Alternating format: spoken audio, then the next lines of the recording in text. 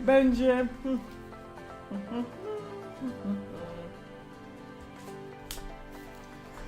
W ogóle ja jeszcze tak mocno ćwiczę.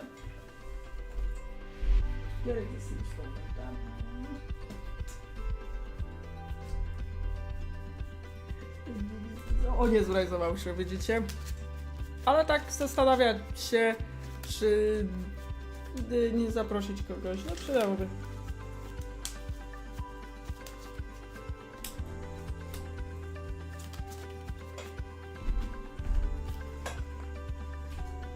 Znaczy tak, zrobię tak. Jasno. O, pulta. Teraz zrobimy na niego. Kiegli.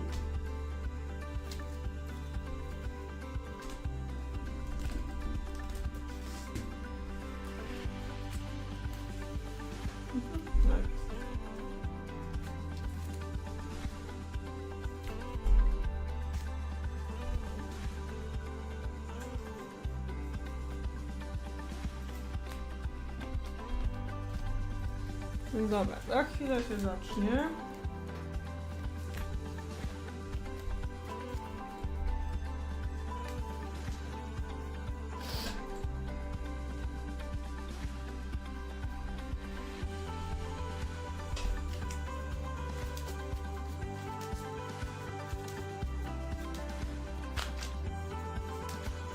Do tego zaparcie wynady trzeba kupić, to wystarczy krystal.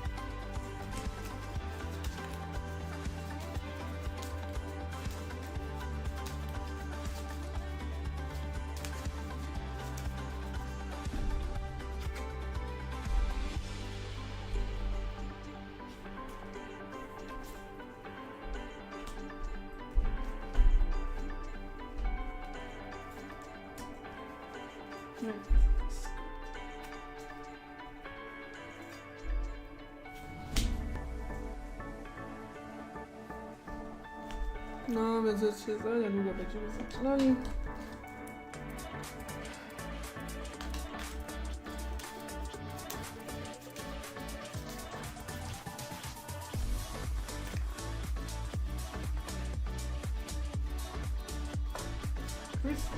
Aha.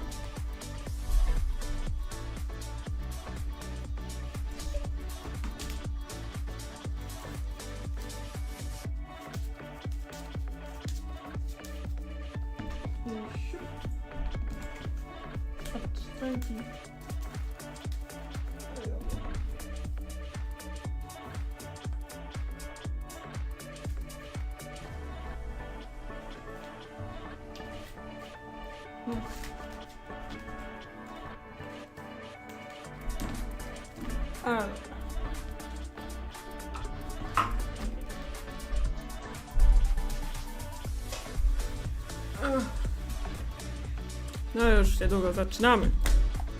Że zobaczymy, jak te koszulki długo wytrzymają, bo jeżeli zaczną się coraz częściej rwać, a nie mają na pół roku niestety. Ja chyba jak na razie nie mam aż takich obiekcji. Walkę z zubami, no na górę, nawet że się pójść do przeróbki. Czy to jest smutne, że ja muszę przegierać, no niestety. No to niestety, że muszę ją rozbroić.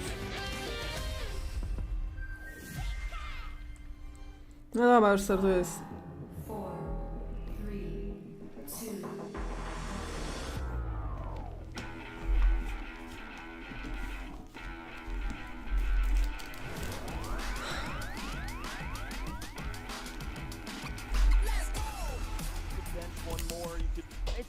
It's just the best pennies there. It's over.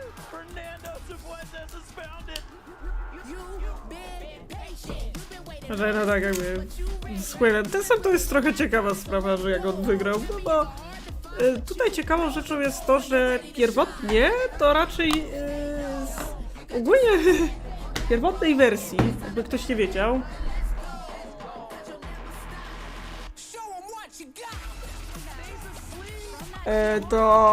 to ogólnie to top 4 miał trafić Ian Robb, który go ograł. Ale Ian Robb z tym gestem przesadził, no. Trzeba powiedzieć, że to pierwszy zwycięzca, który właśnie poprzez głupotę przeciwnika się dostał. Bo jakby, wiecie, z Jason Parkerem to by się Ian Robb. No, ciekawe jak tam Jason Parker. Chyba teraz jest już nieco ostrożniejszy z tymi gestami, no. Więc no to raczej już ostrożniejszy jest, więc no. Po ostatnim faux pas, jaki popełnił na Mistrzostwach Świata, więc raczej już jest ostrożny. Amerykańskich graczy dużo nie ma, tak swoją drogą, tak patrzę tutaj na... No witamy oczywiście w tym Gdańsku, Trójmieście, dosłownie. Tych Amerykanów było tylko 14, chyba tylko 2 robią, Gabriel Smart oraz właśnie Calder Rogerson. Tak, witamy oczywiście w Day 2. O, że torców trochę jest. Tak, trochę torców jest, chyba widzę. Aha. No tak, niestety to też ten trik.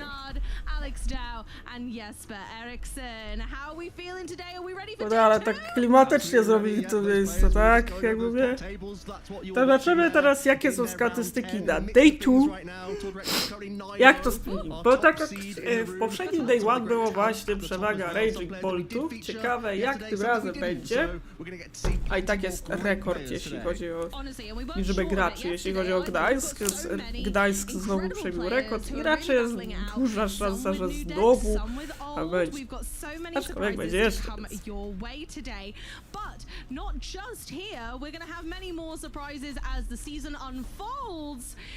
Tak, no już za jakieś 2 tygodnie będzie oczywiście San Paulo International, więc też szykują się grube kalibry.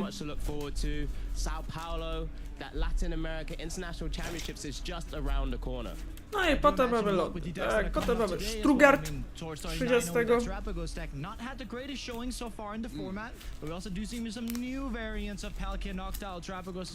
Tak, po internationalach, no Europejczycy mają Stuttgart w Niemczech, więc to dużo się będzie działo. Czy się udałoby taka biorąc pod uwagę, że tutaj mamy ogromny skok czasowy.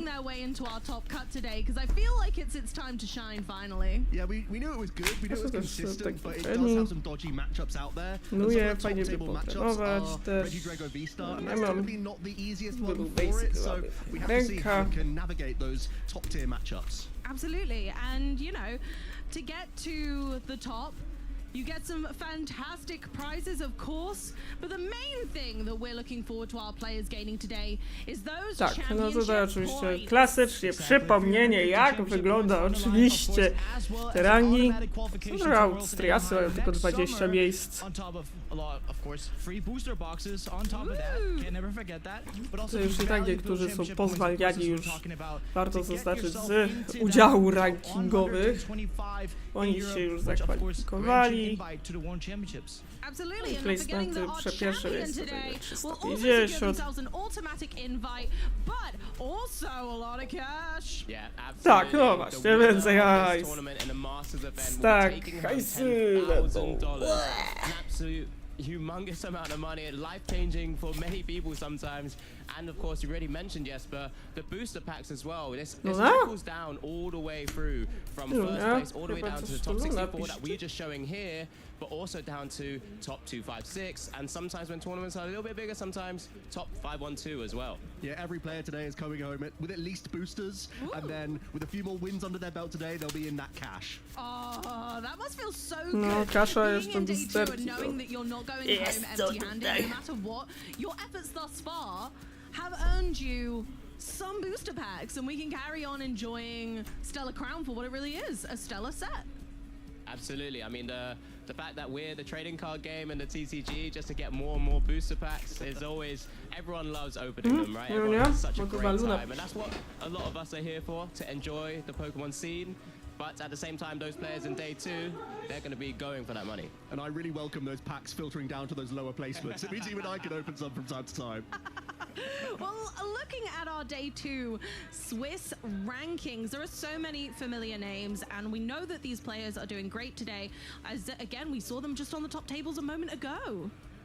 Yeah, and of course we had, of course we mentioned Tor Ratcliffe, 9-0, but also we did feature, for example, Caleb Rochester yesterday, who's also 8-0-1 with Terrapagos Noctowl as well. And of course, as I mentioned, Palkia Terrapagos Noctowl, they're at the 5th seed with Oscar Madsen at 8-1 as well. Yeah, there's a lot of fantastic players there. Ones that we've seen on streams in previous tournaments, ones that we've seen on streams in these tournaments. I mean, number 6 there, James Cox, our Lille regional champion, looking to go back-to-back with the Regidrago again. And there's a couple of sneaky Iron Thorns in there. Sam Taylor, 801 Iron Thorns. Toby Clark in there as well with a 711 record. Has been playing these sorts of archetypes for a while, so definitely accustomed to archetypes like this. So wouldn't be surprised if we start to see him climb as well today. Definitely one to watch, as it's the World Championship deck right now. It is Iron Thorns is the world champion, so can it continue to steal titles from us? Can it continue its rampage? Yeah, it's one of those decks that it finds itself in a really sort of wide meta. Sometimes just has to find the right tournament to take that kind of deck too. And at the moment, when there's players who have been very accustomed, as Joe's already mentioned, to being able to play such an archetype, they're going to play it so well, right? They're going to make sure they make the right choices. And then with the small little tweaks in the lists and the changes in the deck, sometimes it can take you really far. Absolutely, and that's what it's all about, is going far today. We want to go the extra mile. These players need to stay in that top 125, as we discussed yesterday. It's very important that they keep up the momentum this early in the season. Yeah, at this point, you can face someone else who's also vying for that top 125, so pushing them down in many ways actually helps you out even more, not just today, but throughout the rest of the season. There are some players to watch. We highlighted them yesterday. Luke's the one remaining player still in the mix with that gouging fire. Last time I checked, he was 7-2, so he has to go pretty flawless today if he wants to make it into that top cut, but he did get that top 16 placement with the archetype a few weeks back in Lille, so he's looking to do one better today. As he valiantly showed on stream yesterday, of course, that gouging fire maybe doesn't run out as well if he can grant himself either the 3rd top 16 finish in a row, or maybe even a passage into top 8. We will see. Yeah, and just Michael Davison and Joshua Vanova Shoulder as well. They may not have had the tournament that they would have liked here in Gdańsk, but we know they're very strong players. They know they've had fantastic finishes already this season, and there's so much more to come from them. And if we look at the rankings of those players, we can see they're the best of the best. They were, top 20 of EU and NA right there. And with Luke continuing in this tournament, looks like he's going to be going up and above that 12th place. So he's going to steamroll above some of the players below him in the rankings for certain. Yep, that's where you want to be. You want to give yourself that nice buffer as well, because there's this tournament, but then also outside of Europe, there's still the LAIC, which goes towards our EU International Travel Awards. So you have to make sure that you give yourself a nice cushion, a nice buffer, in case a lot of players start leapfrogging you at the LAIC.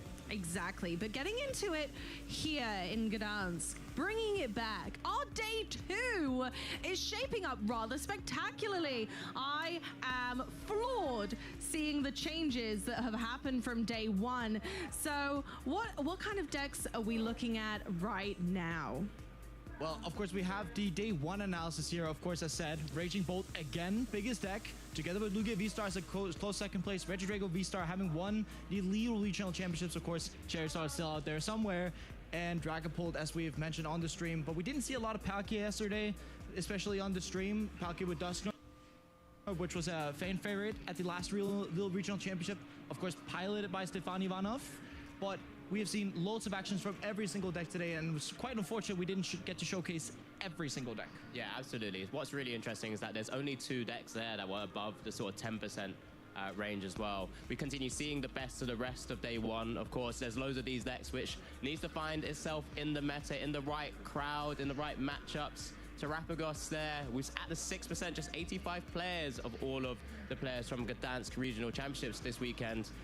But we know, we've seen, as we've had a little look through the top tables, that is there and thereabouts. Yeah, they really are floating to the top right now, those Terapagos. Also, quick note on both the Gardevoir and the Iron Thorns. That's a combination of decks, actually. There's Gardevoir Banette as well as Iron Thorns Dragapult into that mix as we get into that day 2 of the graphic. Terapagos shoots! O kurwa, Terapagosów jest dużo! O kurwa! Znaczy botów dalej dużo, ale teraz widać, że prowadzi Terapagos w tej tu, bo mamy ich aż 14%. Co ciekawe, mamy bardzo dużo torców. Chyba to nie jest deck, który jest swoją drogą. As we'll see throughout the tournament, but Lugia still keeping up there, going from 12% down to 10%. Of course, Regio V-Star slightly ticking up in percentage play, which of course is great to see when we have that winning Lille as well. Więc 200 players played Raging Bolt in our day 1. No i co ciekawe, los boxów się trochę dostało. Terapagos ze słowami. I Dragapultów tylko 3. Ulty czemu?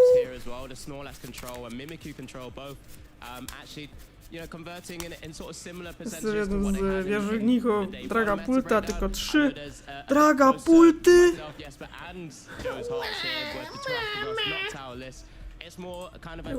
Wait, to tak... Ciekawe, mini-Q control jest, kurde. Jest jeszcze ciekawe.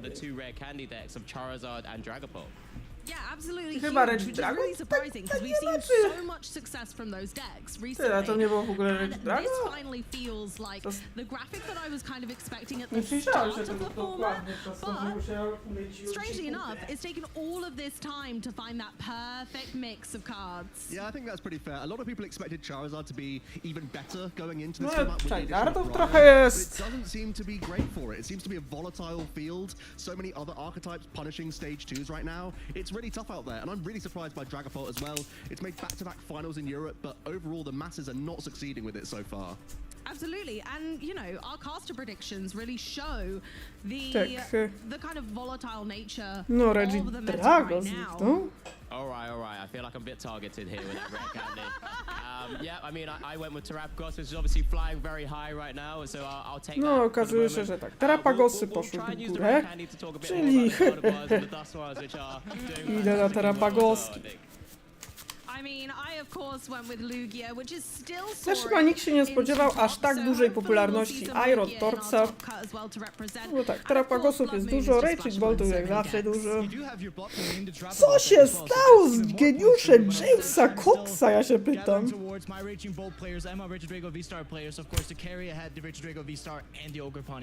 Yeah, and I'm kind of getting bailed out. I put Palkia there thinking it was a great combination with Dustoir. That's not doing great, but fortunately there are some pilots out there combining it with Noctowl. Co się stało, Of course, kurde? Noctowl so versatile, so powerful. It's in Terapagos, it's in Regidrago. Co tam się stało? Ech, kurde, bo ja muszę zobaczyć to. Jak to było?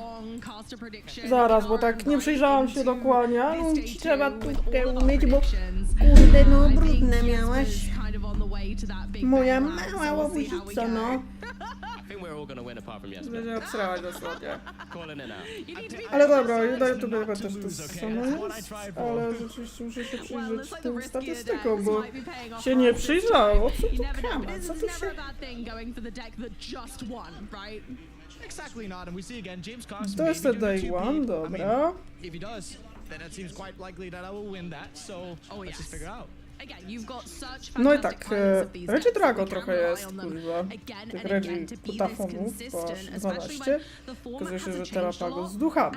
Chociaż też one się łączą bardzo często też z Yeah, it doesn't słowami. make too many new additions in decks to add a lot of nuance to the To tak matchups. Even just podzielone. changing No ale one stadium pakiet card in Reggie Drago Terapagos z with that duchami, recursion no i effect, potem you są can Raging get Bolty, lots of Lugia, Rage activations of Drago, just one card in your list. Guard. And that knockdown is such a good innovation, specifically for Reggie Drago as well, which also changes the dynamics of a lot of matchups. Massively, exactly. And Jest też you're dużo so co right ciekawe, no in i co the ciekawe, co jest nuances of zaskoczeniem, what Iron change Torch. Dużo osób everything trochę już and why we powątpiewa. might see a Iron different Torcha, a tu champion, nagle all quite Iron the Torch. same. It really could go either way, but the only way to find all of that action is to go to Pokemon.com/broadcast to make sure that you're following all of the correct channels. Tak, Make sure that Terapagosów you będziemy bookmark mieli. that page because you can jump back and check who your favorite casters are on any of the events, see if you want to attend them for yourself, and of course get all of the updates, and make sure that you're following us on all of our social media as well as our YouTube. O, to czy and Reklam Twitch gra channels, where, Terapagosem? of course, the fantastic live stream takes place to bring you guys all of the hottest action from the lovely Poland. So don't forget to give us a follow. But now it's time No tutaj jest. with glittering Czemu hearts to jest full of Terapagos z słowami, aspiration. bo tak We're swoją ready to drogą wash tutaj ja onto bym the liczył shores to of jako day Terapagos. 2. Be prepared Po for rocky prostu, waters, więc trainers. We will see you soon. Terapagos. Co ciekawe, tutaj bardzo ciekawą rzeczą jest to, że mamy coś takiego jak Mimikyu Control. Czarków mamy z 5. No tutaj jak widzę też losboxów jest 6 i stali też. Losbox, ja muszę go przywrócić do życia tak swoją drogą, a noszy mi brakuje. A może znajdę listę bez noszy. Czasami myślę o przywróceniu losboxa do życia, kurde. Jak wciąż jest dobry. No i gardy też zeskoczyły, bo aż 11. No i Dragapultów jest zaledwie 3%. Dragapulcie, ja ten konstruuję. Takie wyniki osiągniesz?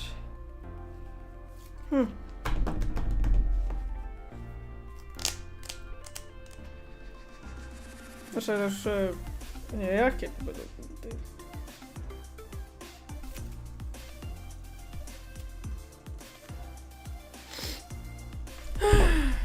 To bardziej trochę martwi. This weekend, the 2025 Regional Championships are bringing the electrifying action of the Pokemon trading card game to the global stage. Top trainers from across the world have gathered to compete for a share of over $125,000 in cash prizes, travel awards, and the all-important championship points that could secure their spot at Worlds 2025 in Anaheim, California. It's a 2-day battle for glory. Trainers kick off the weekend in Swiss rounds, with each match being a best-of-3 showdown. To advance to day 2, trainers need to rack up total match No points cóż, to exceed the threshold for their division. On day 2, the pressure intensifies as the remaining trainers face off in more Swiss rounds to determine who advances to the top cut. A After all rzeczą Swiss ci się rounds tak are przekłada w completed, brzuszku, the top luduś. 8 competitors plus all competitors Nie, with może the same number of match points jeden as punkt 8th będzie, place chociaż will advance into zobaczymy. an asymmetrical top cut single elimination bracket. Win and you move on. Lose and your journey ends. Only one trainer will rise above the rest to claim the title tak of się regional zbliżało champion. gdzieś torcie Who will skoro. etch their name into the history No books jest this weekend? rzecz. And who will punch their ticket to Worlds 2025 in Anaheim? Don't miss a minute of the action. Stay tuned all weekend long to watch the battles unfold live. To stay up to date on future Play Pokemon events, visit pokemon.com/play.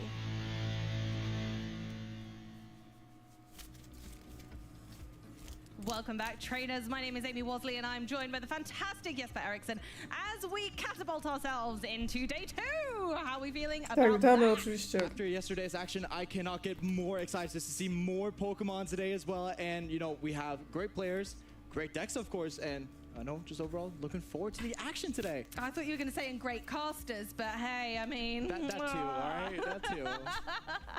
No, it's a fantastic fantastic event so far, and we've got so much more where that came from. So don't forget to use the hashtag #PlayPokemon on any of your social media when you're interacting with us, and don't forget that we like to share some of your interactions on the show. So if you would like to get involved, use hashtag #PlayPokemon whenever you're tweeting about your experiences, whether you're here at the event or watching at home or sneaking a peek at Się work. działo, tak?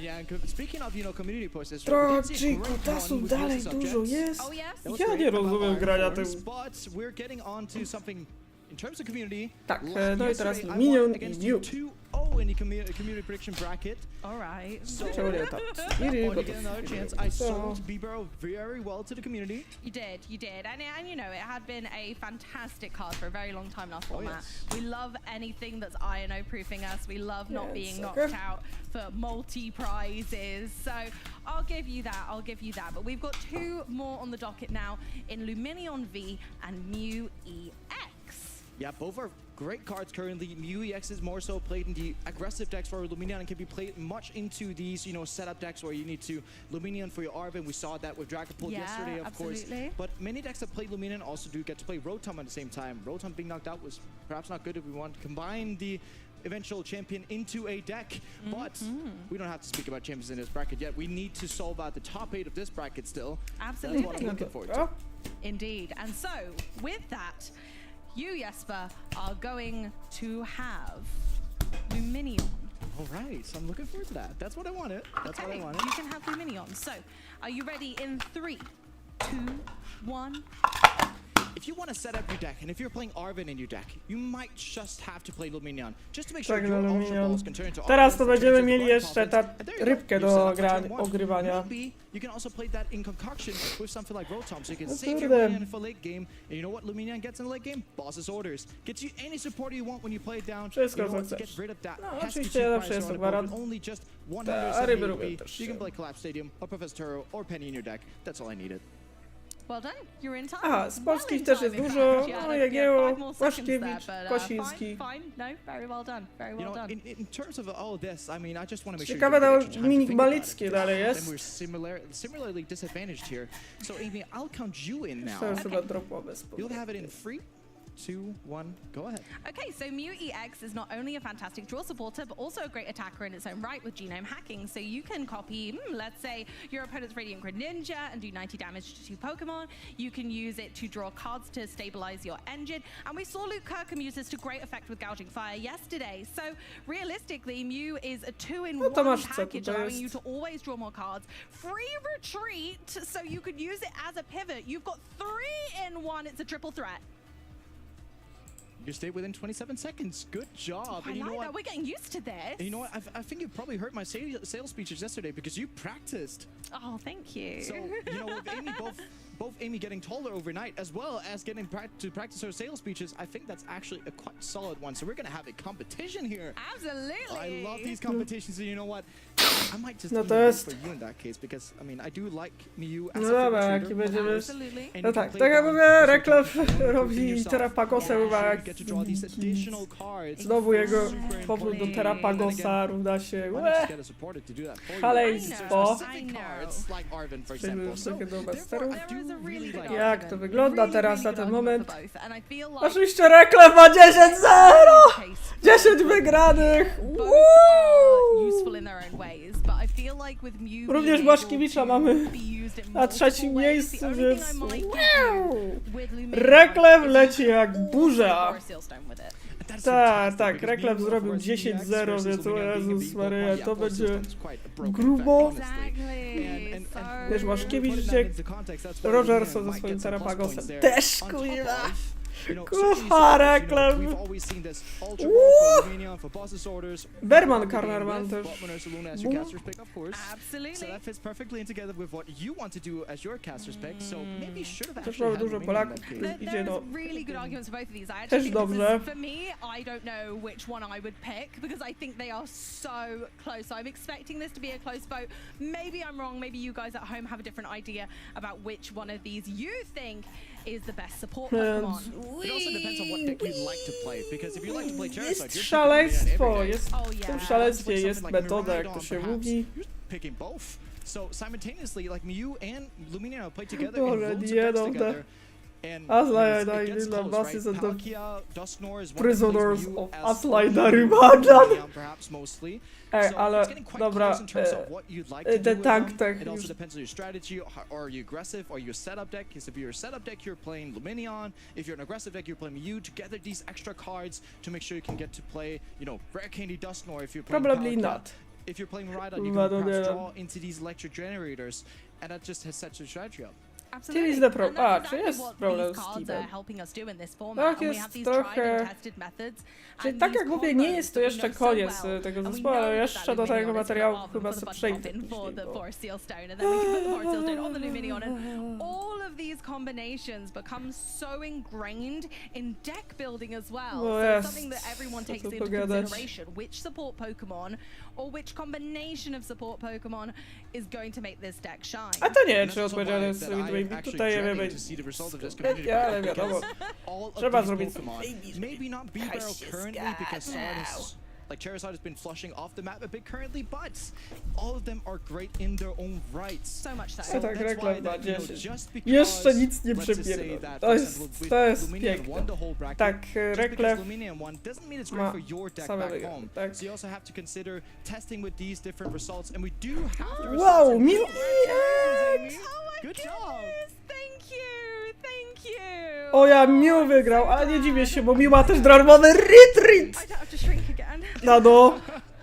Domineo to jest taka trochę zapychajka, więc na szczęście notuję, więc no. Pokemon so very, very much, and so I think they have been, you know, undeniably strong in this format. Oh yes, and also just past formats, right? We've seen the effect of Mew. Nie, Polska jest before, ciekawa, ale we've tak, seen do that, Lababisa Lumion jeszcze effect being będziemy stuff like przechodzili, Jirachi X in bo... the past, right? Where Co even though tam back then it was a się squishy 90 HP odpierdala? EX Pokemon Że still ja get two się prizes. We saw nie a wiem, lot co of tu play się with dzieje it, z tym even though Aslaya it's just, you know, Daimiem, still ale... back then it was A jest Lysander fodder. ciekawie. Now it's Yes. Brontosaurus fodder with Luminion because of course the Pokemon have gotten stronger since the past. But then again, I mean, both are strong in their own right. I don't blame the chat for picking Mew. Not at all, and Mew is of course a bit of a fan favorite as well. Oh, I yeah. Warto wonder zaznaczyć, że tam whether jest there też was dużo some of you Brytoli. voting because you prefer Mew over Luminion, even though our lovely nautical theme.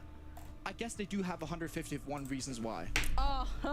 Oh, very good, very Chyba good. Mateusz kiedyś No, tak honestly, idzie they're jak both great burza, choices, tak? and we have a format that really thrives off these support Pokemon, and although Pokemon yeah. like Bibarel isn't particularly relevant right now, it's had such a fantastic Swoim history sztandarowym and made it so many decks deckiem. for such great reasons. No, no to 30 wyłączam itemy. Where a lot of players are thinking about, you know, Shaymin EX was kind of this. The Dene, Shaymin love EX, the Dene. Crobat, these effects drawing up to 6. We don't have it quite currently, but you know, B-Bell drawing to 5. A lot of one-pricer decks uses B-Bell because of it's a one-pricer deck Centrum. And then we also had that in the past with, you know, Artillery, played together a lot with Zoroark in the Yeah. past. Ale as tak, well. swoją So that's drogą also, tutaj you know, można depending przecież on ma what jedno deck z you like to największych play. Do you zaskoczeń, wanna play mowa tu one-pricer oczywiście strategy, o then B-Bell, Mimikry for example, Controlu, fits czyli quite well into your strategy. deku Whereas if opartego you want z to play a samego two-pricer and you want to be aggressive, of course, Squawkabilly, as we do see now, in Mimikrysa. something like Rhydon fits perfectly. Absolutely, and something that we Mimiczne hadn't mimiki considered this robi weekend bry, necessarily is the strength of Pokemon like Curlier, because we don't have that on our community choice bracket, but Aż w I'd stole argue that Inkiusy. this weekend specifically, we've seen the rise in more and more decks using Curlier as their engine, so we've been able to see it using that trade ability that we're very used to in Refinement to discard one and draw two, and because you can do this multiple times, you can build that bench, you can build that engine, but what we haven't seen much of is using it with Recon Directive with Dracloak, which we thought was going to be super powerful because of the rise of Curlier, but I just haven't seen much of it yet. I mean, exactly. We've seen the Recon Directive and the effect in multiple times in the past, right? We had Pokédex back when I started playing 2007. We had Yuxi Level X about the 2009 to 2011 era. Yes. And then, of course, we've had now that too. So it falters in there. And, of course, the refinement effect, the trade effect, right? Trade we've effect. had trades twice. Tak, And, a of course, Astrolaxy Zorjax też niby was nie idą, ruling the a format. jednak Even though idą. you had Buswall GX back in the day for Wiecie, knocking that out. I mean, then they played Mew to counter the Buswall back then. So Mew was also a great support Pokemon back It's then. very true. So you see, all of these Pokemon, all of these abilities are super great. And honestly, we could probably had a top 16 bracket with all these effects. Honestly, yes, I think one No of to the zacznę wkurwiać ludzi. Co fighting powiedzieć na to, force że ja in that już bracket zacznę first powoli for wkurwiać place was, ludzi, Tatsugiri, żeby nie było za actually. dużo. Exactly, because you know, again, Stal na stalu Luminion's równa great. się remis. But the two cards they put on the board. You know what Tatsugiri does? if you put a rescue board to it, go up there after you get knocked out, get the supporter you need from the top of the deck, though it's quite unsafe in some ways, but Że you tylko can't 3 get the droga supporter that you need, pulty. and then you can Set! while being one prizer. Of course, 70 HP, so you don't get knocked out by Dragapult on the bench. That's really A important. Terapagosik już też and chyba of w tym course, miesiącu będzie. you know, No. supporters are what fuels your deck. Będziemy woli Terapagos Bosses tutaj orders win two zastępowany games przez most Palkiem. times. And you know, there's just too many facts to think about where it could just change games in an instantaneously effect. And you know, all of these great support cards. I mean, we could also put, you know, Dracloak on there. That was a good one. Yeah, right? So I mean, yeah, we should have probably made a top 16 bracket Oh, here. we should have done a bigger one. The Tatsugiri on a skateboard image in my head is one of my favorites, honestly. Albo I can Roto na imagine him just doing a desce. little kickflip back to the bench. Giri na I mean, it's desce. probably easy to do a kickflip underwater, right? So Oh, that's so Got that. true. So true. Tatsugiri's got skills. Girados, But it's a just- fantastic Pokemon, and in that Ah. respect, it works very much like Mew EX with the Ale- essentially free retreat from the Ale ja rescue jestem ciekaw, board. co So tu I mean, się unless there's pesky odpieprzyło z jamming towers Aferem. or lost vacuums Znaczy, out for you. nie do We do końca, have a lot of lost prawie- vacuum and jamming tower, of course. You know, these Chyba do mnie Reggie nie, Drago ale deck will usually faktycznie. play a 1-1 split of Temple of Sinnoh to hate on the Lugia decks. Yeah. Przecież And one oczywiście jamming jeszcze tower to nie, get no rid of these, bo you know, Bravery akurat Charms tak and jak these secondary tu effects, też right? wspomniałam, Also stops for Sealstone on that top effect, so that's also very good if you ogólnie can get jamming to tower to play albo very dalej early. You jest can kind tutaj of like na tych halt a lot of these setup streamingach decks as i well, dalej because jest they are on using dostępny, for więc Sealstone for the effect. Yeah. And of course, the rescue board, super nice to aid retreat, but then again, if there's a jamming tower out there, you can't do that. And Jamming Tower and, like you say, Temple of Sinnoh have been coming more and more into these decks in the last few weeks. We've been seeing loads of decks putting them in after Dortmund, after Lille. We've been seeing more and more and more. Temple of Sinnoh not only hurting Terapagos as well as Lugia, which kind of felt like a secondary effect. It was put in there. Znaczy, ogólnie jest to for trochę Lugia, ciekawa sprawa, but then bo actually Terapagos is like, też oh chyba no, nic I nie used double turbo zdecydowało energy. Wait. But Może yeah, coś we're thinking about powinniśmy Trapagos. They're a tutaj bit more stadiums, kiepnąć of course, tak with the swoją area zero, drogą, playing bo 3 to 4 przecież area tak, zeros, zaraz maybe no, even Color's Tenacity to get zaraz out of that jakiś tam effect nowy, from the no Temple of czy z Sinnoh. nich Of to course, wiadomo, we świeżaki, only więc have the brakuje Masters tylko poza CG chwilą. tournament this weekend. We also do have No the i ten- juniors and no i seniors. trochę And of course, we do have some grabs over there, day 1 and 2. Dobra. Of course, juniors day 1 here. Lot of Juniorach Reggie tutaj mamy już much. analitykę, że Charizard is way more 20% played in było juniors than tutaj. we've seen in Masters, of course. We just went over it on the couch on Charizard Ciekawe, ile Hazard z did, tego and you know, zostało? these past regional start hasn't been doing that great. You know, in Dortmund, it flushed a lot of the decks into day 2. Of course, there were a lot of them playing. They're bound to make day 2, some of them, but of course, we saw it fall off into day 2. We did, but Charizard clearly Ale all dalej juniors jest have chosen it biegiem. as their first partner Pokemon because they're piloting it to No i daj tu. perfection. And we do see that this is a day 2 with juniors Jedna only two garda i of those chyba first partner ten Pokemon made it Snorlax through. Stal But I Control, tell you 2 what, czarki. I was not expecting 2 Ancient A3, Box to be aż up boxy there jest in ciekawa, the aż higher 40% half of to the są bracket Raging Not Bolty! loads playing it yesterday, but it was on our day 1 bracket. You know what? Even Ancient Box has not made it onto our graph for Masters. I think it's actually under unclassified Oh, on our no. bracket, so that's even worse. So it just looks like, you know, Ancient Boxes really fell into the juniors' hands, and you know what? That's another one pricer deck that does pretty good. And of course, uses Radiant Greninja, which of course is another one of these support Pokemon. But you know, I can't quite jest- call Raging Bolt for Raging Flop. No in to jest juniors pojebana because it's Raging historia. Best. I love it. 10 juniors No i continuing tak to będą rage seniorzy, on, tutaj było and the też dużo seniors Drago, were following Terapagosy, suit bo in day ciekawe jak 1 with wygląda another Day 2 really w great showing seniorach, from Raging a Bolt. duchy tutaj I są. mean, again, not even Rage. It's Zresztą Raging powiedział, Best już again. gadałem sobie Yeah. And they're, of na course, having Sonic, bo Regidrago to już V-Star jest on it, which, of course, to Raging Bolt znajemy. massively flavored Basic. into Regidrago V-Star if everything goes as they No want to. wiecie, As the Raging Bolt memy player. z Aslaya i Daj Charizard jest still there. złote. Yep, yep. Lugia V-Star also doing great. You know, these aggressive decks are doing really well, but of course we do see Trapagos Dusknoir and Origin Form Palkia V-Star with the Dusknoir, which we've seen pilot before. Yeah, and is doing fantastically in Masters, but clearly not so much in our juniors bracket. I love being able to compare and contrast. And of course here we have the day 2. O, That i was just znowu a day Day 1 2 graph i we tutaj looked dużo at, Raging but, Boltów, you know, też lubię Palkia dużo kind of went off the Terapagosów map. i We Regi got Drago chyba Mimikyu znikło, Control bo getting tu in there, and of course Charizard, Gardevoir Lugia, EX. Garda i co Ooh. ciekawe Mimikyu So Control. if Alex was doing Chyba his jestem caster's zaskoczona pick tym, into że day 2 istnieje here, he Mimikyu would have Control. Arcade To jest decks in chyba both deck, którego Charizard, powiem szczerze, Trapagos chyba Dusknoir, nikt because się of nie course you have spodziewał, Arcade że to Dusknoir, and perhaps wyjdzie, even Gardevoir ale to play his speedy wyjdzie, variant. tak? Oh, Oh, we'll have to tell him later that he was clearly accidentally getting mixed up with the seniors bracket, not the masters. I think it's Silly because Alex. Ali's getting quite a bit old here, right? He's probably forgetting we're doing masters for this one, but I mean, I'll let it slide. I can give him half an extra point for that. Oh, okay. We'll let him have it just because he's doing well in the seniors bracket for his caster Shut prediction. up. But Shaped I love by being fire. able to compare and contrast because don't forget, we of course have the juniors and seniors battling it out again today. So we're going to see a champion in those brackets as well as our masters. So yeah, of course, we're not only crowning the one Masters regional champion, of course, the juniors and seniors are also fighting out for these valuable championship points, which also can gain them Ty, ale travel muszę and mieć stipends naprawdę towards the duży problem EYC z happening in Aslailingiem, skoro February. tak... So it's of course Chyba they're to jest playing też coś essentially takim for the w same ogóle. prizes that the Że Masters tym will get bardziej, too. że Of course, wiecie, we're not trzeba warto showcasing them zaznaczyć, as much, że but of course we nie do zawsze have to tak mention it było. because a lot of these players that come from juniors and seniors, they go up to Masters and they just rage on and they still compile into great players at the end of the day. So, you know, there's a lot of these players, you know, we've seen them coming up from juniors and seniors into Masters and they're just going on with their business. They are the future of our game, and many of the masters that we have seen do so well have, you know, have leveled up from juniors and seniors and gone that whole mile. So when we look at them and believe, then this is what happens, and we see them on these Masters Swiss Aha, co my rankings. tu mamy? Right here, Okej, this tu is mamy the te current wiki, tutaj tak jak show. miał Repl Klef jest naprowadzają z aż 10 z wygranymi. Potem mamy Daniela Magda, Łaszkiewicza na trzecim miejscu.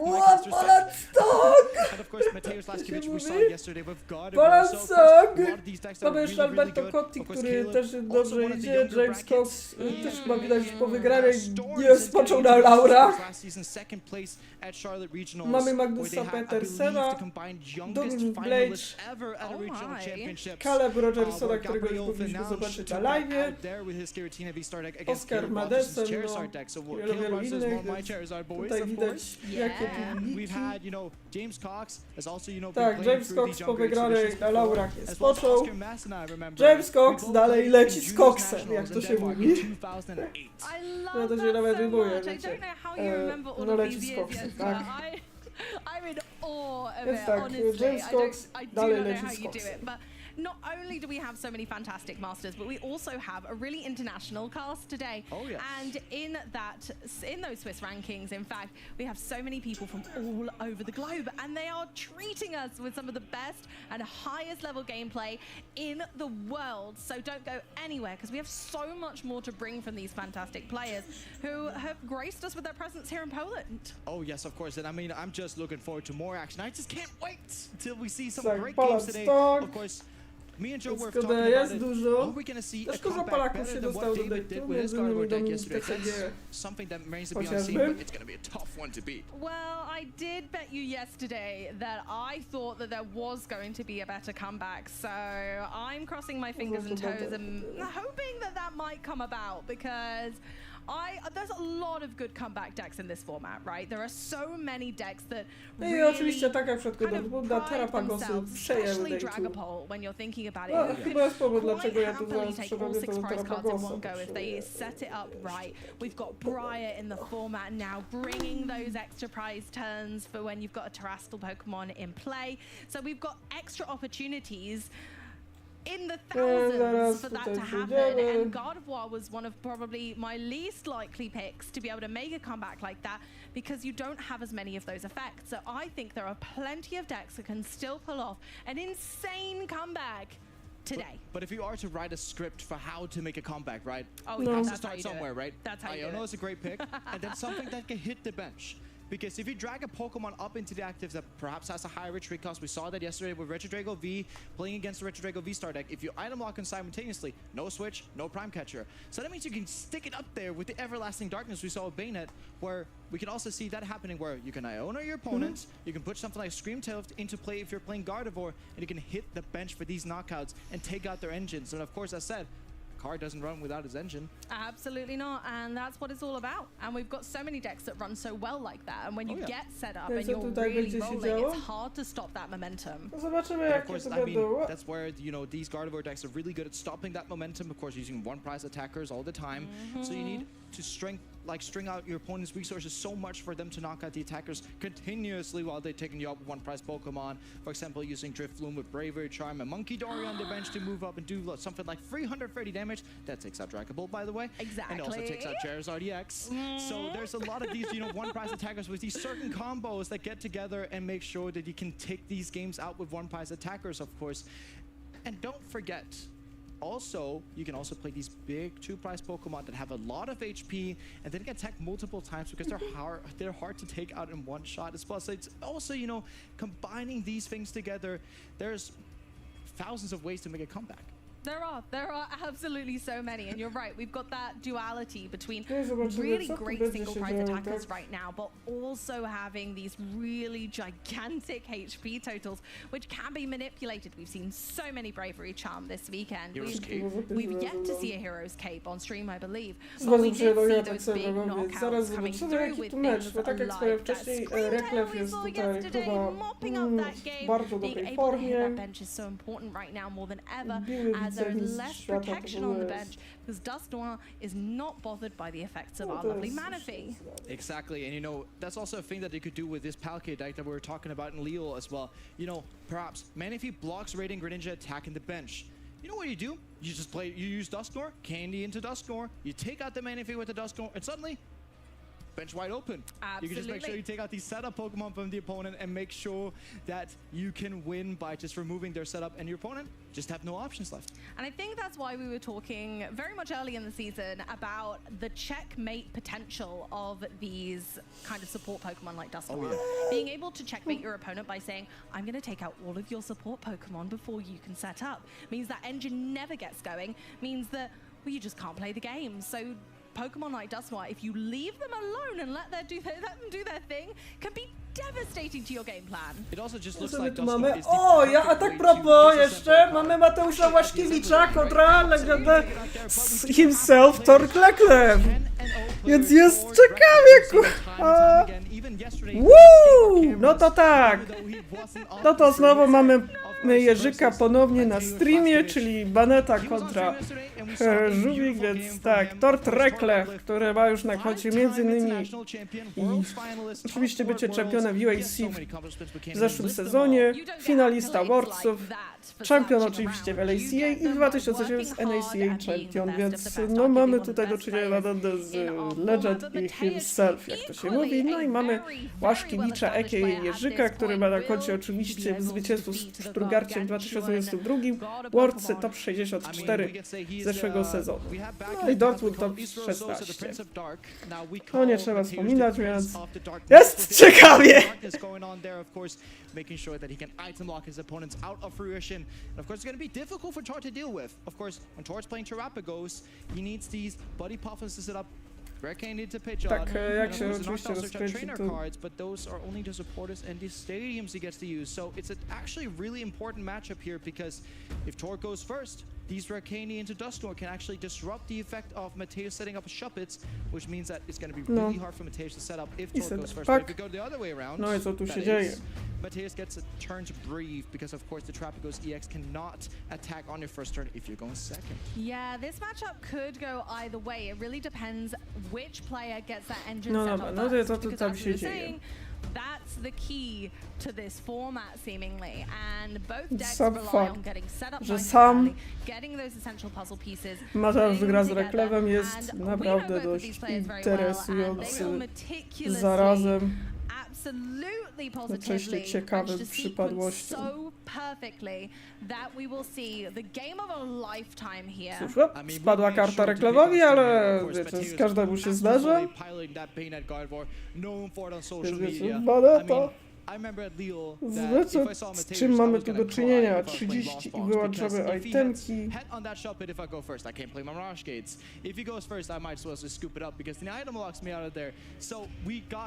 Pick the cream off the crop here. Of course, Mateus, one of the best players I've seen with Bennett Gardevoir in my all honesty. Tak, Both in więc online co tu tournaments as leci? well as just, these physical tournaments, and Tord, arguably the best player of all time. Absolutely. On 10-0 and 9-1-0, both of these players have had a fantastic run thus far in the tournament, and this is not their stopping point. One of them is going to continue to rage on with this fantastic result, but both of them have a shot at the top spot. Of course, both of them, Tord is looking to, win an extra No regional dobra, championship. zobaczymy, co tu Never tam będzie getting, się like, he's działo. always hungry for these events. Więc And, polecam, speaking to Tord and talking with Tord about zapnijcie different things. pasy i przygotujcie po He prostu is playing popcorn, tak? Pokemon non-stop. He never plays, or he never stops Tak, playing. tak jak and he mówię, never no stops to w thinking tę grę about oczywiście Pokemon. He wants to make terapagosów, sure he's oczywiście on z top byczkami. all the time. We No do see a bo bit of a glimpse oczywiście of jest to starting reklew. pretty good Not for him, bad. actually. No to będzie, że Nothing jest looking to forward to całkiem here. bardzo sprawdzona Who goes first? talia. Yes, it's very important, as again, in this format, that first No coin jest flip tak, can really set the pace of the game. O Jezu, z Łaszkiewicza 3 energię, oj! On top of a Curly Gardevoir and a counter catch is a pretty stable prices besides the energy. No nie będzie. Tord, as far as I know, plays 101 pitch odd. That pitch is prized. So that means if we don't see a heavy Tak, ball on oczywiście turn one, Łaszkiewicz we might chce not być see a pierwszy, pitch no bo at tak, all. no my niestety goodness, yeah, that u Łaszkiewicza could be jest huge. We saw oczywiście the power problem pitch w postaci yesterday in many oczywiście of our tego, games, że po prostu especially in this Terrapagos list. u Łaszkiewicza niestety could get a sprajzowały little się bit aż dicey. 3 energie. And especially, yeah, when we're seeing that Mateusz going first, so this means likely Tord would only have one turn of items, which we might not Tak, i even oczywiście see też in oznacza to, że Dusknoir being Tord played nie this może game. atakować And he oczywiście started shopping, which Terrapagosy makes z it tego even easier for Mateusz to make sure that powodu, he can że get po the item lock prostu going on. Of course, we did tu jakby see na him to use nie the shuffle patrzeć. to attack yesterday. Did see him flip heads twice to win the game in the end. But as we also discussed, what if you put tails in that shuffle? That has huge effects on the game, but luckily for him, yesterday he didn't. No, luckily the coin flips were on Mateusz's side, and we'll have to see whether they continue today or whether they don't need to rely on those at all. And, Więc being to able to jest set up the oczywiście Bane niemały right problem. away and going in with Everlasting Darkness. So, once again, going on with a very meticulous price check, making sure that all of the essential puzzle pieces are here. Now, of course, we have quite a few energy priced, but that's not too much of a problem for Gardevoir Tak, and Bane in this tutaj tak jak stage, mówię, no as to you nie do jest taki, have tak quite jak a tutaj slow duży and problem, steady setup. aczkolwiek no dobrze, że nie wszystkie he's playing tak? 2-1 Dusknoir, as it seems, and 1-2 pitch RDX. Ooh, 1-2. So, with the 1-2 pitch RDX, because if you're pricing your pitch RDX, you can't Tak, dig it no out i of the price oczywiście card. tutaj No, mamy of dwie course. gardy, Heavy ball for tutaj that. oczywiście So what czego Tord daj has been tyle do tej thinking is kirlie. that No i wait tak jak minutes, swoją wcześniej w if I późniejszym price my pitch, I can etapie heavy ball that back. But if I price my pitch odds, rozrywkowym That's no będzie good. oczywiście that's why we tutaj have to play two. rzeczywiście And of to course, the 2-1 Dusknoir te typically, słynne it's actually two pitches. 30 Never łęczanie, mind, no it's jak just się two different rozkręci. Two different Tak, pitches. czy jesteśmy na etapie Aw, oczywiście well, you know what? rozstawu, It's still atap, good to have the heavy ball no mamy potential. kolejne też And bady we puffy, have seen so możemy many na 1-2 przykład lines in this dodatkowo event, and it's, oczywiście we're not shy of them. włożyć kolejną It badetę. absolutely has logic to No. the considered madness. But into Todd's turn, here we go. Tak, His no i first oczywiście pas. presentation on Ach. our stream this weekend, but has been absolutely No tutaj annihilating może the Tord mieć competition on a ciężki solid oczywiście 10-0 matchup z tego record. powodu, że Baneta blokuje itemy, a tu mamy tutaj do czynienia z... Co też oczywiście oznacza, że duszki będą niemożliwe.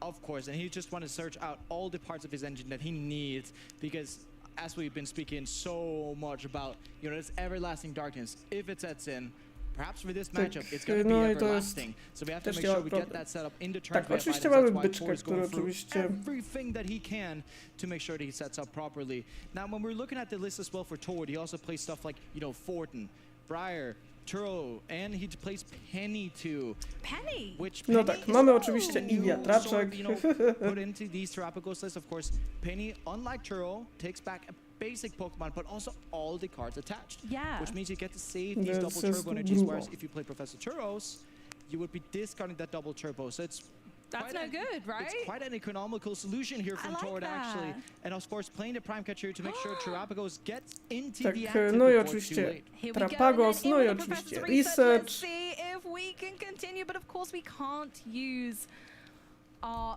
fan Rotom yet, so He we'll still see. gets Chyba czeka na used to taki it pewien now moment. and make sure, but he just wants to make sure. The reason why playing Professor Research first is because he wants to be drawing some of these basic Pokemon after. So he's sequencing it the way that he wants to hit basic Pokemon. Therefore, he goes ahead and researches first, and then after on the Fein Rotom, if you hit some of these basic Pokemon, you can go ahead and Fein Rotom for something like the Noctowl, which can keep your stream of supporters going. Because of course, as we touched on, Professor Turo, Penny, Fortune, and Boss might actually be super important for these Tam matchups, się dzieje. because if Mateus wants to stick something into the active, Penny and Turo can get it out of there. And of course, Fortin can also, if there's enough damage put into playing a Pokemon, you can actually Fortin it into a softer Pokemon, get that knocked out, and actually use the knockout as a retreat. I love that. And here we go. Fan calling for all our friends. So Tak, we'll no see i tutaj już which przechodzi... Pokemon Tord O, decides tak, to take. co tu się He can dzieje, take tak? 3 colorless Pokemon. So of Exactly. course we No can go dobra, for o! Fan Rotom, Czy, we're czy... going for O, Hoothoot ach, and widzę, że tu Noctowl. kolejny rotom, Noctowl kurde. being Czy so żeby Pidgeot imperative ponownie to the strategy. sprajzowany, czy And in po with the prostu Buddy Buddy wymyślił Puffin sobie, że wyjmę friends. Pidgeota z Exactly. One of the puffinków, friends tak? did discard though after research So- for Buffalan. Yeah. This matchup Buffalan's actually really nice because That's of what I was course thinking. Everlasting Darkness does 30. If you Not with Buffalan. no, with Buffalan it actually does No nothing. cóż, nie wiem, Buffalan sets up Fusia... that curly wall and says, no you don't. You can item lock me, but you can't do no damage. And that is essential to Mateusz's strategy. As we saw with his game yesterday, Exactly. placing that gradual damage eventually led to victory. Exactly. We did see it yesterday with the Peter trying to use Regidrago V-Star to copy Gudra, much like the same effect with Buffalan is, but Buffalan has 2 retreats. That's why we need to Turo and the Penny if Mateusz decides to try and lock these Buffalans into the active. And we see Buffalan being picked Ty, up. no Toro co tu będzie recognizes. się działo? This guy's Dobra, no to important for this czapeczki z Yeah, głów. I need him. I need my friends. We need as many Pokemon as I can Tak, to mamy oczywiście increase Pidgeotka, mamy the, ta I would say, you know, gumowa, you're kolejny essentially Terrapago increasing w HP, grze, but mamy you're actually oczywiście tego... reducing the amount of damage your opponent is doing, which is arguably even better. And we're filling up, of course, Tort not benching the Buffalans yet. Reason why is, of course, if Mateusz counters the Area 0, Tort would just go ahead and discard something like the Fan Rotom, and then there would be no damage done. Of course, he wants to wait until these Noctowl evolve, because as soon as you use the Noctowl, it doesn't matter anymore. No. So therefore, he wants to co tam się save dzieje, these tak? in hand. No. And it's a great strategy he has, because he has Noctowl in hand, so if Area 0 gets countered by another stadium, he can go ahead and Noctowl, get another Area 0 out, and we can get to play the stadium war Broken that's going to stuff. go on between these 2 decks. And moving on, of course, to Mateusz's turn as we continue to set up this rampant deck that is really going for it. Here we are with that Curlier engine that we were just talking about. And Ayono! there goes the Buffalans back into the bottom of the deck. You know what's wrong with that? What's if they're at the wrong? bottom of the deck, you can't find them off of research. I'm so sorry. Jest i If maneta! the Itemlock gets into effect Tak, this jest turn, i maneta it's gonna w be very rękach tough to shuffle the deck Mateusza. unless Mateusz gives away a artisan to do that. So that's what I'm looking forward to. But he does have quite the stellar setup. Even decides to discard Buddy Puffin after on this refinement. Goes for the shoes. Let's see if he can hike into some cards. Ooh, Oh, okay, dobra. yep. Psychic Energy's great to discard in this deck. And we're going into another Trekking Shoes. We're O Jezus, trekking co away. tu You know, you się always hit dzieje? a trekking shoes on trekking shoes. Znaczy na pewno będzie kolejny szapet wchodził w grę? That's how it Chyba goes. będzie maneta, będzie maneta! Yeah, That is exactly. how the That's how it game works. is. Oczywiście, retreat. And the everlasting darkness is gonna No set i chyba into wchodzi We're oczywiście online item with lock, that czyli item będzie lock, so no 30 longer i wyłączamy going to be able to itemy. any of the item Jak cards który that he has, jest? which he has quite a few, is a plethora of choices. We're still going to be able to Cóż. play Noctowl to get trainer cards, so we can grab supporters, but I not much Altazor. else. Artisan for shuffling a deck and actually gives No i him 30, Buffalon. wyłączamy So what itemy. Buffalon is at the bottom of the deck. Eee, So actually we can't shuffle because we're full bench, so never mind there. But we do have No, the double niestety turbo może energy być and to we do problem, have bo a Professor's Research. mamy Great już... draws off the Iono because Tort needs this energy to attack. Bear in mind, you only place the 4 double turbos. It's only energy in the deck, so it's crucial that you hit them to fire No off these attacks. niestety. But what's next? What's next for Tord? What are we trying to achieve from here on out? A, Because research. those No niestety Noctowls, nie może if we odpalić choose to play niestety them, Pidgeota aren't tym going to be able to samym. get any item cards to use. So what do we need instead? We're looking for, you know, these defensive supporters like Professor Turo. No, and Penny, grubo, of course, wiem, because tak. here we have the Terrapagos essentially two-hit knockouting. Of course, the Monkey Dory is in place, so it means that if the Monkey Dory transfers some damage off, we see the Luminous Energy, so it's probably going to do that. It transfers Tak, some no i damage off, so it oczywiście means that the przygotowaną Bayonet małpę. has essentially 150 Brudna. HP left after the Monkey Dory is used. We're not going to be Dziadka, able to use two this i turn, of znowu course, because there's no way of Iono! accelerating energy to the Monkey Dory. So we Chyba see już how będzie the Iono, trzecia the w Tort's gonna look where he puts it at the jocie, bottom of the stack, sudy. very mindful of what's there, but as soon as there's 30 transferred from the Bayonet, it goes from 130 to 100, so 150 HP, which Tak, means that tu Tord mamy needs kolejną Area Zero and banetkę. additional bench Pokemon to take a knockout next turn. Mateusz is once again disrupting Tord, like you said, and that's so crucial No. to his entire No i mamy Ultrabola, czyli wiecie, chodzi Gordo. No i mamy oczywiście wredne szympansy, które jak wszyscy wiemy, uwielbiają po prostu brudzić. Because of course Pidgey only 60 HP and Tord has no area zero, which actually plays straight into Mateusz. And I believe, did he have Turo in this hand or was it the last hand? No i chyba będzie Turo kolejne, tak? No, because that means that this, all of this damage. Znaczy mamy już gardę przygotowaną oczywiście, więc kolejna Kirlia. No i chyba będzie garda wybudowana. Ach, małpy. Co one robią, kurde? It really puts pressure on Tord, and being able to item lock on this turn specifically is so strong. And Mateusz is doing absolutely everything in his power to make sure that Baynet is sticking around, not giving up any prize cards to Tord, disrupting where the perfect Chyba będzie Turo grady, really jeżeli... does Dobra, present kolejny itself. And there's the atacz extra monkey i Dory mamy online. podwójne małpiatki! Małpy płatą, jak to się mówi, małpy lubią płatać figle.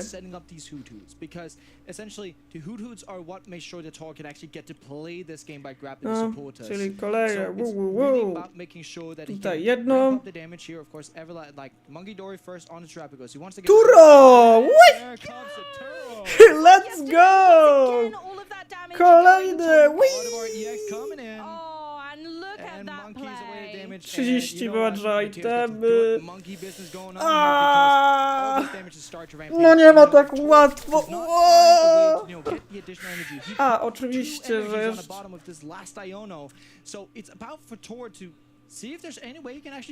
No jest nieciekawy, bo nie może użyć. Nie może zrobić Rare Candy, Pidgeot. Both of these players are playing really fast right now because they know exactly what position each of them is in. Tord knows No i the tak, house, he knows where he needs znowu to get, małpy and they're not coming robią up right brybry. now. Mateusz, on the Małpiatki other hand, chyba has robią, made sure płatają to jak lock to się Tord mówi, in this małpie position figle, on mamy purpose, but at przygotowanego... some point Mateusz is gonna have Żeby? to Tak chcemy, undo no. that lock in a sense by taking out one of Tord's Pokemon, and once there's a knockout, Tord might be able to come back with some No i momentum, chodzą and we might get that małpy comeback we płatą were talking figle, about jak earlier. to się And we see mówi. the knockout No on i Shadows knockoutują masterfully Purepagosa! matched. This Baynet deck is just all about math. Co tam się dzieje? Kolejne 30 wyłaczą itemy. A Reklef nie może znaleźć, no niestety, kurde bele, gdzie jest? O, chodzi Reklef. Tak, jeszcze to było powodowane to oczywiście. No i mamy Altazola. Altazol. Czyli tak, są byczki. Och, muszą być na byczki, tylko byczek jeden poszedł. Yeah, you're quite right. Poszedł tak. Polska moneta rozwala system. Zobaczcie jak. Zobacz jak!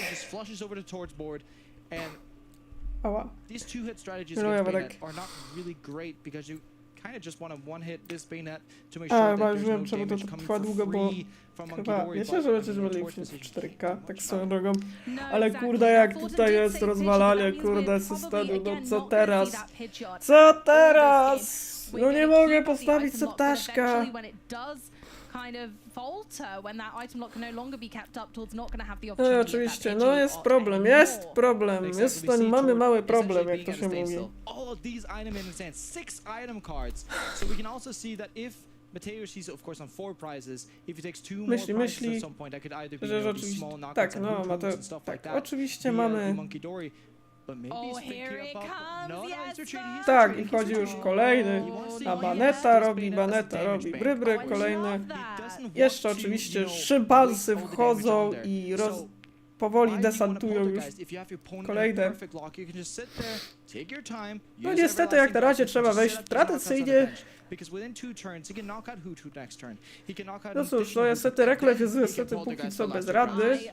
Szympansy wchodzą i rozwalają Huhuta. Tak, na tym niestety polega deck Łaszkiewicza, że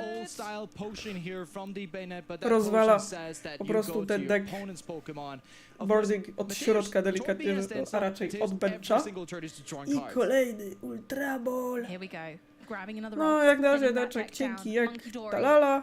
Oh, trying to brain the energy on. and we're Tak, going i right 30 back. wyłącza Because there itemy. is 2 energies in Mateus Discard Pod, which means that we can accelerate 40 damage into play, flush them over to Fein Rotom next turn, and poltergeist for the victory. Because No Mateus tutaj oczywiście might just jest reckon Jodo here i he pewnie has będzie too many cards in chciał, Tor's żeby hand, ten deck aż and tak that means that this się poltergeist nie with the 60 rozwalił. damage already being on the trap. No i wchodzi byk, tylko potrzebuje jeszcze jednego byka. Absolutely, so going ahead Ale and go nie grabbing odzyska. Tak, Buffon. muszą być dwa bufalaty, aby oczywiście można było się chronić jako tako. There we go. It was a pass. There's 20 damage there. Ta, Reklew po raz pierwszy w życiu wygra. Safe knockout. Wchodzi Garda i Reklew poddaje grę! No i pierwszą rundę wygrywał aż Kiewicz, a.k.a. Jerzyk. Against, Tak. you know, Tord, as all the people, Chyba that was trafił na godnego Taking a przeciwnika. game off Tord is no Tak jak easy mówię, feat, Baneta and ma tu sadly dobre those matchupy, no Buffon to did not Terapagos come in bardzo 2-2 często and się henceforth opiera o Mateus itemy, was przez able co to use oczywiście just może his God of War powodować oczywiście to bryki. take that final knockout. We've seen Mateus use No, God aczkolwiek of War Reklew before, akurat i but tak ma this was bezpieczną pozycję, tak spectacular. sobie Once powiem. again, just getting that item lock nice and early and taking No, away that area zero to was jest the perfect cusp niemały to problem. push Mateus into the lead. exactly, and you know No this i ten progresses Turo, through który removing troszeczkę the damage once uniemożliwił. Tord actually got a stable setup and just dismantling that with the everlasting darkness. After this first Terapagos got knocked out, Tord never found his feet again. Of course, with this Artisan coming in and pushing away the area zero, he made sure that there's not going to be enough damage done Tak, by no i Tord. tutaj Of jest to course, the piękne, maximum jeszcze amount te of damage Tord can do under wopiatki, które robią brudny biznesik. Ale lubią bryby. the Dust Norse, so we got to take that into effect as well. It's also maybe hurting Tord in his decklist choice that he is not running the Dustclops, because the Dustclops, of course, is a way for you to push that damage threshold up to 270, where you can actually Tak, więc one jak na razie KO prowadzi Bayonet, oczywiście but Jerzyk of course not 1-0, that. We're gonna see some ale wiadomo two-shot dla action Reklewa here, to jest which trochę is trudne not that zadanie, bo great tak jak wspomniałem because wcześniej, Terapagosy to są oparte i Yeah, to Mateus runs Baneta enough uwielbia, disruption, tak. but also kind of a beautiful mix between supporters that are going to allow him to take Pokemon back to hand to be able to kind of heal that damage in a sense, so that No, Tord Banetki can't to lubią. take the knockout, and he didn't let him take one that entire game, I believe. So it just was Jest jakaś completely a co wipeout. realna szansa, że 6-0. zobaczymy Watching over Łaszki the Micze game. w clean, akcji and we get at least to see na Tord go Worldsach, first. to bo So we sobie get to idzie mi see, tak dobrze, you know, a że bit more of action here on the setup front, because of course Tord was no ma tam już hurrying through the setup phase as he had to. He had to burn all the items that he could. Of course, he's not going to be able to play Rakenia on those first turns after Ah, the rules changed, you ciekawe. know, like 10 years ago or something like that. No, yeah, just a little change. Yes, so there was a little change because back in the day, back in my day, we could play Rakenia on turn 1, but now we cannot. And you know, with Tord going first here, of course, he's looking for does Mateus flip heads on the shop it? Because if Mateus starts shop it, and he does, which means that no i co tu ma? essentially the Tak, tym item razem lock Reklew effect is set zaczyna from pierwszy turn 1. oczywiście. Oh, It's going to if be a they get that huge flip. It's going to be a coin massively flip. huge flip this. And in with the buddy Poffin, Tord is ready to fill that bench nicely. Starting Terapagos is just perfect, making sure that we're going to be able to get a lovely No cóż, setup. no Buddy byliście Poffin pierwszy eyeing oczywiście. up the lovely Dust Skull of Jest tu Van oczywiście Rotom right zyskowne now. dla Van Rotom, Reklewa, no of dobrze, course, że is wiecie, i tak nie essential. mogę Its zaatakować ability w can only be drugiej, used on więc your first turn. So chcę iść you jednak must pierwszy. make use of that Van Call immediately to be able to fill your hand with colorless Pokemon. And we do see if Tord gets to play items next turn. Double knockdown in hand, which means that, you know, if there's items next turn, Więc it's not tak, cool. mamy tu Probably oczywiście 50-50 wiatraczka, chance if duszka. Mateus, of course, has access to an energy, which Czy ja nie będę enough energy to płaty not reklamowym guaranteed, you can never guarantee znowu it, but there's a high likelihood that happens. But if there's no item lock next turn, we could see Tord just storm away with this and taking out the setup. But again, we're just pushing so much effect onto singular coin flip. Terapagos usually benefits from a Reklamowym slow and steady styliszem. start, but in this instance Oh specifically, yeah, you can't do that. You can't do that. can't. You've got to go fast. You're going to need that Van Rotom to help you speed through the competition. You need to get off that starting line because you Tak, are oczywiście not going tutaj to be tym around razem long enough postanowiono otherwise. chyba się And we do zabezpieczyć see, tym of razem course, Tord w meticulously postaci checking, but Bykoli. double Bufalon deck. He does take them who to double Bufalon because we do have nest balls extras, so we can make sure we get the Pidgey online as well. Tak, no i We do chyba have tym razem another Reklew nest się ball coming in now zabezpiecza w as postaci well, so we can get to oczywiście see this full fruition of a setup. Of course, the Noctowls next turn, we get to see Jeżeli more oczywiście. and more coming in with these items, perhaps being searched out next turn. We do see the Dust Skull being Tak, ready there. no, Just an tutaj Ultra Ball chyba hint widzę, too that że can also get, jeżeli you know, a Dust uda Skull mu next się turn. So this zabezpieczyć się tym knockdown, razem we oczywiście have to przed break kolejnymi combos item as well. lokami, You can chociaż knock down tym for razem Feather nie Ball, przed Rakeni, which gets you pitch out chyba immediately. I mean, sem. again, it's only if there's items. Absolutely. We talked quite in depth yesterday about how those Hoot and Knockdown Niż oczywiście przed encouraged the szybbasikami. Vigil to come into play quite No, nicely. szybasy jeszcze Because później really wejdą. without them it just can't get off the No. ground. So being able to launch each other into the sky is exactly what Tord's going to be wanting to do. Now hopefully for him we won't be seeing that No i item. mamy Bady Bady One Buffy. thing- Daj, o nie! Ajona! Shen on top of Aaaa! These boots Ajona weszło! they're running off in the other No i się direction. zepsuło. It seems like Mateus has X-ray vision in these glasses because he sees them booflons, he wants them To nie gone out of chcę. here. So Potrzebuję. get the tracking shoes to further in this setup. Of course, he wants multiple shot bits because even if there's item lock and play, Tor can still, you know, play double turbo. One of the free he O has in hand as well. nie! One thing that's really important here. If No it's to really chyba crucial cały if Tor plan can get the poszedł pitch up dać into się w play, pizdu, because bo if he w sumie can, tutaj he gets to niestety search for a card, risk-free, się Every Every turn. o Ajodo, no. Exactly. which does it better than Knockdown in this case because you only need singular cards against this No big niestety deck musiał to be turę. functioning. But that's where, of course, Mateus playing Iono, making sure that he flushes away these cards from the hand, No. making it that much harder on Tord.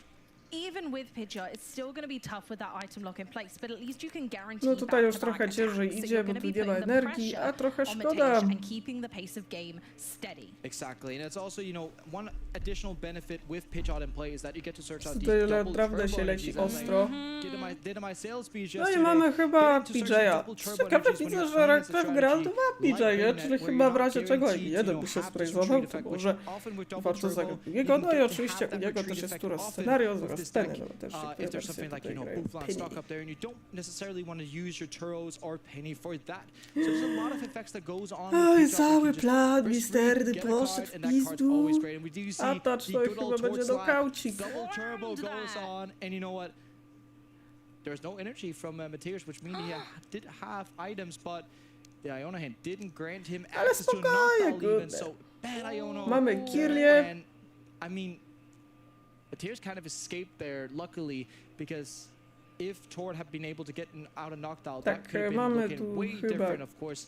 But you know, this is also what happens when you're playing this Drapicos. Like I've Oh. tried it multiple times before myself when playing because you know, Kirlia, ale Iono flushes tutaj- away the knockdowns. It's hard to get them. A, tu wiemy o co Wow, chodzi, so tak, God of War tutaj gets jeżeli ktoś by się refinement zastanawiał, to away tak. for an extra 2 cards, the Buty. trekking shoes. Will we take the Chcemy? energy? I think we do. We kind of No, need it right weźmy. now. The luminous energy is not ideal to be kind of placed upon No anything tutaj other oczywiście than those Kirlia, Monkidori. no bo Into jakby more ktoś trekking wiedział, że shoes nie from ewoluował, refinement. tylko Let's po keep it prostu going. We're odrzucał. pacing through this game Przecież perfectly now. We want to go again. We got buty, czy ja Screamtail. potrzebuję Do ten we take it? Screamtaila? Do we not? No, I'm nie not- za bardzo. I'm not sure if we need it right now, so I think that, yep, that's a discard, and we're gonna go ahead and get another Curlier. My word. But No i of course, we oczywiście do chodzi see these Badet. Screamtail being discarded. It's not Bo- really bo- useful in this matchup because, of course, we do want to keep the Everlasting Darkness going forever here in this case. Yeah. And it's also important to Tutaj know, jeszcze Supra chodzi is po priced. ten There's also Cypher Monkey Dollar Maniac. priced at the top of it. Breaking And, you know, chcemy? Mateus does not play heavy ball, so we only get to see one part of the monkey business. Oh, The monkey brothers are not going to come no. together this match, which is quite unfortunate from Mateus' angle here. But it's also, you know, he has to then hit No i the oczywiście Gardevoir EX next Cypher turn. Maniac, He Code plays two Breaking, czy Gardevoir będziemy EX. tu There's troszeczkę no bardziej super out to polowali? get back the other Gardevoir since it's prized. Not yet. So it means he has to hit one of his 4 Ultra Balls or Gardevoir to actually make sure. But here, we do have the Cryptomaniac coming in here. There's probably some line of that to the Gardevoir. I absolutely love that combo with Cryptomaniac in this deck with the Refinement Curliers. Always feels fantastic just to know exactly what you're drawing into. Gives you so much power and kind of brings a bit of control to your own deck, being able to literally stack 2 cards to the top and draw No. immediately into them.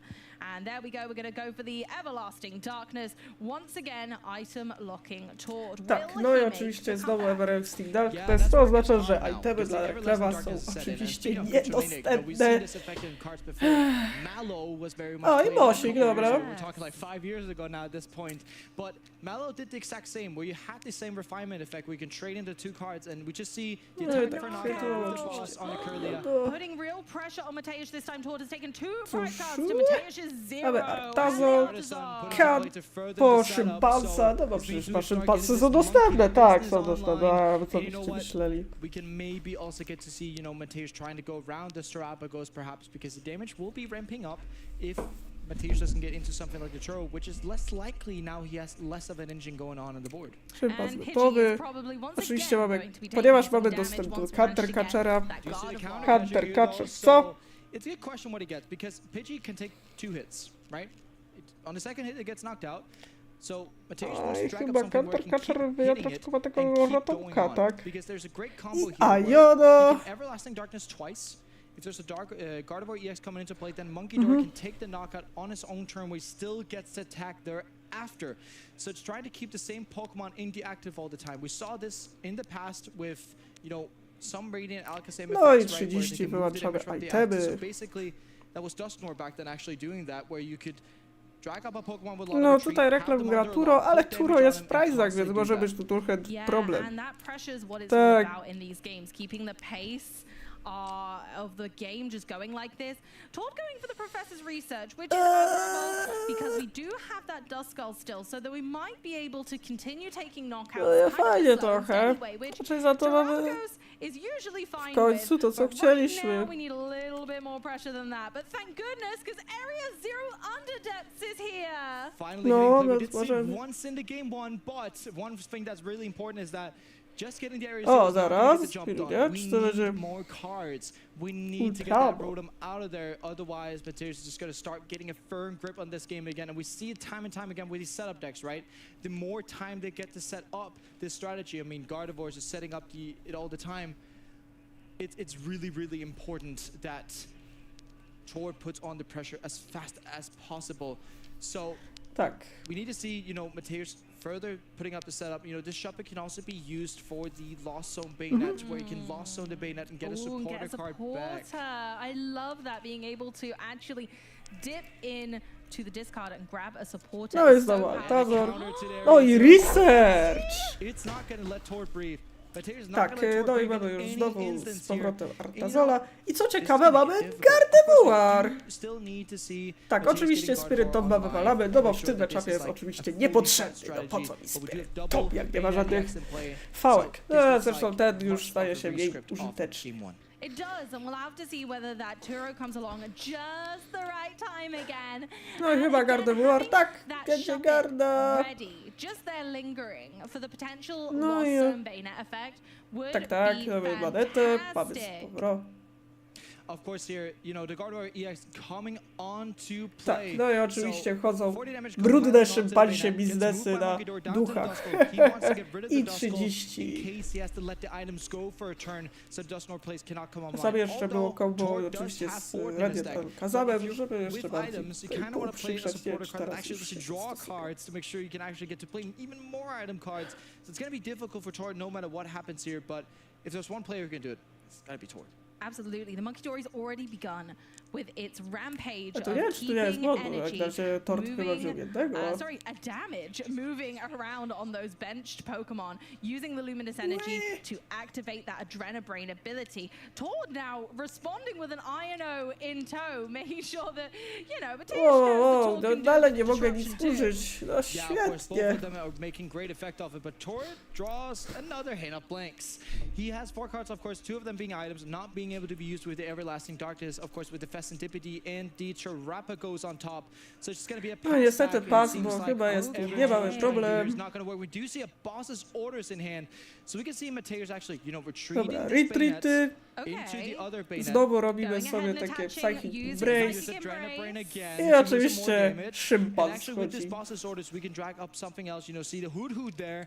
That can Sprytne, take tak. 3 I hits znowu from the będziemy Everlasting tutaj Darkness before that gets Adrenabrain. knocked out, giving Mateusz Tutaj. even more time to move these damage counters around and make sure that he can set a turn where he basically can take 6 prizes perhaps. So Czyli the znowu takie wymuszanie Adrenabrain presji being na used samym. there to move damage onto Pidgey, and then the Everlasting Darkness for 30 damage. No i on oczywiście R2, pas, so no very bo well niestety assessed. It's going to reklam take jest trochę już quite trochę a lot bezradny, of bo time w sumie to co ja knock mam out zrobić. if Tord isn't able to remove it from the active spot. But speaking of the way that, you know, Tak, Mateusz no, is doing things, of course he plays 2 boss's orders and a counter catcher. He wants to make sure that these Szympan boss's z orders ducha are nokautuje. and the Duskull is knocked out, of course. Just No i because chyba now it tutaj, doesn't mean that Tor tak, gets a turn yet because it's a Łaszkiewicz passive oczywiście knockout with zdobywa the dostęp do Adrenabrain wędki. getting in there. It's like using Duskull's own tricks against it, going, I'm gonna knock you out before you can start any of that. Using that big Adrenabrain, Monkey Dory moving 30 damage from Mateusz's board onto the Duskull, getting a real taste of its own medicine. Oh yeah, I Says mean, dobrze. probably Mateusz has been playing against these Dusknoir decks sometimes, but some other decks have been thinking, I need to beat it, and I want to do his own tricks. Getting there with the Adrenaline, of course, finally hitting the super Więc rod, tak, tu getting mamy back some oczywiście setup pieces, wędkę. and using the Artisan to get Wracamy, back another Artason world. po And Radsa. that's here.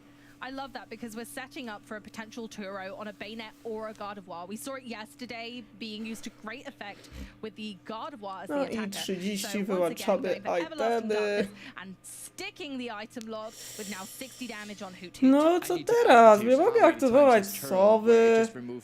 Użyję Altazora, co mam zrobić? Po prostu, no trochę jak na razie, kurde, bo trzeba chyba, nie wiem, byki rozstawić. Has not hit neither Noctowl nor has he hit Penny or Turo. And Tord is again sitting So with full of such items. a bad hand here. Oh Cannot my. get out of there. And you know, searching the deck with the Artisan, making sure No. that he has the pieces in his Jest deck. but ciężko, muszę somehow nam they're just not przyznać. getting into his hand. No, it did INO last turn, so Artisan does get the opportunity to shuffle, but Tord's hand is just full of Pokemon and items, and at this stage of the game, still not being able to make a Pidgeot. Unfortunately, a handful of items, which Mateusz is saying you No, can't co to use. dalej Professor jest? Deputy coming in. Ooh, okay. So drawing 3 more cards. I don't know if anything's particularly going to be able to help. There's a Noctowl that can give more HP to the active. Not that that necessarily helps, we can search out Professor Turo scenario. So you can get to use the Noctowl on the active, Turo that back to your hand so you can reuse that at a later point perhaps for a No, jest teraz taki Penny, mały problem. for example, that can No jest let you do słówka, the healing ale effect co once ja again, zrobię? perhaps on a Muszę... Terrapagos, because it does have a second Terrapagos in hand. And once again, the sparkling aura of Jewel Seeker is here. O, on gra Jewel 2 Seeker Turo. being Noctowl's ability. Zero Klep gra When 2 it is Turosy. evolved, you may search your deck for 2 trainer cards. Now, of course, we're not looking to take item cards because we can't use those. But trainer cards, luckily, do come in the form of supporters and stadiums. Oh, No there więc it żeby- is. I was trying to time it, but I You didn't see quite get supporters there. and stadiums. And speaking of sparkling and jewels, we see Area Zero coming in there and a full art Professor No jest Turo. oczywiście Beautiful. Turo scenario. Being used, which means we get to recycle it. We like recycling of our effects here, and we get 1 Bouvlan to play. That's good. We're halfway there, halfway Halfway. to that curly wall. Oh yes, he's gonna try and build that curly wall and making sure that we can get, you know, actual damage on here. Of course, with the Area Zero, it's super important that it gets to stack more Pokemon to the bench because it has to be meaningful damage that's being done here, because otherwise the Monkey Dory in combination with Professor Turo later down the line is gonna remove all that damage. It's not gonna be great for Tor to have. And we say goodbye to Artisan as we journey into Znaczy, wiecie, the dalej underdepths jest- of Area Zero, expanding towards board state. So we now have space for the That's second number 2! No i mamy That makes it so much more bufalady, difficult mamy for Mateusz to make any byki. meaningful damage moves other than using Monkey Dory. So Tord Czyli is oznacza to tyle, że populating that board, niestety making sure that all of the buddies are behind the curly wall to stop Mateusz in his tracks. And we pass Tak, no i okay, oczywiście. over using Unified Beatdown on Bayonet, just placing that damage. Let's 220. boogie into Mateusz's turn. Oh, we top decked the Bayonet, which allows you to get a supporter back. Of course, we're talking about here, well, why doesn't No i Mateusz tak, just remove the i Area tak Zero to mamy... remove the damage? But then again, you also remove the damage that's on Tord's board, because Tord's gonna be like, well, if you play another Artisan down or counter my stadium in any way, shape, Kyria? or form, I'm going to discard the damage to Pokemon. I'll discard the damage. Of course Yeah, you of would. course I will. I don't want you to take these knockouts. Rotom being only 10 damage away. So first up, we're attaching, to Bayonet, using Gardevoir's ability and using the Monkey Dory to immediately move that 30 And that's a damage onto knockout. Pidgey. No, No jest he finally knockout went na down. Pidgeocie. He couldn't be rescued this time by Thornton. So Pidgey gets knocked out by that Adrenabrain ability. There's an aggressive line that perhaps Mateusz can take at some point here, right? Tord has a massive hand, it looks like, or at least he has a lot of cards in hand, right? So it makes it so he can go ahead and just retreat back to Curlia. Okay, that's going to be interesting, Des, but he has a situation where... Oh, Tak. Prime Catcher on a Bouffalant! Its curly wall ability does not affect itself, Jesper. Oh, yeah, so... I oczywiście jeszcze dla utrudnienia i dla uduczenia. Ooh, And we he's need a staying. penny, and not all of these lists are paying penny, so maybe, you know, Mateusz is looking at it like, perhaps if he Tak, doesn't no play i penny, oczywiście tutaj chyba there is a widzę situation alternatywę. you know, this Buffalon can be No stuck tak, for ponieważ good and actually oczywiście tanking są Tord out. bufalaty That's dalej another w grze. strategy these Bennett deck can go for, because with the Gravity Stone, of course with Curly Wall active, doing 0 damage. Więc Gravity jedyne Stone co tu makes it musimy so zrobić, both to oczywiście players powoli active rozwalać Pokemon have deck. 10 more HP, so really important. No tam tak, czyści chyba Oh, trzeba it itemy, does no affect tutaj... itself. Wowza! See, so many people have actually taken the Buffalon out of their deck. I totally forgot that it does affect itself, so actually doing no damage. But now that Buffalon is stuck, it's going to be hard. But you know what's actually really important here? He's still going to be able to do 30 damage to turn for a while, because Oh, there's 220 yeah. damage down on that bayonet on the right side of It can just Mateus' stay bench. there. It can stay there and just be a damage bank. It can, although maybe this is time for another Dust Skull. Maybe it's time to start putting that pressure on, and Tord can say, actually, no, I can still target that bayonet at some point. But the issue with that is that, of course, with no Dusclops being there, there's no Oh, targeting without no. items. No, And if Mateus tutaj jest keeps taki up the ciężki Everlasting orzech do Darkness, the zgryzienia. Dust Skull is not going to be doing any effect, and actually you're just putting a 60 Mamy HP Penny. Pokemon into play that could be taken out by Tutaj Monkey widać, że Dory down the Reklef jest line. tu So actually przygotowany. here, you know, Tord is trying to put himself in the best position possible. Is thinking about Iono and Penny here, so he can Penny this turn to Buffalon. But if Mateus still has enough resources to pull back up a Buffalon, it's gonna spell trouble for Mateus. Absolutely, and poor Buffalon, with a gigantic already 2 retreat cost, is just going to be stuck in the active while Mateus adrenabrains the bench consistently. And Tord No i really to jest can't taki do ciężki much about wybór, it. czy So it feels idziemy a w little stronę bit like he's stuck in the dobicia mud. banety, And czy... exactly, we can count it like, Tak, you no know, i the frame row oczywiście can always be tak, knocked out dochodzi by... jeszcze oczywiście tak we're zwany looking for where we gemstone, can take który our prizes, right, as Mateus. sprawia, że Monkey Dory can banetka take jeszcze with wyższa. Adrenabrain to Fane Road him out. That's quite easy to do. Okay, then we're looking at 3 prizes left. There's gonna maybe be mixed in a Poltergeist somewhere or a Gardevoir EX attacking, but it means that we also need the Buffalons off the board. Of course, Fescentipede is not affected by it. Penny! Oh, Here she is Penny. to save the day! Buffalon could be taken Yeah. back into the hand. No, placed jest straight jeszcze back down. Penny. The Curly Wall is back inactive, and we can go ahead and use Terrapagos for a meaningful attack this turn. And it actually looks like Mateus plays 1 counter catcher, 1 prime catcher, 2 Ooh. boss. All of them No are ile discard mamy? pile. O jedy, There's jeszcze gonna be tutaj no 15 Buffalon sticking to minut, the no active dużo anymore, czasu. which means that Tord actually is going to have free reign to pick his own active Pokemon as he wishes. So it's actually going to put a wow. ton of pressure onto Mateus. Of course, still have the option off the Turo, but if there's Turo being played, it means the Gravity Stone gets off, meaning that if the Terrapagos takes enough damage, you know what Tord does? Retreats. Absolutely, and we finally have that option. So we, of course, go ahead with a unified beatdown using all of our friends to put a gigantic amount of damage on Bayonet, but moving Cóż, on no. into Mateus' turn, we're getting on with that refinement, continuing to cherry pick kind of what you want out of the deck, because the deck is so thin at this point. It is also aware that it Tak, really no i hurts oczywiście Mateus that mamy the małki second Monkey biznes. Dory is prized and not playing heavy ball. Of course, taking the cheap knockout here, trying to aim for that extra Monkey Dory actually. Yeah, making Having not played sure. Turo yet, because here it could actually leave the bench place with the Bayonet getting in there. O, And there boss comes the boss. order! We got it!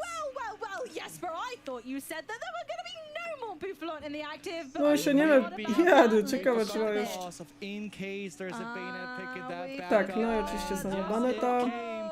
So you know what, this Buffalon might be stuck for good, because as I remember, Churro targeted Noctowl, Penny targeted the Buffalon, Palbat cannot be played. I'm pretty sure the Tord has no way of getting out of this unless he attaches 2 double turbo energies.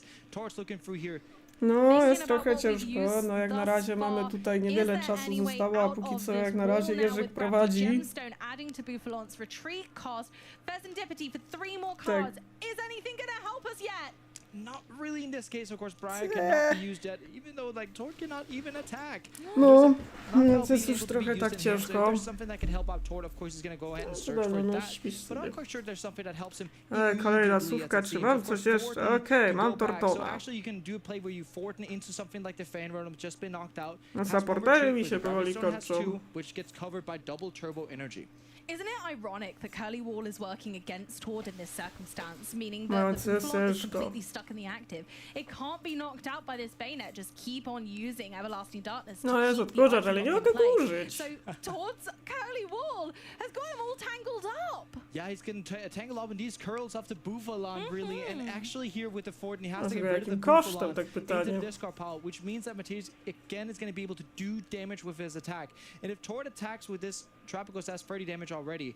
There's a chance here to get Gardevoir EX up into play, using Monkey Dory to put on damage, and actually taking the aggressive O, knockout with no to chyba to Gordon wymaga saves the poświęceń. day. Here we go with Fan Rotom, a very very interesting choice. I like it. And of course, Curly Wall is now out of effect. And of course here, Defane Rotom getting retreat with a double turbo since the love Gravity that. Stone says to No, ja, retreat oczywiście instead, jest so that's great mały with a double turbo. But I still struggle here. Tord is going to go down to 2 prizes, and I would have really wished if Tord had, you know, a Duskull in play here, because maybe, I think probably next turn, Mateus has to forego that item lock, No, and ja that's mam perfect for the Ursalunę, Ursaluna, ue. because if Mateus takes 2 prizes, he goes down to 1, which means the Ursaluna is going to do 240 damage. But, in this case, Tord would need a boss on top. Okay, going for the unified beatdown. Finally KOing this Bayonet, who has been a real thorn in Tord's side for quite No a i while tutaj now. już... Now it's up to Mateusz to analyze and assess what the best Pokemon to put in the active spot here is, because it is rather tricky. Monkey Dory doesn't really help us much here. Gardevoir's a great attacker, but doesn't quite give enough damage. He has to attack with Gardevoir here, but he's going to forgo the item lock, which means that Palpak can get back boss's orders and pick up that easy KO on the Bayonet with 220 damage on the No i bench. chyba wchodzi jeszcze jeden Literally boss. almost O, everything jeszcze can take up. lepiej, Here we do Scream see the Scream Tail getting into play, but there's only Scream Tail's 4 cards back. left and not many options for Mateus to take getting that Scream Tail in. Of course, I mean, he's going to try and thin out the options here and look at it, but the thing where he's standing against here is that this Bayonet is on the board. That's where Okay. it gets really, really difficult for Mateus to like kind of maneuver out, because of course No już Tord chodzi does have cienka fast ręka, with this co knockout, right? cieniutko. There's a Palpak coming in at some point, you can maybe get the boss back, so it's getting difficult for Mateus here, and it's probably gonna look like an Iona. And then be aggressive. And you can actually do 190 damage onto the Terrapagos here with the Gardevoir, get that up to 220, so you can take out the knockout with Monkey Dory next turn, and actually making sure that you can take these last 3 prizes with the Gardevoir EX coupled together with the Monkey Dory. Monkey Dory hasn't been used this turn, so if Mateus feels like the energy is no longer available to Tord as an option, then they might be able to use Monkey Dory this turn to take the knockout, or they can wait. But if he Tak, no does, tutaj też... he wants to put the Monkey Dory damage Tak, somewhere in the bench, tutaj because mowa if he knocks oczywiście, out że the tutaj Terrapagos, jeden, no Tord niestety gets to use jeden Fast byczek Activity. musiał zostać Mateus not SS interested in zastąpiony that, of Fan course, and also he Rotomem. gets to use the Ursaluna for free. So Tak. we're in a situation Oh, here, here if we you put it up go. Where's to it 220 damage, you're not going to be able to use Fast Activity. I think that's what Mateus is also thinking about. This is it such a hard worth grabbing the choice. aggressive knockout Yeah. here, or is it worth just let that damage stick on the board for a bit and pick it up with Monkey Dory? And he agrees with Tu me here. Fezy. Gonna put it down to Fast Activity Zgodzi, because that sets skibidi, it up łapapa. for a knockout with Scream Tail next turn, Ooh, which is I fantastic. like it. And we saw Scream Tail get discarded earlier, but it doesn't mean it's not a fantastic card in this exact matchup. It's fantastic because Tord has so many Pokemon on the bench and a lot of support in that. What's actually smart with Scream Tail here is that Mateus has free No, prizes, ale tutaj so co 2 of tu the mamy, prizes no come jak from Terrapagos, and next może turn he can użyć just charge sobie with Scream Tail, itemów. take out something like the Fan Rotom for game. Póki co, So tak, itemy dalej here no, Tord są is staring dostępne, against the no wall. ale I jest tu see- już z tym Did I mamy just see mały Featherball, problem. Pidgeot, and Rare Candy? That's nothing for Tord. No, and that's exactly what Mateus has been relying on, is actually that heavy Oh, it is. disruption. Oh, yikes. That's not great for Tord because there's not options there. He really badly wanted that Festivity to be able to draw cards, but Mateus playing around that, and that's masterfully, you know, Cóż, oversight no, from gra się Mateus, sprytnie, co looking ja? at it and having, you know, Tak, just so widać, much że extra tutaj energy to pull jak out here. ma to And, you know, next turn, Jerzyk tutaj it myśli seems i like as if kombinuje, Tord no i cannot rzeczywiście pull out sobie już something to wykombinował. squeak out the game. Reklarz This no turn, niestety nie może Mateus has dobrać nic, bo It przecież does seem very much that way. I don't think żółwik Tord's nie got much został... they can Oh, do. he says Zabior- it again. He sees the O red. nie! Reklarz poddał grę! Taken down by Co? our hometown hero, Mateusz Laskiewicz here from Poland. And Tak, Łaszkiewicz wygrywa, mając oczywiście 10-1, kurde. Więc tak, Łaszkiewicz wygrywa tę rundę. To jak pocisnął Reklewa. Reklew przedtem był niepokonany, ale niestety no, nadział się na trudne do rozgryzienia banetki. That was such a great play by Mateusz. I love watching him with his Bayonet Gardevoir deck. Czy Jerzyk zdobędzie Invadę? Tego to nie wiemy. Campaigning that Bayonet Gardevoir is the way to play it, and Tak, we do see kurde, replays here, no. of course. The Artisan getting in, making sure that Tord has less amounts of damage to play with when he's using his Terrapagos, and Tord is scratching his head. This is so difficult to get jak around. tam? Really was. A zobaczę And co that u jego. lock came in so early. Turo bringing it back again. getting Mateusz back into the flow of things, making sure that he wasn't giving Tord any prize cards in game 1, making sure that that Terrapagos went down, and that was kind of the making of the game. And we do see it often with this being a Gardevoir deck, right? Like there's so No, much like muszę wam powiedzieć, mamy, że Idolwalk, and then last turn of the last turn of attacking, well, we could just do something else, like this No screen kurde, tail to jest pick up stuff on the bench. Tak, Łaszkiewicz znowu pokazał na streamie klasę. Aż tu razem mocno detronizując Reklewa 2-0. Rowiec, no jest grubo. Bossing up that Hoot. Masterful work, as you very well said, Jesper, making sure to place damage around. Some very confident use of Monkey Dory's Adrenabrain moving the damage and bringing that Bouffalon into the active again and again. And you know, Bouffalon just being tangled into his own curls again with the boss's orders on Bouffalon for the second time after the uses of Bayonet that we forgot. And you know what here, Amy, not taking this knockout on Terrapagos was also masterful, you know, sight from Mateusz, and there towards extends the hand. And we saw that handshake in very good faith as that game wrapped up rather nicely. I absolutely wasn't certain which way it was going to go for a minute there, but I think the lack of Pidgeot in both games for Tord just unfortunately was his undoing. I mean, that Iono that, you know, Mateusz played in the early stages of game 2 really just unsettled it, because Tord didn't hit, neither knocked out, you know, get this Pidgeot set up with the Feather Ball Red Candy combo, and kind of left Tord in a place where he couldn't really set up, he couldn't really, you know, put the speed on, and therefore like it ends up with Tord. Aha, przetworzę już jest prawie gotowe, czyli nowy film też już wchodzi na kanał. That hurts. It really does, and that's what it's all about when you're playing against these decks, which No, actually benefit from no to using kurde, those Detonate. feathery friends again Czyli and again Reklew and ma again. 10-1, a Stop that happening. You don't Szkiewicz just też want to item lock 10-1, them. więc oni You want to chyba say, już actually, mają I also don't want you realną to get szansę na support top Pokemon 8, because kurde, jak those na are gonna be razie. my undoing. And that's where Mateusz was able to use Adrenabrain to its fullest, and even with one Monkey Dory took the win. Exactly, and even though it's in everlasting darkness, this owl does not fly in the everlasting darkness here, and unfortunately it ends up like this for Tord, but nevertheless both of these players are 10-1 and in very great chance of making the top 8 still, so we might still see more of Tord, of course of Mateusz as well, where they can Ale póki have a co very jeszcze good shot Tord getting to the top oczywiście 8, nie and odpada, I mean, what we've seen oczywiście, from bo Mateusz this przecież on weekend. dalej może mieć realną szansę na top 8, a tym bardziej jak, tak jak powiedziałem wcześniej, w Day One był wręcz nie do pokonania. Pojawia się Jerzyk i podtrzymaj piwo. Mateusz multiple times now, Oh, yeah. and we've seen that journey through this tournament. We've seen him play this deck to absolute perfection. It really is a masterclass in how to play Bayonet Gardevoir right now. Gardevoir coming into this tournament with a brilliant form and doing ever so well in our day 2. Exactly, you know, Bayonet Gardevoir, not something that has been picked up by a lot of people for this tournament. So it also has, you know, a less of a chance of actually making it through. With less pilots, of course, there's less chance. But then again, you know, Mateusz, such a great player with this deck. And again, I can't, hats off to Mateusz. He's been doing such a job. It's been so good. Oh, yeah. He has refinemented this list to absolute perfection. It has been absolutely his saving grace during this tournament. You can see every card is there for a reason. Every card is there for a matchup.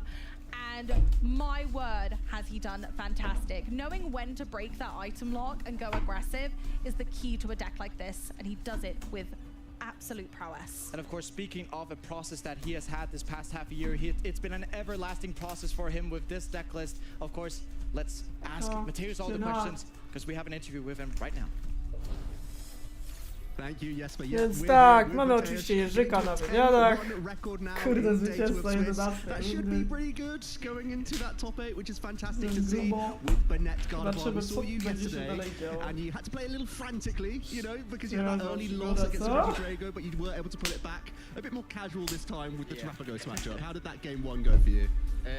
To be fair, I was thinking that even though I won game 1, I thought that I need to speed up even more because of usually game 2 he just candy Pidgeot. I didn't get energy, Zobaczymy Siry po but he didn't get polsku. knocked out for Pidgeot, so that was lucky. Wiem, że lubimy mieć po polsku, ale wbrew know pozorom that, Polacy, the game can be long, czasy kiedy to so I was Polacy trying to speed up, but ogólnie when he didn't get the Pidgeot out, I was trying to focus and play this game on full. I think you've said one of the major reasons why you play this deck in general is just to stop Pidgeot EX altogether. You've said Yeah. it's the best card in the game right now. So is that the main core of why you play an item lock deck in the format like this, or is it a plethora of other matchups and reasons why you want to lock down opponents? I have been playing this deck for like a year. I made it even before Pidgeot came out. Okay. So, yeah, but it's usually amazing into like Pidgeot decks and Dusknoir decks to turn the whole rare candy. And in general, there are a lot of plays you can actually make. So yeah. Yeah, and we saw you use Boufflon against Tord. He was trying to put it down there, and did you trap it there with the Gravity Gemstone? That's kind of the new inclusion of the Yeah, archetype. Is that a Yeah. big change compared to your previous options? I think you had a Calamitous Wasteland in there or something to increase retreat cost at one point. Is that a big upgrade for the deck? It's not like a huge upgrade. I was even thinking of cutting So- it, but it was like too good to cut it. But I would say it gives a few more options. It is better than Wasteland because of the few reasons. So yeah, I really like the new gemstone. Thanks think for printing it. You like retreating your own Pokemon. As we Yeah, saw, you that like to will- have damage around for your Monkey Dory. In that second game, it took a little longer, but because you only had access to one Monkey Dory, it feels like it's actually a Monkey Dory deck more than anything. That's where the deck really does truly shine. But I also wanted to have a throwback to your regional win in the past with Palkia V-Star and Vikavolt V. This is actually a quite similar deck, even though it's completely different cards, a completely different format. You have the option to turn on an item lock, but then go aggressive when you need to. What is it about this approach that attracts you to a deck in Pokemon? So the first deck that I played with item lock was like Pikarom and Expanded. No, It zobaczymy, was co in the tam COVID będzie. era. It was exactly the same as these two decks. So I made like inspiration out of this. Built a Palkia Vikavolt. Milo? You have like Myślałem, że aggression Chmielar or slowing powie, down że your Mari. opponents, which is like hard to play. But if you are Patrzcie doing na it to, ja mam- right, then Man, that's actually so smart thinking about it now. Look at a format where there's all the broken stuff and then just take one of the best decks from that format and then try and import it into one archetype. And there seems to be great synergy between the two. It's all psychic Pokemon, you've got Banette, we saw Churro activation, which is great Czyli on jeszcze Gardevoir as jeszcze well. wyjść So many things z you can pieskiem, do with this gdzie może być archetype. tak, You że won w ogóle lost, nie... what was that matchup for you? Coś nie And is there any będzie. other matchups you're worried about for the rest of the Ale... round? my only loss was to James Cox. I had rough draws. Game 1 I didn't draw into any Kirlia. Znaczy chyba tylko na Game 3, Coxa he przegrał. I just benched 3 Pokemon, he cured me. There you It go. was over. Ale też So, tak jakby I'm Cox feeling też jest confident prawie, że nie do to mostly powstrzymania. everything. Na laurach nie spoczął, Drago can be sketchy. jak widać. I don't want to hit Guardy. I don't know if there are any at the top tables, and I don't think you're want to good hit actually. I think turns. you're not around you right now. So yeah. This Well, that's great to hear. I Czyli mean, wiecie, you've Siri po again polsku, taken co this nie? deck Ale from z drugiej five to strony get też jakby tak superbly, trochę patrzeć. and now you've got yourself onto that Siri fantastic po polsku. record that puts you in the best position for our asymmetrical My top umiemy cut. tak naprawdę We do po have angielsku, one more round to tylko go. I'm going to let czasami- Mateusz get on into that round, but we have a little video to show you, so don't go anywhere.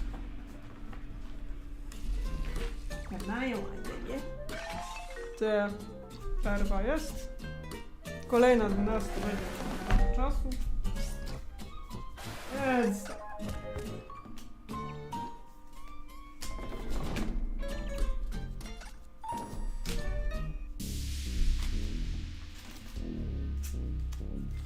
Norwegian Pokemon trainer Tord Reklev has amassed over $120,000 from tournaments, earning a reputation as potentially the best. But his journey started humbly in Oslo.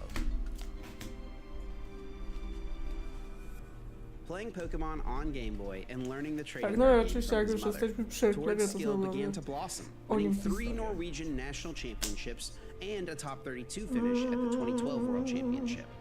Global recognition was limited until the 2017 season with the introduction of the International Championships. EUIC 2017 was the first chance for him to show the whole Pokemon world how great of a TCG player he was, finishing top 4. While he didn't win the tournament, Tord's performance earned him recognition around the globe.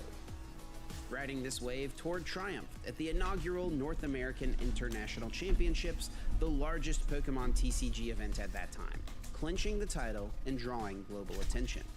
He continued his streak with another win at the European International Championships in 2018, setting the meta for one of the Jak już była strongest reklamia, decks to for to mamy. months.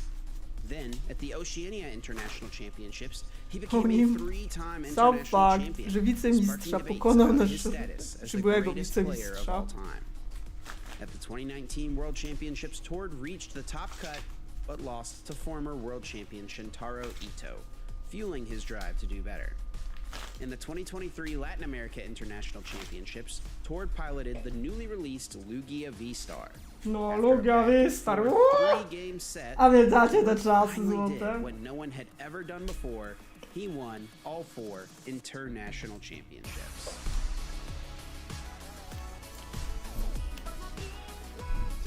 Ja się zastanawiam, czy nie iść z powrotem na ten... Yet Ja the najbardziej World lubię kupować te Championship title Fatesy. has eluded him. In 2023, Tord's Gardevoir EX deck took him all the way to the finals, but Vance Kelly's Mew VMAX deck outplayed him in the closing game, Ja też denying można him the zobaczyć, title że... despite his remarkable consistency and a record that outshines any active player. The debate of who is the greatest TCG player ever to play continues alongside Tord's quest for a world champion title. No, jeszcze, kurde, Gdańsk niedługo zdobędzie. Znaczy już miała osiągnięcie w Chip here, Gdańsku, że... and today I'm going to talk about metagaming in the Pokemon trading card game.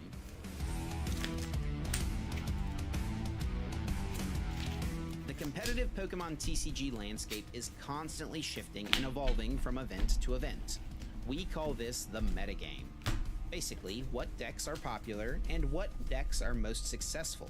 Tak. Let's discuss how you can use this information when preparing Dajcie for a mi Pokemon losboxa! TCG Ale tournament. widzę, że losboxów też się By trochę using the results pozostawało. of recent tournaments and following along with online discussion, players can attempt to Dajcie mi małe! what decks will be most popular Jego at an upcoming event. losboxa, kurde. There are a few ways to approach a tournament with this information. You could take a popular deck or archetype and just choose to play that. There's nothing wrong with doing this. There's a reason those decks were successful at the previous tournament. They are really good. It's easy to find successful deck lists on the Pokemon website. You can either copy one of these lists to use yourself, or use it as a baseline and put your own personal twist on the deck. Some players will look at what has been successful and try to find ways to take advantage of the anticipated metagame. This can be in the form of a single tech card to have an answer to something you expect to play against, or it could be an entire deck. When a player builds a deck with the intention of countering the expected metagame, this is called an anti-meta deck. Anti-meta decks can be very powerful, as they include cards that are good against a variety of popular strategies. But they also can be risky, as oftentimes these decks are less consistent and could lose games simply because they fail to get set up quickly enough. These are not your only two choices, however. Playing the best deck is rarely a bad choice, and trying to find an anti-meta strategy is very fun and rewarding, but you can also find some middle ground. There are dozens of viable strategies that you could play at any given tournament. Jeszcze terapagosik. It really becomes a numbers game. Czy też If there's a widziałem. deck in a format that consistently makes up for 25 to 30% of the meta, it could be a really risky decision to play something with a bad matchup to that deck. I think it's important to recognize that it's okay to play a deck that has a bad matchup, so long as that bad matchup is something that you feel is not going to be very popular. The metagame is also constantly shifting between events, Jest takie so it zwyczaje can be useful to stay in the loop online to see tak what the wiesz, co community is robić. discussing and what players are thinking leading into a Kurde. tournament. When making your final decision, comfort level should also be a factor. It's Co worth za your time bolty? to practice and prepare to make sure you have a game plan regardless of what you come up against. Being familiar with not only your own deck, but the popular decks in the metagame will increase your chances to become the very best. To see all the action, be sure to No tune dobra. into our Championship Series coverage, and to learn more, visit pokemon.com/play. Jeszcze tyłeczek musi się ludzi podsuszyć.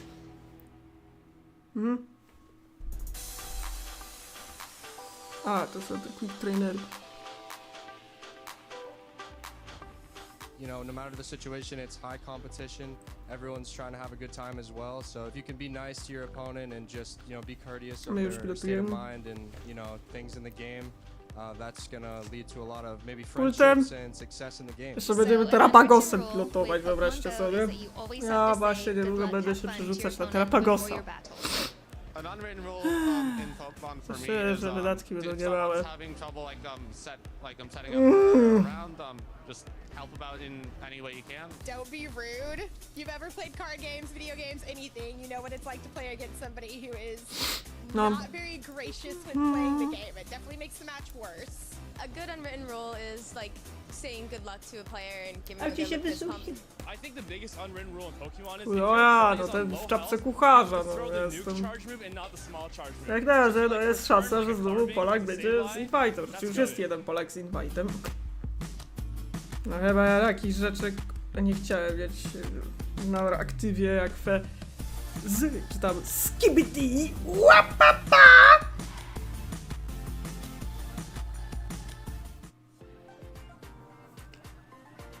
Łapapa!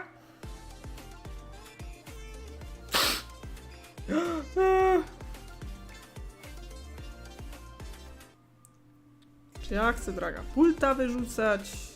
Czy z drugiej strony? Mam nóż.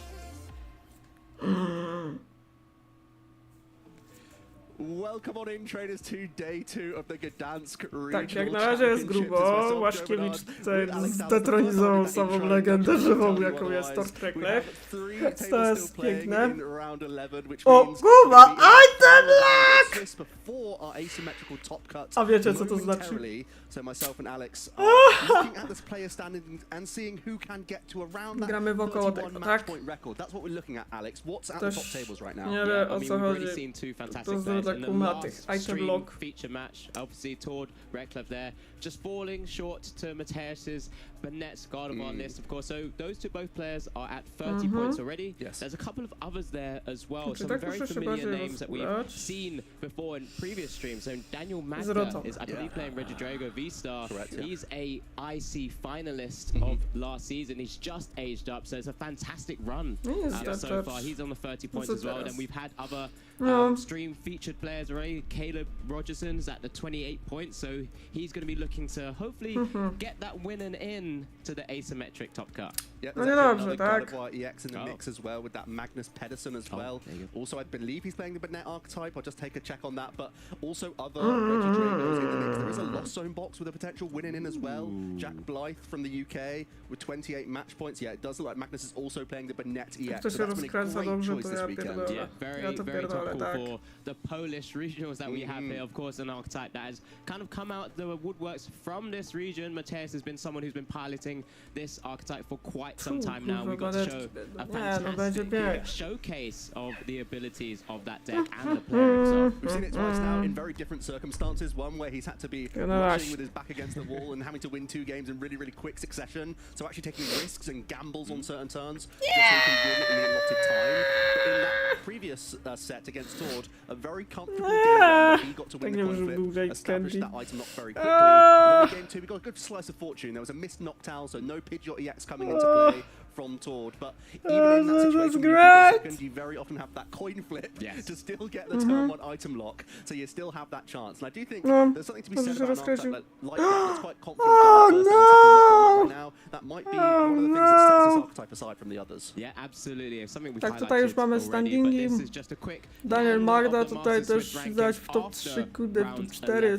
As we've already mentioned, 3 players at the 30-point threshold right now. Everyone is going to be looking for that sort of 31 points. There's plenty of, sort of regulars to our stream. You know, Alberto Conte there again with a 9-1-1 record. He's going to be looking for a second back-to-back top asymmetrical cut, I should say. But then there's a lot of fantastic players as well. You've already mentioned Jack Blythe with that Lost Box deck. But Walters, you know, he's top cut at World Championships before. There's a lot of players there that we're going to be hoping to see. Just trying to sneak in niedobrze, no. And for those control enjoyers, Aimlee Regionen is one of the highest placing seeds there. Gdzie jest Dreklock? Nie ma Dreklock. Gdzie jest Dreklock? Nie ma Dreklocka. Gdzie jest kurwa Dreklock? towards those top tables, and once again we're seeing someone on a great record. Emily is not one of these players that goes to every tournament, but normally performs very well when they do attend, which is great Ale to see wiecie, them Garda back jest faktycznie at the tych top sile już tables. widać, Once że again, już we ludzie have już to avoided the control ogarniają. matchup so far. We try our best to for as long as possible, but it gets to points in tournaments where you just have to show them really because they get so far in the event. Yeah, especially when Gdzie they're getting the jest matchups they on? want as Gdzie well. I mean, when we jest touched Deadlock? on just control Nie, matchups. ma The Deadlocka. net Gdzie sort of offers that Deadlock? different variant of kind of control, Kiedy jest as we potrzebny. kind of see a lot of what Mateus was doing with the item lock, already This kind of is controlling the sad. matchup, controlling that board state, but then kind of flinging around damage with the Monkey Dory and Adrenal Brains. It's kind of very much controlling Yes, that they are board state and shit just causing havoc in the tournament. I think one of my question marks going into this event was whether or not Snorlax players were going to take on Sander's approach or stick with the Rotom V approach, because they're going for a number of formats now, but Sander's kind of, you know, the messiah of control. He exactly. innovates and creates the best and most awkward ways to play against archetypes. So going away from Rotom V, which is tried to trusted for very long, was then sort of got against from Sander. Kurwa dupa! He's stuck with his guns and he can continue with Rotom V, and that's where Emily's put his stake right now. Yeah, I mean, we could talk about Jeszcze the tournament kurwa all day, mać, but Joe, we're gonna be nie! heading straight back in to the community Gdzie jest prediction Dreadlock? bracket. Of Gdzie course, jest this Dreadlock? was the Dawaj, highlights of what we Dreadlock. were trying to show in terms of support Pokemon right now. We highlighted the top No 8, niestety, what we kurde, consider do the top 8. We did przeciwnicy say that potrafią się Barrow fajnie did rozkręcać, sneak in tylko there, nie. but it's made its way to It top won. 4. It's one around. Yeah, That's crazy. it's somehow, despite being our 8th choice when we were looking at this, has been able to sneak into that top 4. So we will be having our community prediction bracket here as well. And it looks like if we have the Pheasant Dipsy and Pidgeot, they were both landslide winners, probably some of the strongest on that bracket No, remaining. jak So to idzie that's a real pierwsze, to tak clash kurwa at the top, I think. Good żegnaj arguments mu we have for minie, both there. tak? Yeah, absolutely. I mean, there were so many good cards. We're in such a. I think Amy's kind of said it a lot No, this zaraz weekend. będzie That szympas. we've had Nie. so many good support Pokemon, so many Gorszy good szympas. supports. Just to be able to Nie ma enable Deadlocka. so many different decks to be played No in jest, many ja. different ways, especially when there's cards that can just fit in and. Kurde, enter so many gotowanie different się decks. zaczyna. Yeah, I think I've just been told I've got the birds, but I think they're both birds. So I still don't know which one I'm arguing Żeby for. widzieć, co I'm powoli. arguing for the stage 2 by the looks of things. Oh, I think okay. I've got Pidgeot EX. I've got Fez again. You've got Pheasant Dipsy again. You're the Okay. strongest soldier of Pheasant Dipsy. What can I You've say? got to come up with new arguments, so that's the Ooh, thing. that's tough. Yeah, you can't go for the cruel arrow attacking as well. that was Yeah, a strange gambit in the last one. But Gdzie jest it's Dreadlock? Nie ma Dreadlocka! Apparently, you're Gdzie gonna start on thinking, jest? You're gonna go again, but I'm gonna Gdzie jest, cruel gdzie arrow jest, when I get the gdzie jest, opportunity. gdzie All right. Okay. Well, I'm gonna give you the count, Joe. Będziemy We'll go tradycyjnego. backwards this time. 3, No, kopali 2, fezem. and 1. Well, Pidgeot EX, it is a phenomenal ability. It was back in the day, and once again, choosing any Jest. single card of your deck is exactly how you get these instrumental combos that completely swing games. Dlaczego? Sometimes you need to get your additional stage 2s up and running. That's going to be great for Dragapult, great for Charizard, great for controlling archetypes as well. It's good enough as an attacker in some instances, and it just makes sure that you have the strongest No turn dobra, possible. Even Luminara if it's just grabbing the supporter bezużyteczne. card, you need to have your boss's orders when you need to guarantee win. You need to get Iona to disrupt the opponent, sometimes even getting combos all together. It's too good right now in the game, and it can All attack. right. Enough Gdzie Pidgeot, jest enough Dreadlock? Pidgeot, enough Gdzie Pidgeot. jest Dreadlock? Ja pierdolę. Bird, huh? Nie, ja kocham tą grę po prostu. Well, yeah, Pheasant Dipsy is on your agenda It then, is. fighting up against that Pidgeot. Quite Gdzie different. jest, gdzie jest, gdzie jest And I'm going to Dreadlock? count you in. Okay. Gdzie on in kurwa 3, jest? 2, 1. Right, firstly, how many Pheasant Dipsies have we already seen on stream across this weekend so Kurde, far? tych fezów I'm jest counting dużo. at least 8. What did we Jest just see in the takie, last stream match gdzie slot? Did we see any Dreadlock? Pidgeots? No. Which actual Gdzie jest, bird gdzie jest, was gdzie actually jest able to help draw Dreadlock? cards Ja and try and get pierdolę. someone into the game? It was that Pheasant Dipsy EX. It's a fantastic card that's been able to be splashed in so many different decks right now. We don't talk jest about takie Pidgeot sad. EX anymore. We don't To need jest- rare to candies jest and all of this other smutne. stuff. We could just bench the No. Pheasant Dipsy EX, get that flipping the script, and actually rewrite history. And there Thank you you. go. Gdzie stuck ty it. You jesteś? finished your point as well. Can't believe it. Timed Very it to good. perfection. The 30 seconds on the dot. No, to Well, there you jest go, gorsze guys. Compelling sketcha. arguments for both Pidgeot EX or Pheasant Dipsy EX. Do you want to pick any card or just try your luck at 3? I mean, that's really the question you have to think about at this point. Yeah, but we have to use rare candy, and as much as I champion rare candy right now, Pheasant Dipsy getting 3 cards for all of those combo pieces, it just makes Ultra Ball fodder even better as well sometimes. Well, yeah, good point. Good point. Yeah, Both yeah, fantastic yeah. cards, let's Yeah, be honest. 100%. Oftentimes, our bracket today is going to be a bunch of engine Pokemon that we shove loads into one deck. That we're just at that point in the format where they're all so good that you want to have access to all of these cards. Just overall. Surely a flappy Pokemon is going to win this weekend, whether it's Noctowl, Pidgeot, Pheasant Dipsy EX. so we got the flaps. Charizard, I suppose. You telling me the barrel is gonna hasn't got a chance? No, he's sinking right now. He's a world champion. He is a world champion. He's had his time. He's had his time. He's floating. Dreadlock! Gdzie ty kurwo jesteś? To jest taki moment, w którym... Właśnie to jest to najgorsze, jak mamy to z itemami, to już w ogóle jesteś w czystej dupcie. W dupie Marysienki, tak? To też Maneta potrafi być groźna. No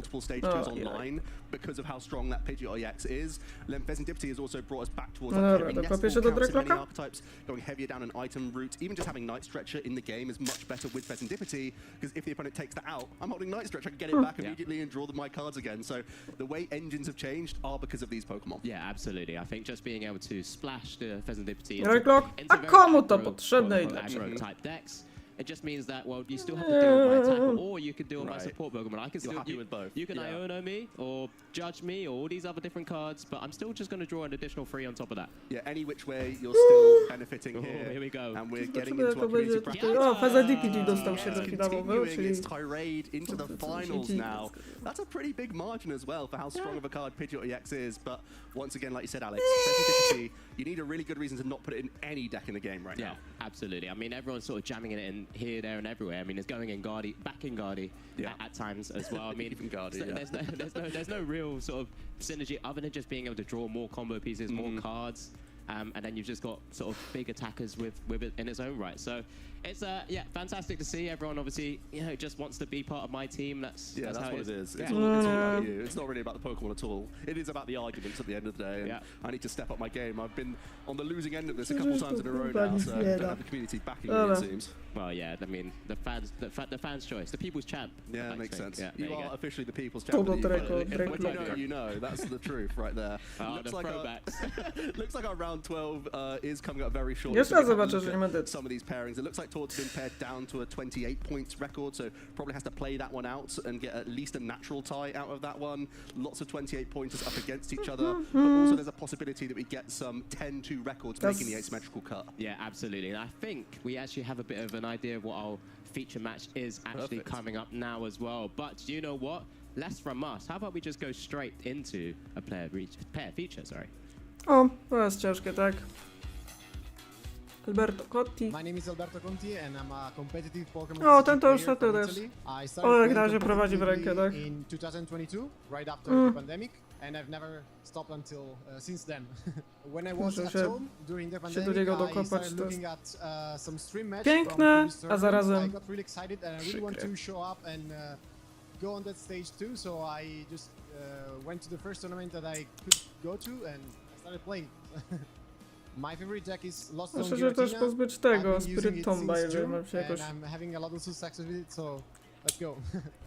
My main goal in tournaments is always having fun. I have a lot of fun with my friends all the time. It's like a small vacation that we have and we get the chance to meet so many great people, so I'm always down to The player I looked into the most when I started playing was Azul.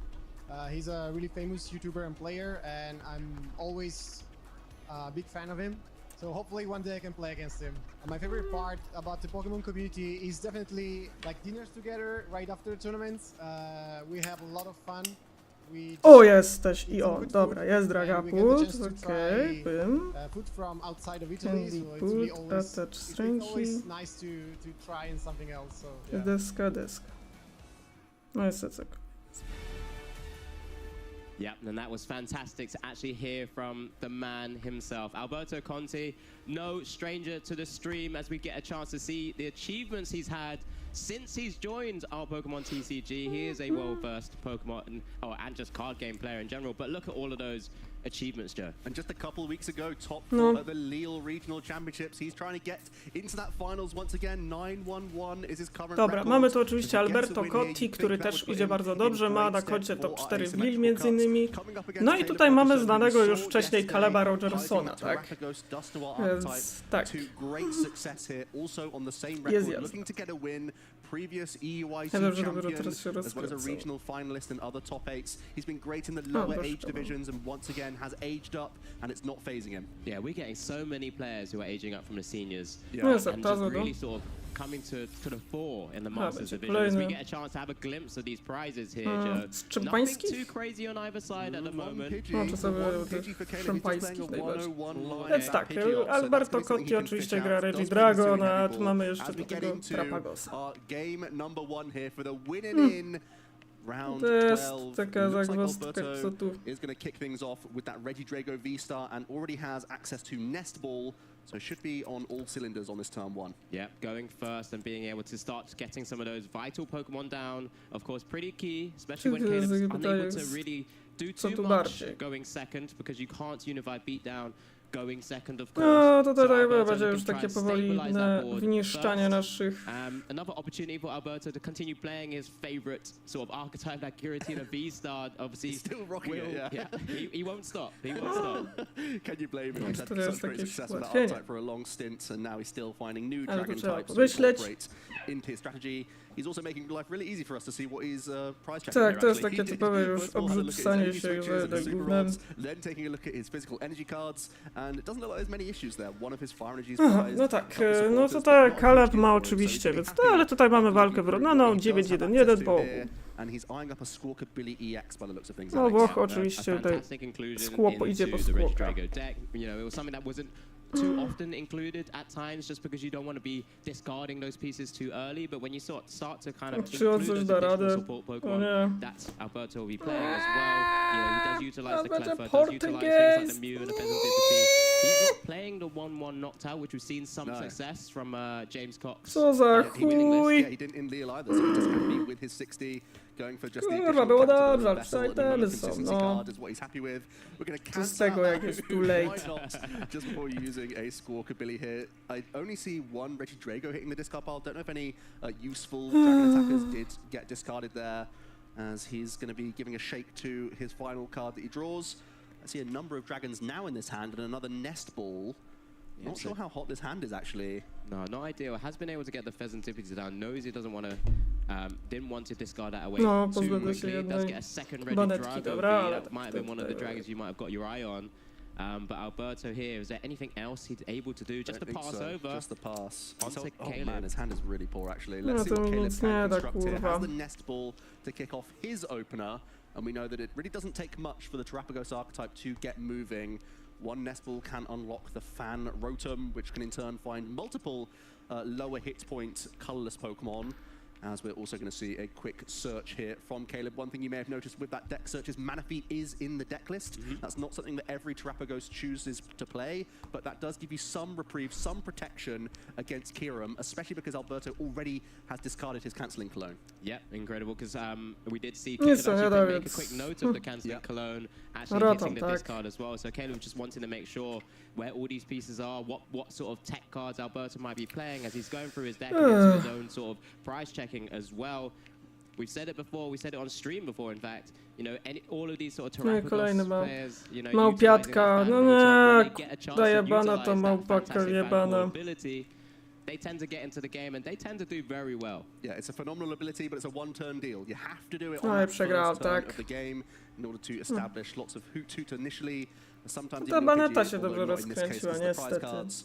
But can also stash some Noctowl in hand for the future turn. But Caleb's got to be a little bit worried because even though it's a fairly unimpactful or not that inspiring turn one from Alberto, because there's always the threat of a potential Professor's Research plus V-Star power on the next turn, it still looks quite possible from Caleb's perspective that there could still be a really dangerous attack from a Regidrago V-Star on the second turn of the game. Jeszcze ten cały spiryton tak trochę mnie spowodzi. Tak, oczywiście Fan Rotom idzie po wszystkie Yeah, look at the different arts as well. He's playing a little mix up of the free is this some sliver wings? Tutaj chyba idzie Silent Wing. myśli, co tu jeszcze. A mamy jeszcze jednego Nestbola, więc słówka musi być, tak? Musi. Znaczy ma jeszcze miejsce, spokojnie, na pewno pewnie Nestbol po albo pas. Też tak można. He did a good draw. It's not a good draw. I think Super Odd was the top deck. We have Nest Ball Switch, Giratina, Dragapult TX. I think we have some terrible cards here. Is there can we even get into three? Cleffa? I don't think we can go that low. Maybe we can go Cleffa here and switch and just draw cards, but it's a turn of no pressure from Alberto by the looks swoją of drogą things. The Cleffa is a gołpa bailout to sprawdza sort of keep you każdy cycling through cards, but it could have been a much more dangerous turn. Yeah, it looks like that Cleffa is the decision that Tak, Alberto's no gone tutaj down chyba here. jak na You know, try razie and tutaj reduce jest some of the cards troszkę into the problem, hand. czyli Doesn't idzie need to wędeczka po T2. maneuver back into the No i Cleffa chyba my as well. chcemy się Currently, bardziej the Drago does have rozłożyć, a pretty heavy retreat tak cost. Yeah, we got the switch. kolokwialnie mówiąc. Has to unfortunately maybe burn that in this early stage. Of course, can get it back with the Reggie Drago's V-Star ability as well, but not ideal here. Just having to give Caleb an additional turn to start building up those combo turns. Yeah, I think Znowu wygra to jakiś Reggie Tafod, no to ja się... Reggie Drago does go first and gets the amazing pop-off, whether Czy it tak, is ma jednego a Noctala, co Dragon oznacza, attack że or jest, if it's a Kirim będzie attack, jakiś whatever access, tak. works best. Tu mamy But in this bossa. case, it's kind of undone the fact that you've gone second if you're Gdzie Caleb to? here because Tak, there wasn't teraz any impact na on pewno that turn będzie two, as Nespo we po do tego go over to Terapagosa, Caleb, no who i picks jak up that o Terrapagos wilku EX mowa, straight to away. oznacza Just tylko the one jedno, knockdown że in hand currently. aktywowany So that jest... Seeker is now alive from that nest ball. Do you see the evolution of the active Hoot Tak, Hoot? no i Rest of the hand, some aktywowany jest power oczywiście Yeah, I believe there is słówka, prime a jak catcher, there's słówka a to jak lock chcę... Let's go hunting, Alex. Yeah, and this is what this deck does. It aims to go super wide with the board to kind of enable Terrapagos to hit massive amounts of damage. Unified Beatdown, of course, hitting 30 Czyli times co the ja number tu of chcę? bench Pokemon that you have in play. So with Area 0 under depths, which he will need to eventually get from this Jewel Seeker potentially as well, so that No he to can really myślę, build co into tu ja it. chcę. Chyba And then on... you're Warto swinging zaznaczyć, for że 240, Caleb Rogerson 220 with chyba a double gra, turbo NG, jak tu and you're można gonna be zauważyć, very takie easily knocking rzeczy out jak... any one of those two No prizes. chyba to Caleb is Colores ultimate, Tennessee, which means które he can't oczywiście... do it from just one Oczywiście Jewel może Seeker. być to później So problem z instead tego he's gonna powodu, że optional no for tutaj one of the oznacza to pieces and aktywację then Curema, grab another Noctowl with your jeżeli on Ball to Search użyje, card. więc Coles is also kurde, doing a great job of being two może cards być in one trochę search przypał. here, as it's gonna be both the Stadium Pał i card and the double potrójny turbo energy that he knockout po requires. 3 Pokemony, Just więc which tu cards will he faktycznie be może looking być to trochę discard with that Ultra takie Ball? cięższe Could be a little bit użycie, tricky sometimes, simply ale because wiecie, you nie just have mam to za sometimes bardzo give up wyjść some really tutaj. key resources. There was an Looks like easy a- lost vacuum, but I don't know about the other cards. There was a Dust Might be Glops Dusclops there. No, that yeah, has to just hit the a- discard pile. I think you more or less take this, to be honest. Yeah, There we when you- go, as expected. Area 0 has opened up the bench space, Tak. so we can Ultra Ball for Noctowl, and then in turn we can No i Jewel Seek kolejny for Noctowl the po Buddy Buddy Pafiny. Poppin, which helps No, co fill oznacza, up the że bench for będziemy Caleb musieli here, wziąć Prime pushing Catchera that po Unified kolejnego. Beatdown into KO range. Go- It's actually gonna be double Buddy Buddy Jakie Poppin. to We're gonna będzie? get mana Ale field oczywiście out there, Caleb some of these oczywiście Dust doskonale Glops down wie, as well. że narabia tu trochę problemów, Slow dlatego down też Alberto, oczywiście so daje Menefi, którą ma w swoim decku, więc doskonale wie o istnieniu Curema i wie doskonale o tym, jakie szkody może on oczywiście narobić. Caleb is able to take down a big knockout on a Reggie Drago V. Even with the retaliation, of W takim course, razie then te we'll have Reggie to Dragosy to lose a chyba number of raczej się bench nie Pokemon, but it's very popisują. easy choices with the Noctowls, and then you're just having to find ways to rebuild and then just re-attack again. Mamy turbo, no i oczywiście używamy Prime Catchera na Pokemona z energią i idealnie bijemy aż 220 na tak zwany styk.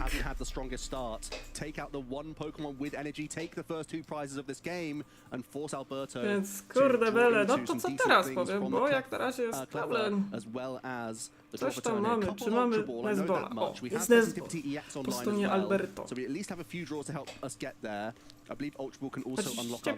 Spokojnie, no i po tym meczu pójdziemy na SBC. Yeah, there were so many different things that Alberto still needs here. Of course, doesn't have an energy on that Reggie Drago V, so it's going to be a massive turn for Alberto to try and swing this No back to into jest his zawsze favor. problem z tym Reggie Drago, zawsze trzeba go jakoś kuźwa naładować. Weave in as well, maybe try and weave in some sort of Iono to try and slow down Caleb's turns, try and reduce the opportunities for Caleb to get mamy another Ultra turtle Bola down, po 2.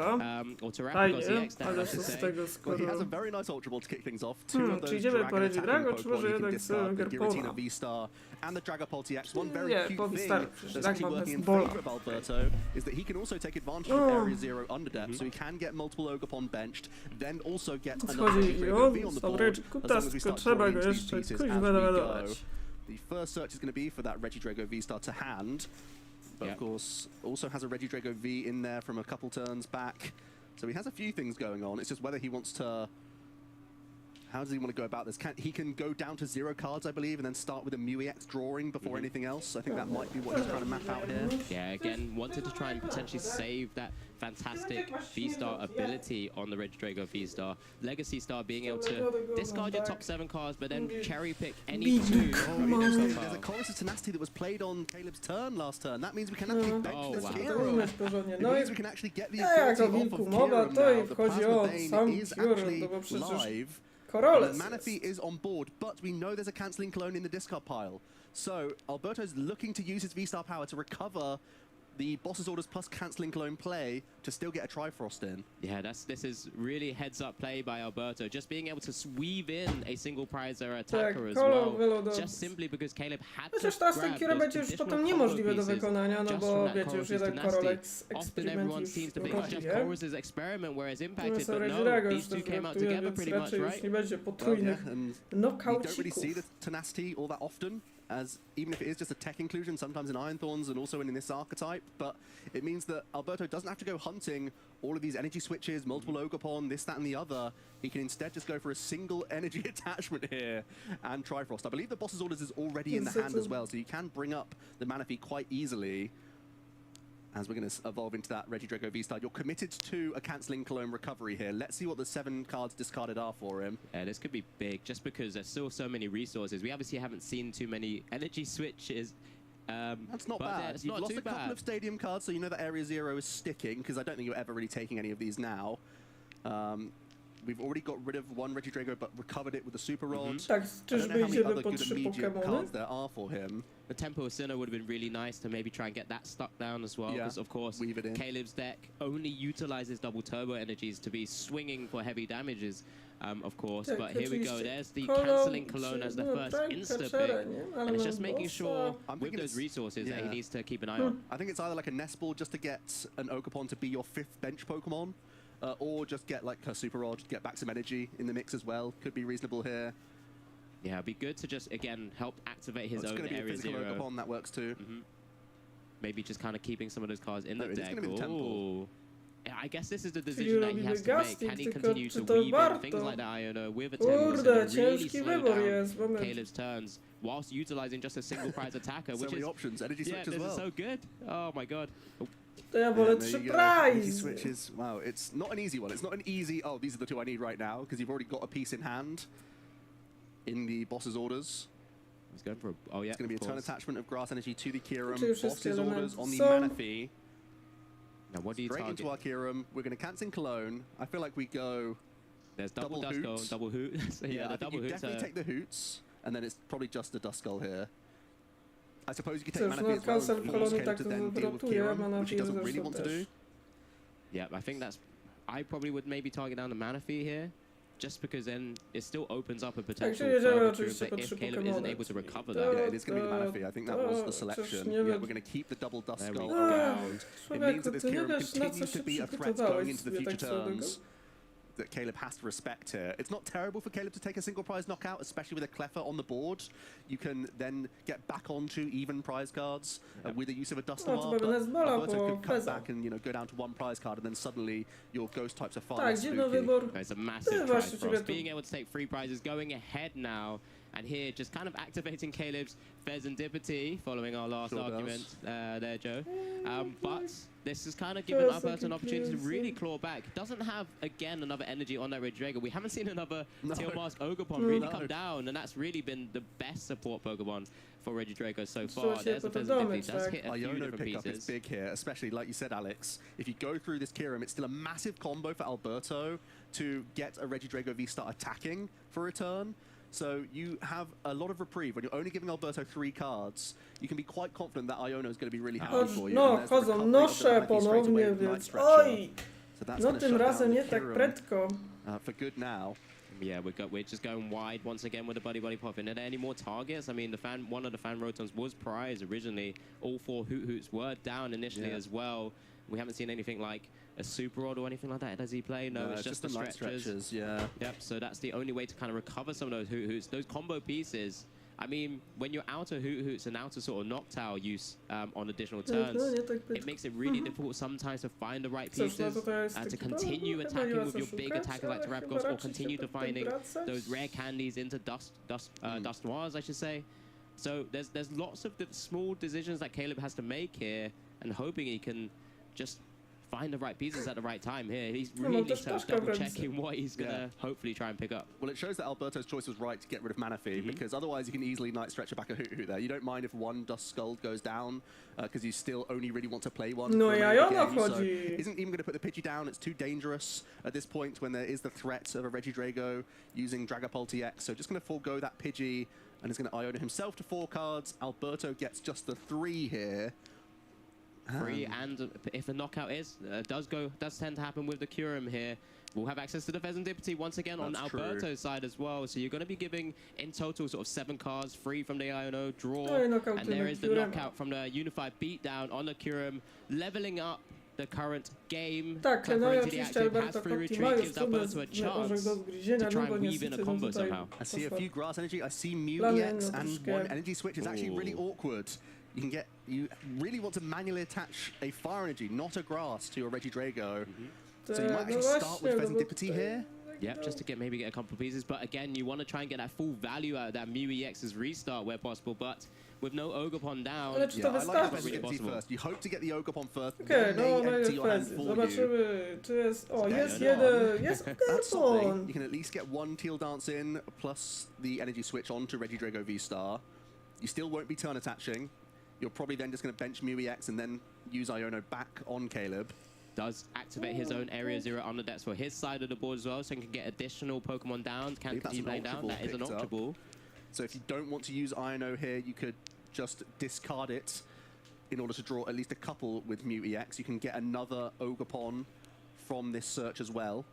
I'm sure he'll be looking to try and weave in that Iono if possible as well. Really kind of trying to limit what Caleb has access to in his own right. But of course, if it's the best option to Ultra Ball right here, right now, because we do have the 2 grass energies, you'd imagine that one of those would be an easy target or fodder, I should say. That's the only headache right now for Alberto, that with his V-Star power didn't get any Ogopon action going, not even a single energy banked onto this Regidrago V-Star, so it's becoming a big combo for him now. Thinking of actually discarding the Mew EX at this stage. Maybe just kind of foregoing it for now. Yeah, in favor of a guaranteed Ogopon attachment. Oh, he's decided goes for the Iono instead, so he's going for more explosive plays here.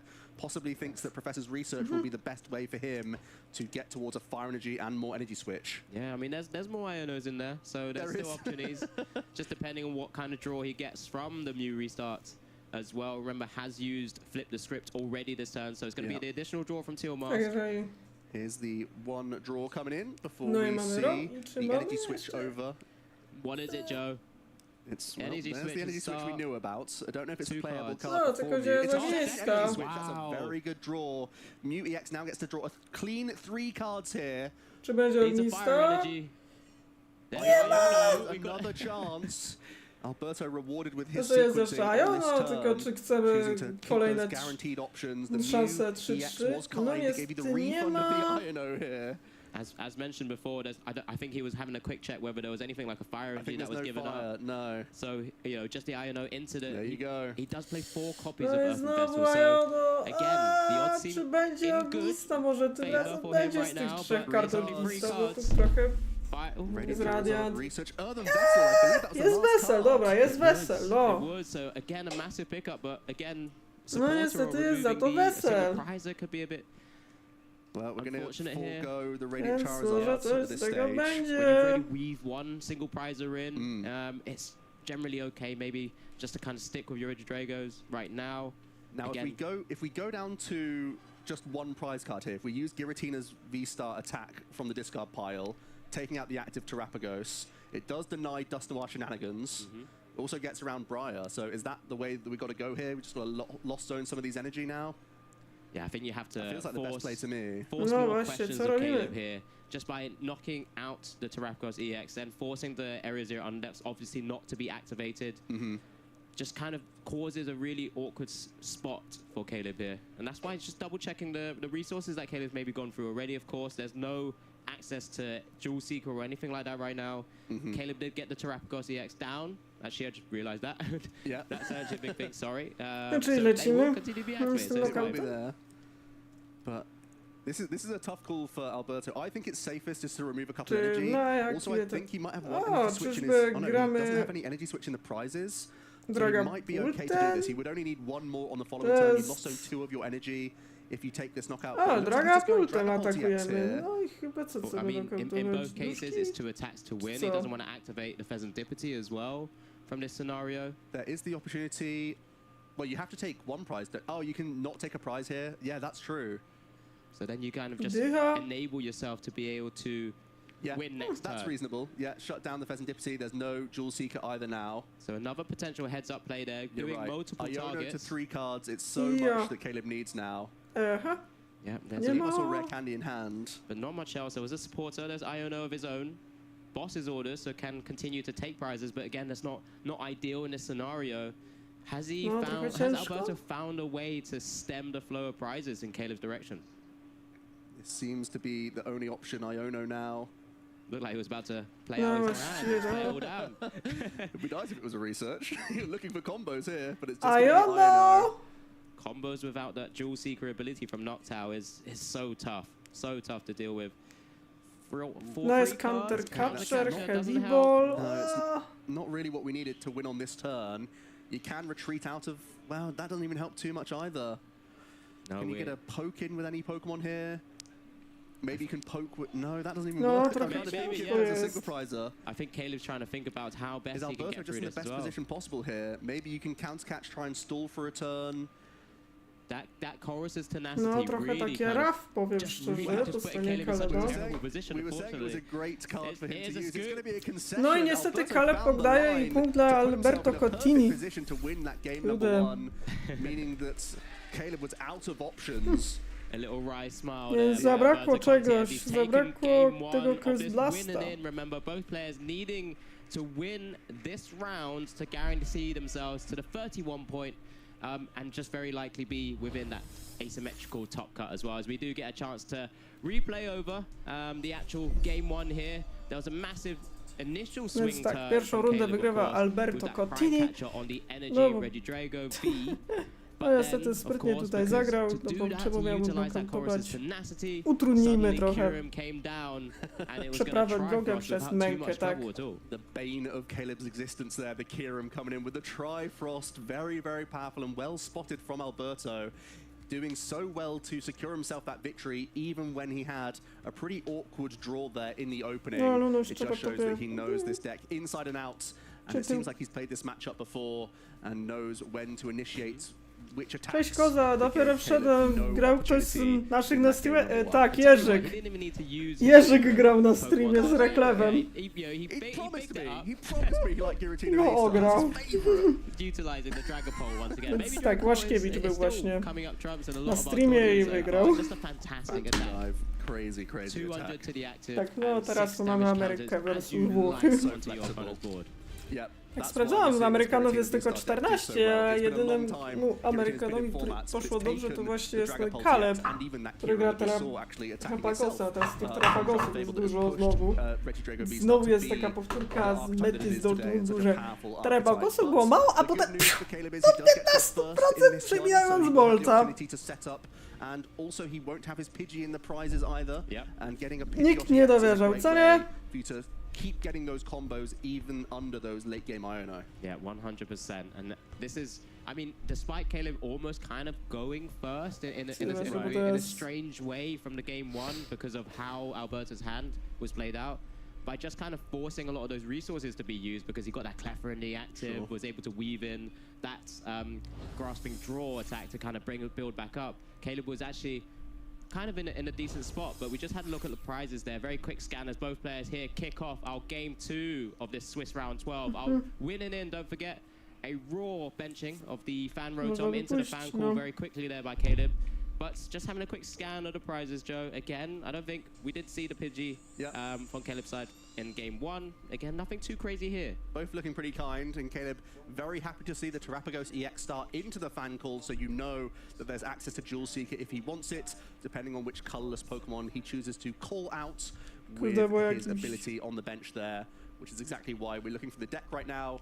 We're gonna try and access 3 colorless Pokemon with 100 or less hit points, and that is why it's such a great partnership with the new Noctowl coming out from Stellar Crown. Yeah, not the best starting Pokemon for Alberto there. I think he did have the choice of potentially putting down a Regidrago V as well, but obviously doesn't want it to be easily targeted down. Maybe giving up a single prize is where Alberto's really just trying to, again, force resources out of Caleb's deck to maybe gust around and maybe have to force Caleb into those prime catches early. It's one of those situations where it makes you draw more, but it also makes your opponent do more as well. So it's awkward, but also probably for the best here. You've got to play defensively when you're the player going second, especially because that Terrapagos will have the opportunity to swing in on the next turn, as it's going to be double Hoot and Pidgey as the selection from this Fan Rotom. I believe there's also a double Turbo Energy that Caleb can swing down, and I think there's not really much reason to not go for that, so you're not expecting too much pressure from Alberto on that first turn of the game. And just in case there's an Ino, let's swing that double Turbo on and make sure we don't need to draw back into this card. Could you imagine a world where it's possible? I don't think it is, but with 4 Energy Switch and lots of Pokemon, there's all sorts that could happen. Yeah, well, yeah, there's been crazier things I've seen.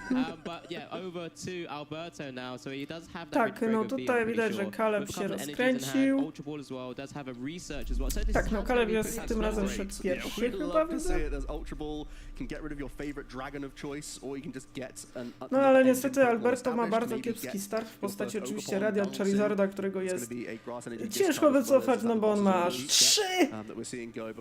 Kosztuje 3 koszty retreatu, czyli 3 energie są potrzebne, żeby to można byłoby go wycofać. Więc jest ciężko. Więc takie typowy rough start, tak zwany.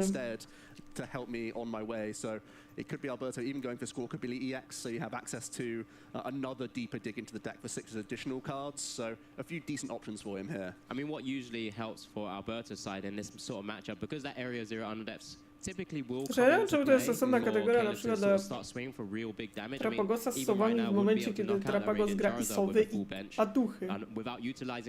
A w przypadku wersji reklama to nawet gra Buffalo. Byczki, byczki, byczki, byczki, byczki, byczki. Maybe Alberto is quite happy to start using some more of those additional support Pokemon, which we don't sometimes see too often too early. That's true, but Alberto playing it safe, you're a game up. Let's make sure that this no nie poddaje się, widać, więc... O, chodzi chyba skłok. Regidrago V, get an attachment in and then research the lot away, I think. Yeah, so we're going to see that Regidrago hit the field, a Fire Energy attached, of course. Przechodzimy na skłoka, czyli chyba będzie Rizu. as well.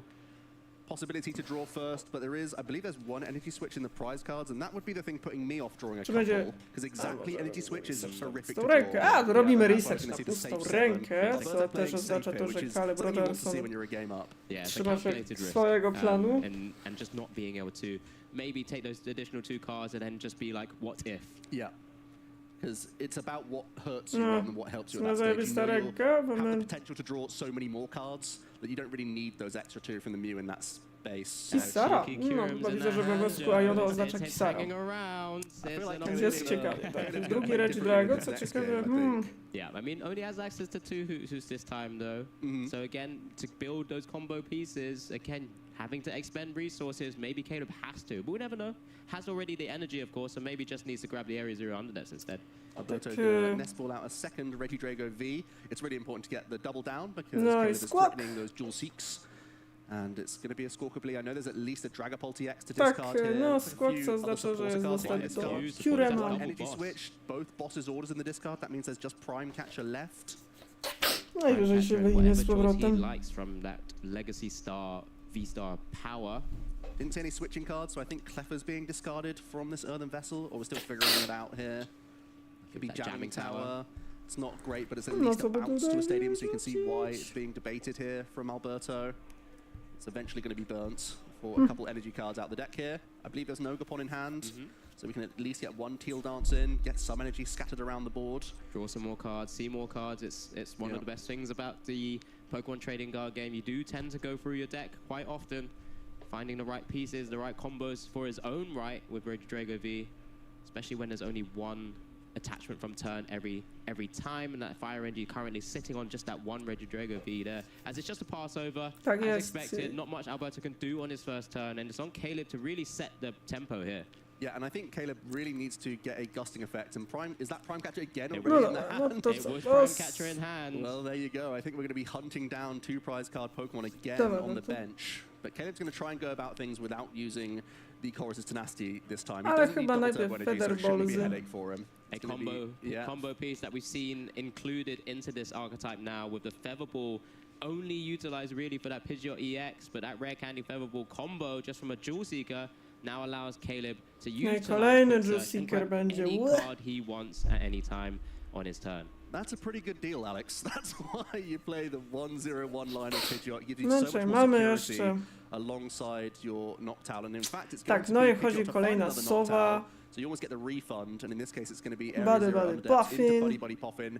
That gets you your Manaphy established, so you're protecting your bench that little bit more, as you tried to do in that previous game. And because Pidgeot EX has free retreat, we can use that Prime Catcher to take a 2 No, prize. chyba knockout this bezdobywa turn. się ledwo having that naładowanego pivot Regidrago, always co nie? vital in these scenarios here as well. A, Doesn't czy have an jeszcze additional faza Pokemon Dipity beyond musi that Walkability then, I Serendipity. think. Kriza If you put the zrobić. Serendipity EX down, you can then hit the Mew EX, I believe. Yep, just trying to target one of those support Pokemon that's in our community prediction bracket, of course. But Always go for the bracket Pokemon. yeah, always the bracket Pokemon. Yeah. Can't believe it. So squishy. A-Spec's so vital here, so Caleb can push the Ooh. radio No, out of the niestety way. That means we're not Squawka, benching kurde. Serendipity EX. So Terrapagos is hitting the 160 damage thanks to the reduction of double turbo. That was the option he had to take, but it means that once again he's gone 2 prizes up here, starting the tempo. Did you say thanks? No, to niestety damage jest już reduction? trochę tempo. Thanks to it, Nie. yeah. Oh, that's not good, is I'm it? not thanking it really, yeah. You'd rather not thank it, but... Right, so over to Alberto. No dobra, Has his Tilda own zrobili. board state activated now with the stadium in play, of course, with his 1 Ogerpon also available. So now it's just for Alberto. Does have the double Dragon No tak, V-Stars, kolejny oczywiście sorry, Tildens. V's No, on his bench now, so he does have his attackers pretty much going, and the Radiant Charizard is always going to be waiting in the wings as well. So Alberto's scenario here could retaliate quite simply, would make it go down to 4 prizes each, but that's what Alberto's going to be kind of working towards here. Yeah, it's one of those situations where there aren't those easy openings this time on Caleb's side of the field, so it's going to be a little bit trickier for No Alberto właśnie, to co tu chcemy sculpt a 2 zrobić? prize KO. He may even be using Dragapult and setting up damage once again, trying to hit into the Terrapagos EX, as well as spreading counters around. No to other chyba idziemy na Pokemon. Jono, tak? Does make you a little bit Tak, vulnerable idziemy to chyba za something Jono, like a tak. Churro, but there is only thought Right. of 60. Yeah, it looked like Caleb was able to Clefa take the Buddy i Buddy Puffin on Iono. the prizes as well, so I'm sure we're going to see maybe the other Hoot Hoot out. Oh, I think that was Iono. But Yep, we it were was going to Iono. try to It's see Iono, another don't Hoot worry. Hoot or another Duskull first. No, jest Tenas i kolejny, no that jest Iono's słówka. actually put Caleb into one of his Noctiles, but let's see what else can We Alberto see piece the together. V-Star, which is massive here. Do we... Well, we know we have 1 energy switch in the discard pile, so with this Earthen Vessel, we can launch an attack with our Regidrago V-Star here, but we probably have to flip our V-Star marker in order to do so. Yeah, I mean, that's, again, it's one of those things where it's never always ideal to have to do that, to kind of launch attacks like this. Often you want to be trying to save them, especially when we've seen both bosses' orders hit the discard pile as well, you know, because then he just wants to maybe target down some more support Pokemon like that Pidgeot EX that's kind of just sat there. That is also susceptible to a Giratina V-Star attack. That's one of the main reasons why the Giratina V-Star is in the deck list. It's uh-huh. not just for opposing V-Stars, Yeah, it's yeah, also great at dealing with Pidgeot EX. Alberto see. trying to preserve his V-Star power will draw No. an additional 3 No, cards po for takim Pheasantipity EX pęczona here. pójdziemy na spacerek. Just Co needs ty to na find to? a 1 energy switch. Supro's not helping out. He's doing it. He's giving us the, Dobra, the no, 1 by wchodzi 1. Fez. That's the suspense, he lives for it. I think he just missed it. I think that was that might have been another vessel. Yeah. So we are very likely now to be flipping that V-Star in order to launch a stronger attack here. There you And there we go. No, Another lecimy, 7 co coming off to the top mamy? here. Hoping to dodge energy switch at this point. You lose your prime catcher. That's double boss and prime catcher now in the discard pile. So we have to take back a gusting effect, you'd think, Alex. Yeah, it's eyeing up that prime catcher. So that just forces you into energy switch prime, right? I don't think there's many other choices you can take here. No, it was, again, such a unfortunate V-Star power sometimes. It's just kind of asking so many different questions from the resources that remain for Alberto's side of the board. Don't think any additional attackers hit the discard pile either. Yeah, he's just double counting his boss and realizes there as well. You always take the prime catcher over the boss's orders. We know that much. Means that if this card is cycled back into the deck, you can use a supporter to draw it again. Looks like you've telepathed exactly the two Paszkiewicz choices jest there, już Joe. kurde There were z choices. Remisem. Well, yeah. That's the problem. Some people might have considered Daniel something different. Magda? I don't know why. Tak, można You need mieć... a really good excuse Tak, to go tak, anywhere brzmi else than śmiesznie, those że two można crowds. mieć Here we jednocześnie go. We've imię. got Drago V-Star up Co ciekawe, and możesz mieć live zarówno right now, so w nazwisku can utilize damskie pretty much any imię. attacker right now in the discards. I'm pretty sure he's got a plethora of Tak, z attacks. Błaszkiewiczem doszło do Certainly remisu, Dragapulse. przegrał z Reklewem, no Seems Seems Guillotine like V-Star possibly the there best as one. well. Guillotine V-Star. I feel like that's just inferior Też as a choice. You want to keep his energy around because one of the only things you have going for you is there's no Tak, tylko Duskull in przegrał z play, Coxem, so you know that więc- this Reggie Drago is going to stick around. So you can utilize the sort of 4-price swing turn potentially here. Oh, interesting. What? Another energy switch. Oh no, it's going to Ooh. be the lost What? impact here, getting rid of 2 grass energy. Z rzepką It wygrał, means that Reggie Drago kurde. still has 2 energy on it, so you're still threatening it again next turn. So in many ways, it's a similar approach, but you are taking out the Terrapagos at the same time. And it does Więc at least tutaj stop się dzieje Jurassic for naprawdę now, unless dużo. Caleb has a means of recovering a Terrapagos. Jeśli chodzi o EX. Malickiego, Guess to you can tutaj also pan weave in the Dominik Radiant Charizard later down the stage against another 2-prizer and a Terrapagos EX. Ale Could Peter utilize the Prime Catcher tutaj chyba on something jeden like that Pidgeot dropnął. EX in combination with like an Iono to really kind of inhibit and stop Caleb's Yeah, you could deal board with a state. Pidgeot plus Iono in the same turn if you once again try and attack with a Reggie Drago V-Star, which you And know isn't going down. There's no Terrapagos We EX can't in use Dual play. Seeker right now. We have to make sure that this one's stopped because we've just taken out Terrapagos, so we Yeah, can't Terrapagos draw is these gone. cards. So there's no Jewel Seeker live. Jewel Seeker's ability is only available to be played when you evolve one of your Pokemon and you have a Terra in play. And I think That's both going to be players a are just big caught problem out. for Caleb. Coś No, tutaj... it's definitely not quick search. O, It's czyli Dual widzę, że Seeker for pozbyto certain. się You problemu. definitely played the Noctowl there, but Postaci- we'll At just the very double least, check. Noctowl's played. We know that much. Played for no effect, and then search deck for quick search is maybe what we're arguing here. Caleb's saying that he could have searched the deck. He had a So way yeah, of zawsze searching the tak- deck. But that Yeah. Noctowl is going to be Ładnie spent now. Yeah, that which Noctowl is will stay really in play. awkward Ten for him. Lawson. Which is a little bit unfortunate. We did already see the Area Zero Underdepths Co you know, ci z- impact when the Terrapagos EX was knocked out, and we're just gonna. Looks like we're able to continue here for both players. Just Just going to be clarifying. an Iono from the quick search now. That's what we would have dual seeked for. Was there even an option to find Terrapagos? Yeah, there was an Ultra Ball in hand, so it's just a misstep from Caleb there. As we do see the Ultra Ball now coming down, there's the Terrapagos. It's a bit of an unfortunate sort of sequence, but sometimes when you're under pressure, maybe didn't quite expect the He's instant thinking KO. about time. He's thinking about getting into that top cut as well with such a great day 1 and 2. And unfortunately, the Noctowl doesn't have an ability really until that Terrapagos is down. So it's just going to be the Iono. He's still in the game though. He's putting Alberto down to just 4 cards. Still has a means of attack here. Yep, no access to the quick search anymore, of course. No. Had to utilize that to grab the Iono. Dobra. So it's just whether there's a way of getting the double turbo energy and maybe sort of applying some pressure. I didn't see a double turbo from the 4 for Caleb, so he's not going to be launching an attack here. There is a Night Just has Stretcher. Night Stretchers and Blood Moon Ursa Luna EX. So Night Stretcher coming into play now, getting one of those hoots back into the hands. Teraz of course, likely to just pagosowy go back Charizard. on the bench and Ego to just be grali. activated for a potential Jewel Seeker once again. No Just, niestety, yeah, no Alberto just helping szydełko. clarify where those positions of the cards are as well, just so that we can follow along. That's always key within this Pokemon trading card game, especially when we have such wide boards now. Up to 8 because of Area Zero Underdepths when you have a Terror in play. And it's just a pass over. No to niestety, the- no niestety Caleb Rogersa to jest trochę już na etapie bezradności. The knockout with a Giratina, and then maybe you can catch up with another Iono and a long No właśnie, combination to jest też trapping problem, like bo your możemy opponent in zrobić the knockout active na with Giratinie, few chociaż energy wydałbym... attached. Yeah, does have the opportunity to utilize and swing away at some point with that Blood Aha, Moon to Ursa by- Luna EX that's in hand as well. That Radiant Charizard's another Pokemon that isn't able to knock out. You know, very similar abilities, of course, but Charizard has to utilize a Fire Energy, whereas a Blood Moon Ursa Luna EX can actually just swing away with no energy if 5 Fire Spells are taken. Yeah, it seems crazy when that's the case. Seeing it coming in, looking at its attack cost and going, No no, i mamy this is free. kolejnego. Don't worry about it. Yeah. I've reduced my Tutaj attack cost ogr- down by 5 energy. Yeah, everyone forgets it all the time, but it's on No jak Alberto. na razie Initiative dużo is czasu with nie mam, Alberto now in this bo jak position. na razie będzie Unlocks the minieć już Mew EX chyba for a couple draws here. 11 Suprod's not pół too shabby. minutki, I think więc we are looking for energy. I don't to know if jest there's one in trochę the hand ciężko. No, actually. I didn't see one at the moment, but So Maybe. Caleb Szybko to may have zrobię przerwę found dla pieska. a situation with his 4-card Iono has actually helped him out a good amount here. I'm pretty sure I didn't see a grass energy. Alberto plays super. things close to his chest literally, No so I i can't see super. too well. There's a super rod, just double checking what he wants to utilize. Just the grass energy. Yep. Making no secret that that's going to be an important card for Alberto.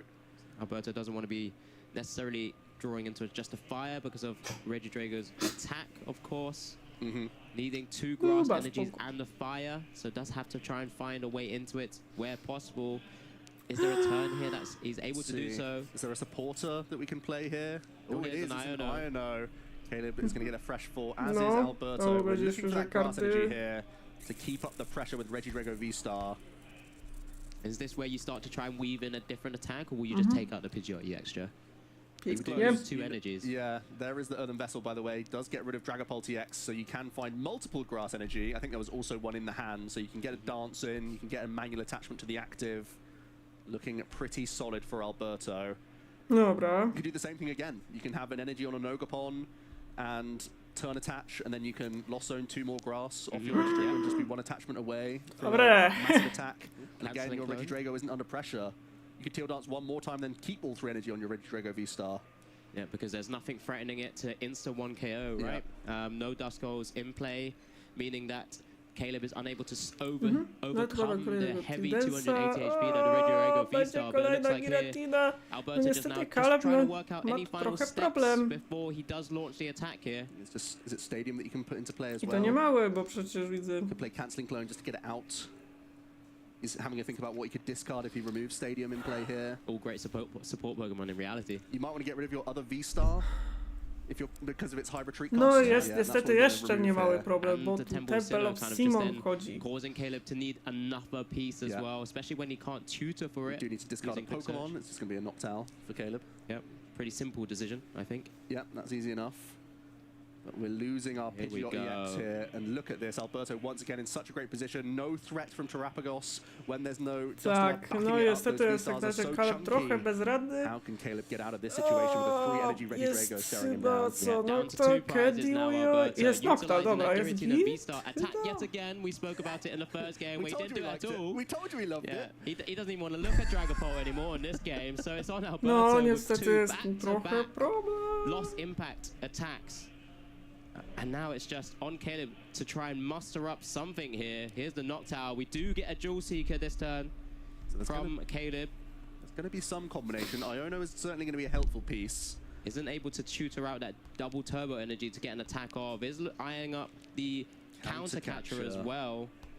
Is there a way that you can maybe trap even the Radiant Charizard at this stage? Caleb's got to have a look at the resources in the discard pile for Alberto. There's been 4 energy lost zones, 3 committed to the active position.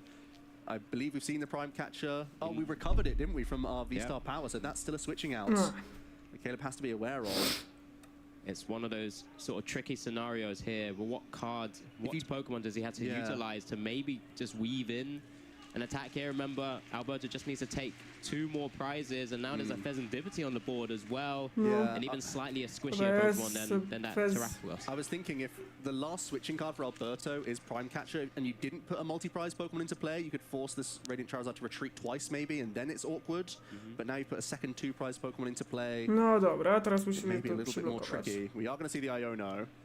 Caleb does have the means of getting a Dusknoir in, and then if you can Dusknoir attack with a Blood Moon or Luna, bringing back up the Regidrago, you can KO that, and then, as you say, it'll be 10 hit points out of range from a Radiant Charizard. So I think we need to look towards Area 0 and Duskull here. Yeah, that Temple of Sinnoh currently sticking around, but that Stadium is in hand.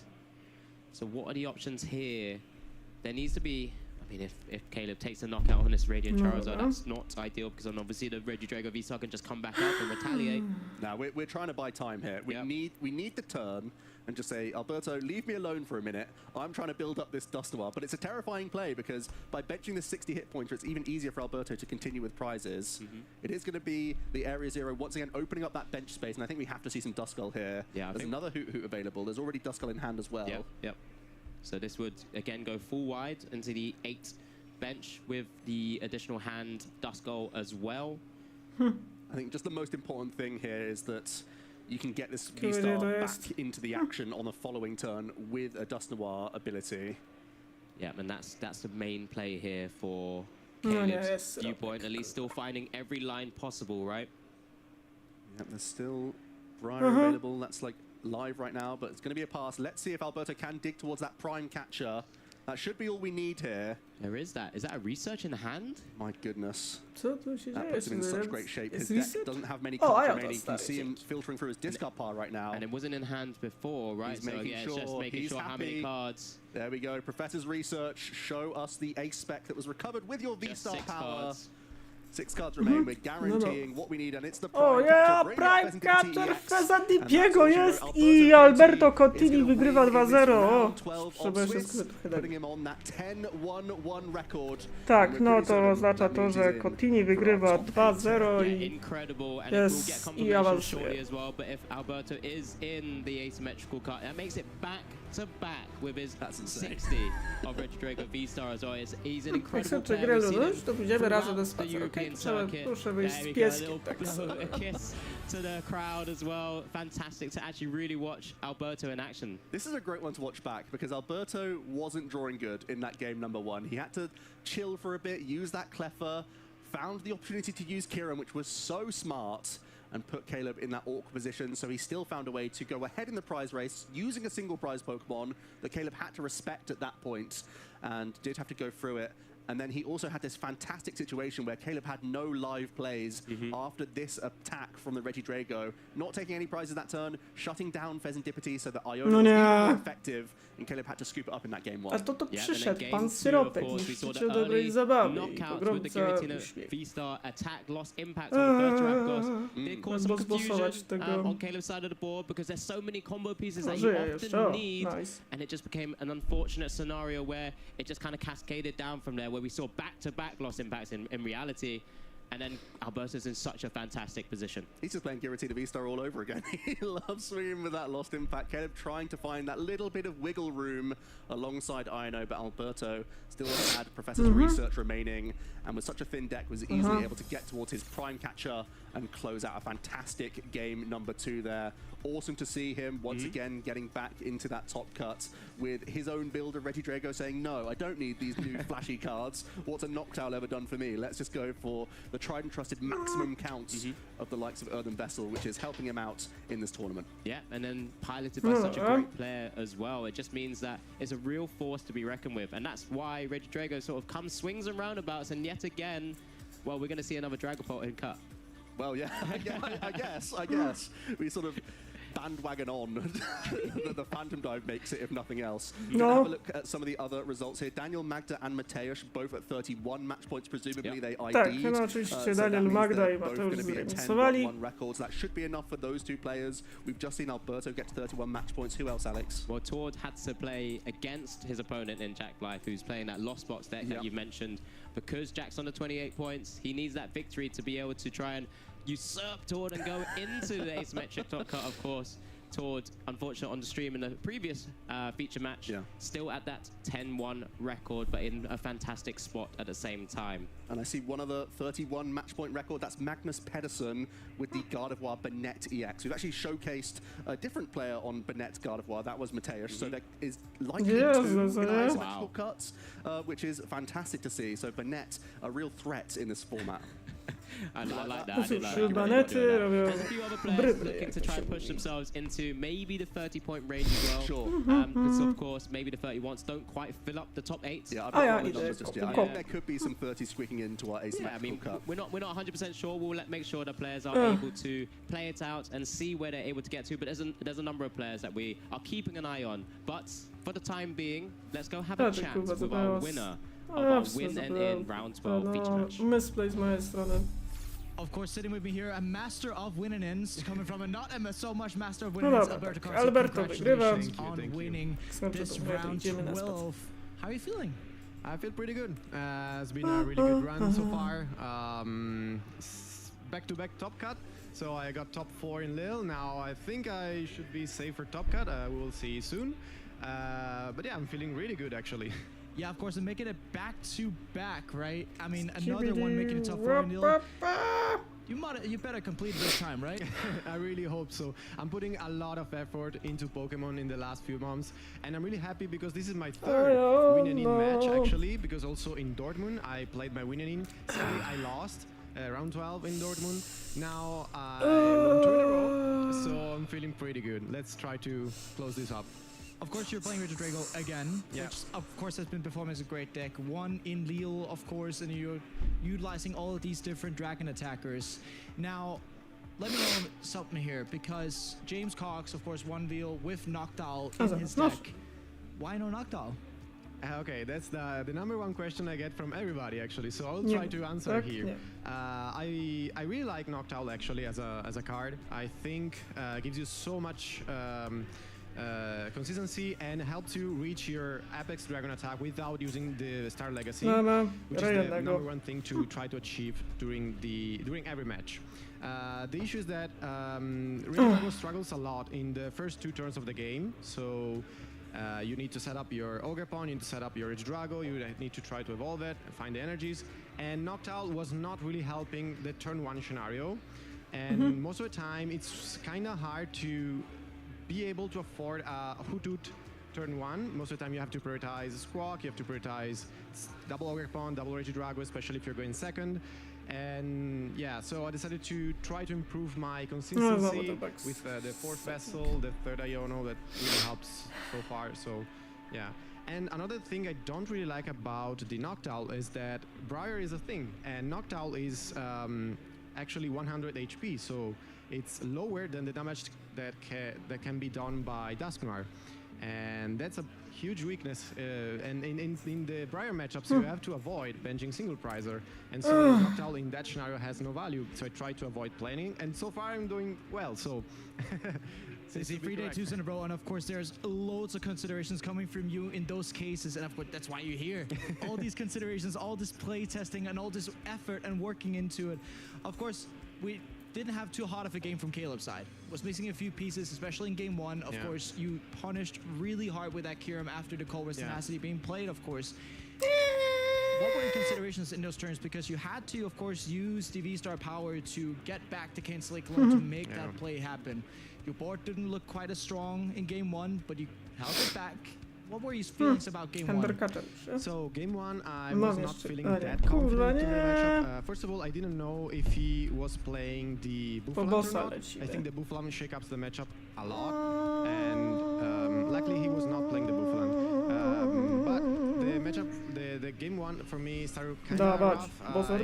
I couldn't achieve the turn 2 attack with Regio Drago, so I had to prioritize my setup. I promoted the Cleffa and tried to go for some consistent draws. Then he went real aggressive with a knockout, and then I tried to fight back with the Kyurem spot since he put the Corliss in the discard pile. I had to use the V-Star. I took a bit of a risk because I didn't have a Regio Drago charge up at that point, but it paid out pretty well, so I'm really happy. I mean, of course it paid out really well because you won the round, of course. Now, when we're speaking about game 1, of course, it filters into how the game 2 was played out. A bit more of a back and forth in that game 2, of course. You got your Regio Drago V-Star going a bit more into that game 2. Now, in terms of decklist consideration, you already touched on, you know, Cleffa, also another contentious spot where some people are running Cleffa, some people are not running Cleffa, just like Noctowl. Is there anything about your list that you seem as this is super Alberto Conti to do, or? I would say consistency. My goal was try to be as consistent as possible. As I said, as long as you achieve the Apex Dragon as soon as you can without consuming your Star Legacy, your match is going really great. So for me, this played out really well. I want to say like consistency, and the 3rd Iono maybe was also a really nice addition to the deck. The feeling was if I go second, I want to hit the draw supporter, even if it is Iono, if it is research, I want to just fill my hand as much as I can. And going second, first, I have to consume a lot of cards for Vessel, for Ultra Ball, and then the best thing to do is like you draw for turn, you have an empty hand, and you just draw for and refill your hand and try to find the play. That's really good. So judging, of course, a lot of feigning consistency. Of course, feigning your deck equals just more consistency. Of course, you made great use of Mew-Rex, which we actually had in our community bracket. We had a vote on support Pokemon. Okay. Mew's hanging in there in top 4 still. Oh, okay, I really like Mew, so I'm really happy for that. That's great, exactly. Now, of course, moving onwards in the tournament, asymmetrical, top cut, and so forth.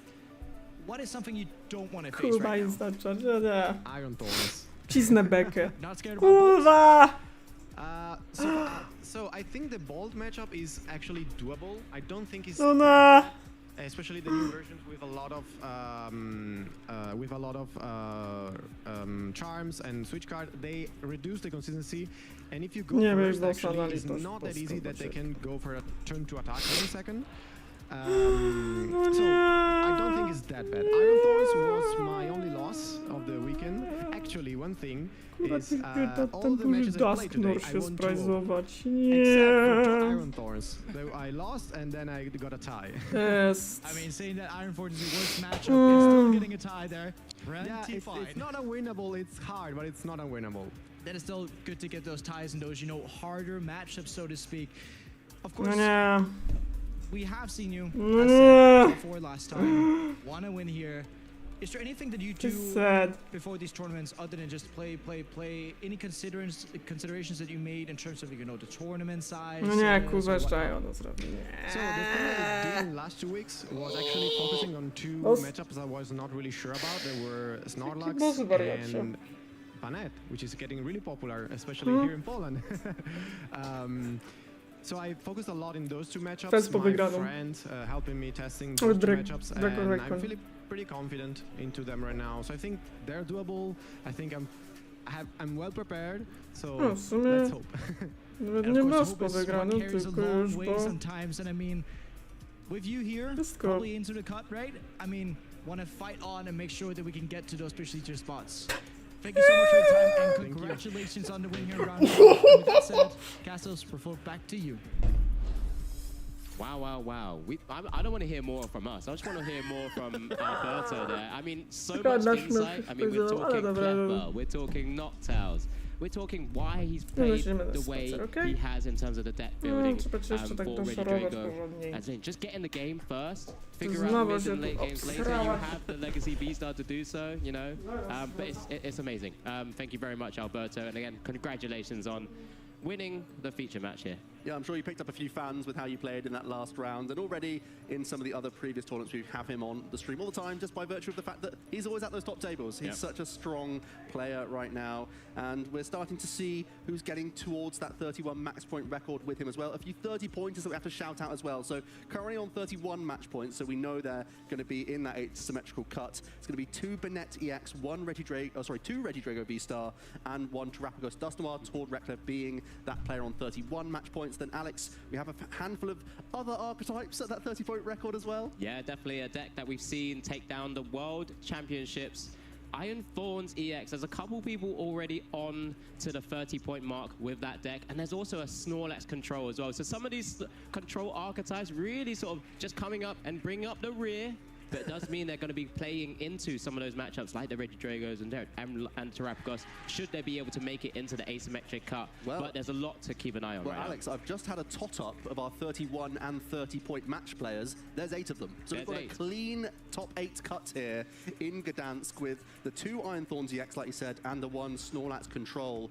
Those are going to be joining those 5 decks already mentioned. So 8 players here in Gdansk, like old times, a top 8, as you all expected. So that means that we're going to get to show lots of great action here to nail down a winner this weekend in Gdansk. Yeah, 100%. We don't like bubbles. So why not a clean cut when we get the opportunity to? We don't have too many of those nowadays, and it's just fantastic to see these players really come and shine at the Gdansk Regional Championship. It looks like we just had a lot of natural victories. Sometimes you see some natural ties, and that skews our thing around a little bit, but there you go, 8 players there. The confirmation of the decks once again: 2 Iron Thorns EX, 2 Regidrago, 2 Banette EX, 1 Snorlax and sort of other control, a few other annoying Mimikyu and Cornerstone and whatnot in the mix, and then that 1 Terrapagos Dusknoir from Tord Reklev making it in. He was initially our X and O player in day 1 alongside Daniel Magda, who's also in there with Regidrago V-Star, and then continued on to that 10-0 record. Has had a couple more awkward rounds, but still made his way into that top cut. Yeah, we've got a kind of a unique triangle from the top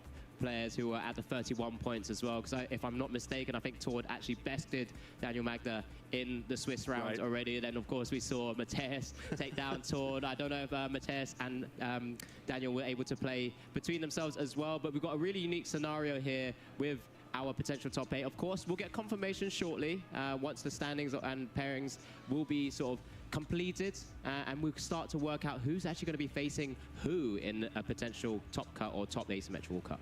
going back to our interview with Alberto, it was so refreshing to hear just how much he loves to grind the game, play as much as possible, and you can see him thinking through these scenarios. He's thinking, yes, this can be a great addition into my deck in these scenarios, but I want to have a deck that works on turn 1 and 2, and that doesn't come easily, and that's by constantly playing lots of games of Pokemon. Yeah, playing a lot of games, and where can you actually go and play a lot of games, Joe? Just like Alberto, and just like so many other players around the world, in Europe, in North America, and everywhere else as well, we've got fantastic organized play opportunities at your local leagues. You can start off just by kind of getting into the groove of things, play with your friends, and test out new ideas, test out new decks, to new archetypes. And then you can slowly work your way up into things like the league challenges, league cups, and then start traveling to massive tournaments like this. But that's what organized play is all about. We love playing this game with all of our friends, and that opportunity to do so is enabled by all your local gaming stores and the organized play sort of structure. Yeah, big up Banbury, big up Whitney, big up Coventry. That's where I'm heading most weekends for my local game stores, trying to get those league cups and challenges in. And I think we have a video to show all about organized play. So if you're interested in getting into the action you've seen this weekend, certainly do so. We really encourage it. And here's a video to help out.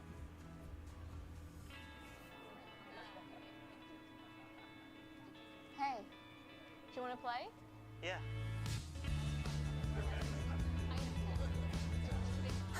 Nice. One shot? Wait, that card, yeah.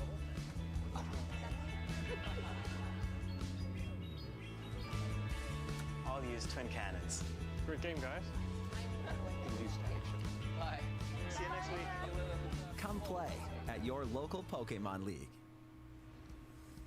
Here's your call to action. Get your phones out, get scanning that QR code that you're looking at on the screen right now. That's where you can find locations in your area. There are so many stores around all of the countries in and around Europe, so it shouldn't be difficult to find a place near you that you can travel to and get playing some Pokemon. Yep, and just like you saw in that little advert there as well, of course, we're massive fans of the Pokemon trading card game, but there's lots of opportunities, just like at these massive tournaments as well, to actually get involved in Pokemon Go, Pokemon Scarlet and Violet, and all the other video games, and everything else Pokemon at these leagues as well. It's just a fantastic opportunity of like-minded people. You know, then you can make new friends or bring your friends along as well, and just try out so many different ideas in across all of the games. Yeah, if you're a collector looking for trades, it's a great place to go. If you want to get practicing your decks, it's a great place to go. If you want to start playing some of the video games as well, look for some shinies, why not? Always great to meet up with like-minded players who love the Pokemon game in any which way, and you can share your love with them. Look, and just whilst we're waiting for the finalization of the top cuts, we are just going to actually go to a short break, so make sure you don't go anywhere too far, and we'll be back with you shortly.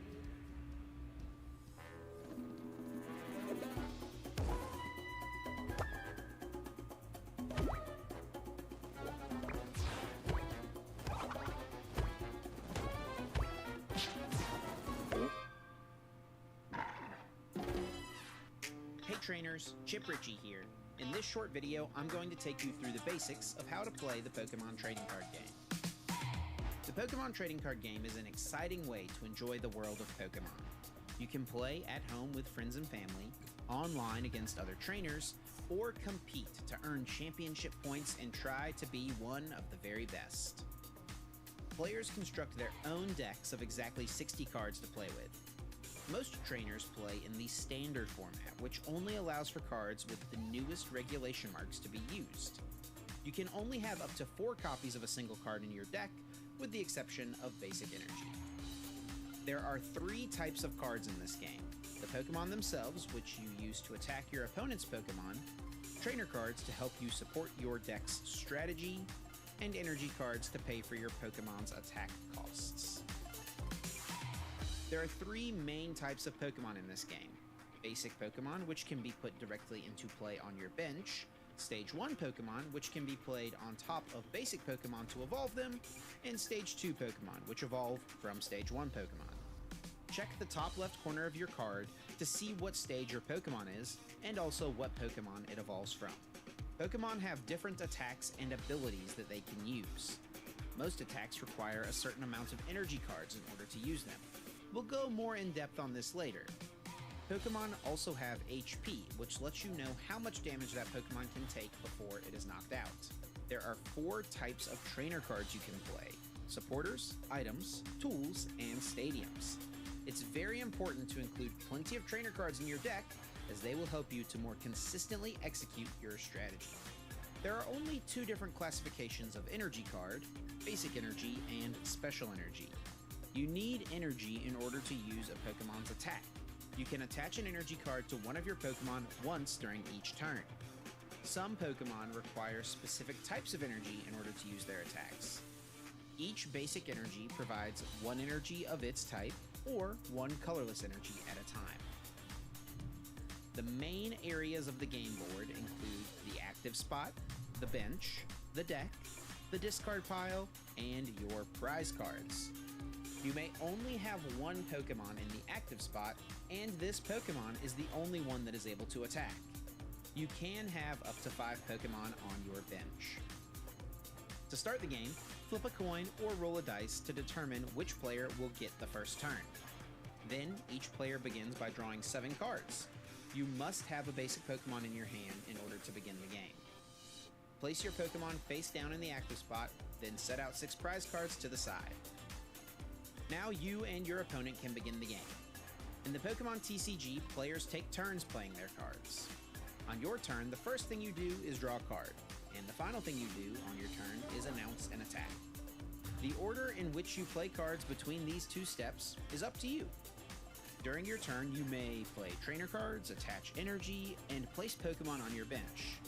It's important to remember that the player going first is not allowed to play a support card or attack that first turn. Every time a player knocks out an opponent's Pokemon, that player adds a prize card to their hand. The first player to take all 6 prize cards wins the game. When a Pokemon is KO'd, it and all cards attached to it are sent to the discard pile. A Pokemon from the bench must immediately take its place in the active spot. If a player has no benched Pokemon to make their new active, that player loses the game regardless of how many prize cards have been taken. As mentioned earlier, players must start their turn by drawing a card. If a player has no cards remaining in their deck at the start of their turn, then that player loses the game. These are just the basics of what it takes to play the Pokemon TCG. Be sure to tune in to our Championship Series coverage, and to learn more, visit Pokemon.com/play.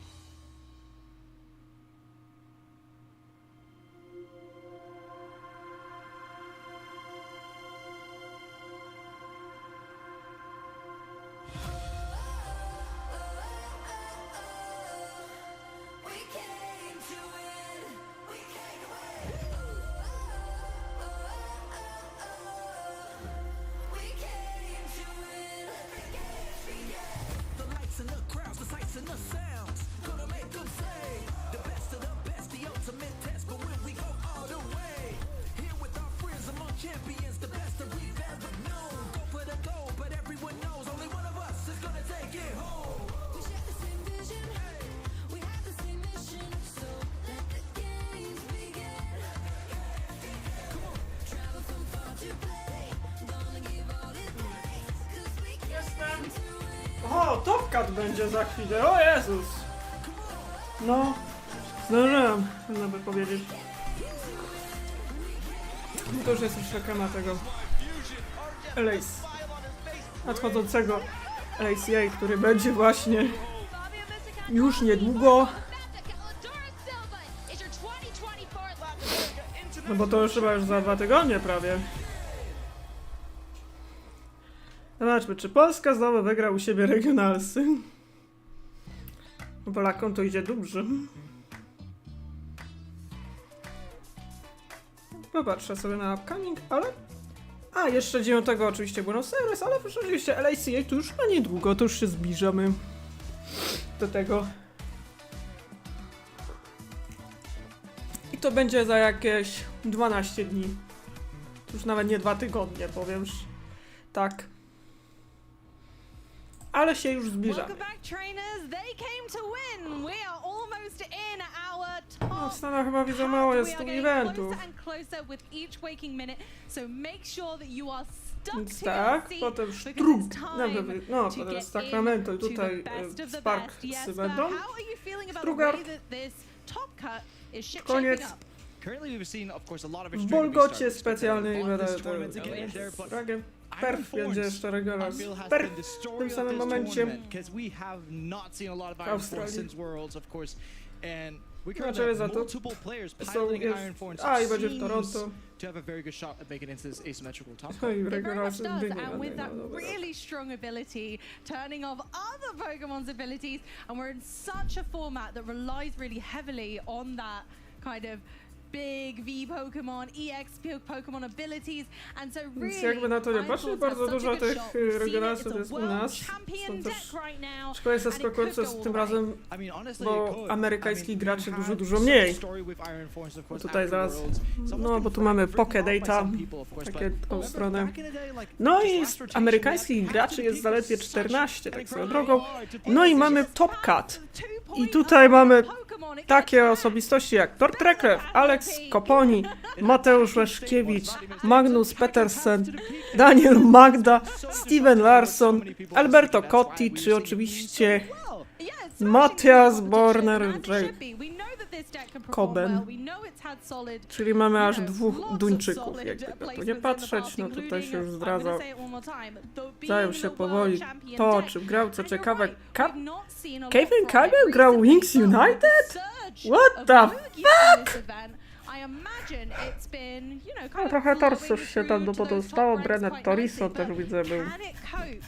With some of the other larger threats in our format right now. Exactly. We had just an interview with Alberto Conte. He said Iron Thorns a bit of a rougher Zobaczymy, matchup, no of course, tak, to już be mamy Reggie Top Drago, Cut, so we tak look jak at the wspomniałem top wcześniej. eight here from Lille. Also being in there, of course, a lot of Reggie Zaskoczenie mnie Drago jest, stuff, and to jest poprzednie Lille, więc zobaczymy. No tutaj jedna baneta się dostała do top 8, swoją drogą. Więc my jesteśmy już na etapie Top Cutu. Tak wyglądał top 8 Lille. We are seeing that there was so very much Reggie Drago and Lugia, so we can see there exactly why Iron Thorns might have been the pick. W juniorach. Really, Wow, tutaj w juniorach. In our top No cut. tak. And of course Reggie Drago No to już went jest on to win the wszystko. whole thing. Will we see it rise to the top W again? seniorach nawet był Tomasz C, ale no. In its tracks. Now of course here comes Jo! Looking at it so warm. Great friends from Denmark are in within the cut of Mamy torcy, mamy dwie banety! Tort Reklew, Terapagos, Alberto Cotti. Tutaj, to jest błąd, bo gdzie ci mamy dwa Drago, mam i dwa torcy! What the fuck is going on? O kurwa! Dwa torcy! Nikt mnie nie wierzył, a jednak stało się! Torcy kurwa nie miały się tak dobrze!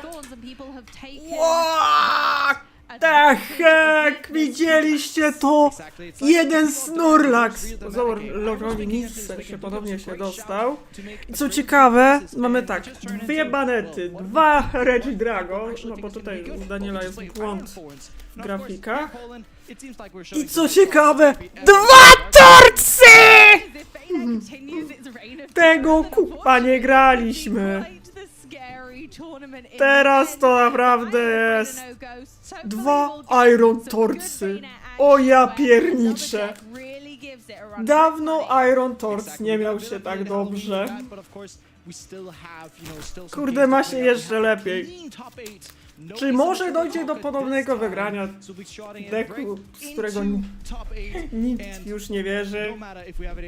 No, okazuje się, że tak. O, cześć Lunas, weszłaś, brawo! Brawo! Doszło do tego,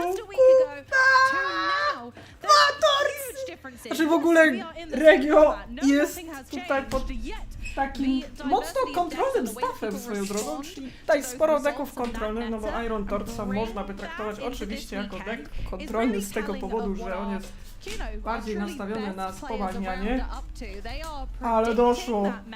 Ok!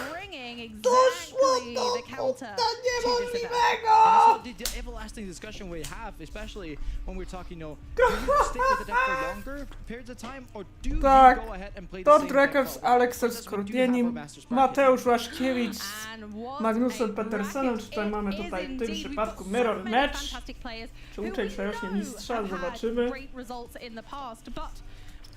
Daniel Magda ze Steven Larsonem, czyli Torts vs Drago, Alberto Cotti znowu z Tortsem. Co tam się odwaliło, kurde? Co się tam stanęło? Ciekawe nawet wciśnięto, kurwa. Snorlaxa dosłownie. Waposka ma chyba matchupy ma kontrolne. Jest ciekawie, który matchup oglądamy w sumie, bo teraz przechodzimy już do tak zwanego top 8. W ogóle banety dwie. Dwie banetki, ja nie mogę, to jest złoto i diamenty, to są dosłownie, o ja pierdolę. Znaczy, jednie na pewno nie jest, no nie masz tu do czynienia z 6 gardami.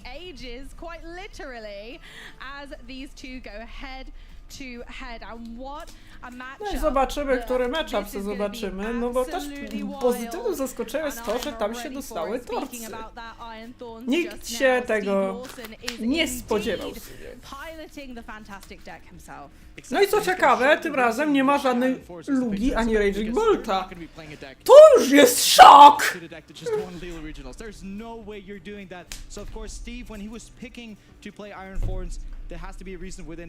He has to be able to beat Reggie Drago. Of course, as Alberto said, regardless if they're playing the Kensling Kono. Powiedzcie mi proszę, co tu się odwaliło po prostu. Dwa torcy, kurwa. Do czego to doszło? Nikt to nie wierzył, a jednak.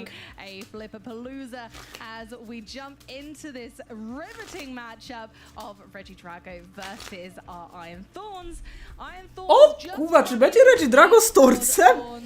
Nie no, no już po prostu nie da się tu tego, kurde, nie przejść koło tego obojętnie, naprawdę polecam. Popcornik gwarantowany. Quite a load of mulligans back then, and we were actually forced to judge ball on stream for that. Of course, there's a rule with if you take too many mulligans, it's an amount of 7. So if you take 7 mulligans, you shuffle, your judge shuffles your deck, and you flip a card until you reach a basic Pokemon. Of course, an Iron Force deck is only going to be Iron Force, but these mulligans are going to be helping Daniel if these happen towards getting a better setup and perhaps getting into that canceling cologne and those combos to charge up the Reggie Drago V-Star and run away with it. But is one canceling cologne enough to get through 4 Iron Thorns? I'm not sure, but Reggie Drago is going to show us soon, and of course Daniel is going to give us a masterclass. Doszło do prostu twistów fabularnych dosłownie, ja nie mogę. At the right moments, because timing will be of the essence. No i wchodzimy, Reggie Drago, który może mieć słabą matchupy na Raging Bolta, Lugi i Snorlaxole, które potrafią też niestety za to świetne matchupy ma na...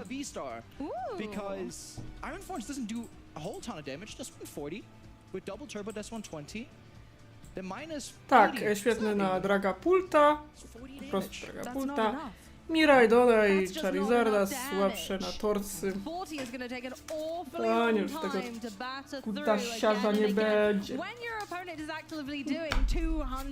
Szczęśliwy jak żegnamy.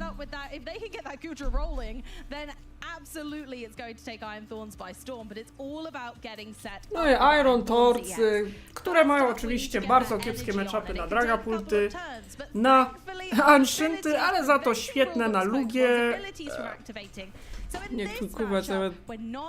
I za to świetne matchupy na Lugie, Miraidona i Charizarda, bardzo słabe na Ancient Boxa, który oczywiście jest w stanie znokautować Torca na hita, jeżeli bardzo dobrze się rozkręci. No i Dragapult, który jest oczywiście dużo sprytniejszy, bo przecież mam Recondirecty, więc po co mi Rotom? No i na Bolta jest taki 50-50, tak It's back! Judge is back! It's just Iron Force and Judges that literally the same effect, and of course these Iron Force that have been doing this well because of course you can flip heads on hammer, that's great, but there's also, you know, so many options of, you know, you have Enhanced Armor against these pesky Legacy Energies, you have TM Devolution against these setup decks, and of course you also have Technical Machine Energize. So Turbo Energize, making it even faster to set up your own deck. So it's going to, you know, launch itself into the driver's seat of this matchup, which is not always what we expect from Iron Thorns, but they can in this instance. Yeah, they surely can, and we've seen it so far with Steven. I mean, Steve has had to have played against Rich Drago this tournament. 1000%. There's Tak, no way więc he could będzie have dodged ciekawie. it, surely. We don't Teraz actually naprawdę know, of zapnijcie course, pasy i but przygotujcie I'm popcorn, certain, bo to you know, naprawdę if he wins, będzie maybe we'll get a winners szaleństwo interview, we can ask the dosłownie. very poignant question. Torts jest dosyć bardzo interesujący, chociaż wiadomo w niektórych przypadkach. Ale Gdańsk pokazał chyba, że jednak jest jeszcze miejsce jednak na te wredne. And also with the ways that the deck lists are built, Daniel is running, you know, stuff like Haxorus, so that's going to be exciting to see. Oh, that's interesting. Not every deck is playing Haxorus. If you guys don't know, Haxorus has an attack that allows you to just KO a Pokemon with a special energy attached. Now, typically, Iron Thorns does use double turbo energy, so that might come into play in this very matchup, but Haxorus is a very new addition to the deck, but again it needs to be in the discard pile so that No, tak jak mówię, no to teraz tylko, że ja tu mam rybka w wodzie za tego Torca, tak jak wspomniałam. Meanwhile, Daniel's going to try and solidify their setup, so it's going to be super important to see what plays out these early turns. That could be so important, Amy. Yeah, just the setup of either deck, whether we get that Turbo Energize is going to be crucial, Because because then you don't need to put the double turbo into play necessarily, and then we're looking at Reggie Drago and thinking, ooh, actually, well, I really no, need Box jest na, no tutaj akurat Box ma dużo takich właśnie matchupów na takie rzeczy surprise'owe, na przykład takie jak na przykład Torcy, Bolty, no takie wiecie, średniej wielkości Pokemony surprise'owe, no z tymi dużymi ma problem. No tutaj wiadomo, mogą być te bardzo duże Pokemony, takie jak na przykład Charizard, kurde, Dragapult, które wymagają palenia jeszcze więcej. You know, we're getting closer and closer to the finals, and you can feel the energy in the room. Everyone's getting excited. That crowd is going wild every single matchup, and as they should, because these guys are the best of the best. They are the ones showing us przechodzimy już do top 8, mamy już tak zwanego top kata. No tutaj zaskoczył nas 2 Torcy. Znaczy też bez Przeszkiewiczu. Michael Hunter jest blisko. Koksik widać, że nie spoczął, ale tak jest safe. 17 miejsce jak Jagieło. To nie mówcie, że on grał tymi Wings United'ami? Caven grał United? Co tu się rozwaliło? To jest twisty fabularny. Dragony, Reggie Drago trochę wciąż jest, ale można zauważyć, że no w sumie jest ich tylko 2. Bo w poprzednio było 3. No i Snorak się trafił. A i co zaskakujące? Nie ma Raging Bolta! Tak, to jest największy szok, jaki można przeżyć. Nie ma Bolta!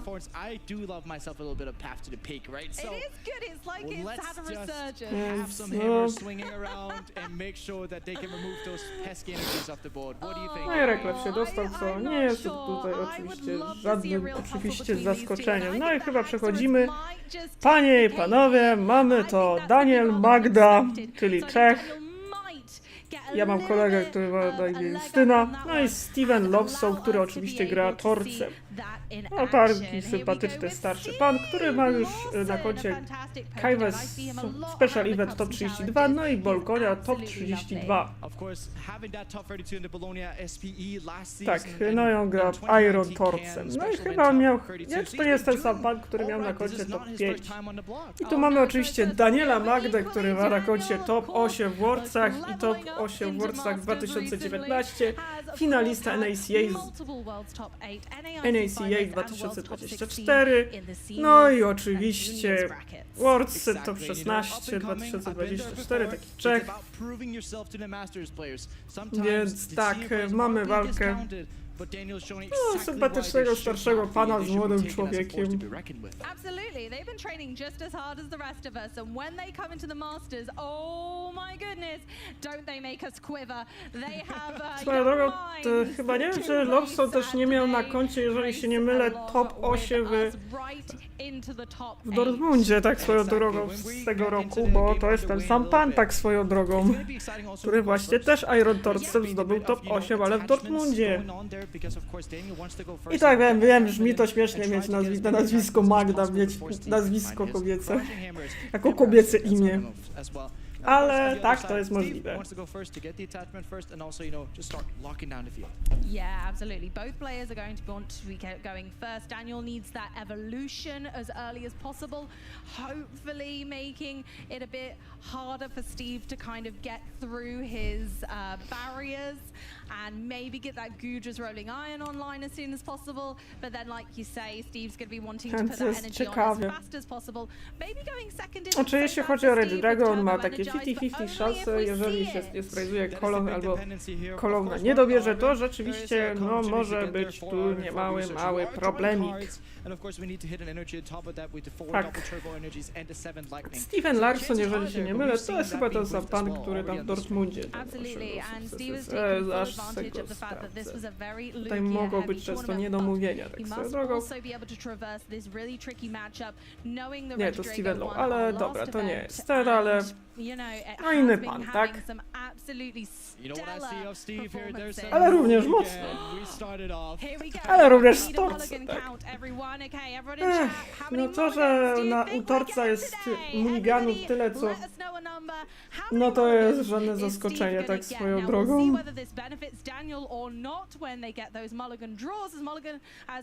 Daniel has found a basic Pokemon first try. Exactly, so that means that every time Steve takes a mulligan, Daniel's going to be able to draw an extra card before the game starts. Now, Amy, how many mulligans do you think Steve's going to have here?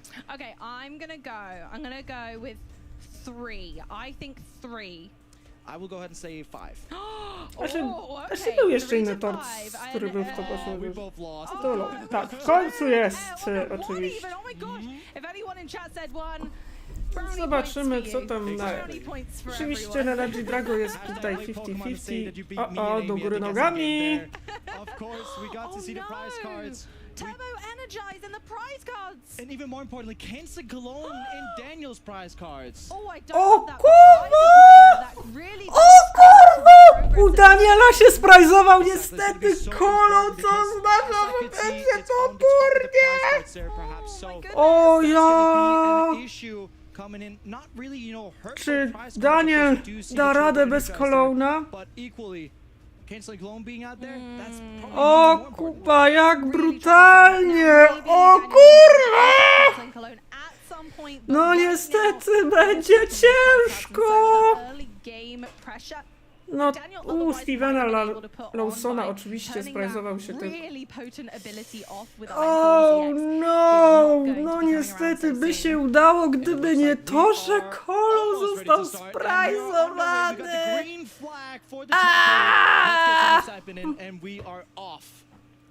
No niestety, trzeba będzie ładować tradycyjnie naszego Reggie Drago. O no!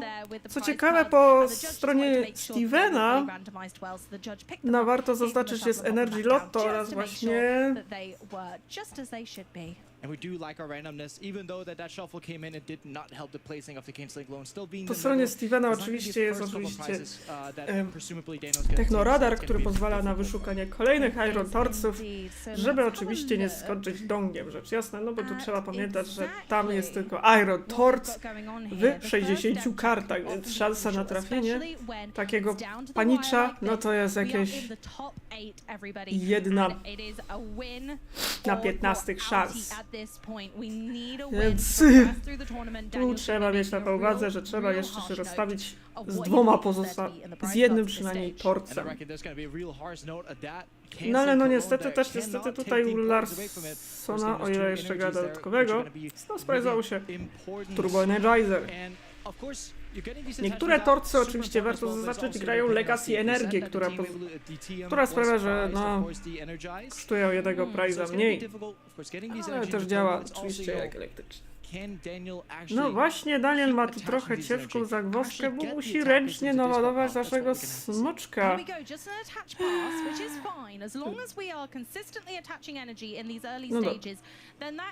No i mamy Energy Lotto.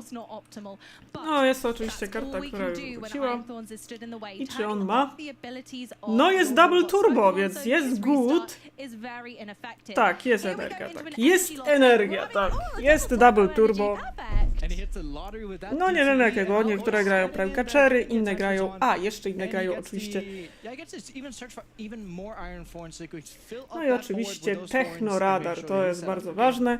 No, Steven wie oczywiście, że musi oczywiście się rozwijać. Warto zaznaczyć, że w jego wersji gra oczywiście Evo. No teraz jest też rozłożenie 3-1 Sledgehammer, bo teraz się trochę to zmieniło. No i co ciekawe, jego ace-packiem jest tutaj Prime-Catcher, czyli oczywiście tutaj po staremu. Exactly, it's a very important win condition. Of course, we can win by either taking all the 6 prizes or leaving our opponent with no Pokemon. Ale na pewno chce się trochę rozłożyć. No, tak jak mówię, no Daniel Magna ma tu trochę ciężko. Tylko jednak, bo w sumie jakby na to nie patrzeć, no jest w czarnej, no dupie, przez to, że no niestety, albo stety sprajzował się kolą, który mógłby troszeczkę pomóc Regidragowi się rozkręcić, a przez to, że kolą się sprajzował, no to będzie musiał się męczyć, niezależnie od tego, mocno się męczyć. Tak, warto zaznaczyć, że Steve gra Devo, które może spowodować, że no nieciekawe rzeczy, no może grać Curema, ale co jak Cure wyląduje do Lozona, tak? Unfortunately, not unless the Daniel can find that cologne, but so far it seems to be smelly on the prize cards. It does, it really is. No i oczywiście tutaj Arwenik jest zagrywany. Oczywiście klasyk jest też oczywiście granie tego kolores. Ale tutaj w tym przypadku Curem nie zrobił takiej różnicy. No tutaj jest 50-50, no ale tak jak mówię, to tutaj jest sytuacja, w której Daniel ma dużo ciężej. You ready? We need the amount of heads hit by hammers. Are you ready? We're gonna do it over the best. Tak, no i oczywiście będzie headsik. Czy będzie headsik, tak? Over all three games. Full set. Yeah, full set. I'm gonna say 8 heads. No to jest taka jazda, że o. Got it. I still think that's No to chodzi już młoteczek. Młotek, hołotek i jest heads! Tak, więc będzie jeszcze ciężej.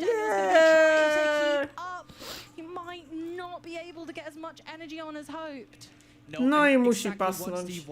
Ale ma spokojnie researcha. O nie. Niestety bomba z opóźnionym zapłonem. No niestety. Nie mamy ogerponów. I jeszcze do tego Kolona, którego oczywiście gramy jednego. No to co teraz? No co? Gramy Ioną, myślimy... Bossu psować nie ma sensu, boss... No research, tak? No bo bossować, kurwa co? No Czech się tutaj trochę męczy. Strasznie się męczy, no niestety, no bo... Można tu zauważyć, że brak Kolona, no niestety powoduje trochę jednak to, że... No niestety... Mamy Curema, mamy Dragapulta. Co ja mam wyskardować? Póki co, jak na razie nasz Daniel też i tak nie zaatakuje Regidrago z tego powodu, że nie ma czym.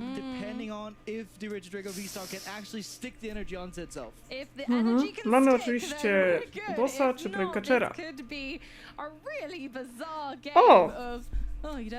Future Booster oczywiście jest czepnięty oczywiście do...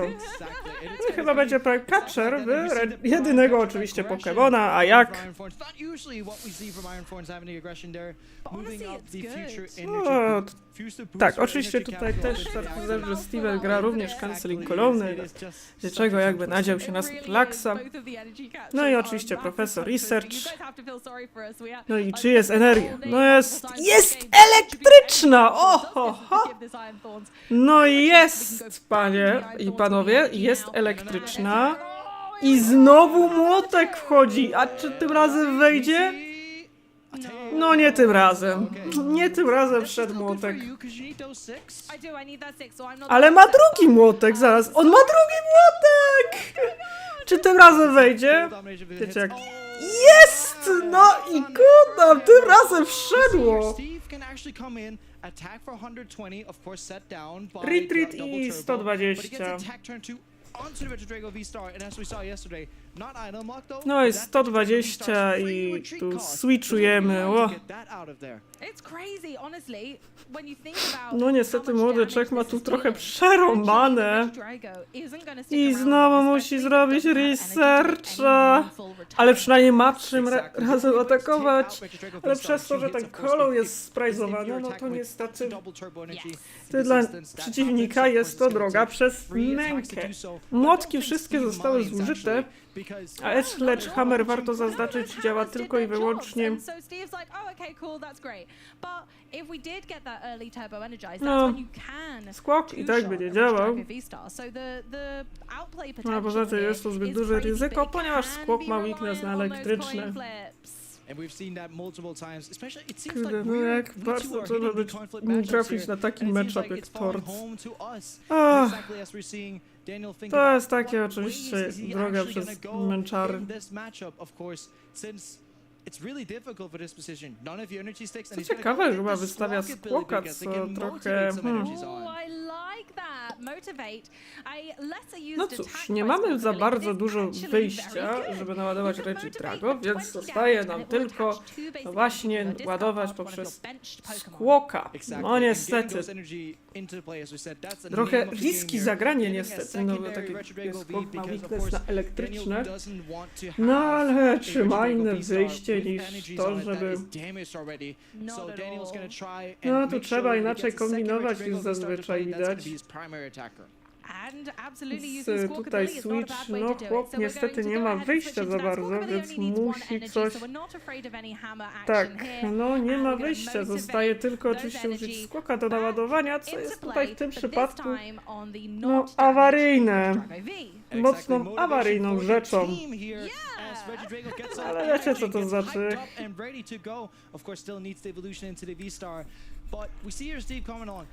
No, tylko że wtedy oczywiście Steve no, zdobywa 2 prizy. Oczywiście ma tu w swojej zagrywce Penny. Yeah, well that's the thing. So you're getting the KO on Squawkabilly, but still looking at our prize map. If this Regidrago V can evolve and then attack, finally Daniel can make some meaningful attacks and start really becoming quite a pest to Steve's game plan. Tak, no i tutaj chodzi Pokegear. Wyszukuje, musimy szukanie 7 dowolnych supporterów. No i co mamy? Arvena i Arvena. No wybór nie za bardzo obiecujący.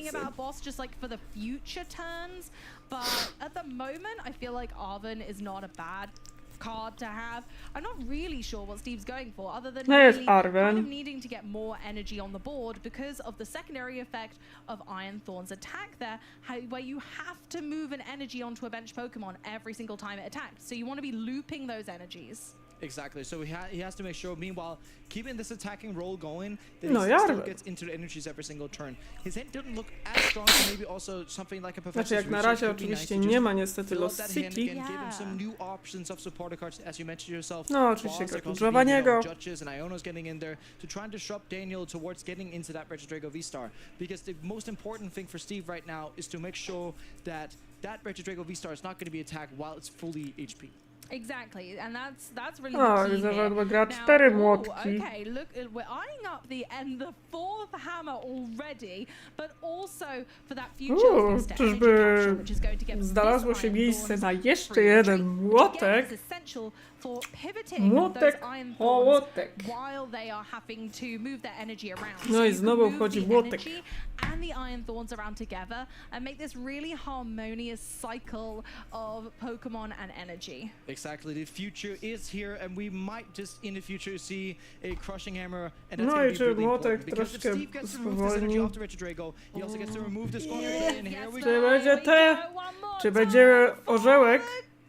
And that's no nie tym razem. dwa spalone młotki. But this might give Daniel just the ounce of time he needs to make a huge comeback as we see Tak. this No i Squawkabilly nokaucik get będzie. knocked out. But it did its job. Squawkabilly did its job. 1000%. Such a good bird. I mean, No Very cóż, we've been talking about ptaszek birds był all dzielny, weekend. ale ptaszek usiał. This is not a good boy. He's doing A a cóż, very Steve good aż job taki here, zły, getting no. those energy into play. Miu, of course, being this pivot No Pokemon jest, this a case ja with no. no retreat, getting in there and getting into the action and making sure that if Daniel draws energy, a Regidrago V-Star, they're ready to attack. These are both Pokemon that I've made arguments for this weekend, and Squawkabilly has shown that it's not just a draw engine, that it does help with its motivation for the team as well. And of course, Mew being used there as a No jest free energia. retreater, so we can pivot really nicely into this Regidrago V-Star, ready for a big attack. But what's in the discard pile? You know what's gonna roll? That's gonna be the iron, it seems. He points with the rolling iron and does 200 damage. And as we were talking about, it looks like next turn is only giving me 40 damage coming for this Iron Thorns. That's not what we want, but if No i this co rolling tutaj iron dalej can jest? keep on rolling through these Iron Thorns, that could be the make or break. And that's the beautiful diversity of Regidrago, is that, again, you know, cleverly predicted, Daniel's thought to himself, okay, well, I need to change a few of the dragon-type attackers in my deck. I'm going to bring Gudra and Haxorus, and I think that's what this weekend is going to No need. tutaj trzeba być. Exactly. Of course, the Haxorus Aha. being dual purpose, right? Also being good in this Iron Thorns matchup to be able to take him out in one hit. But of course, main enemy. Tak, would be in oczywiście. that case, O, of czy on course. gra So, Haxoriusa? Terrapagos. exactly, multi-purpose, So and that's what we good. want the cards on our list to be. Of course, Steve in the attachment on here to Iron Thorns, gotta, you know, solidify his position, or try to at least, bossing up No. Regidrago V-Star to be how able to hunt the mean. prizes. Oh, Kapsułeczka. really putting on the pressure, going down to 2 prize Tak, cards co by ciekawe, taking chyba ma out gil... this damage Jego Regidrago wersja gra. V-Star, although has no you know, it doesn't have any energy on, so it's okay. But going down to 2 prize cards feels sketchy. Jeszcze nie, no bo to trochę zajmuje jednak. Powalę jednego the skoka. Future Booster Energy Capsule is going to be 20 more, but because it's 100 and it's going to be 140 he does. You're so right. I mismathed. I forgot the double turbo was on there, and that just goes to show how tough these matchups are now. No the Regidrago jest, is, of ja, course, stuck in the active. Haxorius. We do see a Haxorus being taken out Ooh, there, here he so comes. we No might to just może get być the problem. Fretful Hax getting in there and making sure that he can take some one-hit knockouts later. He's going to be bringing down the axe and making sure that nothing with special energy is going to carry on attacking. Now, unfortunately, but also fortunately, Steve clearly had an inkling of this and actually chose to move Tak, the no double i turbo oczywiście to energy jest off sprytne. this active Iron Thorns as the moved energy this turn.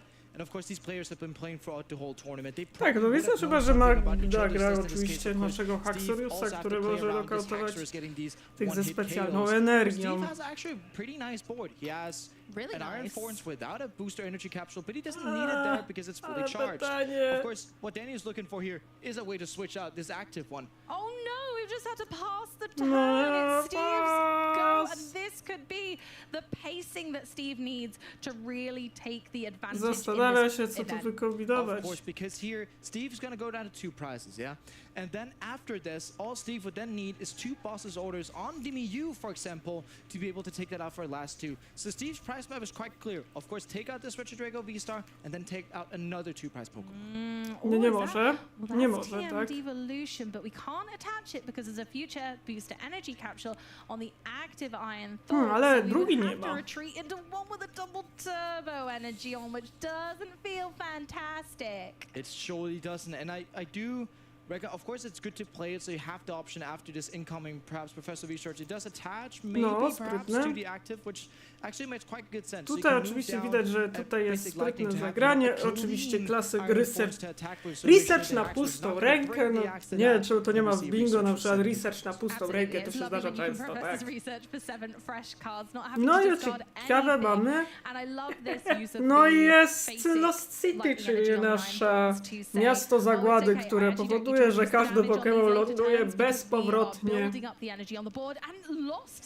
City makes an appearance. And exactly, we get that. Regidrago V-Star lost into the Lost Zone when we get the attack going on here. Tak, no i Whether that's chodzi i TM chyba będziemy Devolution Devo or robili. it's the Volt Cyclone doesn't truly matter, both of them is going to take it out because, of course, the Retro Draco V has 220 HP. Absolutely. So it just depends whether you'd like No to i move tutaj energy around or Devo not. chyba, That's tak? the caveat. Robimy Devo? Are we going to want to move the energy before the possible Devo. impending Robimy doom rewolucję, of co oznacza, this że... Iron Thorns? But Looks we've like gone a for TMD evolution. Ale nie! Of course, the Ładnie! Retro Draco V Ale z zonu! goes to the lost zone. The two Retro Draco V stars go straight into hand. No, Of jest course, here torc. we do see an option of Haxorus making it into play here and getting this knockout.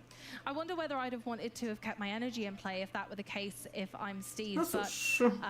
like being able to see that Haxorus right on the top there. But then again, there is so much energy in play already. Is it worth it just kind of getting out of play for the sake of actually I don't really need it? tego The deck Haxorusa. can continue to thin. If I Znaczy get już się go disrupted, rzadziej I suppose używa, at bo least to it's jest not. kontra na lugie i There's less in the way because I'm going to bardzo. be playing more energy from my hand. So I think either way, we were on track. As long as we're getting knockout there, we should be fine because here in this Absolutely. case for Może rest of the game for Danielowi Steve, ma, gdzie it uda się w actually końcu it sounds tego... quite easy to do, but it is not No as easy tutaj as jest said. to But fopa, all bo he nie needs is ma just, go you know, jak keep these byle... attachments rolling as well as getting into some boss's orders to make sure he gets these knockouts, of course. If he attacks with this Iron Thorns on a bench that has 2 lightning energies on it already and a future booster energy capsule and attaches another lightning energy, he does 160 to the Retro Draco V-Star unless he uses rolling iron, tutaj of jest course. Then we have to 160. start bossing around twice to make sure we take those last 2 prizes. And that really is a lot, but you know, it's going to take a lot for Steve to get these prize cards because he does need to make a minimum of 2 clean attacks on one of these 2 prize wonders in Daniel's board state right now, either on the Mew EX or the Regidrago, but regardless, Daniel's going to be trying to make it No i as co tam difficult jest? as possible to attack the same Pokemon twice, right? Of course, and we cannot discard, you know, discount Daniel in this matchup. There's of course gotta come some, you know, disruption from Daniel at some point with the Ionos to make sure that Steve doesn't get into this multiple boss situation. So there's gonna be a lot of things that's gonna happen throughout these No, spokojnie, next 2-3 już nie ma turns już that's gonna be młotków. deciding the outcome of this match. Okay. Using some energy switches just to thin down what's in deck. Of course, Mew, a great attacker in and of itself. No with i Geno Dragapult. Knocking. This time we're choosing to go with Dragapult. Oh, nice to be able to do some damage on Steve's bench there. Of course, 60 damage on to the already damaged Iron Thorns. Oh, and No, there czyli we już are, the widzę, już rest, jakiś of comeback course. będzie. That is such a perfect setup here Oh, because he does beautiful. 200 to the active, 50 to the other Iron Thorns while dealing 10 to the one with 220 on it already. You know Crazy. what that means? What does that mean, Jesper? Dragapult could clean up the game next turn. Whoa, that's a really tough position to be in, being able to boss Właśnie to orders jest ten powód. and mop up the game in one fell swoop, and that's exactly what Dragapult's great at. And that's why we've seen Dragapult so much this weekend. Whether being by itself or being used by this Retro Draco V-Star, Dragapult definitely has been a force to be reckoned with these past few weeks. It's even been seen being used Oh, alongside switch Iron card. Thorns, so Dragapult is in at least 3 decks right now. It is one of the strongest attackers in our format by far. And it's like Dragapult is saying, not enough. We want to be in more decks, of course, with these 3 different variants of Dragapult. But it's so difficult for Steve here because Steve has to get this damage healed. And so far, as I can see, there's 1 switch card in deck. That's going to put this active Iron Thorns down to 170 damage, which still means that a boss from Daniel is going to mop it up because it does 60 on the bench, which is going to hit the perfect 230 Exactly the damage. perfect amount of damage. So no matter what, Steve is kind of No, jak looking tu się down the dzieje, barrel to sobie... at Dragapult right now and Właśnie thinking, teraz zobaczymy, co tu się dzieje. No to tam jest we're gonna zastanawianie have to się. change things up quite considerably. And personally, I'm not certain Steve has Tak, the na cards razie in nic deck to tutaj make się that happen right now. rozczynęło. I'm not Tutaj sure jest enough mirror version. matching. I mean, there's 1 switch card in deck that heals. There is there's 2 pennies, so he has to hit either of those because the switch card in by itself won't be enough. Irlandczyk był No, dawno. it won't. It's also a question of, okay, if Steve doesn't hit the penny this turn, he has to sort of try No and disrupt właśnie. Daniel as much as possible. Daniel being at 4 prize cards though, I don't know, wouldn't do as much as he wanted it to. Neither would Judge, of course, because both of them would be giving 4 cards to Daniel. Regardless of Daniel not being able to use Restart or his V-Star power, No, jest trochę it's really ciężko managed to put so troszeczkę. much pressure on Steve. I'm thoroughly Kurde, impressed, and it że all jaki came etap. from that 4th hammer miss. Exactly, that fourth hammer miss really brought Daniel back into the game and showed, and he can actually set up this Regio Drago V-Star, which sorts to try and, you know, get back the rope off the game, and we're seeing such a close game right here. And, you know, if Steve, like, Steve has two ways of going. He has to get Penny, he has to disrupt, or he has to try and boss the Mew and see if that could help out, and if Daniel misses the ball's definitely in Daniel's court right now. Let's see how we go. Future booster energy capsule, okay. I'm not sure. I mean, we've got another Pokegear. But I'm not certain the move that is going to be made here. There's a quite smart move that Steve can actually make. He can retreat into the benched Iron Thorns. Switch carded, because then it's out of reach from Dragapult, and then get back into the already damaged Iron Thorns, because Steve has accepted. Next turn, there's going to be a 2-prize knockout. Fair enough. But we do have to switch card, and we already have a boss in hand, so we can actually start, you know, setting up some of this damage. Get the Thorns down to 20 with the switch card, of course, and that plays perfectly into what Steve wants. Tak, to trochę utrudnia. No i oczywiście w następnej turze potrzebuje Penny, a czas jest to może być. And taking the second Iron Thorns out of range of that Dragapult's attack. It's going to go straight for the attack, and of course moving an energy away from the Thorns. I would have maybe liked to see the pause, because otherwise, if Daniel goes for Rolling Iron, that actually could spell really big trouble for Steve here. It could, but we'll just have to see whether the velocity of Steve's deck will come widać, through, że jesteśmy na running a lot etapie of już, boss kiedy themselves. już człowiekowi Sometimes we paruje. can get around that blockade of Gudra. O, widzę, że tu już jest Temple of Sinnoh. That's going to come into the way of the DT, yes. Yeah, making that double turbo energy less effective, and then if maybe we see a prime catcher and actually try to target the damaged Iron Thorns, but we can't take it out with Haxorus. We actually still can, because Haxorus' other attack, Dragon Pulse, is actually live. And you see, Daniel has pointed out here, he has what looks like 5 cards left in deck, so he can still survive using the attack. That's mad! Dragon Pulse does 230 plus discarding the top 3 cards of your own deck, so Daniel could just about stay in this game. Yeah, because Tak, Iron no Thorns oczywiście w only końcu has odzyskał 238 kolumna, który That's powinien. absolutely perfect. And we do see the Rolling Iron here from the Gudra. Oh, I No, love oczywiście that już play, Penny though. niemożliwe. That was so smart. Very well observed by yourself, Jasper. Exactly, because you see here, there's like, if Steve had gone for the boss's order last turn, we would have been sitting in this pickle here. Yes. Now we end No up dobra, sitting mamy with na a to situation wobec where we 160. don't do enough damage, and next turn we just get taken out by Haxorus no matter what. Absolutely. And there's nothing we can do about it. No, absolutely not. And that's the kind of situation that they've tried to No, stick jest one nieco another nawet. in, is this constant back and forth of, oh, well, if I don't respond, it's like a chess game right now. Oh, yes. It's No if właśnie, I to don't jest ta respond Gudra, to what you've just done, I can't just sit here które and play no my own niestety game. tak I wyredukowała. can't not respect your game plan, because it's so damaging to my own kind of stance in this game right now, and I'm not sure there's much Steve can do to respond to that Gudra's Rolling Iron now. No, not really. I don't see any really thing here, but I've been caught off guard before, so it's not going to be a first time. We do see Steve perhaps try with the Iono getting in here, but really I don't see any options getting back here, because the Haxorus is just going to come in and sweep it. Yeah, exactly. Good old Haxorus bringing down the axe and Dragon Pulsing to victory possibly, and that's the concern, is that actually this is such a strong najgorsze jest to, że Dragon type that we haven't seen much in this meta until now. Exactly. It's because the Regio Drago V-Star players have been favoring other options No i like co Down in the teraz? past, of course. But, you know, really good to look at in Daniel Magnus is there's no stuff like, you know, there's Cleffa, there's no Fessendipity. The Czech players have actually been liking not to play Fessendipity here in the past few weeks, favoring some more consistency and some more options in some stance, right? They've been favoring, you know, getting to play Haxorus because No it's cóż, niestety Gudra redukuje do economical 80, attacker więc when we're mamy thinking about that 80. versus Giratina V-Star, which also, you know, hits Co tu 230 się or above. odwaliło? Yeah, absolutely. You're so right Sam in fakt, że saying tak that, and używają Fessendipity Gudry also jest feels like o tyle such a bit of a fascynujące. liability in this format as well. There are a lot of Pokemon that can take it out, and I think that shows. We're almost there, yeah. He tried to penny Tak, back to up to widać. concede, but we see. Oh.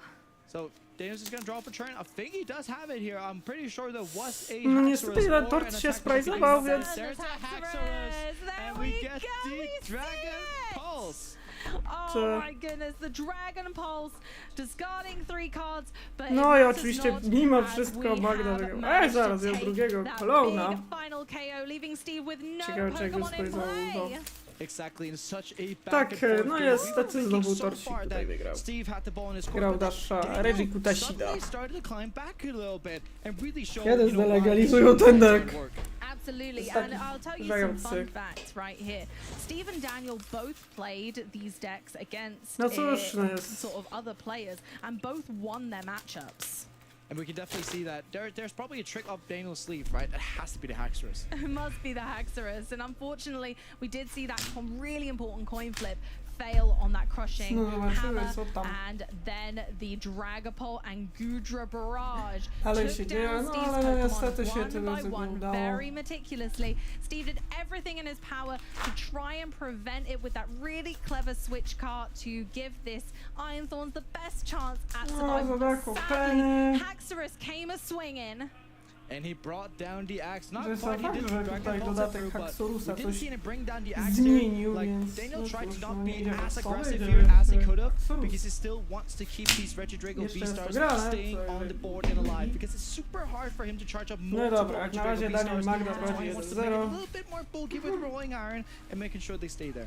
I love the Więc inclusion kurde of bele. Gudra back into these decks. Long forgotten, but not a card to be messed with. We still need to remember that Gudra's around, and with these Pokemon that do have limited attack power, although they have really strong It's abilities, so Gudra can right. just kind of make your own Pokemon so bulky.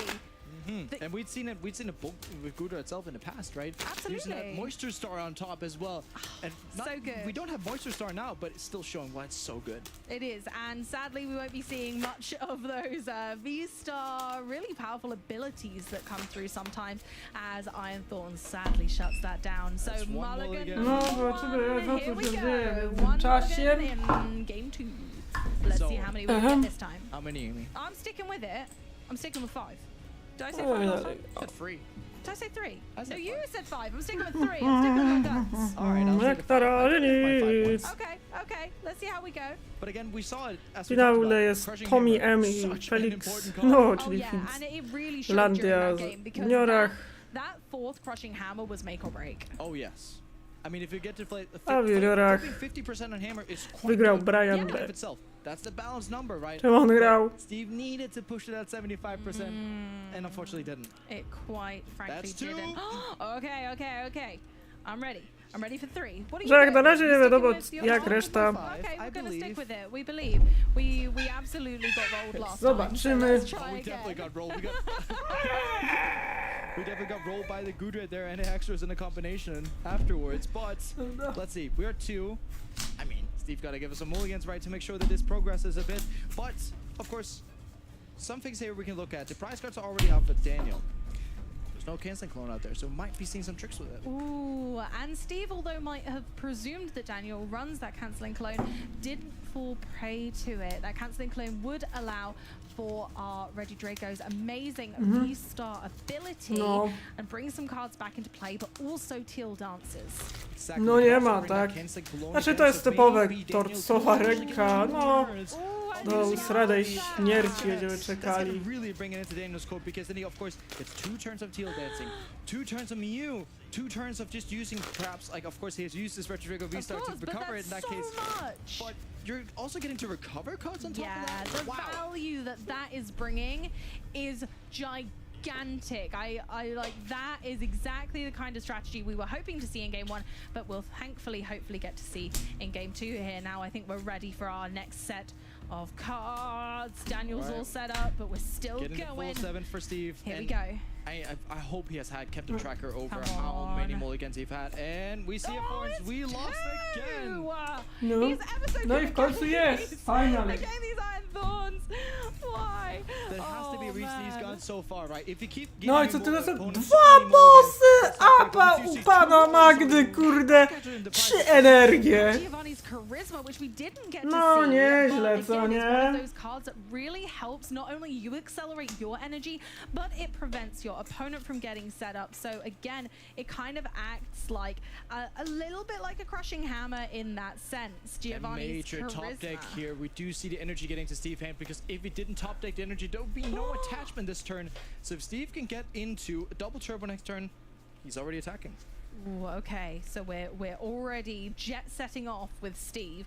Let's see if Daniel can make progress even without, again, that Muse restart ability, but the free retreat absolutely helps us out here, so we're not to worry. Now, Steve played against Regidrago in day 1 and 1 against Kaiwen, and Daniel actually ended day 1 undefeated. He did play against one Iron Thorns and did win, so both of these players know how to play against each other's decks rather well. Exactly, and it's also weird perhaps for Steve. He's used to winning against these Regidrago V-Star decks, and of course he's maybe had a bit more fortunate with the hammers in those oczywiście jak cases. na razie też nie mniej ciekawie u Daniela, no tutaj znowu Mew na starcie. Larsen idzie pierwszy. Yep, he's been doing a fantastic job, and of course, like, on paper you would think this is going to be really, really tough for Regidrago, but you know, Daniel's proving that it's not as scary as it needs to be, and winning even without the use of cancelling Cologne. That just shows how much of a pro Daniel really is. Exactly, and we're speaking of, you know, also getting these attachments in. Daniel did prize free energies though, 2 grass energies and a fire, so he's going to be struggling a little bit for those attachments. Of course, with the cancelling cologne being there, I would rather prize triple energy than a cancelling cologne, honestly. Okie dokie, so we're going ahead, we're discarding our Prime Catcher and Energy Switch with our Ultra Ball there, just to get a Cleffa to guarantee some card draw. That's really nice, because also in this matchup, Steve wants to run for a 2-2-2 prize trade, right? That Cleffa throws that off a bit, because of course Cleffa's a 1-prizer. So he's playing down his hand to make sure he gets the attachment for turn, but also gets to draw a full 7 with Grasping Draw. I love that. Cleffa really coming into its own. This may be a small Pokemon, but sweet she is not, allowing your opponent to draw up to 7 cards in their hand, but as Daniel has completely emptied his hand, he'll be drawing a full 7, and hopefully that 7 will shine. And of course, in the card art he's running in his deck, the moon's out, it's all dark because of all the everlasting darkness, but they do look at the moon and get the 7 cards. Let's see if these 7 are the ones. Now, of course, obviously that is an attack, so it will be Steve's turn, but hopefully Daniel has a workable hand. Of course, here, there's triple crushing hammer in Steve's hand. Oh my word. There's also research. So we might just have to play out these hammers and research to make sure we actually get a setup on board, which is going to hurt Steve so much not having all of the hammers. Nie ma! Number 1, we do have 2 double turbo energy in hand as well, so we can get a second hammer. Nope. No, nie ma. Maybe he's going to have to play all 3 just to remove this 1 grass type energy from this Regidrago V on the bench. Is he going to go for it, or is he going to take his time? Oh, he's pondering it, and he's going for it. Okay, okay, let's Dobra, see. jeszcze jeden, jeszcze jeden. Steve, we believe. Ja, 3 Tailsy, no nie. This is not what the hammers are supposed to do. Naprawdę 3 out of 4 being tails in this round. No, mamy. Top 8 and flipping 3 tails on your Kurde, 3 reszki, ja nie That's not what we want to see. We've seen World mogę. Finals being lost on triple tails from Jirachi's Wishing Star back in the day, but here we don't have any Wishing Star. There's no luck in these Jest hammers, turbo, ale unfortunately. kurde, But at problem least polega na Steve tym, gets że into jest the double turbo jeden energy off the research. He can dot. still attack. Even though the Ball Cyclone wouldn't transfer energy, there's still going to be knockout taken here, and Steve trying to get into more resources here. And trying to get into either, it looks like he's going to be getting either Pokegear or Arven for the prize. No niestety, tym razem może być problem. No i nokautujemy. Regardless of the slightly frustrating prize race Steve's now forced into, the Clever is still worth the knockout. We still need to get that out of play. Stop Ale Daniel przeto from już just being able nic, to czy grab dalej this mamy grasping ten draw over and over. Kolowna, Clever, który again, mógłby being a really great pivot Pokemon because it pozbyć doesn't w have a końcu. retreat cost, so you can put it back to the bench without using any energy up. Exactly. Now that we do have No, another teraz bigger jest trader trochę in the EU, of problematyczne. course, getting these energy into play is the name of the game for Daniel still, and it's going to be much show just like Game 1. Absolutely. And we've Wydaje, managed że to keep tutaj that jest cross tak energy niefortunnie. on. Ach, Unlike łotki this powinny cross być energy is sticking wkurwiające. around. It's looking good for Daniel. We're thinking about the way that Daniel managed to win without cancelling Cologne, with more of No those niestety hammers really taking wkurwiające effect, do with kwadratu, 2 do tego really early stopnia, że crushing jest hammers no. going ahead and No jest, a ja no. that heads. And now for an INO to disrupt? What can't Daniel do? No cóż, niestety pan Daniel Magda, no już Of tam. course, not removing these energy, and this Regio Drago V has not been damaged yet, so it's going to be super difficult if Daniel can get No into cóż, the Czech Gudra, trochę into the tak Scarpa, rozwala. and get into these attacks to just, you know, make it unbearable. System, for Steve. ale jest przynajmniej So right, tort, energy is only a part ale of the puzzle. We czy also on need coś ma? dragon type Pokemon in the discard pile. And Czy we dalej? need that Drago V-Star. I mean, Ojej, dalej nie mamy kolumna, więc trochę dupa. volatile, being a definite two-hit KO from the Iron Thorns regardless of double turbo energy. But there is a way for Daniel to win the game on this Ale turn, przynajmniej on next tyle turn. dobrze Keep in mind, Steve only i has dla one Steve'a jest Pokemon to, on że play. ma przynajmniej kolejnego Hits torca do Regio V-Star wystawienia. and a canceling cologne and gets into either Haxorus or Giratina V-Star. We might just be over already. Oh, don't, Jesper. Could you imagine? It could well happen, but how is Daniel going to draw any more cards? I'm just doubtful of whether we can actually get into that cancelling cologne from this stage. That is the question, but that does still put a lot of pressure onto Steve because, like, he needs to get additional Iron Forms rolling out there, and if he can, that's going to be a very real chance next turn. Ojoj, zabrakło tu czegoś, ale mamy tak, mamy kolejnego torca. No i wchodzi oczywiście Energy Lotto. Czy wygrałem dzisiaj na loterii jakąś energię? No tak, wygrałem nawet 3 energie. I to elektryczne na dodatek, więc tak, no to już wygrałem na loterii energię. Not bad at all, but we're going to need more of the puzzle pieces. We need to be able to retreat to keep this flow of energy and Pokemon online. Exactly, and now we do see the energy heading in here. Of course, there's going to be either attachment to the active or bench. Really would love the attachment to the bench here, and then we can also get to move the lightning energy from the active. There's 7 lightning and 4 double turbo, so no i mamy oczywiście turbo, mamy jeszcze technoradar. It's Technoradar also important to note that using the double turbo energy as the item to go, or the energy card, sorry, to go onto the Iron No i tutaj muszą być oczywiście asystenci dodatkowi. Bracia Kolec już wchodzą do gry. Wszyscy 4. Peace of mind. To wystarczy jeden, tak, kolec. As safe as possible because we want to make sure they're not one-hit KO'd by something like the Haxorus or the Giratina V-Stars, so make sure we can get to use Penny, for example, to make sure we get to remove these damage counters and No get us in i as Judge! Judge wchodzi w grę!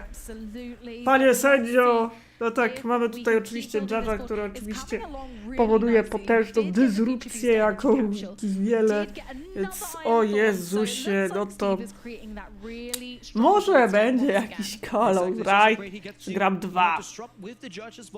Which is going to be super important because it's going to ask all the questions to Daniel, force him to have the answers in this matchup, which is what has been, you know, the story of this matchup. Does Daniel have Więc the tak jak answers? swoją drogą, Gdańsk jest oczywiście swoją drogą pierwszym szczurymi regularsami, gdzie nie ma Bolta w top 8. O, mamy kolejnego torca. Exactly now. Ooh, that does look like quite a nice hand for Daniel. I'm not going to lie to you, Jesper. I think we've got an Ultra Ball, Gudra and Energy. No, mamy jeszcze oczywiście Palpada, żeby to jakoś... Tak, oczywiście Palpad, no przecież mam ja wiem, że mam 2 sprajzowane bossy, więc muszę go wtasować. Więc tutaj faktycznie wchodzi Palpad, by wtasować bossa oraz Judge'a. Ach, Judge potrafi być wredny.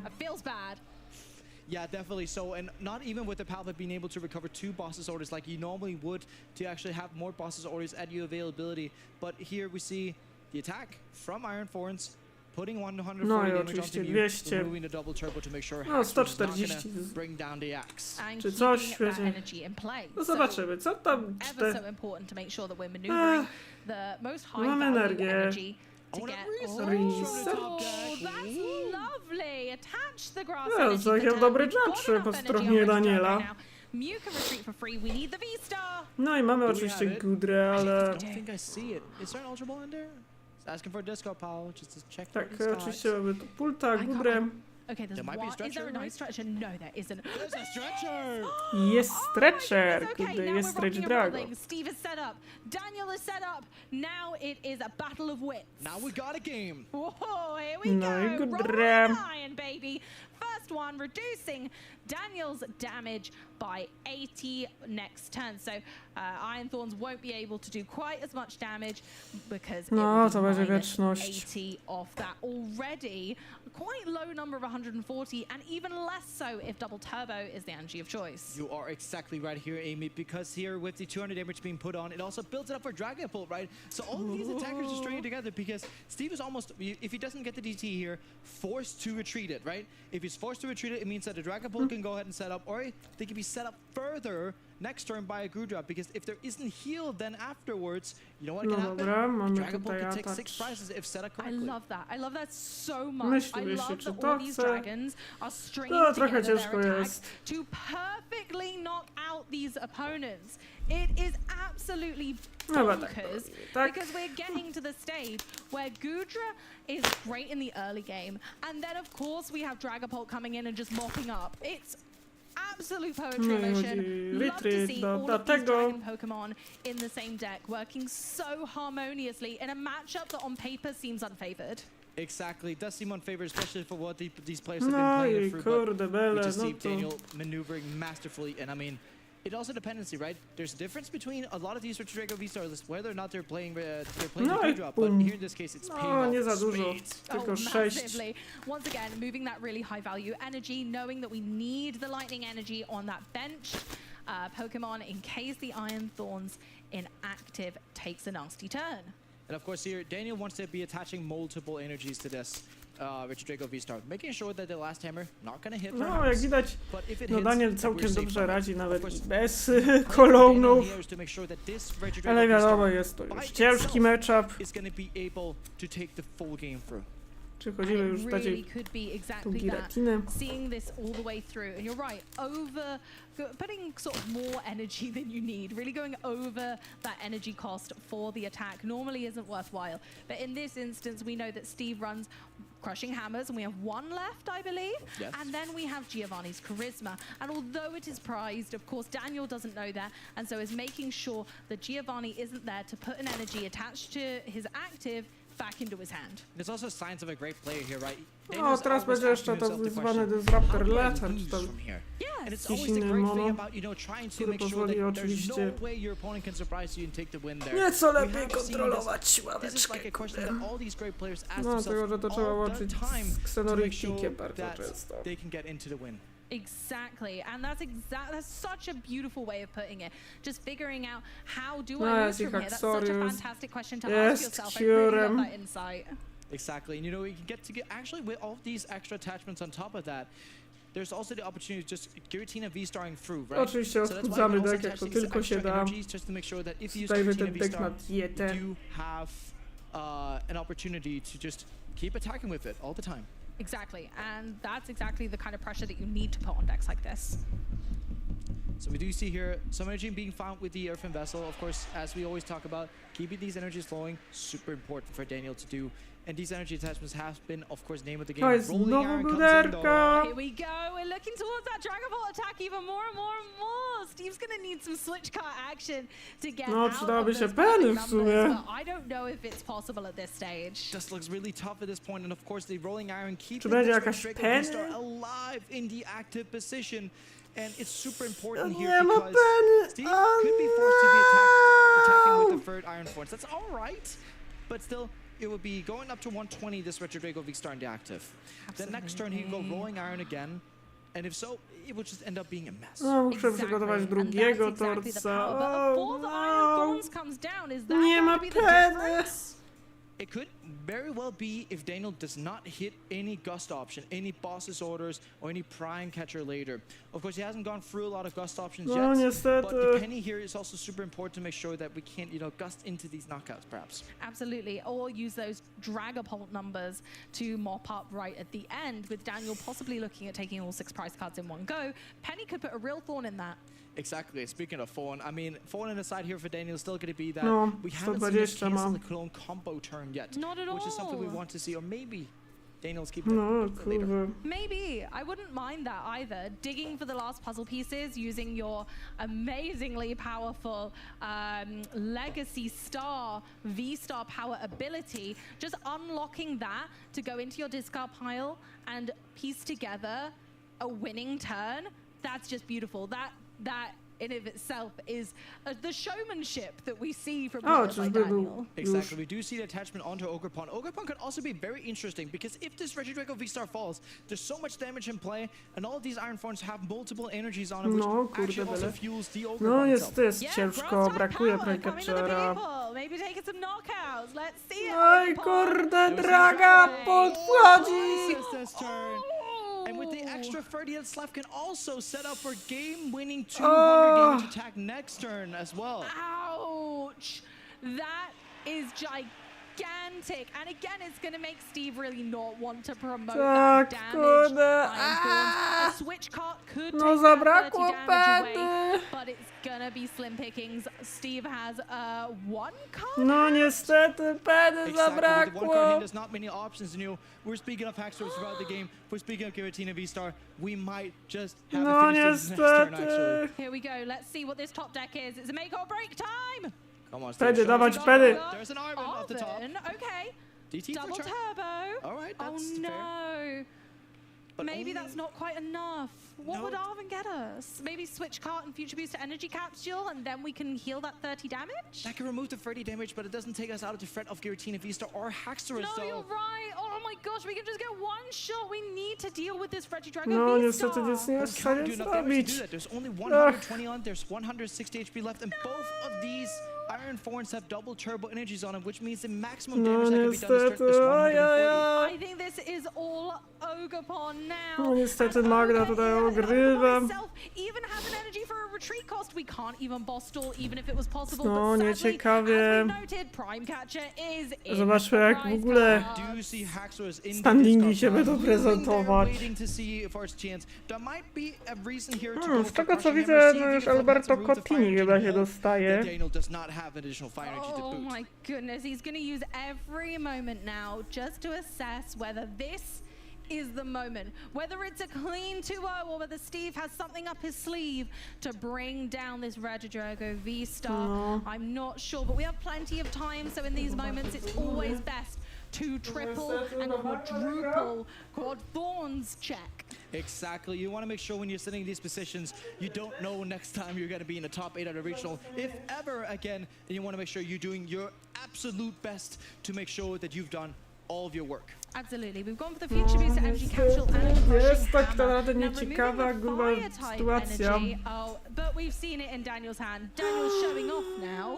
Daniel's showing off, yeah, and that's what I said. Crushing Hammer could be removing the fire energy, but if Daniel has the fire energy, as he shows, then yeah, I don't see any. I didn't even spot that, Jesper. Look, I was looking at Steve. I tried to keep your hopes up here, but with the fire energy being in there, this is gonna be out of reach. But Steve's giving us a good show. We get another crushing hammer. Ale chcę, czy jedzie hec? Nie, chyba najbardziej pechowe młotki świata. That brings us to the end of the game with just a little bit of damage there. No niestety Magda przechodzi do top 4. Daniel will be launching Hacksaurus. No i niestety Daniel Magda wygrywa 2-0. I przechodzi do top 4.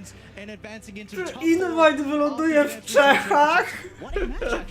Daniel has proved that Regidrago is the apex dragon, bringing together all of those attacks in beautiful harmony. Poradził sobie. Tak, Daniel Magda wygrał 2-0. No niestety Regikutas dalej na... Absolutely, and as you can see, with just the perfect pouncing of these dragon types. Tak jak mówię, jest to też pierwsze regulacje, w których nie ma ani Lugi, ani Bolta w topkach, więc co tu się stanęło? Steve off in the tank there, thinking about how do I make sure that I can actually get around this, but there was no way in the end. Daniel did everything he could to essentially just checkmate and make sure that his place in top 4 is guaranteed. Absolutely, and he's done such the spectacular job proving our younger players are not to be underestimated when they come up from seniors. But as we saw in that game too, Steve had to use 3 crushing hammers. Oj, jeszcze Torca zobaczymy w akcji. Oj, uwierzcie mi. Pokazuje, że chyba w Europie to jeszcze wierzą w Iron Torcy. Chyba tylko w Stanach już nie wierzą. Really put so much pressure on Steve. And exactly, if Daniel just gets all the time that he wants to, he's just gonna iron rolling away there. And you know, the rolling iron is super important, as we saw. Mitigating all these damage and then being able to, whenever you just need to, you can just go Haxorus and then take it out. Absolutely, and we saw that final flipping of our heads and our crushing hammers, leaving Steve unfortunately a little bit short, and with Daniel had all the energy in his court to solidify a 2-0 win against tak, no i zobaczymy jaka będzie teraz. Tak, tym samym też Daniel Magda dostaje się oczywiście do top 4. Yeah, of course, we're still waiting for results from the other Iron Forms players. We don't quite know yet how that went. Of course, we're hoping to see more Iron Forms so we can see probably some better crushing amber flips here, honestly. That wasn't quite as good as we wanted it to. Oh, but much like Pokemon Catcher as well, we have quite a few of these cards right now where the coin flip matters so much, and really that can be all it comes down to, is leaving that to the lucky dice rolls and seeing whether you're able to stall your opponent enough, disrupt them enough. But Daniel just had everything he needed in both games. No. Exactly, and with Daniel having everything he needs, it's also, you know, a matchup where Iron Force tries to ask the questions. If the Retro Drago V-Star player then in this matchup has no i co ciekawe, Tortreklew się dostał i ojojoj, co tu się stanęło? Czyżby doszło do remisu? Retro Drago V-Star Matthias Berger Jakobsen unfortunately not making it into top 4. It has to be Alberto Conti who takes him down 2-0 as well. Doszło do remisu niestety. Alberto Conti, więc będzie zaś Mirror. Więc jest ciekawie.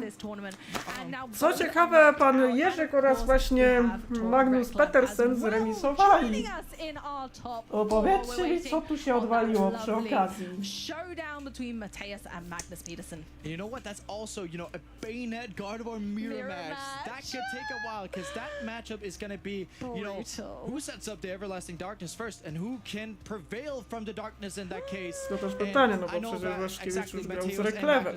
Warto zaznaczyć, że oczywiście pan Reklew też już wszedł do topki. So we gotta see, so far they're 1-for-1 and they're keeping each other on the toes. I can imagine, honestly, this is going to come down to a battle of wits, I imagine, between these two friends, because testing a deck and developing a deck with your friends, right? Yes. I'm sure we've all done it. We've all done it. Yeah. But when you then have to come up against the same 60 or a very similar 60, it's not typically something that you're always going to be testing against, right? No. Because you kind of feel like, oh, I'm unlikely to see just like exactly the same 60 because we've been cooking with this, but actually when two of them have been performing so well, brilliant players in their own right that we know have really strong records in the past, actually doesn't feel that unlikely. They might see no jest ciekawie, bo doszło do po raz pierwszego w życiu remisu w top 8. Nie wiem kto parował, ale mamy kolejne mirrory w postaci Alberto Cottini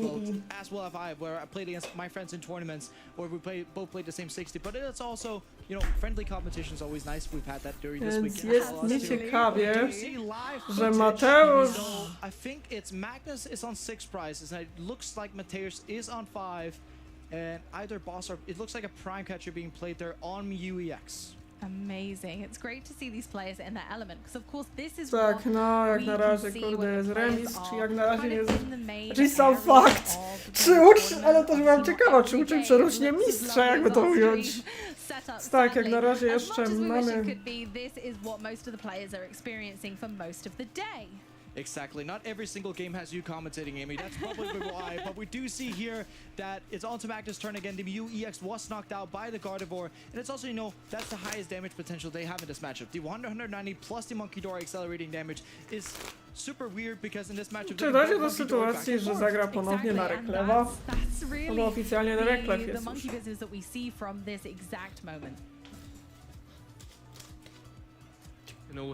Ciekawe, czy Invite wyląduje w Czechach. Kurde, jak masz już nazwiska typu Boguś Justyna, no to jest śpieszne. I won, obviously.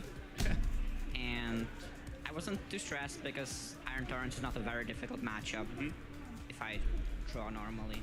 Yep, I mean, I know in the Swiss rounds you actually beat one already, right? So heading into this top 8, it's actually quite a simple matchup. We saw the way you were playing the actual matchup. You got the Motivate with the Squawk ability, and then once you've got Haxorus and Goodra sort of in the discard pile, you've got some really unique attackers. How good has Goodra and Haxorus been this tournament? So, Goodra hasn't been that great this tournament, but in the previous tournament, it's been insane. Okay. Because it's mainly for the mirror match, and then it does loads of work. Haxorus, I've used it for a few times. Both attacks about evenly. It's just like a second Giratina for most of your uses, and it doesn't discard your energies. Makes it really efficient, right, in terms of an attacker. Just having that extra one is a really nice way of sort of building the deck. But just going into the matchup, into just the top 8, I mean, it's your first one in the Masters division. Right? I mean, it's no stranger to you to be in Top Cut. You're a familiar name in juniors and in seniors. That will be true. So looking to really make a name for yourself in the Masters division. Looking into the top 8, were there any matchups you're maybe a little bit worried about? Tak, jak na razie jeszcze nie rozstrzygnięto. Worried about Tord. Because I'm coming for him. Oh wow, okay, that's setting the scene there. You're really looking to try and take that number 1 spot away from Tord, I'm sure. Well, jest ciekawym. Jest tak, tak jak mówię, no oficjalnie też z czego co można by... Dojdzie w ogóle do jakiegoś... No tutaj oficjalnie jest oczywiście Magda versus Alberto Conti. Reklew jeszcze nie wiadomo z kim będzie walczył. Co się tutaj odwaliło? To chyba... Because my coach slash guardian, Milo, huge shout out to him, by the way, convinced me to play it. Because And did he give you any reasons, or did he just say this is so much better to me? I mean, if you have an Ogre Pawn and the Grass Energy in your opening hand, then you're way more happy. No ciekawe, jak co tu się dzieje w Pokémon Go? Chance of you prizing 2 Fire Energies is like Konto 1 Belushit? in 100 something. So Nie the risk wiem. is not that big for the reward. No, amazing. It's great to hear, and I know you've got a lot of your friends. They were just kind of waiting for you to come off the stage as well. I just want to say congrats again in your first Pokémon Go, Masters top 8. We're going to see you in top 4 shortly as well. But just for the time being, as we take a small little break, we'll go back to the casters first and hopefully get back into the Ja jestem ciekaw, kto wygrywał. We're back. You can't get rid of us yet because there's more action on the way as we got to speak to our Że jakby co to ja się nie fantastic znam na Pokémon Go! showdown that was to No tak. wrap up. It was absolutely fantastic. What was your favorite moment, Jesper? I mean, the crushing hammer is Nie unfortunate. wiem, Polska manetami stoi. Zawsze to samo. Ilanów Gardą grał i co ciekawe zajął 25 miejsce. No to są te dniki, które wiemy. Chojniackiemu też dobrze poszło. Jezus, ile torców było! Jezus Marysieńko! It was played alongside that, but of course now it's just making appearances here and there in the Regio V-Star decks. Absolutely, and it's nice to see that it flounces into decks exactly when it's needed in a format, and when people kind of stop respecting it is when it jumps and pounces back, and that rolling iron Zobaczymy, czy już w końcu będziemy mieli wiadome top 4.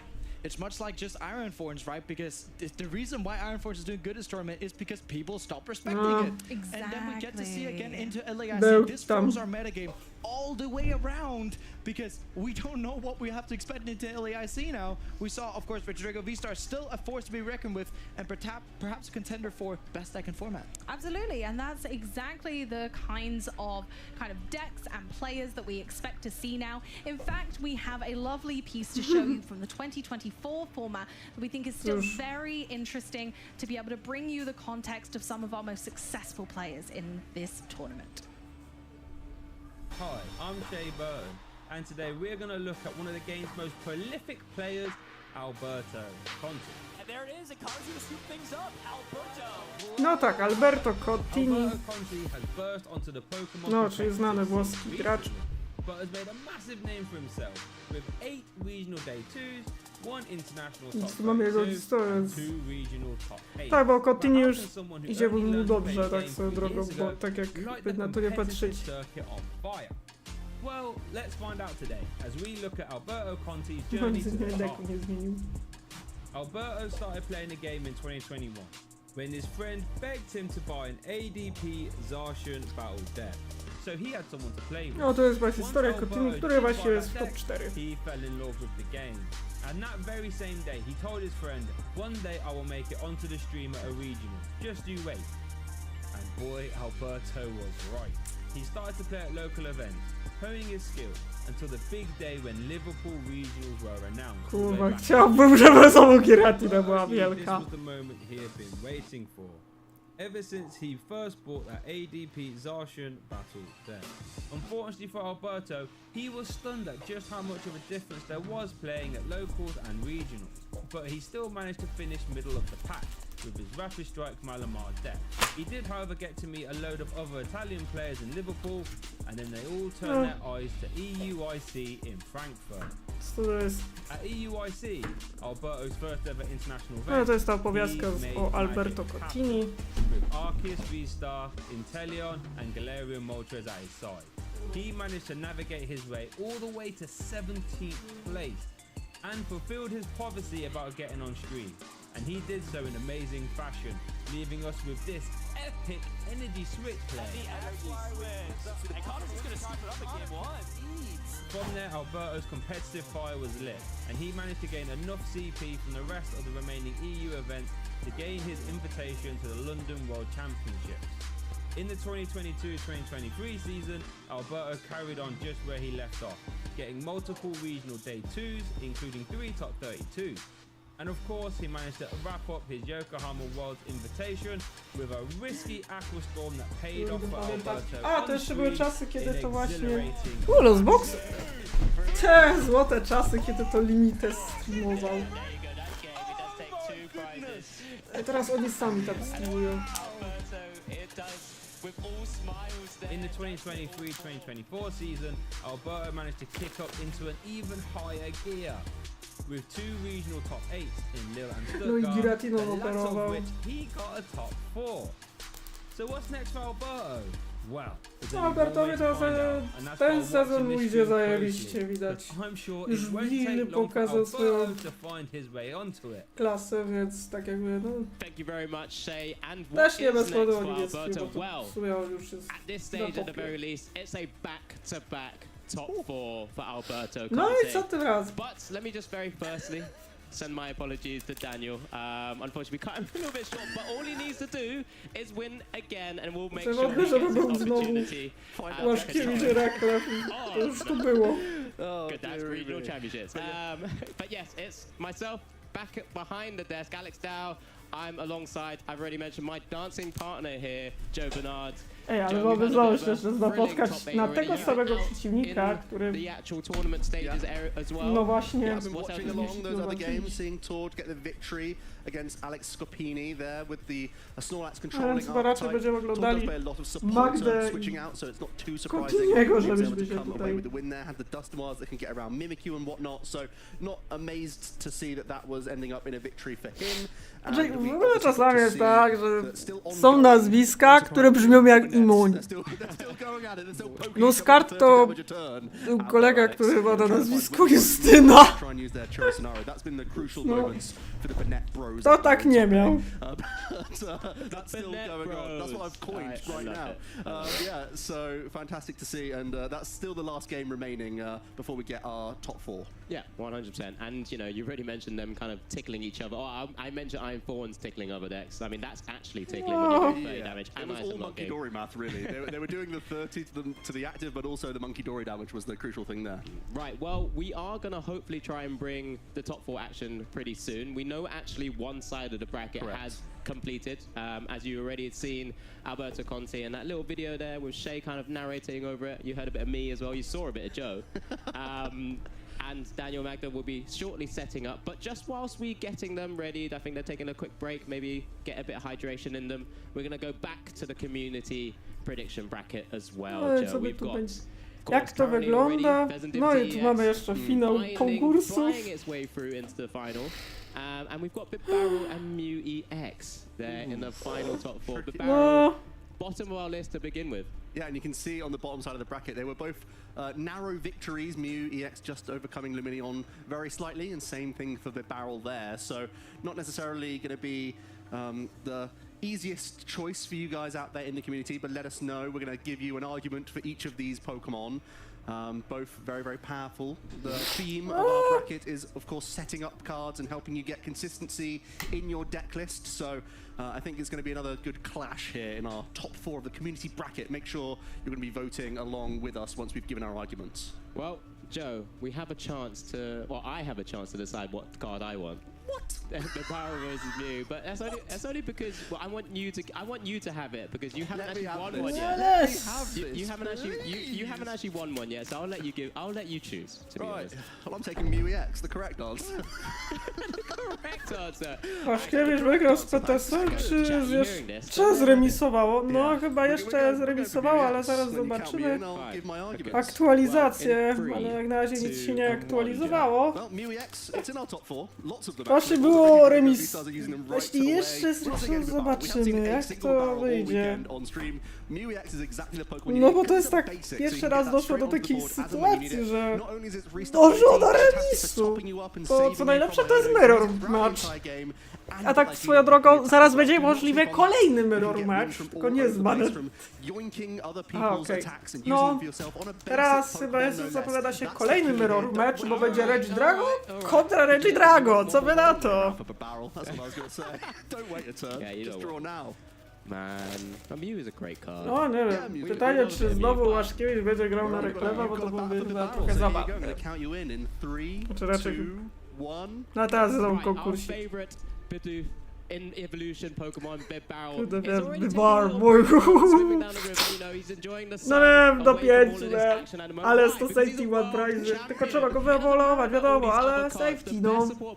That was in the deck that has actually won an actual world championship is Bit Barrel. It's got an incredible ability, industrious incisors, being able to draw back up 5 może jednak ten banet to dla wkurwienia ludzi. Można też grać Snorlaxem. Tak, Snorlax znowu. Dodo Snorlax ponownie chyba wszedł. Ale kurde bele, no to dopiero teraz chyba wydaje. Nie będą. Powoli jakieś dane się uzupełniają. So there's your choice right there. Get voting now. Let me know whose argument was superior there and which card ultimately is the best one. That's going to be facing off. Is it Pheasantipity EX in the final of our bracket? We're going to try and bring you later on. Wiecie, no wtedy to jednak dla banet. Ożywienie byłby ten Terapagos, bo wiecie. Item lock! Kombinowaterka! Wiecie, to dynamiczne 30 wyłączyć itemy. Trzeba eksperyment banet z duchami, ale on chyba umarł. Okazała się, że wersja Polish Baneta chyba jest bardziej sensowniejsza, bo ona jest taka mocna. Ona się bardziej rozkręca, tu jest jeszcze Mondorię. Wykańczamy powoli bencha. But then just mastering the actual sort of intricacies of the actual deck. But it's been picked up by No Magnus też chyba gra tego Banetą, więc tak, dużo osób już tak zaczęło się inspirować dziełem polskiego gracza, że kurde, już nawet w Stanach jest polska Baneta, kurde. And you always see him playing some slightly off-meta picks, so seeing him bring this deck doesn't surprise me, nor does his record, to be honest with you. He's had a fantastic run this weekend. Yeah, absolutely. It's incredible to not only have had Jesper as a former world champion in the senior division backstage here with us. He's made it into the top cut at the same time. Unfortunately, just having to pass over these games. But you know, we're loving it out here. Well, we love it. Yeah, he's had to give up. You say we have as well. No, we've not given up. We'll never give up. Exactly. Doesn't matter how many times we lose. We'll keep going anyway. But Magnus is the one carrying the flag as a former world champ on behalf of Jesper, we should say. Yeah, absolutely. And I think I started to see some players getting towards the table, so it's not going to be long now until we are back into our top 4 action.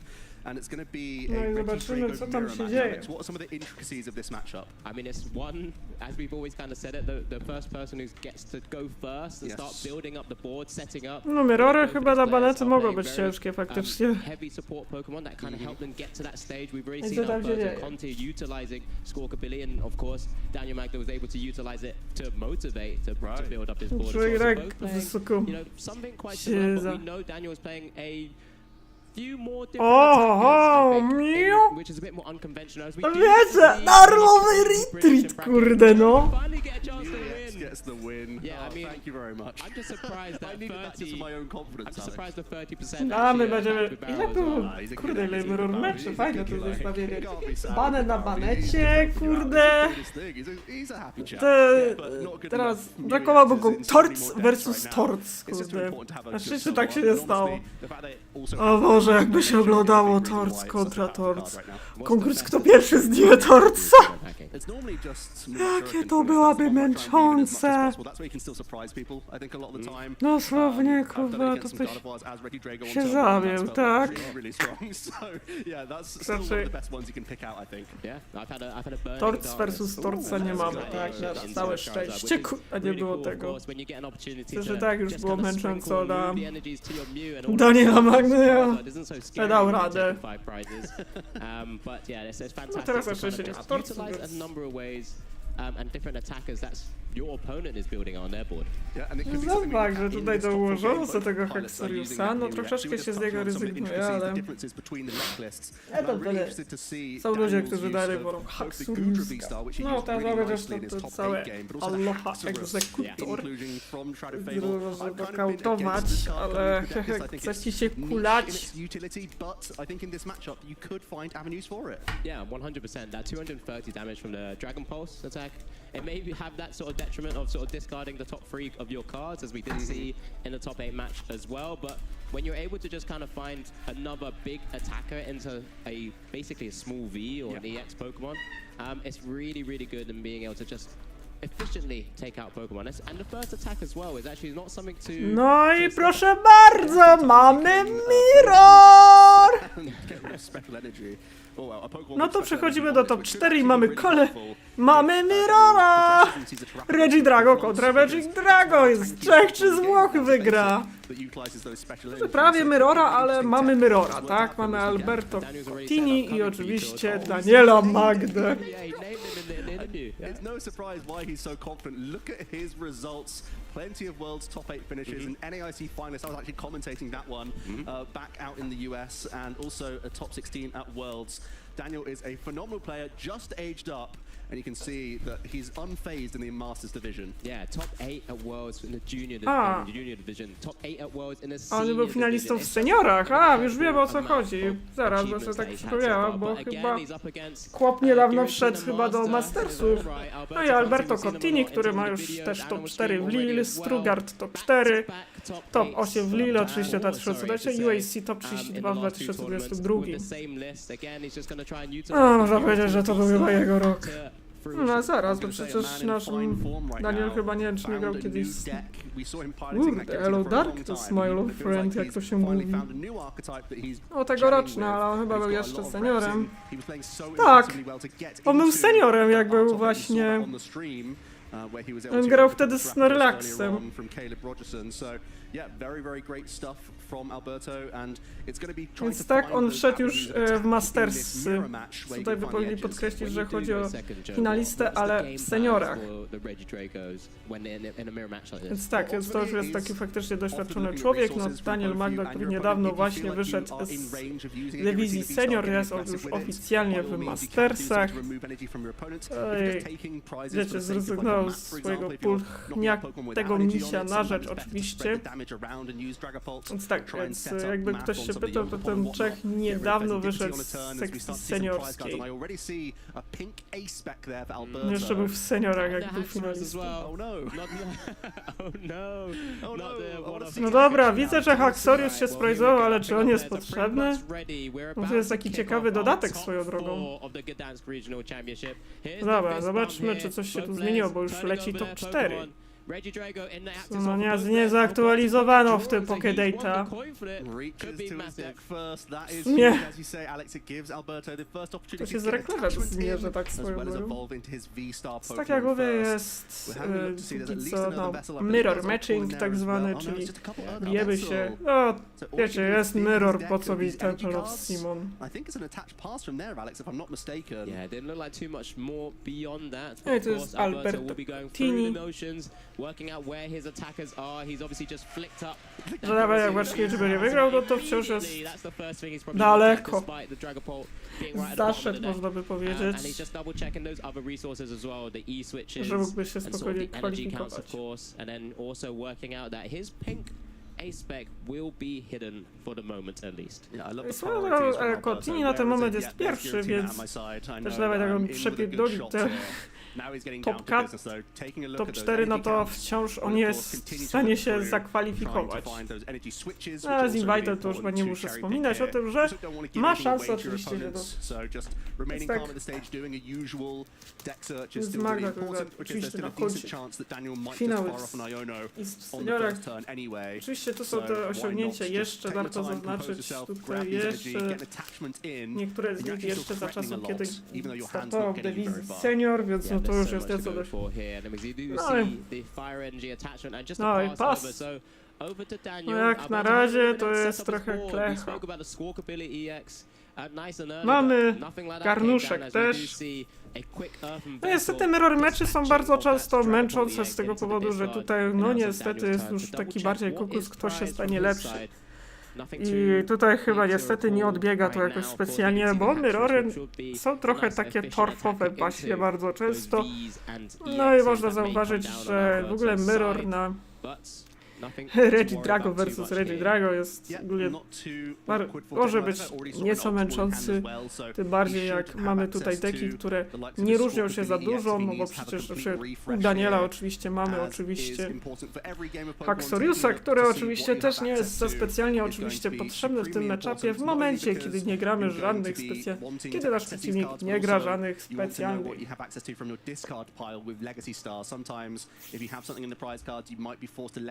Back a different card than you would otherwise choose, so very wise, especially with this archetype that has a lot of discarding effects. Your V-Star, your Researchers, your premium supporter card, really important to keep track of all these things as we get into our first search with the Earthen Vessel here from Daniel. And when you're going second, you see your opponent have a slightly weaker start. Does that change anything for you, Alex? No, I don't think so. I think this kind of almost puts the emphasis on Daniel. No to mamy oczywiście, mamy Nestbola, żeby właściwie Ogerpona wziąć. No widać, że tutaj jak na razie Daniel ma dużo lepsze rozłożenie, jak widać, bo tutaj Nestball, tutaj jest jakaś szansa. Tak, i oczywiście chyba każdy z nich ma Giratinę, no bo przecież Giratina jest tutaj jako mirror, odpowiedź właśnie na wspomnianego mirrora. Mamy kolejnego Nestbola, no i jeszcze kolejnego Reggie Drago, że czego jakby przeciwnik się rozkręcił, no. No i ma, on ma 2 Nestbole widzę, no proszę. Czyli można się rozkręcić, Oczywiście mamy Skłoka.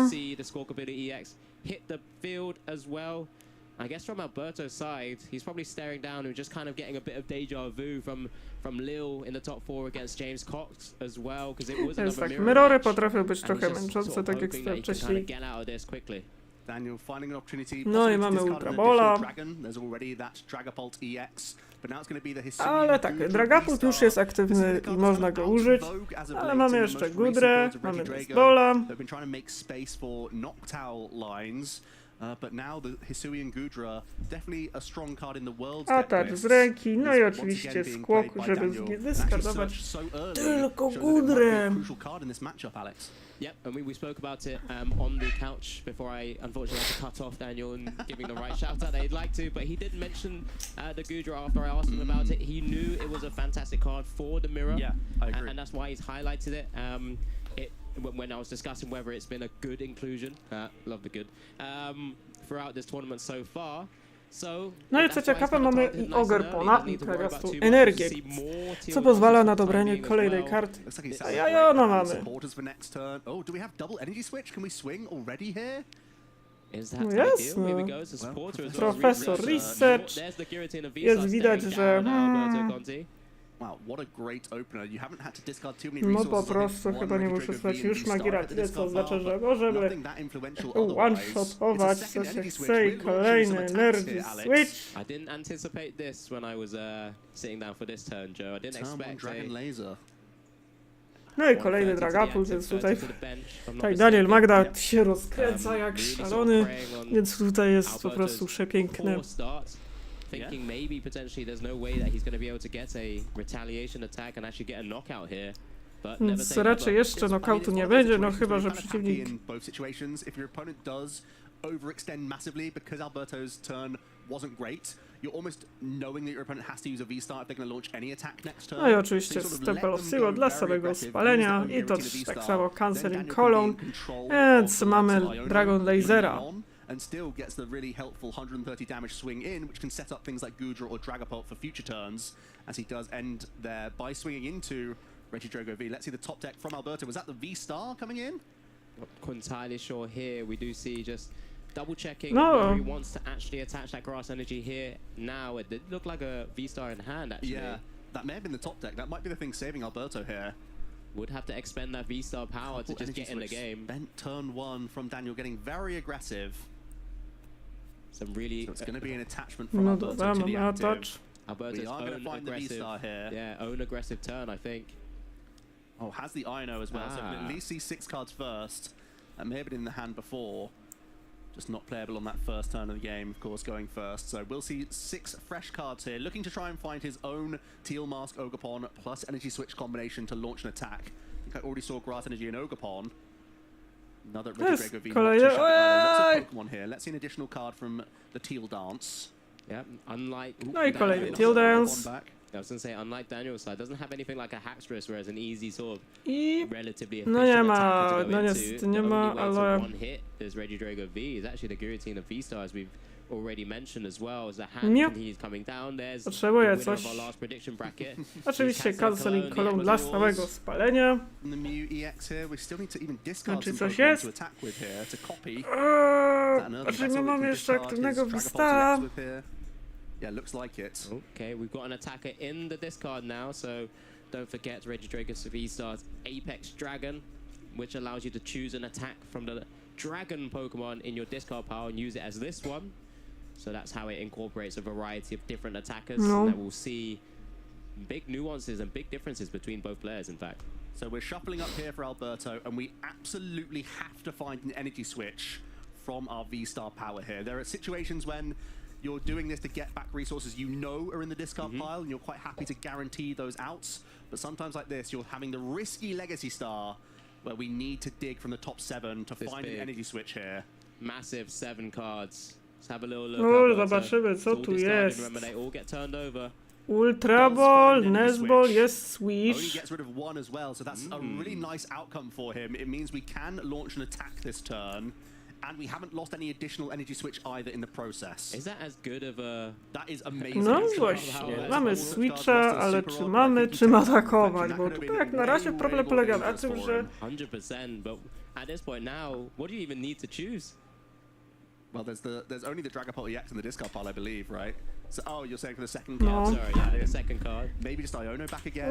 Chyba jest taki tyci problem po stronie Alberto, no. Najprawdopodobniej. Zaś nic się nie poaktualizowało, lol. Ale chyba z tego co widzę, to jest 4.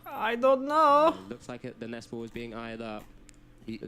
His hand is bad. He could really use this Iono, I think. Że nie poaktualizowało się, ciekawe, że K-Bet grał.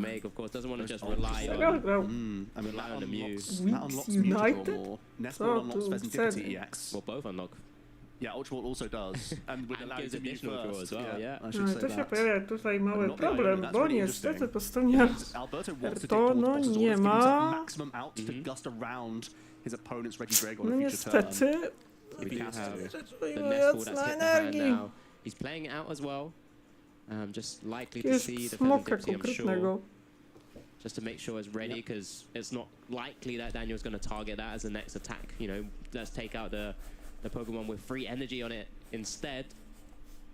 Yep, so nice to have that on board. Having both Mew EX and Pheasantipity EX gives you a bit more comfort that you're always going to find a way to draw cards. Right, here we go. Energy switch activated and moved to the Regidrago V-Star now. Already taken 130 damage. 150 left, of course. And just being able to swing back at this No Regidrago niestety V nie ma that jak, was able to kurde. attack Czy było do turn jakiegoś one from Daniel. smoka, czy Now był już 200 wcześniej damage on the Draga? active, A, był już 20 wcześniej HP Draga. left, Okay. 6 To tylko damage nie zawsze counters to to play widać with. się niestety. Where's it going? A, czyli jednak jest smoczek, tylko no właśnie.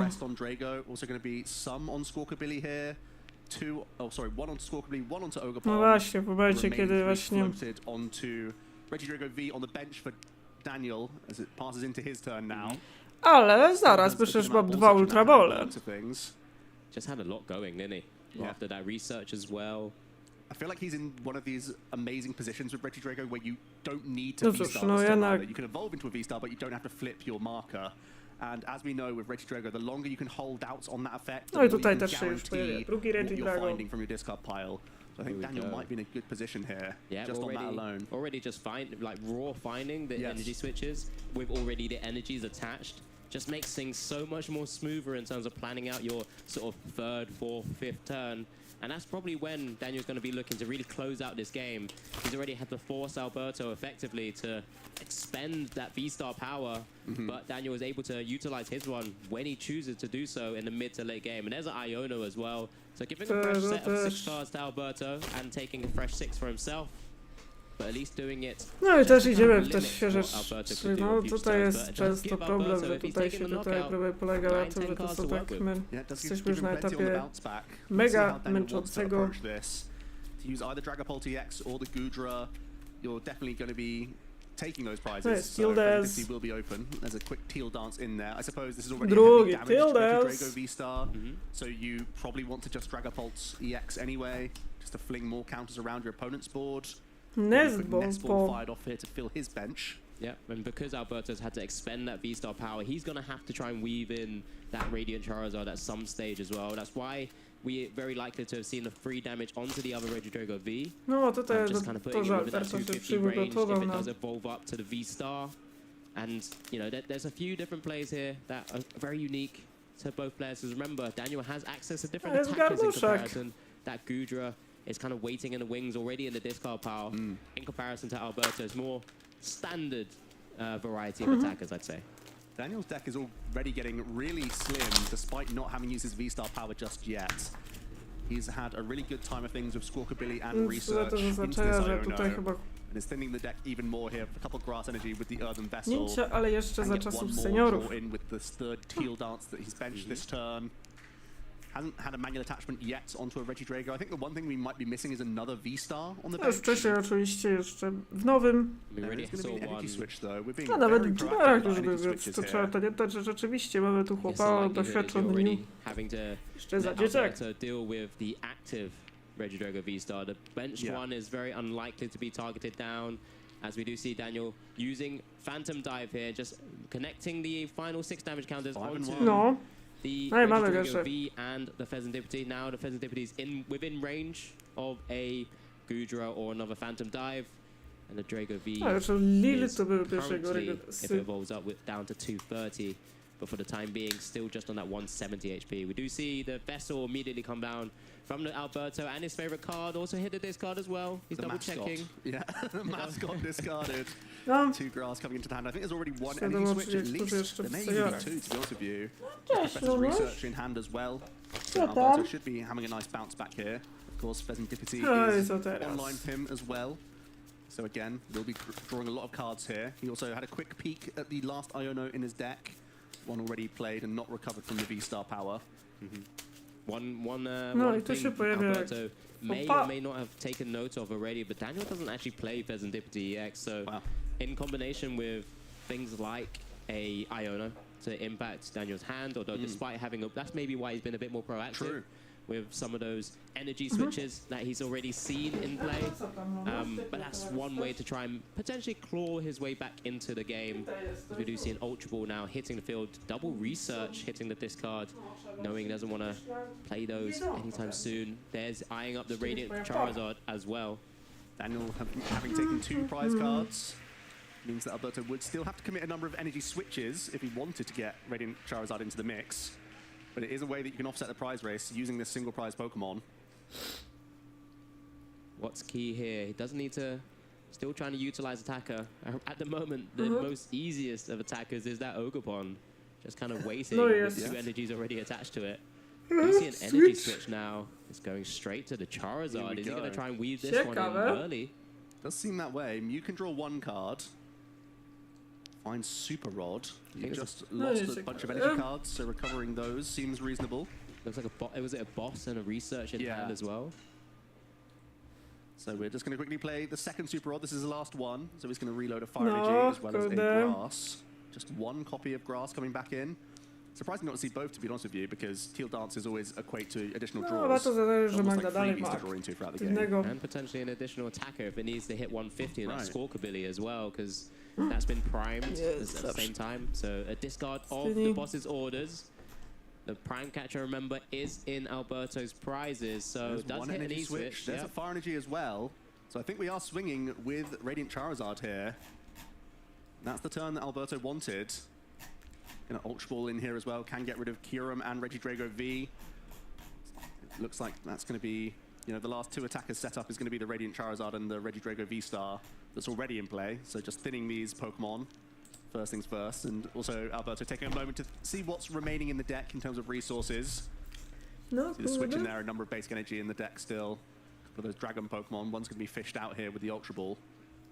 Yeah, this is quite a unique scenario because it takes the same amount of energy switches and the fire energy to attack with a Radiant Charizard. So obviously just going down this route just to make sure he doesn't give up more than 1 prize, but then powering up that second attacker is going to be equally different. Difficult, sorry. I think both Super Rod are played as well. I believe so. I believe so. So that's where it's going to be really difficult for Alberto to just weave in another attacker. Here's Pheasantipity drawing that 3 after everything else. Leaving it at the very end, the final moment.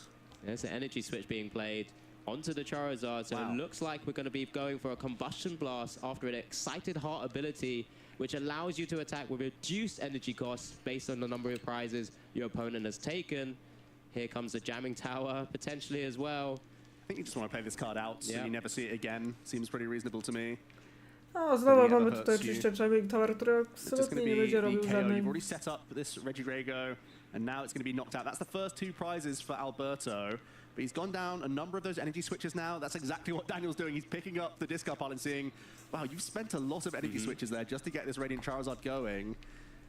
And Alberto's going to have to deal with, you know, Teal Mask Ogerpon for the rest of the game by the looks of things. If I'm right, with double Super Rod in the discard, I think there's 3 energy switch played. Yep, I believe so. We can't recycle this Radiant Charizard. So this is where I wonder, would it have been better to swing away with an Ogerpon at this time? Or just the V-Star, tu and mamy then nosze. you know, the Charizard gets cheaper throughout the game. That's very true, very true. Just to get the maximum value out of it, but this is the direction No that tutaj Alberto's oczywiście gone in. patrzymy, He's the jak głęboko in top 4 here right now, możemy back to back, kopać, of ale course. chyba za głęboko. He knows Chcemy that he could kopać. be in a really good position here if he just makes the right call this turn. Daniel might have to decide on whether or not it's worth trying to do Max stuff Rogas, here to make a play happen. Or is Alberto sort of putting him in a trap, putting him in a strange position that he wasn't expecting, that then makes Daniel have a misstep? Yep, those are the questions always being asked, of course. There's the night stretcher, so this is one of the other... No dobrze, myślę, Max Road. Alberto playing double super rod, whereas Daniel is actually playing with that night stretcher just to be able to instantly pick up How far on the other hand? V-Star he had already, No, I think he całkiem discarded one, spoko. right? And Ace-Pack also just taka lost dojebana to na Radiant super Charizard wegkę. already. Does mean he can't use it to pick up the fire energy, and I'm not too sure if he has it yet Więc, in hand. He's definitely just got that V-Star prepped, ready to pick up. There we go. There's the instant evolution. And he's hovering over that No zobaczę, V-Star jakie to marker. wygląda This would guarantee the fire energy as well, because you can cherry pick any 2 cards after the 7 discarded. Remember, we did say the deck's quite thin. No, tego w czaku się nie zmieniło. As we are going to discard, but Dalej jest sprawdzone. the prime catcher, we know that much. The final energy switch, there's superior energy retrieval. He plays 2 copies in the deck list. At 2 cards remaining in deck, so Poczekamy, he's mamy really jeszcze utilizing Charizarda all of those cards to Słowami fantastic sobie tu value. trochę But he's eyeing on zadziwia. the superior energy retrieval and the energy switches, just double checking where they are at the moment. He's only seen Więc 3. mamy coraz to ciekawsze pomysły od japońskich How many cards remaining inżynierów. deck. He still has Iono that can reset him a No little masz bit. już się Don't forget. Another energy switch is Jalgę, being która picked up dużo here. się Was it all 4 spent nie actually? zmienia. Yes. Ah, Because okay, okay. he did Yes, so okay, many well. on turn 1. So I think he's he proactively played the third one on the previous turn. So here we go. It's going to be energy switch back as well as superior energy retrieval. That means we have access to that fire energy. And we're getting down to a point where Daniel has very few cards remaining in the deck, as we said. So it's going to be hard to disrupt him. Even without Pheasantipity, you just have all these grass energy left and you can teal dance your way to the final cards you need. Speaking of which, here's one more. He down has to 1 card remaining. The biggest trouble, and again, we touched it on the sofa interview I had with Daniel. You know, he made the small No chyba changes because of Iono. working with his friends, his coach. Ojej, przydałaby się and just Iono, has that zanim fire się energy, tutaj so reduced to only 2 zdekautujesz. in his list. You know, we actually have 1 prized, and the other superior energy retrieval is prized as well, but it's likely to potentially maybe take it out if he's taking his knockout on his Radiant Charizard here. I think Daniel's eyeing up boss. I think that's what he's looking at here. Because with only 1 card in deck, if we're right, he has to keep going for 2 Teraz prizes. trochę widzę, It is no really coś tu się chyba targeting jednak... that What? Pheasantipity. Boss na I think Feza? just based on using that V-Star power, not taking back Iono, he's forced into this 2 prize KO here. He's still in a pretty good space in terms of a prize race, but well, maybe just still taking out Radiant Charizard puts you in a decent Trochę enough widzę, że spot. tutaj Is nasz... it going to be a Goodra attack here? Tutaj Daniel Yeah, Goodra attack mocno also ryzykuje na jednym That also seems very karcie. valid. A few different angles that you can play as a Radiant Dragon. If anyone wants to sort of pick up this Czyli deck and work it tak. out, but it is the Dragon Ball. Get full value out of the Czyli 260 knockout. damage that's going to be going onto Ej, the co board. tam? Wow, the Goodra seems so strong there. The prepped 1 damage counter seemed really reasonable, but it's just going to be onto Mew as well as Ogerpon as well. I guess he's just setting up a retaliate Ogerpon attack onto a potential benched EX or V Pokemon on Alberto's side, because his Radiant Charizard's coming up. That's a given. Yeah. But then it's on Alberto to try and figure out a way to maybe slow down the next turn, stop Daniel getting the Iono point. in hand No, może będzie Iono. for Alberto. Actually, already had one. It's actually No massive. i kurde, znowu ta If you banda take out odgrywa. this active Regidrago V-Star, No kurde, even że with nie an Ogerpon response, zaktualizowano that's w just a ogóle single żadnych prize card, and then stantów. you can work towards your own Ogerpon. Ktoś w into końcu an gra z opposing Reklewem, Ogerpon. czy Yeah, nie? so there you go. Alberto's double checking the gusting options of Daniel now. Of course, Daniel's slight protection from an Iono is that Mew EX that's currently still on the board, allowing to restart back up to 3, of course. But this is the pivotal turn, right? So we get a teal dance in from the Ogerpon. Does hit the final E-switch, it looks like. So you can E-switch, turn attach your Regidrago V-Star. Ready for the next turn. Ready for the following turn with a Radiant Charizard attack. This line of play from Alberto seemed really awkward, but it made Daniel push away this Charizard. And now Alberto has essentially 2 attackers powered up, and he's going to be the one forcing No, co Daniel tu down się to just 2 stało? cards here. Yeah, take away that energy from the damaged Ogerpon so it doesn't support the push of a Teal Mask Ogerpon coming out and doing a big attack. The Cleffa comes down as well. You're allowed to because this is the last Regidrago. No Iono. There's the No Iono. właśnie chyba widać, This że could be na a co massive czekał. swing here. It's all down to what Daniel I think Daniel's not even the judge to wanting shuffle. Yeah. I think that makes sense because there's only one card remaining in your deck. You say, I don't want control of this. Let someone else do it for me. I mean, as long as it's sufficiently randomized, that's the key thing. As there's 2 cards there, Tak, so Daniel no will be musiał seeing 4 poprosić cards in sędziego. total. Well, 3 cards initially, and then potentially up to 4. Up comes the Radiant Charizard once again. Alberto goes down to 2 prize cards and has a benched Regidrago V-Star ready to mop up those final couple. It's on you, Daniel. Daniel What goes into the Teal Mask Ogerpon EX. What have you got? There's an energy. He's got a Teal Dance coming along. Haven't yet seen what's in hand. There's only 4 cards there. No, that's a Grass Energy, so you can -1 with the switch. And the energy, so you can see a few cards here. So he does have to hit the boss, right? If we an energy attachment to the Ogerpon, so boss onto the Mew. That's what you're going to be aiming for. So there's the Teal Dance, draw 1. That's not it yet, but can continue maybe playing down a card so that he can. Mew EX for draw. Is it Superior that's in hand? That would be a huge draw. Yeah, it's Superior Energy Retrieval. It has to take. That means we can get a 3 Grass Energy here. Yeah, does that guarantee it? Twice. And see all the cards? That should be game. We can manually attach Teal Dance. It was just a 2. And then Mew EX. That's all we need. O, spróbuję też niedługo nakarmić Teal luneczkę. Dance, as long as the boss's orders is here.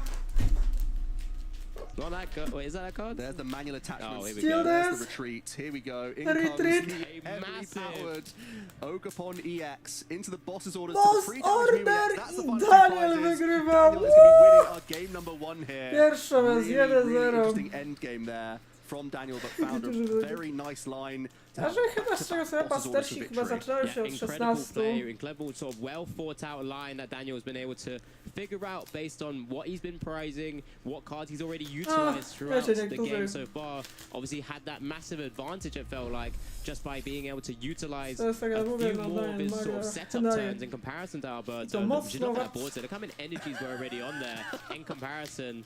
But then it was very back and forth. Alberto found his own line. This was such an interesting turn from Alberto. It didn't look good on the surface, but just looking at the resources remaining and Daniel not wanting to take that single prize, you're taught so often, try and stay on that even prize map so I can win as few attacks as possible. Alberto made Daniel make the decision that allowed him to have this great Iono plus Radiant Charizard turn. But fortunately, Daniel had so many grass energy left that he could Teal Dance his way to find that winning boss's orders. Yeah, that superior energy retrieval that he pulled out of the prizes as well from the 2 prizes taken from knocking out that Pheasantipity. Really sort of gave Daniel the chance to be able to utilize so many Teal Dance, so many energy attachments just to take a knockout on just a no energy Mew EX, right? Yeah, a great combination there from Daniel. And it's also coming back to his deck list. We saw him weave in well, actually didn't see him weaving the Gudra in this game, but we did see the superior energy retrievers, which were very popular around the World Championships. Lists have kind of moved on, tried to steal space and go to just Super Odds to be the catch-all card. But we saw Night Stretcher and Superior showing why they're really good inclusions. Yeah, 100%. And that's the only, is that the only Pokemon sort of recovery? One Night Stretcher is the only recovery in the deck list for Daniel. Musielibyśmy loading data tutaj się pocięło. Coś się podziało z tymi datami. But you know, I'm sure Alberto's probably thinking, well, look how close it was, even though I didn't even draw that well. Yeah, right? that's true. Let's just see how this is going to play out when I'm able to draw out a little bit better and just set up my board, maybe get my own Squawk and Squeeze going. Squeeze? Squeeze me? Yeah. Squawk and Seize, please. That's a Squawk ability. But Daniel able to get the win, even though he went second because he got so aggressive with his Regidrago V. It's not something you see every day. So really impressive stuff. Both players being put in situations they may not have seen throughout this entire tournament. I'm sticking with Squeeze. I've spoken about squishy Pokemon this whole time. We're sticking with Squeeze. Oh, dearie me, as we're going to start to see some prize cards come down for both of these players here. Let's see if there's anything treacherous. Well, Giratina V-Star for both players. Oh boy. No jest znowu ten Haxorus sprajzowany, tylko że w stronie Koty są sprajzowane 2 Energy Switche. No i 2 Nestbole. Bo czemu by? Maybe you can kind of work around 2 being prized. Especially if you're going first as well. Does have Mew active. The hand looks solid. We already have a Teal Mask, Ogerpon. We have a Regidrago V in hand as well, and some additional energy to go alongside it. Actually, the fire's just picked up now. That's a pretty strong start, to be fair, for Alberto. Not the squawk and squeeze, though. No squeezing. No squeezing, not yet. Anyway, so it's just a pass over into Daniel's turn. Will we see something quite similar again? Does have a nest ball and a teal dance ready to go as well. Hits the research off that. He has a nest ball, ultra ball. He's got it all going on again, Joe. Once again, that's a fantastic opener for Daniel, and that's why you use the teal dance before the nest ball, because now you don't have to get Squawkabilly. You can get one of your more ideal bench Pokemon like that Regidrago V, get some energy established on that, possibly even another Ogerpon if you want to get aggressive. Once again, start swinging on turn 1. We know Daniel is partial to it from that first game. And once again, he's also even eyeing up Cleffa. This can be a good card for when you go second. Again, to try and force Alberto to take a single prize knockout. And then it's not so bad that they've had the first attack, because it's just far less impactful than heavily damaging or KOing a 2-prize Pokemon. Yeah, you don't want to waste damage counters on that Cleffa where you don't need to, of course. Sometimes can cause a bit of a unique scenario where weaving in that Charizard's not as easy, or you have to kind of expend an energy switch just like Alberto done to kind of get that attack off. But, you know, wow, look at that. I mean, who needs all of these pieces? I mean, that teal dance was just like a little bit of icing on the, or cherry on top of the cake, I should say. Well, I think it changed the whole turn with the research pickup. Exactly. That does change all of these search targets now. No bo mamy tutaj kolejnego Regidrago, co ciekawe, Regidrago V onto the board now. Does have Ultra Ball, so can maybe even start bringing out like a Dragon Pokemon into the hand to research away. Doesn't want to give up the Mew EX because you know how vital that sometimes can be. Just a bit of protection from sort of hand disruption, as we do see the second Regidrago V come down as well. To już jest ta What a awaryjność. start here. Mew, research na pustą rękę. Restart from Mew EX, just in case anything goes wrong from those pickups. So instead is going to just get the fresh 7-card hand there, really well navigated from Daniel. And it looks like he should be able to, from the 7 cards, lower his hand size down, try and get to that Cleffa as well, and grasp your way back up to 7 cards. Yeah, missed that kind of high five we used to have when we had a fresh 7 from research here. Professor Sycamores. Nah, we should. It's a pretty interesting hand here, Joe. There's lots of energies and the vessel. Does have the Prime Catcher as well, so how much lower can he really go? He just picked it up and shuffled. Yeah, we want to grasp for more cards instead. We can still turn attach, of course. Yep, so it goes down to at least 3-4 in hand now. And it's a good thing he went for Cleffa, because you do not expect to draw into a hand like this, but when you do, you're very happy that you're seeing some additional cards from Cleffa now. Really well identified from Daniel. So just the 3 additional cards here, 4 in hand already, and that's the grasping draw turn done. Back over to Alberto, does immediately teal dance, get some energies rolling on the board. Boss's orders, but I don't think we have a V-Star. Oh no, is it going to be another slow turn from Alberto here? No real way to... Can't go down, yeah. Oh, well, we could switch and boss, but then... Yeah, it's not ideal. You could have attacked with Ogerpon into the one Regidrago, set up some damage for it. I think that's but the way you've turn attached now, you can't do that, so you're pretty content sitting back, I suppose. Unless you're going to try and gust up the other benched Regidrago V with 3 retreats. Mamy bossa, mamy Dragapulta, ale... Ooh. You're not thinking about ciekawe, powiem. We can't be there. We can't be there. Czy chcemy palić w sumie Are we drawing with Mew? I do tego jeszcze bossa. Switch into the Teal Mask Ogerpon, into the boss's orders. It's going to be onto the 3 retreat cost Regidrago V. 1 card from Mew EX here. It's a nest ball. Hello.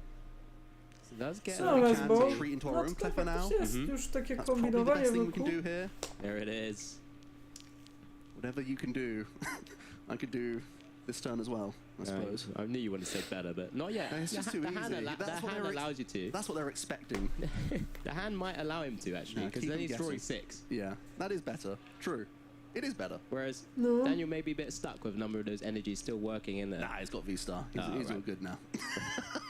Right, don't tell Alberto. Anyway. Rzeczywiście nie ma nic ciekawego. Yeah, this could have been a really different turn. You could have been the one putting on a little bit of pressure. Being the aggressor. It would, you know, risk a number of energy across your board, and then you're still looking for more energy switch pieces on future turns. Szukać, tak sobie but it's still the same, right? It's not as if you needed to expend energy switches to attack with the Ogerpon. You can just może idziemy po Cleffę, on tak the sobie Regidrago bo V, the Myriad Leaf Shower, of course. Pod moją ręką. Damage for each energy attached to both active Pokemon, and with 3 attached, that's 90 plus the 30 is 120 there. Kind of just putting it within range, easier range, I should say, Co do juniorów, tutaj już się skończyło, seniorzy chyba też Tommy M wygrywa. Biologia, kurde, bo tak razy u nas nie było. Unsurprisingly, he's going to be trying to get back up to a 7-card hand. This has been a really important inclusion for a number of players. It wasn't initially in many deck lists, but some of the highest placing lists over the last few months have utilized Cleffa. And it's for moments like this where things aren't quite going to plan. You are a combo-centric deck. And when you don't have the best turn possible, going into this free retreat single prize Pokemon and topping yourself back up in hand size is really important here. So we'll be grasping draw, I think, for 5 now. Is that 2 cards in hand? Yeah, because we just drew the one with Mew, didn't we? Yep. There you go, grasping draw. Just back into Daniel's face, just like he had done the previous turn as well. Daniel with this very heavy Regidrago V in the active spot right now. Top decks the research as well. Another tail dance. You know, things are really kicking off here for Daniel. He's got a lot of options. Yeah, we're seeing a teal dance. First of all, I think just confirming what's going on here. Into another benched Ogerpon, into a second teal dance. And more energies. More grass energy coming to the top. There is V-Star in hand. I don't know if there are any switching cards in the na której jest sprawdzać, bo ja na RK9, no RK9, no ja tutaj sprawdzam na tej, no Pokédata, ale powiem szczerze, że Pokédata nie zawsze, kurde, aktualizuje na bieżąco. Dlaczego musiałabym sobie teraz poszukać linku w sumie? Znaczy, że muszę otworzyć czat, kurde bele, po RK9. But if you can get towards energy switch, you can at least get that 200 damage on something very relevant here. No RK9 to jest akurat taka domyślna strona, też to jest strona, w której się rejestrujemy. Devastating if just one of those big one-hit KO Pokemon are available. It's why he even mentioned the Haxorus again. You know, it's like another Giratina V-Star in his eyes. Of course, discarding for free is not the greatest at points, but to be able to swing for 230. No to też jest niedoaktualizowane, tak swoją drogą. Like just Pokemon and attack.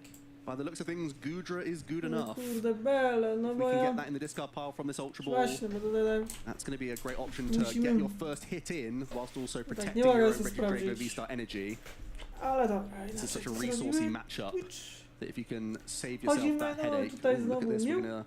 Oh, we're retreating back into the Cleffa. We're not going to spend our V-Star power, and instead we're grasping one more time here, Alex. Yeah, it's not, I guess maybe because he didn't quite hit the E-switch and doesn't want to waste. Zostało nam 39 minut do terminacji. He's willing to give Alberto an additional, effectively an additional turn. Wow. To work on this. Alberto was certainly not expecting that, I don't think. No. When you see the Prime Catcher, you're thinking, oh my goodness, I'm taking a lot of damage on board here. That is a wasted Prime Catcher in that respect as well. Really, so maybe it was just an unfortunate series of cards that Daniel saw, but didn't want to waste resources. That's the biggest thing. We spoke about this resource management in this matchup. Tutaj nie będę przełaczać, it's turn 3 and we haven't seen that attack yet.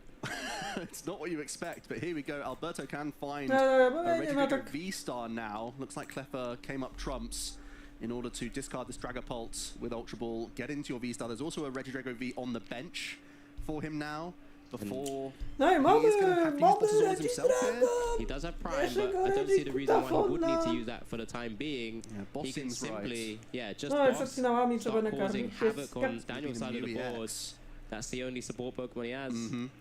Draw for 1 with Restart. And this is being able to attack without even utilizing any E-switches, Joe. That's you know, 2 are prized, 2 are in the deck. It's a complete opposite to last game, where Alberto was fresh out of resources pretty quickly. He had to spend his V-Star early. Now he preserves his V-Star, has access to all of his energy switch, and he's going up the first 2 prizes here. And he's also going to be able to set up some damage. You can literally see him rubbing his hands. Like, you can't help yourself because you're in such a strong position after this attack. Who's getting these damage counters from Phantom Dive? This is big, of course. Again, it's a resource war, as you've already mentioned. Looks like it's going to be at least 1 on each of those Ogerpons. 4 left to play with. Just 4, 2 and 2, maybe? Or 3 and 1. Nasza Giratina jest dosyć ryzykowna w przypadku Regidrago, bo nie mamy jakiejś korzyści. I don't know. That's something that I like to think about. Just if that 3 counters isn't that helpful anyway, I don't mind it going on to Cleffa just so your opponent doesn't have that pivot, and just in case they want to weave in Radiant Charizard, you say no. Give me 2 prizes only, please. Well, in reality, it's only 1 damage counter that's wasted. Right. On that Regidrago V, right?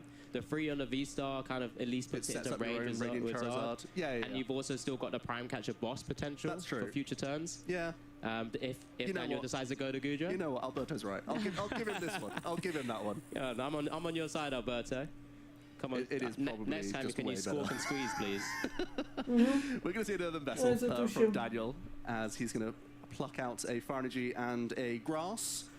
What's his line of attack going to be? Try and weave in Gudra possibly this turn.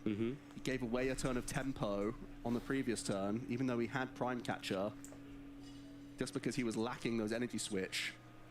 But now he might still be in a situation where he has to use that V-Star power this turn. Because wow, look how few cards are remaining in the deck as well. He does seem to burst through his deck a lot, and he didn't even need to use his own Squawk ability yet as well. Just the double researches in his first 2 turns.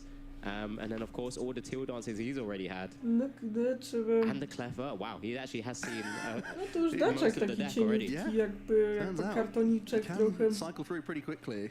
It's going to be another manual attachment. Atak Both z players are just slow rolling their ręki, chyba Regidragos kolejnego in this game number 2 here.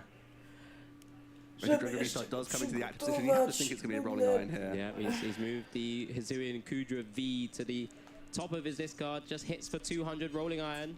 A fantastic attack that we've seen. I think Jesper mentioned it earlier in his own decks before, alongside sort of lost box type variants.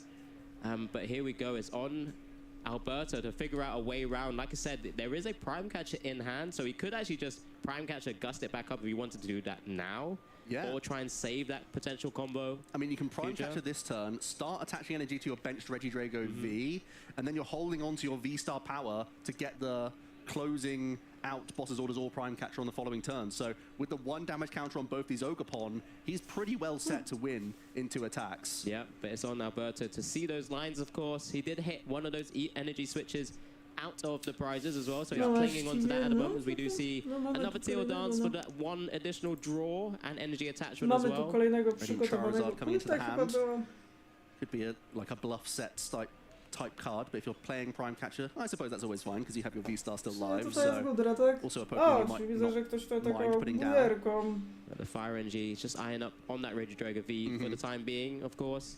Has the free pivots with the Prime Catchers when he needs to do so. Yeah, I think Alberto's in a fantastic position here.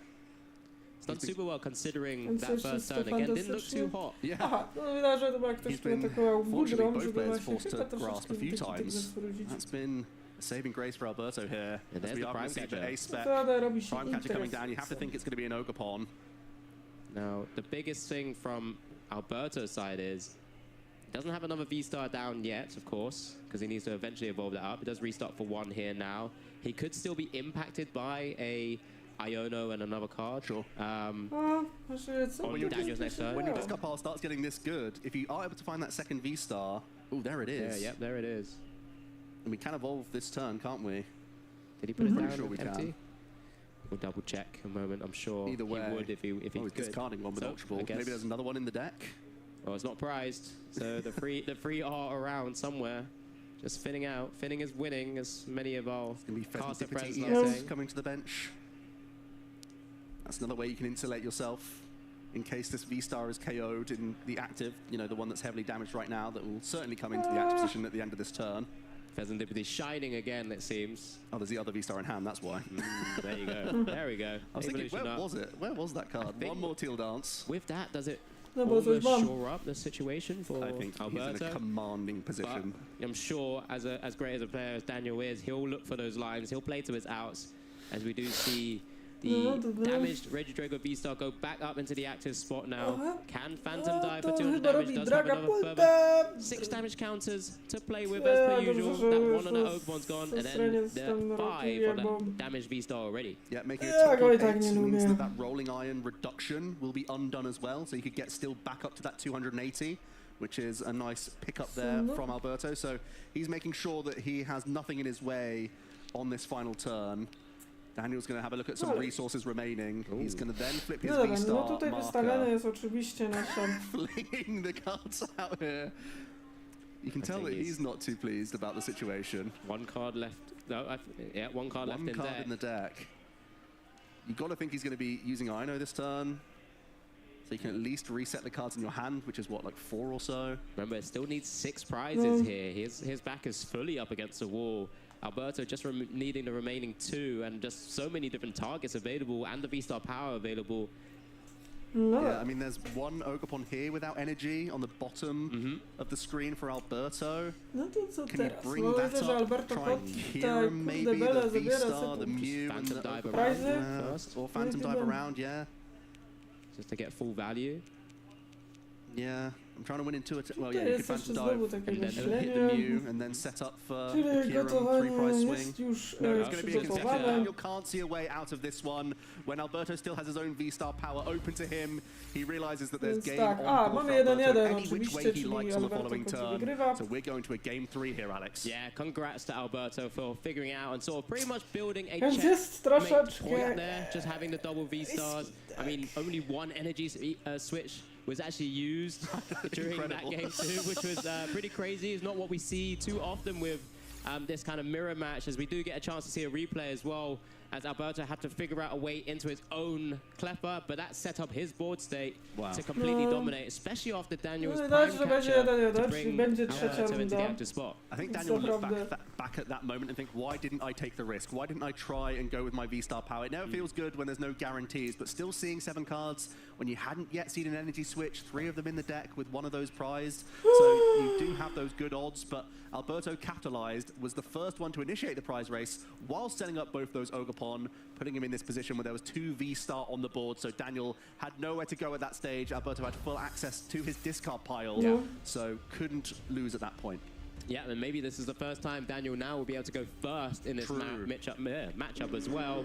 Try and set up a little bit better. Oh, he set up fantastically in the first 2 games anyway. Has access to the supporters. Yeah, lacking some Co ciekawe na to, co znaczy, że to swoje chyba naszego Magdy jest oczywiście gigo. Jakiś garczok musi mieć mocną nostalgię do tego człowieka. I know. As well. It was just one prize for Daniel. Yeah, if only you could cherry pick cards out the deck. That's one of the only downsides of the Regidrago V-Star, is that it's all dump and draw with your Squawkabilly, with your research. Even Ino is putting cards at the bottom, then drawing from the top. There's no guarantee that you'll draw into those cards, even though you play maximum copies. Yep, no, exactly that. As we do get to start to see our players put down their prize now. Haxor is hiding once again. Jezu, znowu Haxorius! Jak on to robi? A i w ogóle znowu Alberto jest, mamy... Co ciekawe, znowu ponownie mamy kupa 2 Switche. Already we're going to see a Regidrago V into No tak jak Sorius u Magdy lubi się, kurde, prajzować. Co się tam stanęło? Yeah, the big attackers already. I mean, what Daniel was maybe also missing with that big attacker. To jest jakieś szaleństwo, muszę przyznać. He was very quick to squawk and seize there. Here comes the nest ball as well. Is there anything else he can maneuver into? I mean, missing energy when you've got 4 vessels, if I'm not mistaken, on both sides of the field, and 8 grass, 2 fire. In Daniel's list, for example, he's probably just thinking, well, how have I missed this? Only one of each prize, 1 grass and 1 vessel. Just looking through that list at the moment. He's just making a couple of notes. A lot of the top players To musi być odlotowe, po raz trzeci z rzędu prajzować. In the Pokemon trading card game, especially players at this level of competition. To musi być trochę szalone w swojej prostocie, żeby po raz trzeci z rzędu prajzować Haxoriusa. Co tu się odwala? You still got to stay calm at this stage and think about the long-term strategy. There's still many comeback avenues for these archetypes, because you can get tricksy. No co tu się stanęło? No a oczywiście Alberto, to znowu ponownie mamy 2 energy switche. What the hell? Z czego co wiem, to tak nie pisałem, że Maszkiewicz jest top 4 z tego programu, ale w tej ciasnej, to ten program lubi nie aktualizować, tak?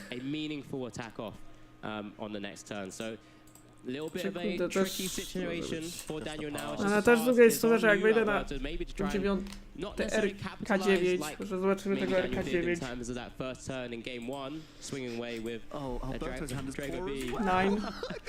czyli paringsy. No to jest to. To też się nie zaktualizowało, tutaj jedyne co to się doaktualizowało to Alberto.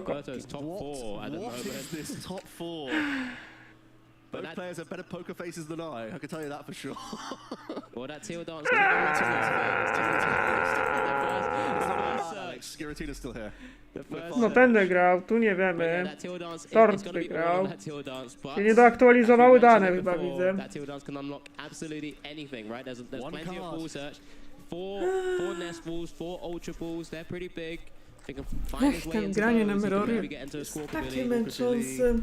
Could he go low enough for Mew? There's obviously the supporters of big hits here. Co to jest za paring, że tam lecą Mirrory ostatnio? Did see the Pheasantipity EX as well. We know how important that is. He's also just seen the energy switches. Mirrory lecą srogie, jakby na to je patrzeć. Two grass.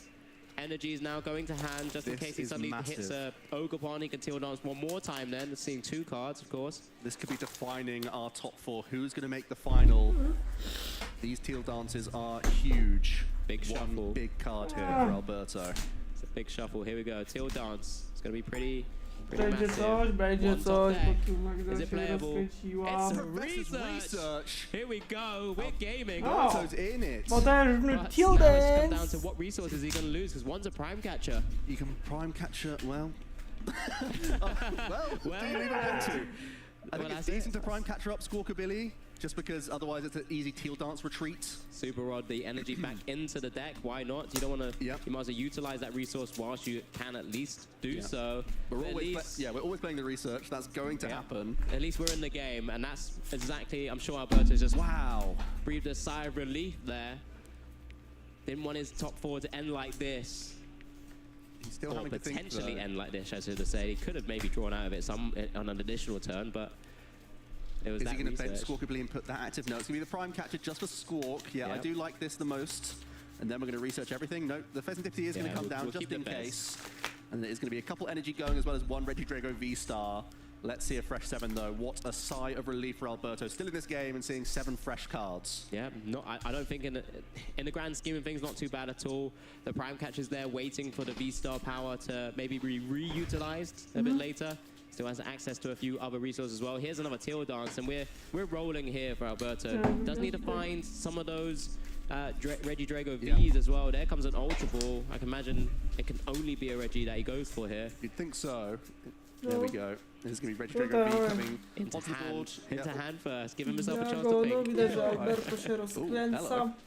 That's why you put it there, not straight onto the bench. No, okay, it is going to be Regidrago. Also getting rid of a Dragapult EX in the process. Can't be understated how important that is, so we have access to our attacks.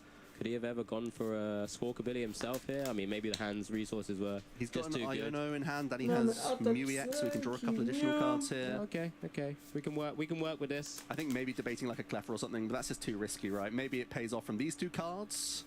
If you can get a single prizer into the active. And there's a second Regidrago V as well. I'm liking his spot now. Yeah, that definitely insulates you from Daniel going aggressively chasing 1 of your Regidrago. Right, so Daniel, it's on you to try and work out your pieces of your puzzle now. Ultra Ball first, discarding Superior Energy Retrieval, and I think was that a another research? Yep. Is that 3 down already? I mean, considering he was playing them pretty quickly in games 1 and 2, he pretty much burst to the bottom of his deck in both of those games. Does get this second Regidrago V out. No tutaj Daniel nie ma jeszcze It's a strange opening in this final game of our top 4 in Gdansk. Neither player having the best hands, having to adapt on the fly here. Daniel still has the potential for a massive turn. There's a couple teal dance, there's a turn attachment available. It all starts from these 6 cards from Iono. So still quite a few pieces for Daniel to get an attack off. Does have the attackers ready, or has an attacker already? Has both actually, isn't he? Has the Dragapult and the Giratina V from the early Squawkabilly. Still needs to find 2 energy switches. Does have Ultra Ball to go into the V-Star. There's no way we're missing out on more energy here. Well, I suppose we can at least get, you're right, V-Star gives us a further dig into the deck. But we're still lacking these energy cards. Is that at least one V-Star aktywnego, więc... So there's a teal dance first. 4 Ultra Ball as well. Teal dance? What is it? He's keeping it close to his chest, just like it's going to be Ultra Ball. That was the Dragapult and another Regidrago V going into the discard now. So plenty of attackers, available attackers at a V-Star rider. Was there a V-Star rider back? No, I want Alberto on our stream every time. He looks at the opponent's discard pile, gives us everything, all the information. So handy. He's Take note, everyone. He's well. Not calling anyone else out, but. Kurde, no, trochę idzie bardziej w setup pan Magda, widzę, bo tutaj idziemy bardziej w setup, a nie... It's got to be right. I think we still need a lot of things here. There's not even any energy for Squawkabilly to put back into play. Is it just going to be an energy switch retreat to Clever here? Oh. That's not the prettiest. It's again... We can turn attached to a Regidrago thanks to Night Stretcher. Then No też tak można, no właśnie. Night Stretcher, ten cały so he's drobny. giving another inch over to Alberto's. For you now, Alberto, to maybe take a mile. Just go ahead in this. I think there's already energy switch and grass energy in hand for Alberto. And if he gets the Ultra Ball with the Supporter as well. V-Star, he can just pick up that Prime Catcher once again, maneuver that Cleffer out of space. Kolejny tail dance. Yeah, it's not going to be a problem for him. Canceling Cologne, an easy thing to burn here. So he should have an easy map to at least push Clever out the way. Start targeting down Daniel's setup and board, which hasn't really seen too much action so far, in all honesty. There's the first of the two energy switches Alberto has access to. Gonna throw out the Cologne. We'll Cologne that Cleffer again, or that space that Cleffer is sat in, of course. 7 fresh cards. We're looking for V-Star. As you said, Alex, getting manual attachment in is handy here. No, że Alberto Energy switches if required. Is there any energy in? Yeah, I see grass energy. Is there access to Ultra Ball here or V-Star? Not seeing it. No. Not quite. It would have been played. Oh, there is a V-Star in hand. Okay, so Alberto does have the Prime Catcher live. I think the other thing you have to take might be Super Rod, because you got rid of one early and a bunch of energy. Unless your 7 cards then dictates a different card you have to take, I suppose. You also have to think about the discard from the 7, of course. Yeah, the worrying thing is, does he have the other E-switch in hand at all? Yeah, there is an energy switch. Okay, so he won't be discarding that. No manual attachment, though. There we go. All-Star! Legacy Star power being utilized here from Alberto. What 7 cards will we see that can dictate this game, of course? Just double checking the 7s, most important. All discarded. Giratina B hits the discard. Dragon Ball hits the discard. Again, not a terrible 7 at all. Jest dobrze, jest dobrze, no mamy jeszcze tak He had the saving grace of having the other energy switch in hand O, already. czyżby Prime Easily, Catcher? quickly choose that Prime Catcher as his number 1 target. And now it's just, what other piece of the puzzle do I need? Maybe a Vessel to kind of get energies into hand, a Super Rod, as you just said. Na to Yeah, just wygląda. a turn attachment might be that important. That you just take a basic energy here. Does play 2 Super Rods, so you know you can kind of maneuver into the second one at a later stage. It is prized, Yeah, but at there's the a Super Rod moment, prize, which is why I was thinking Alberto might just have to grab it. You have 2 energy switch in the prize cards as well, so not getting the manual attachment in feels really bad. Yep, agreed. So Don't he want to be might- wasting. either way, he's gambling from prize cards here. Trzeba go That might even dalej. make him want to take Squawkabilly out first. No. If we're going to be using Gudra. Dobra, no sorry, dobra, będzie the Prime Dragon Catcher Ball tego TX attack. Regidrago z That's gonna be a energią, no i Vessel co here. ciekawe garnek. And then just starting to set up the board the same way, yeah. So Vessel just to be able to get a few more additional energies out of the deck into hand, so we can play around with the energy Can still dance attachments one more time as well. Yeah. So there's the third. My issue, yeah, this is the issue. I want Snorlax physical grass energy here. usiąść na Because powierzch. we're gonna have to find Super Rod from these prizes, Alex. This is rough. It's a touch and go scenario here, in all honesty. But Very light on resources for Alberto now. especially with the fire energy also prized as well, when he does want to weave in the Charizard. It's going to be quite difficult when you can't just cherry pick a fire energy to attach. Especially at the top. That was a tricky call for Alberto. I would have liked to have seen a basic grass there myself. He's still been able to thin the deck, but he's very light on options now. How many energies are left, in fact? Well, I guess if he can get the E-switches... Oh, no, you can't not tail too dance though. fine. You need to... Oh, he has He's an got- energy switch in He's hand. going to use the energy switch. He's going to essentially. use all his resources here. One more card from Let's Ogapon. do that. Hit the boss, it looks Boss's like. orders. We attach to the bench Regidrago V. So we're Okay, not 'cause, yeah. going in here. No, he's got energy switch. No, czyżby przygotowuje kolejnego Energy Regidrago, switch, na razie czeka, Prime jakby Catcher. tamte miał. And then he's just working, Tu then he's kind of zdechnąć. reducing the odds or percentages he requires, because he could hit energy switch off the board, right? Yep. And then there's actually a double energy switch. He's already worked out, he's got double energy switch, the super rod in there. The odds of at least picking up one of those is That's pretty true. good, pretty high. Yeah, Prime Catcher. We're just having a look here. The thing is, the prize cards are so vital, you may just take Squawkabilly here. A, nam było 4 easy If you don't take prizes, you get massively punished by Daniel just using Lost Impact. Yeah, agreed. Yeah, I think this is Everything. really wise from Alberto, I think. You're losing a bit of value in terms of damage counters overall, but you just need to see what's in those prizes at this stage to formulate the rest of your strategy. He'll only have access to one more energy switch. Does he have any more energy in hand at all as well? Well, he attached a fire for turn, and he also teal dance, so I think there's no more fire in his deck. I don't think there's any more There's no grass, energy in his deck. I don't think there's any grass around available. Yeah. Właśnie widzę, że już powoli też, z tego co ja zauważyłem, mamy uzupełnienie danych. Still some really important cards in that in the prizes for Alberto. Just whilst Daniel's playing out his turn now, of course, they're the prizes that Daniel has. I will confirm, yes, it was a Curum and the energy switch that was taken from the bottom of Alberto's prizes, from the 2 prize knockout he's taken. So Daniel here can really force a really awkward spot, despite such a slow start. He can really force Alberto in a really, really dangerous position because he won't really have access to much else. Yep. So let's see how Daniel wants to navigate it then. This is one of those situations where Jak na razie to jest takie it's the game within the game. Nie not just what you jesteśmy... see, not just the prize cards, No, not just w the ogóle... board states, but also what's in that discard pile. The V-star marker has been flipped for Alberto, so Daniel still has a lot of access to resources remaining and can get some really cheeky plays in still here. Still needs a few more pieces though. He of course did Cleffer up to 7. You know, it was 6 whole new cards a moment ago, so it does have the energies and a Regidrago V-Star in hand. More teal dance from Ogapon.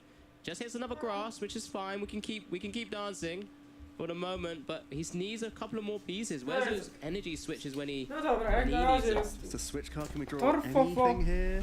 Zagramy It's going to have Torfa. to expend that V-Star power as well, I think. Jest Yeah. już Regidrago. Chyba powinno być good, right? Draw one here. Czy mamy już cokolwiek? Ooh, okay. Boss so it's, Ogre again, another Pona. interesting scenario where he's not right now wiping out Alberto's energies. Yeah, that's a huge relief for Alberto once again here. And probably not what Alberto was expecting either. Couple cards here for Daniel. Daniel, who has been so ruthlessly trying to hold on to this V-Star power, will eventually flip it. Here we go, 7 big cards. 7. There's one E-switch. Some of the other attackers It's get the Giratina V-Star there as well. Again, I don't think that's horrific. No, not Additional at all. ball search cards are fine. I think we've already played the Night Stretcher, so just have a quick look if you have access to more V-Star later. So one like, E-switch going, not ideal with one in the prizes, but I think you can take that overall. Yeah, you can work with this pretty well, I think. V-Star E-switch coming to the hand. The other card's a little bit less useful at this stage of the game. Yeah. Hand isn't great though. Just lots of grass energy. He missed them earlier, and he's just seen nothing but energy now. Yeah, so here we go.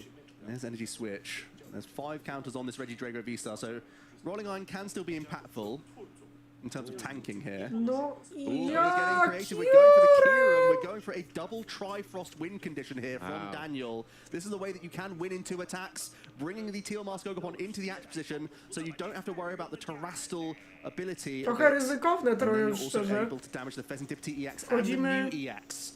Can Alberto stop this? Big heads-up play here as well, just because, you know, he's only expended 1 of those E-switches. He just needs 2. Yeah, obviously one is prized. We need to bring back this Ogapon as well. Presumably that's going to be retreated from Alberto. Yep, so that Ogapon is going to be running back away, and because it is a terror, just as a reminder for everyone, is unable to be attacked onto the on the bench. Right. So no damage can be dealt to it. So here Alberto's just drawn his card. This is going to be a thrilling end to this game, Alex. It's not anything we expected whatsoever, because we honestly thought maybe that Drago V-Star is just going to be going down. Because we have this cast division, we can see the prize cards and whatnot. We're worried about Alberto losing these resources, his energy all in one turn. But Daniel's gone 1 turn ahead and said, how about I win in 2 attacks? What if I put Alberto on that clock instead? What a spot Alberto finds himself in. Wow. Because by not taking any prizes, Iono or any sort of disruption's not happening either. In Alberto's head, he's probably thinking, well, does he have it in hand? Does he just already Exactly. Resource-wise, Daniel has the possibility of getting there. There's a vessel. Alberto's having a look at resources remaining. There's a potential just like jest tu duże ryzyko. saying, well, Iono me, because I wouldn't be doing this if I didn't have it in hand, right? And we know Daniel's hand because of our cast terrible as well. Yeah, oh my goodness. This is incredible. I can't wait to see how Alberto's really going to play this out. Does he have anything as a way of even disrupting if he wanted to? Boss's orders in his hand. This is tough. Does he say now I'm going to win in 2 turns as my own self. He's going to bring up Mute EX and try and deny the draw power from Daniel. This is very wise, I think. Retreat. I znowu chyba Alberto będzie brał 2 prizy. That's the other gust being utilized now, and it's on Alberto here to select the attack that would allow him to win potentially on the next turn. This is going to be crazy, Alex. I just want to re-look at Daniel's hand because I don't recall it being too great. I know there were energies. I think Daniel's taken the only play that lets him win in 2 moves, and maybe he thinks he's behind enough to make it happen. So here we go. Big attack. Dragapult, Phantom Dive, 200 damage on that Muriel, a KO, taking Alberto down to 2 prizes now. And just 6 No just to play around with. Yeah. The typical things probably we're going to expect is the 1 on the Ogapon once again. No chyba jest duża szansa, że Alberto wygra. Daniel has that free retreat Cleffer. There's another energy. Grass energy. Nestball. Remember, he doesn't play Pheasantipity in the list, yeah. Tak, no właśnie, to jest ciekawa rzecz, bo tu nie ma Pheasantipity. To już jest takie... Rezygnujemy z Feza na rzecz Haxoriusa, którego ciężko będzie użyć w niektórych matchupach, tak jak tutaj. I to może być trochę kłopotliwe. I co? Będziemy robili sobie jeszcze jednego cookinga z Curemem? Yeah, I believe so. There's not much else going. Czy uda się naładować tak, żeby był jeszcze jeden cooking? First Teal Dance. Teal Dance, czy będzie? We've got Ultra Ball. Okay, it doesn't offer too much. Another Teal Dance. What is it? I don't think I saw much again. I don't think we have a combination here. There's a research. Can we even draw Czy mamy... Is there Prime Catcher available? Tutaj jest jeszcze... We need to see the discard pile here. If Prime Catcher's available, we just rip the research Co tu się dzieje? Dobra, mamy research. Sure. Co, będziemy wyrzucali wszystko, co mamy? The discard pile, Daniel head in hands. Będzie grubo, jak tak będzie. Really tanking about just kind of missing all of those pieces. I mean, they were still fairly sizable when it's just No dobra, no to jeżeli będziemy lecieć jeszcze bardziej YOLO, no to lecimy. It's just gonna be a grasping draw here. It's on Alberto. Does he have it in hand already? He's moved something to the active. He knows. This is it. I think it's just a grasping draw. Alberto shows the boss's order. No niestety. No Alberto Conti przechodzi do finału. After a top 4 finish in Lille. No zobaczymy co to jest. Tak, Alberto Conti przechodzi do finału. Showing by Alberto Conti. That's exactly what you want to see in an tak, Albert przechodzi do finału. No kurde, ale widać, że Daniel próbował ryzykować kolejnym, ale no niestety zabrakło resursów. Liczył na 6 prizów, niestety brakło resursów, zabrakło wszystkiego. But he's been able to progress into our finals. Yep, and we get a chance to relive all of that action once again, of course. Daniel with that bursting through first turn and being able to just get that Dragon Laser attack off without too much difficulty and then start sweeping away with the Dragon Ball. Tak, Alberto tym razem przychodził do finału. I zobaczymy, z kim się zmierzy przez samym Omlegadą himself tortem i klewem. Może będziemy mieć item lock. Just further knockouts, that Pheasantipity being targeted down. So many. No zobaczymy. Daniel winning that first game. Even without Pheasantipity, no i niedługo przejdziemy do finału. Teal Dance Ogapon still got him over the line in a heavily powered up Myriad Leaf Shower, finishing off a pre-damaged Mute EX with that Dragapult damage counter placement for our first game. Then flying into that game number 2, there was the Prime Catcher, but wait, no attack. Instead, after this research, we whiffed on our E-switch, and we ended up going into Cleffer, which gave Alberto the priority at taking the first 2 prize KO on the Mew EX. Yeah, and this was such a crazy game, because we just had to see Alberto finding a way out. That was his only one Regidrago V, don't forget, and that was able to carry himself through to 4 prizes at the very least, and then sets up that kind of checkmate point. We saw Daniel scoop it up when he didn't have a line anymore. Little cheeky smile Happy there with by himself our boy. there. It's always great to feel like you know that your opponent can't do anything to you in that game 2 by virtue of holding that V-Star power off. And then in game 3, it was a panic Teal Dance, don't forget, that got us into Professor's research. At one moment, Alberto must have had his heart in mouth there that got him back into this game. Daniel also didn't have the best of starts either, missed on that early energy attachment, of course, had to go into Cleffer himself, which once again allowed Alberto to initiate the prize race on Squawkabilly, and from there, Daniel makes a big play. He says, well, if you're going to win in 2 attacks, how about I launch an attack myself with Kieran first? I mean, like I tried to explain when we were casting over that moment, so many players have been digging for that Iono, just be thinking maybe he's got it, because you don't expend all of your energies in one turn like that without something in the back. What a brave play from Daniel. And again, both players there caused bluff situations. That Radiant Charizard, if that was KO'd, I don't know if Alberto had any other resources remaining. Yeah, exactly. We were trying to have a look and see. I think it could have been another like passing turn. Could have got very, very awkward for him. And then Daniel making a big, bold call with his swing with the Kieran in the mirror match, trying to take a 6 prize turn. But Alberto didn't fall for it and was able to hold on with a boss's orders line, which really helped him get there. Shutting down the Mew EX was a crucial choice. Yeah, 100%. And we get the chance to see Alberto in the final now here in Gdansk at the regional championships. Daniel, unfortunately, has fallen. But we'll never know what you think. We'll never know his final words. We'll never know. No. I'm forever sorry now. Oh, it's going to Alex. haunt me for the rest of this weekend. But at the same time, there's no doubt we'll see him again, because just how accomplished he is as a player already. In the Masters division, a top 16 in the Masters division, a top 4 in the Masters division. I think Ross called it out when I think we have another fantastic senior who aged up, Nina Eisenblau, also pilots in Regis Drago. He's called her as one of the best seniors who have aged up. Well, I think we've got Daniel Magda. There's no shortage of fantastic young talent out there in the seniors division who are aging up and they're unfazed. You know, it's still Pokemon at the end of the day. It doesn't matter who you're up against. You play your game to the best ability and you still end up on these top tables. And that's exactly what Daniel's done. And he's been around since a junior. You know, we can't discredit the fact that he's played this game for years on end, and it really showed in that game. Yeah, he's got some fantastic friends as well. Very high, well-accomplished players. You know, we've got like Andre Skubauer is a friend of his. He's not a bad mate to have. Yeah, exactly. He's a world champion. Just a world champ. You got Miloslav Posledny, who's obviously a very close friend of his, and I think someone who helps teach him some of the ropes in the game in terms of like testing as a partner as well. So it's like there's such a core group that they kind of work This is together. actually very similar to Miloslav's worlds list, I think, by the looks of things. With the double superior, with no Pheasantipity in the list, and just quad Ogerpon. So it doesn't surprise me that that's a list that's been taken on from Daniel here to great success once again. So. Oh yeah, Miloslav was there whilst trying to interview Daniel and trying to give him a chance to speak, and Miloslav was there cracking up at any opportunity. But yeah, it's fantastic, and like commiserations for making it. And only so far, you know, it was so close that he could potentially take down Tord, just as he said. We don't know how the other top 4 might have already started and gone so far anyway. But now Alberto has a chance to write himself in the history books and take down his personal regional championships. Yeah, and that's something that's been on his list for a long time, especially this season, you know. He's got all the day 2s, just missing out on the winning in his first event. Then in Lille gets the top 4. Now he has the chance finally to get into that finals and get a medal round his neck as a regional winner.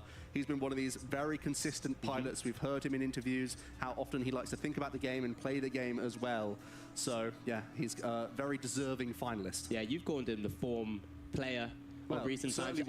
I don't think he's ever been out of form. Correct. I mean, yeah, that's true. He's found a way to win with, well, Giratina for a long time. Well, he played Dragapult, if I'm not mistaken, in Dortmund. Yeah. And then made the switch to the Reggie Drago, which is an easier way to use Dragapult a turn earlier most of the time. And the Giratina. Then now he's back into top 4 contentions, and then top 4 and now finalists here. But, you know, enough from us. We get the chance to hear once again from our winner and now first finalist, Alberto Conti.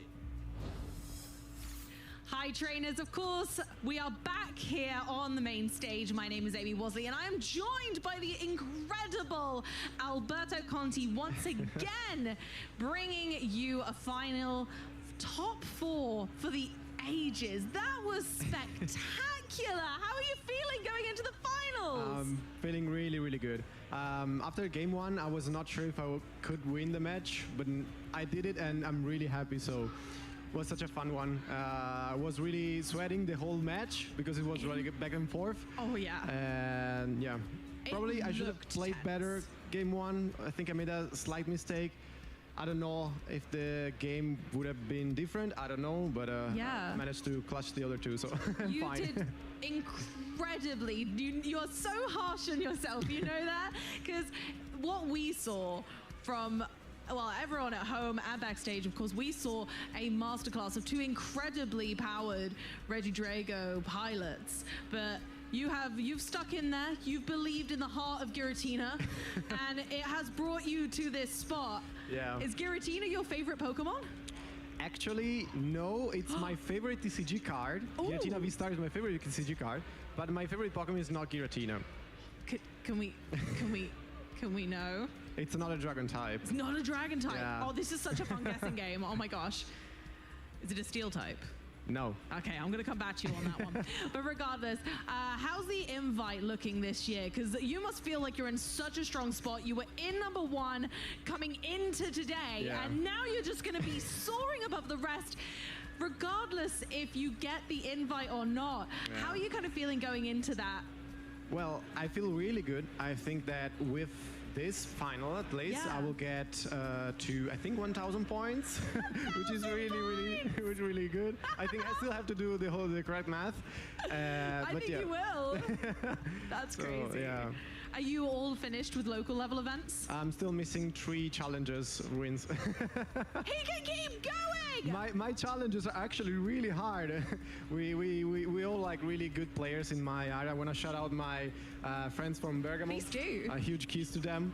That's incredible. We're putting a lot of effort into our local scene. We test a lot, and things feels like it's paying out. So I'm really happy. It is paying off. That's incredible news, and it's kind of nice to have that locals, right? Where you go every week, and you're practicing with your friends. That's such a good advertisement for players who are getting into this game, knowing that they can be just like you if they go to locals, right? Yeah, that's true. I absolutely love that. But big shout outs, of course, to everyone at your locals. Do you have a particular testing group, or is it sort of everyone? No, I just want to say everyone from Bergamo, which is my hometown, but I also want to shout out my friends from Germany. I spent the last 2 weeks in Germany, and they helped me a lot testing. So a huge kiss also to them. I'm really happy to be here today to represent everybody. Absolutely adore that. Now I have Zaktualizowały się jakieś wyniki. about the mirror match in particular, or an essential mirror. How do you feel going into that? Because it was such a drastically different game. Every single one of those games. Nic się nie zaktualizowało. Chyba będziemy musieli poczekać na oficjalny osąd. There's like three main ways I would say to win the mirror is like going with a normal way, taking like 3 knockouts on 3 2-pairs of Pokemon, especially with Giratina, and on with Dragon Ball sometimes. But most of the time, sometimes you can clutch the double Kyurem play, which is kind of hard, and my opponent was trying to achieve that last game. And the other way to win is to set up some damage with Dragapult and then clean everything with the Kyurem again.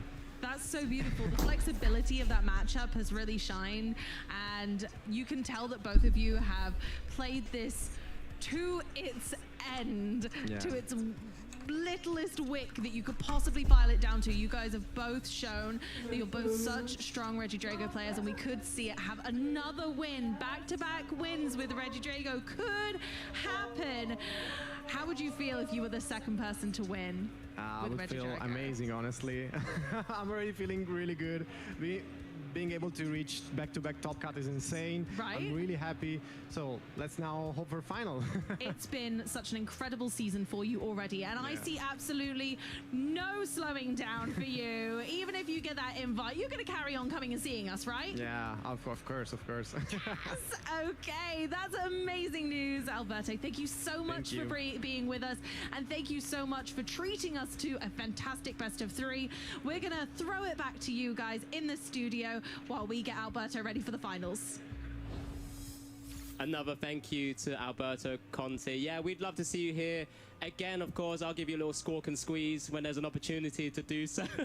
Why do you think you're here? We're keeping you away from it just in case you're going that's for just it. mean. Anyway, but yeah, back with me, Alex Dow and Joe. We kind of just guided you through that first top 4 match where Alberto Conti was able to best Daniel Magda. And again, congratulations to him for making it into the final, of course. Joe, what a game. That was incredible. It had twists and turns, and I felt there were different opportunities when both players could definitely take the win, and some tough calls in there as well. Calls that may not have been obvious for most of us. Definitely not me. I was bamboozled by some of the players, but they ended up being the right ones. So really amazing to see, and that's what it takes at this level to make it into those finals. But great news for you guys. We have another top 4 coming up underway. That's top 8 game, the final one we were waiting on, the thrilling conclusion of the Bennett versus Bennett. Magnus Pedersen did come out on top against Mateusz, beating the creator of the archetype, no less. And that was a long game. That went all the way down to time, down to those last couple of prize cards, but Magnus did come away with the win. So there is still one Bennett EX, and he's come up against Tord Reklev. Heard of him? Yeah, I mean, we've seen that matchup before, I think, right? We have. But, and you know, this time it's not going to be Mateusz in the top 4. Right. But someone piloting it on his behalf. And it's going to be a riveting matchup because we know and have seen a number of outs that Tord had during that matchup as well. And just trying to get out of those locks, and on occasion, we'll see how many of those Adrenabrain abilities are going to be used. Can you give a count how many Adrenabrain is going to be utilized in that one matchup? That's going to be just so many. An infinite amount of Monkey Dory typewriter situations with the Adrenabrain coming in. You've still got your plush, right? Yeah, oh, absolutely. I don't leave home without it. And but I listened to Tord back saying about the stream game, and he said that it was there was some moments where he got a little unlucky, some researches that got him all into item cards. Same for Iono, so he's actually still confident in this matchup. Yeah, but you know what? I think that's enough from us. Let's just take a look at one of our favorite players throughout the series.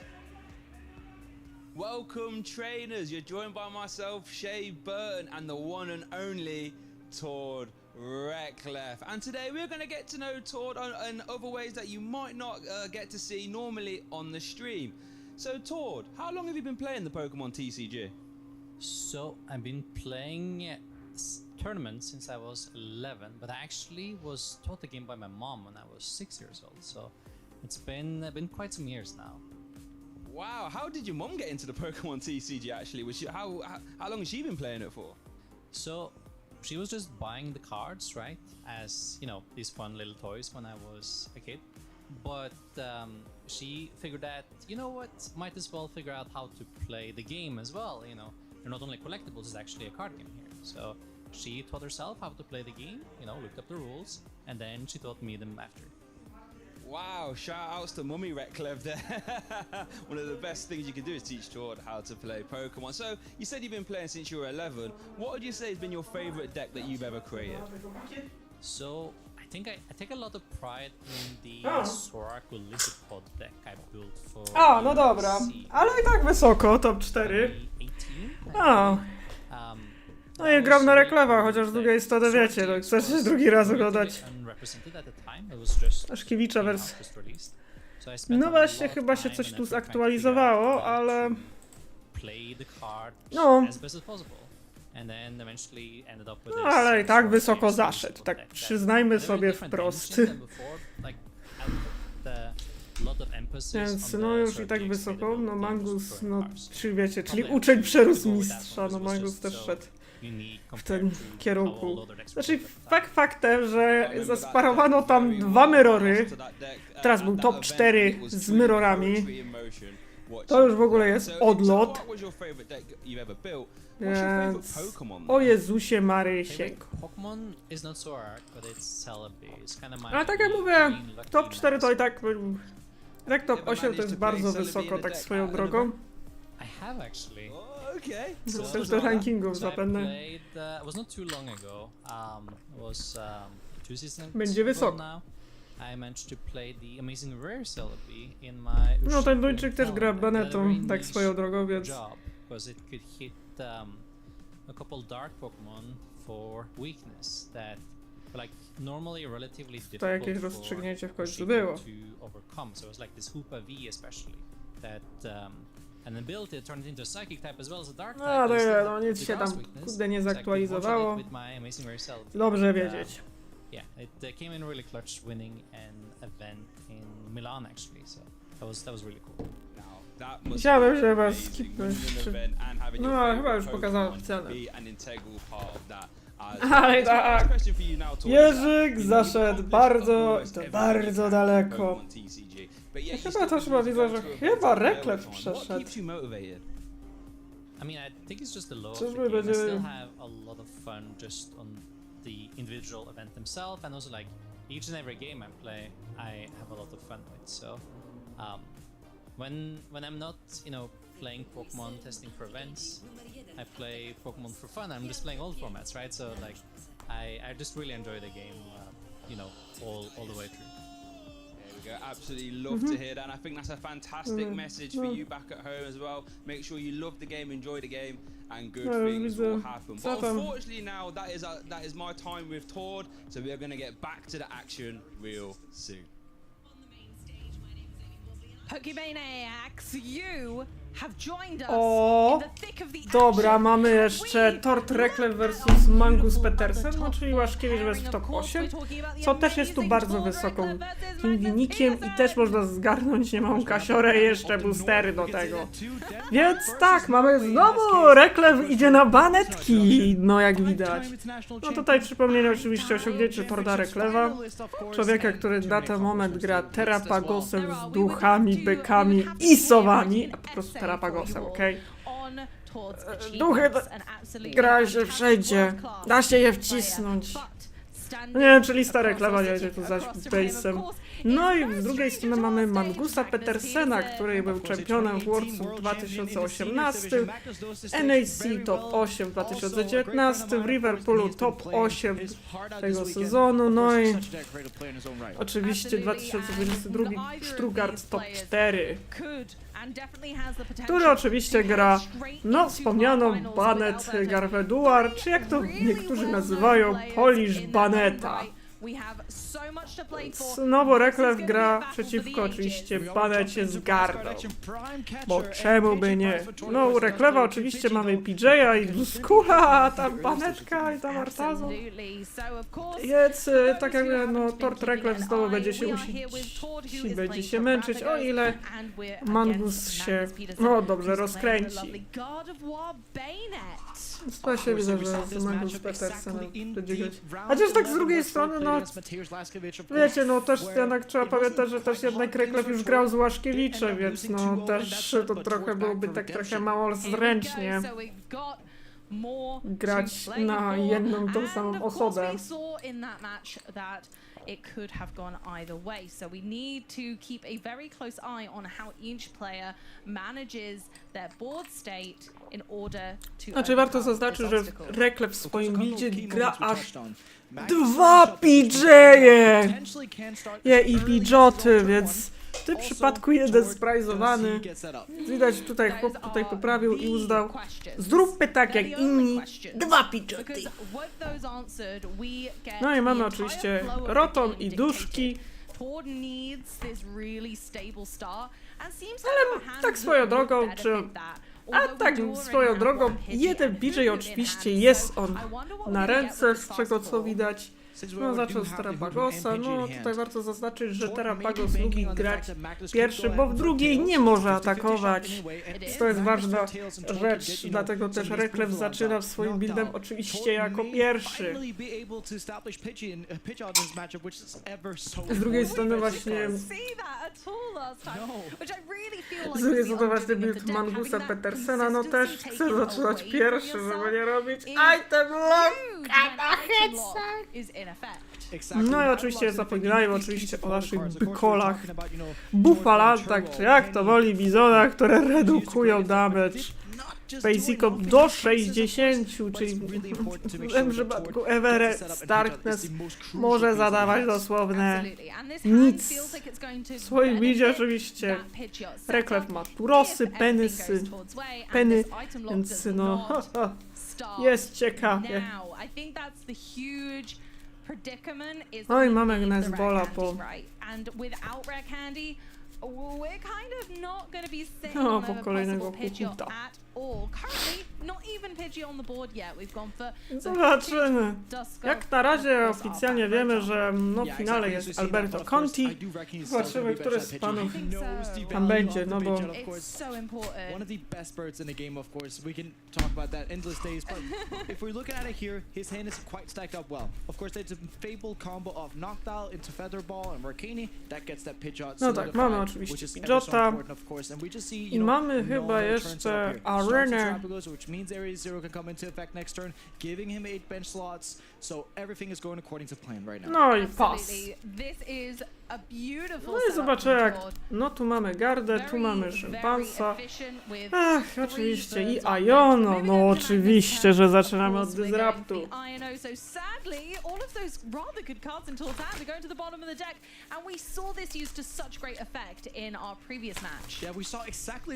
Aczkolwiek też jest tak, że Polski już będzie miał chyba dużo punkcików, co...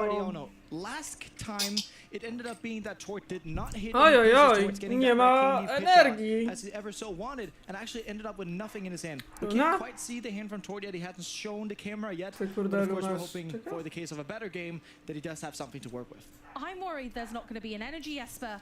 I don't think Magnus has the potential of getting one this turn. I don't think we're going to be able to envelop in shadow at all. That actually opens up, you know, a Polska very dangerous banetami route here stoi, because chyba nie Tort, dziwisz. of course, doesn't play the Dust Clops. Mm-hmm. Now he finally has the chance to rare candy the Dust Snore, and if Magnus does not get, you know, a second, maybe even a third shut it down, he might even close that item lock for good. Absolutely, and of course, if we manage to get the Pidgeot online, Tord is able to tutor a card once per turn from the deck, which may help him get through all of Magnus' pesky item lock. Exactly. We do see the body pop in here, but there's an inner conflict here from Magnus, right? Of course, Magnus wants to get more rolls in play to make sure he gets those curlies in on the board, but he also needs the second and third shot bit here to make sure that a Dust Null cannot come out and be sure to have Tord take out two of his shot bit, of course, one by Dust Null and then one being attacked by Terrapagos in that case. Okay, here we go. So we've got the shot bit, we've played the Super Rod, and now we have empty hand ready for usability restart. Mamy kolejnego, mamy oczywiście Gemstone'a, żeby nie było tak łatwo. We've got an empty hand restart is being used to full effect, and it's possibly the only draw that's going to be able to see us an energy this turn for the potential coin flip to get that item lock online. Was just about to say that Tutaj trzeba popieścić pieska. really important, but also getting something to work with next turn. Of course, Magnus is looking towards actually getting, you know, a Curlia out, perhaps drawing a supporter card for next turn. I think that There's so much importance, and we got the flip coming in. Here we go, and we saw this coin flip. And we see Ten coin flip robi. No niestety, itemy dalej w grze można używać, więc Rock. No, do not underestimate enveloping shadow. That No, ale też widać też Iono jest. And that's what scares some players off playing Bayonet. But here we finally do see Tord in a turn 2 situation having items. Top deck to rare candy. You could not. Tak, no niestety dla Petersona pechowo, no bo może normalnie użyć.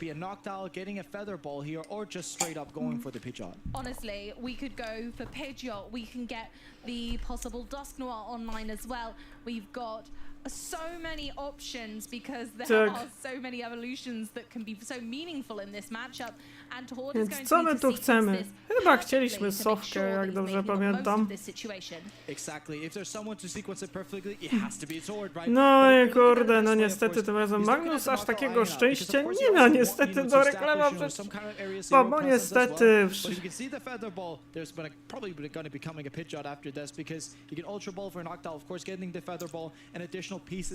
No i chodzimy w Featherballa, a my na Under Zero.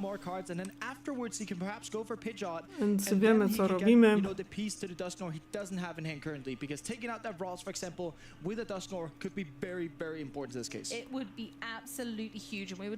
No to grubo będzie.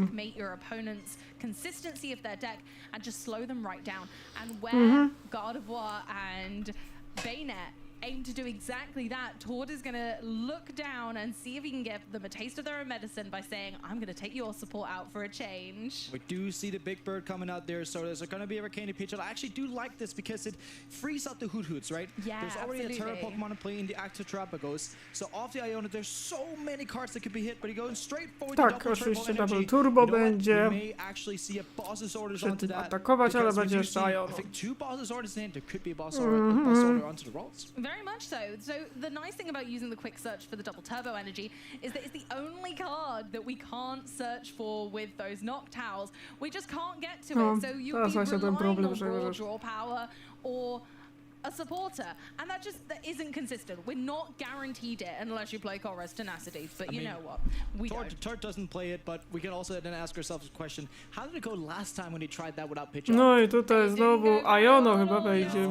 It did not. And so this time it feels like we're going to have Chyba my chcemy Iono, czy chcemy... between these gamers rather than Magnus just walking away with it. To zobaczymy, co tu tam będzie. Czyli Penny na pewno nie chce. Ale wybrałem po prostu knockout, dobra. Because then again, the boss orders could be used to pick up prices on something like squishy, like the Miyu, because there's no bravery drum shenanigans happening in Magnus that actually can't give this more HP, which means that this 100 HP Pokemon is going to stay in play until Tort finally decides to take it out. Absolutely, and you're managing your own prize cards and your own prize race, also managing your opponent. So choosing to hold back on that Duskull until a more kind of impactful turn later as well, I think that's so important, and you don't want to remove too many Pokemon from your own side of the field without that area 0 to be increasing your damage, because unified beatdown needs a unified team. Exactly, and we can get that unified team on with the help of the Pidgeot. I feel that's what's going to be dictating this game, of course. Magnus does get the Bayonet out and going to see very important cards at the restart. Here we go, 1, 2, 3. We see Artisan research and Buddy pop in, so we're just going to research that all away and get another 7 cards. There's 10 cards so far this turn. No, już widać, że się zaczyna to już dopiero skręcać. Hitting the board finally, because that's of course super important towards getting the Gardevoir online, because Magnus, of course, does not play any rare candy to help out. So it's going to be super important for Magnus to get these Curlia online, and that's maybe something Tort could actually target. You know, not having these Curlias on the field may just disrupt Magnus too much. Maybe that's what those boss's orders are waiting for, but it looks like Magnus is considering using a counter catcher and going straight for the Pidgeot, noticing that the Pidgeot is a problematic Pokemon in and of itself, wanting to start littering damage on that Pidgeot right now. Exactly, and usually you would be thinking, well, Pidgeot's a free retreater. It could just retreat. Cóż, no to jest to there's a gemstone in the active, which means it has 1 retreat now. So Tort has to use a DTE or a Turo to get that back. But if you use a Turo, he can't get it back online. So Tort has to go ahead and get a double turbo energy to retreat that. Otherwise, if he Turos it, not going to be using it the rest of the game. And there's no way to remove the gravity gemstone in Tort's deck without having items, which are turned off. Exactly. Tak, no właśnie, no chyba, że... seem tempting. We are not able to use item cards right now, so the double turbo energy would need to be essentially wasted by being attached to the Pidgeot for the retreat cost, and it could be argued it's just not worth it. So we'll see how Tord responds, because it's a very sticky situation that Magnus has forced Tord into here with the use of Gravity Gemstone, which is very underutilized in most other decks. I don't think I've thought of any other great use for Gravity Gemstone, but Bayonet, he likes his gemstones, you know? Oh, definitely, because when you're keeping something that has a huge retreat cost, or just, in this case, even a free retreat Pokemon in the active, you're forcing your opponent to use our resources to get out again. We've seen this with other Bayonet variants, mostly something like Bayonet Frost Ice, for example. No chyba, że chce atakować Blueberry Windem. So here in this case here, Tortoise, of course, looking at, have to use a DT for it. But what ends up being the case is that can Magnus actually run Tort out of ways to get back from the active spot as well? Absolutely, and we've seen these really strong Bayonet Gardevoir decks litter damage across the board and mop up at the last minute. They don't need to be doing dramatic amounts of damage because of the Monkey Dory. No i mamy oczywiście stadionik. Because of the Monkey Dory, it seems like what damage Tort is actually doing to Magnus, he's actually doing to himself. Absolutely. Też dobre. So we get rid of the Gravity Gemstone there, which is a very nice play. I love that. Making the Curlia come forward, which you absolutely well analyzed, was the target of Tord, and there we go. That boss was held in that hand for such good effect. Masterful use of boss's orders, multiple effects in reality. Exactly, and that's why Tord waits on No i zobaczymy, co tu dalej. Because if there's a Curlia in play, therefore you take out the ability to draw with it. If you're waiting until it evolves to a Curlia, you also tell Magnus, yeah, there's no Gardevoir today, or at least not now, right? And the Gardevoir is just so important. We saw that when Mateus played this matchup earlier, that he used the Gardevoir to move back and forth and actually, you know, making damage into play somehow. And in this situation, that's not going to be happening yet. Absolutely. It was crucial timing for Tord to just take a minute and go, actually, no, I need this boss's orders for later. I need it for that Curlier. The moment that Magnus was unable to put 2 Curlier into play, which we know that these rolls have been going down one by one, that was the perfect opportunity to go. Trzymajcie kolejna killa. O, O, jest Eona. Może z niej wyjdzie coś, tak? How does he put enough pressure onto Tord's board? Of course, the boss's orders were used there, which means Tord still has Penny at some point to heal up the damage. Now, of course, Iona's going to shovel back those cards in Tord's hand to the bottom of the deck, which was actually a double turbo energy got from the prizes. But, of course, we have to keep in mind the differences here. There's pitch on in play still. Absolutely. Pidgeot is in play and Kurde, can szybko just się go quick search zużywają. for Tak, one o, card. i mamy Every kill card w once per akcji. turn. So again, Magnus realizing this Pidgeot is going to be so troublesome if I don't deal with it. We're going ahead and discarding the Professor's research from the trekking shoes, I believe, drawing into an energy, which is going to refinement away for more card draw. It just seems endless at this point. Exactly. Both of these decks are really just machines, right? Tord's is going not card draw, but is going to be searching the deck a lot usually. If you give free range to this Rapid's deck, it can just search out any single card it wants to build up its combos. Of course, Magnus' strength is that you're discounting a lot of cards with refinement, and there we see the going ahead and saying, okay, right. I reckon I've got this bird stuck this time.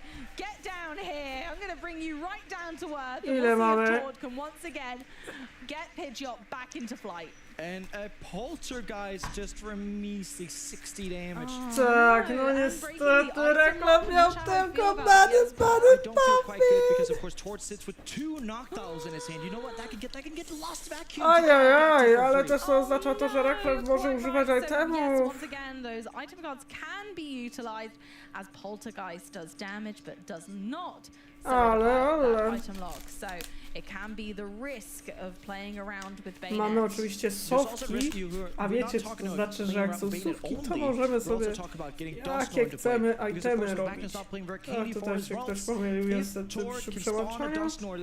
Ale dobra, no tutaj aktywujemy sofki. This is so dramatically different from the play that we saw earlier. With this exact matchup, proszę! it just goes to show Odkurzacz chodzi! can beat Bayonet. It can do it. Ponieważ może użyć itemów, to i może też i wykurzyć. Co ciekawe, practically get everything that he wants, besides energies and Pokemon, of course, but there are just specific cards to get that instead. No to często zostanie za niedługo delikatnie rzeczy odkurzone, jakby to ująć. Nie, suchy żarcik, prawda? And a Professor's research, really fantastic draw supporter. We're low on the ground in regards to cards in hand. The cards in hand are rather good, though, I've got to say. We've got the Bloodmoon Saluna Pheasant Dignity, but again, Tord could choose to bench some of these before using the Professor's research for the extra damage output. Czyli co, no to dyskardujemy i pozbywamy się oczywiście Gemstone'a. To oznacza, że Pidgeot ma znowu ponownie darmowy retreat. And also we get to see, there's a second Noctowl in the hand. The question is, does Tord choose to do this? Because it also means that later he's not going to be able to have that as a free Noctowl space. But he probably is going to go ahead and do it. He was thinking about it, goes ahead and does it. And by doing this, of course, he just gains more and more cards to build the combos that he wants. There comes the Rare Candy. May we see an Ultra Ball on top to get that Dusknoir. Oh my goodness gracious. Czy on ma ducha? Check the discard pile there, see how many Ultra Balls we've used thus far. And here we are. This could be the beginning of Tord's real comeback and making sure that this Bayonet doesn't best this Terrapagos this time. We're gonna have Rare Candy and Palpet. Of course, there's still the Pidgeot left to use. So actually, instead of using Ultra Ball and getting rid of cards, there also is the opportunity to go ahead and just Pidgeot for the Dusknoir, playing Palpet, getting these supporters back, and most importantly as well, Amy, I don't think there's going to become a Gardevoir and play almost this game because he just took back the boss's orders. Again, can you imagine? Honestly, these Curliers are having such a hard time sticking around. O, tam się dzieje. Mamy duchy. Nawiedzone duchy mamy. Allowing the evolution into the Gardevoir, meaning that Magnus has full control over all of that damage movement around the board and his attacking Pokemon. It's just so powerful, and we've seen it time and time again, but Tord is keeping Bayonet well under wraps. Exactly. No to mamy Feza, Ursaluna pewnie, Ursaluna bez pozbędę się. We can also see a prize map here for Tord that can say, take out Curlia with something like the Dusknoir. At some point, boss up the Ralts when it evolves to a Curlia, so there's not much emotion about those Curlias anymore. And you can wrap up the game in a tight little nice bow. No jeszcze Heavy Ball. Or just knocking through a Bayonet. His own choice. Absolutely, it would be No i beautiful Duszek either way. kolejny wchodzi do gry. His Squean Heavy Ball from those prize cards, so now Chyba zaraz będzie desant na banecie. still in the prize cards. At least what happened here with these student heavy balls that the No widać, że już chyba ktoś się uodpornił. That is if Magnus chooses to use an attack that isn't Everlasting Darkness though. Nie Because uda. if Magnus uses Everlasting Darkness, even though Tord would get that prime catcher off for prize, it wouldn't matter. Czyli Duszek leci chyba w tą banetkę, tak? And that means it's open this turn. Exactly, so here we go. Duchy! Speaking about it. Tak, duchy zaczynają nawiedzać. Exactly, so it can take 2 prizes this turn, even further accelerating the beatdown that's happening of this Bayonet deck. And with the boss in hand, Amy, we might even be building for a game next turn. Gets the Block Winner Luna back, and with the boss's orders in hand, it's almost telegraphing that next turn, UEX is going to be a prime target. Absolutely, very well assessed, but here we are. No i nokaucik będzie soczysty. Tord making sure the pressure is firmly on Magnus board, and No. he's really not letting up and giving much wiggle room Ktoś się... at all, making sure that the pressure is fully on by placing those damage counters. We get the first knockout on those No Bayonet to EX. mamy... And exactly, Tord is just fully assessing here perfectly how do you beat this Bayonet deck. You just have to put on the pressure and keep on that pressure for the entirety of the game and don't let it slip. No, you can't. You literally can't let it slip. The moment you let it slip, that's when Bayonet jumps in and takes every little slip up that it can Tak, no and tutaj punishes jest ta it. presja. So of course, as we said multiple times throughout Tak, this, trudno this is będzie. if Tord gets a setup. Tord gets to play the game. This happens, right? And we also, of course, saw the other scenario happen twice here. This game is going to be really hard for Magnus to get back into because, of course, No i he tutaj probably have Ultra let go Ball of z just going for bossem. Everlasting Darkness. That strategy probably out the window now because the amount of pressure Tord has put on, he still has multiple sources of getting back if Magnus tries to stick something into active. Pitch up No the widać, że gameplay. już chyba Reklef It's się really difficult. przeszkolił na ten meczap i to po tym Baszkiewiczów, więc widać. Tord so far doing a much more exceptional No job to jest right Screamtail. now, but we've got a whole best of 3 and plenty of time to do it in this second top 4 game that we've been able to feature. Exactly, that's the beauty of having 75 minutes. We get to see the players get time to calculate out their turns perfectly, get to make sure they're making the best plays, not necessarily have to concede spots where they can't Ej, maybe mamy, win, no i but they don't have time to play Iono. them out, which is super important. Exactly, and the Mew EX going forward here again, we've assessed just how flexible this can be, and we finally have a Gardevoir in play.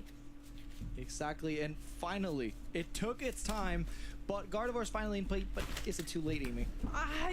It's not feeling great, is it, realistically? Tord is on 2 prizes left, but we know that with Disruption and Everlasting Darkness that we can make a comeback here. We've been talking about big comebacks throughout this weekend, and if any deck can do it, No. apparently it's Bayonet. Yeah, Bayonet, both just Gardevoir in general, is a massive potentially compact deck, right? We do see the Screamtail, which was the Pokemon that made the big comeback for David yesterday in the Day 1 segment. Of course, when we're looking at this way, it's a question between, is Magnus gonna Everlasting Darkness this turn, or is he gonna go aggressive on it? There's gonna be a Prime Catcher here. A target to pitch out with the Gardevoir EX because 190 left on it, but he's gonna go ahead and take out the Noctowl. Okay. Move up to Gardevoir, and this can actually put some damage in play for the use of Adrenaline Brain of Monkey Dory because we put 40 damage in play. I think oh, there we go. This is perfect. So we're trying to now trap the Noctowl in the active, allow the Screamtail to damage the benched Pokemon. So the Noctowl is, again, kind of a little bit trapped unless Tord has any supporters to help match. No jeszcze oczywiście Mundoroki, przekładamy nawet kantery.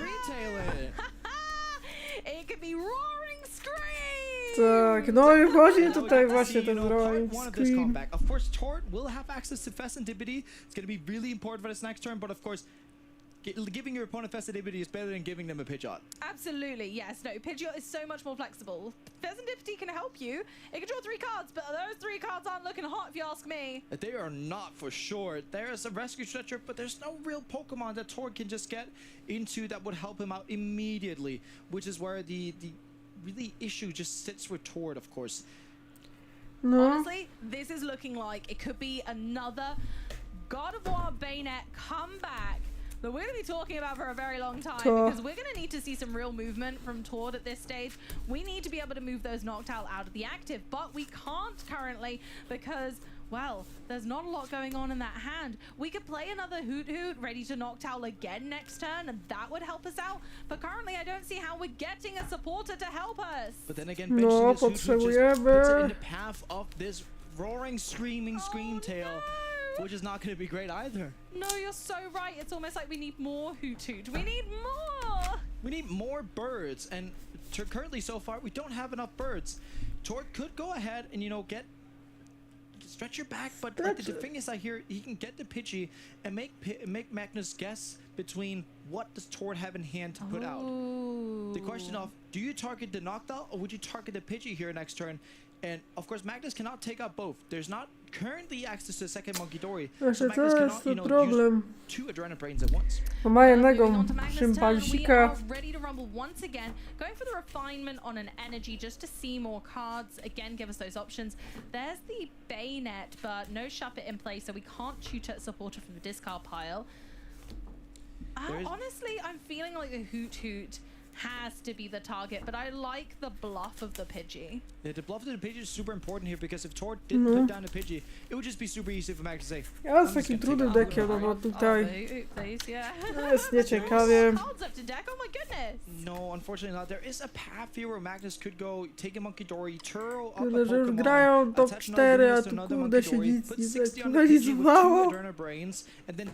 To jest po prostu piękno. Of course, that relies upon, having enough energy to get more damage into play with the Scream Tail, because of course you're taking off the 60 damage again. He does have a Psychic Energy in play in Discord to do this, but it's also the difference of, does Magnus have the cards in handy? I'm not sure, we've got the Luminous Energy in hand. I think that was a Professor Turo, but I'm not sure if it's the Professor's Research Turo. I think he discarded the Research Turo, and that's what's quite annoying is a bit here, but I think that was actually Professor Turo. So Magnus could go for the play where he could go ahead and pick up a Pokemon, put down Monkey Dory. I love that call. And do some monkey business again. I think that's a Turo. That is a Turo. It's a Professor Turo scenario, allowing you to pick up a Pokemon, a basic Pokemon in play, and oczywiście trzeba pamiętać, że Tord też jest. Monkey, you we can get rid of both of the birds here, and it seems like, you know what, Magnus is the perfect bird keeper in this case, because he's gonna take out them birds. Absolutely. So of course we can move 60 damage from our Scream Tail. I suppose you don't want to do that really, so we need to put more energy into play on the other Bayonet, or the Gardevoir. So probably the Gardevoir, because 1 energy would tick that up to 3, right? Exactly. You can put that onto Gardevoir, because what you do need 60 damage to do so. But if you move 60 damage from the Scream Tail, you could also just move those 60 damage to Pidgey, put 1 more energy on with the Gardevoir, because then it puts a co jeżeli, kurde, Reklam zrobi taki numer jak... But also, just 1 energy to Gardevoir would do it, because it puts it at 30. So you can Adrenaline Brain from the Gardevoir, you get Adrenaline Brain from the Scream Tail, put it onto Pidgey, still 60 for the knockout. It's all dependent on how Magnus wants to sequence this out. Here it goes. So, we're bringing the Scream Tail back to the bench by manually retreating Scream Tail. No, it's a... Now we're using Gardevoir's ability to put 3 energy onto itself. But it's also making it a big wall for Tord to get through in this case, of course. Because in this case, you can also go ahead and Adrenaline Brain onto the Duskull to make sure that Tord's going to have a really hard time one-hit knockout in anything, but taking out the Pidgey is also taking out consistency. So therefore, Adrenaline Brain onto Pidgey for 60. Cool. So that was both Adrenaline Brain used to take 60 total damage off of our Gardevoir and targeting the Pidgey, and we're just going for the... Are we going for a pass? or are we knocking out? It's We're gonna be a knockout No here. dobra, knocking out knockout the jest. Noctowl, going down to one singular prize card. So now Tord cannot use that Duskull. Exactly. He can't use the Dusknoir because there's one prize, and as well as that, Magnus has 2 threats on the board. Oh, yeah. Screamtail can take out Fanrodom, Hoot, Noctowl, Duskull, you name it, can take out anything with that Screamtail. But if this Gardevoir is left in the active, just staying there, there's also opportunities to get back to Screamtail with something like Super Rod. There's boss's orders perhaps. No, niestety trochę zmuszę to... Tord to pull this back, and Magnus has done this masterfully. Another comeback from a Gardevoir deck. I told you, see, that comeback came through. Tord's gonna have a really tough time. Tord needs to take 2 prize cards now. And if he can't, then unfortunately the writing is rather on the wall. As you've assessed, there are too many Pokemon ready to take out any of Tord's board, and there's just not enough damage that Tord can pump out right now without the help from those ghosts on No, zaraz, czy to Briar? Ale Briar nie użyje niestety. Because with the Gardevoir plus Monkey Dory, you're going to be able to reach a potential of 250 damage. So if Tord does not take 2 prizes here, he needs something in the active with 250 HP or more, and there's nothing that can do that currently. So yeah. No i co tu jest? Absolutely. Drawing 3 cards with Pheasantipity. Again, just trying to see if there's any out.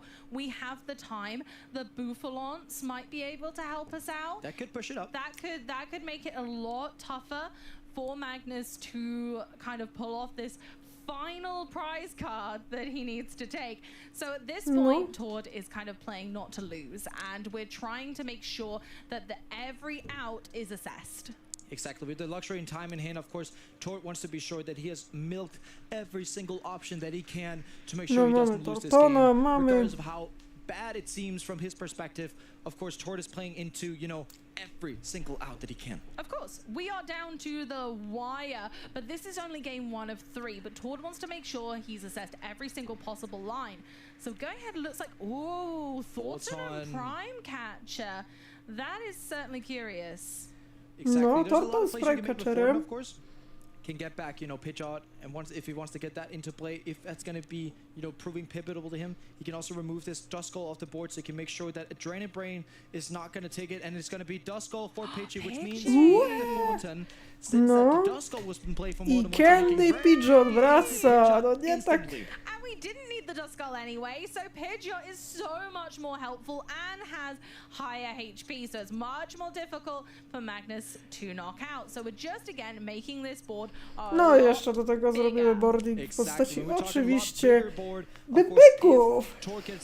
Na bizonie robią brybry, jak to się mówi. Circus here, and of course Tord has to look at the Screamtail, because of course that's still an important piece that he has to knock out, remove off the board, because otherwise Magnus can still go ahead and say Screamtail, I'll take out whatever. Absolutely. So there's lots that can still go on here. Now Więc chyba sobie się pozbyć tego Screamtaila, żeby było trochę trudniej.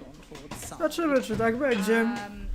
We've used a supporter now, so certainly no Tak, Penny. byczek. There's the Bouffalon, there's the first one. I imagine we'll be hunting Jakby było jeszcze tak trudniej, to tak? get the Pokeball active, so Tord's Pokemon are taking 60 fewer damage.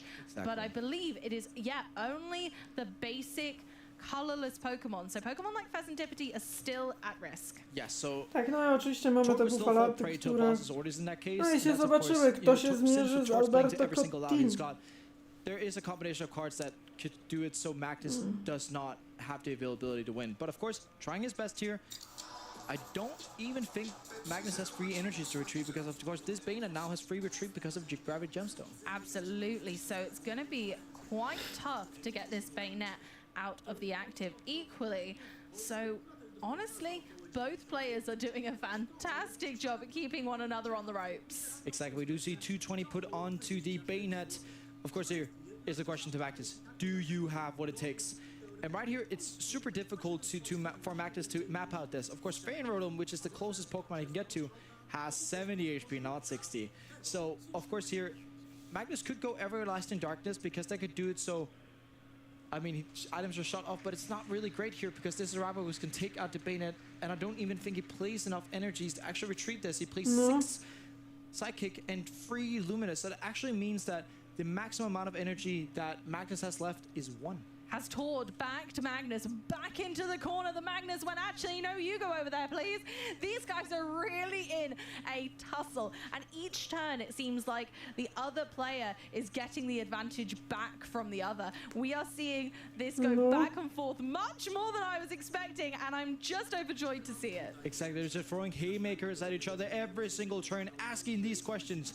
Do you have it? Do you have it? Can you do this? And time and time again, they've shown each other, yes, I can. Yes, I can. No, you can't. And we're just keeping on in this kind of, little circus of throwing punches at each other. So we've got a boss's orders in hand.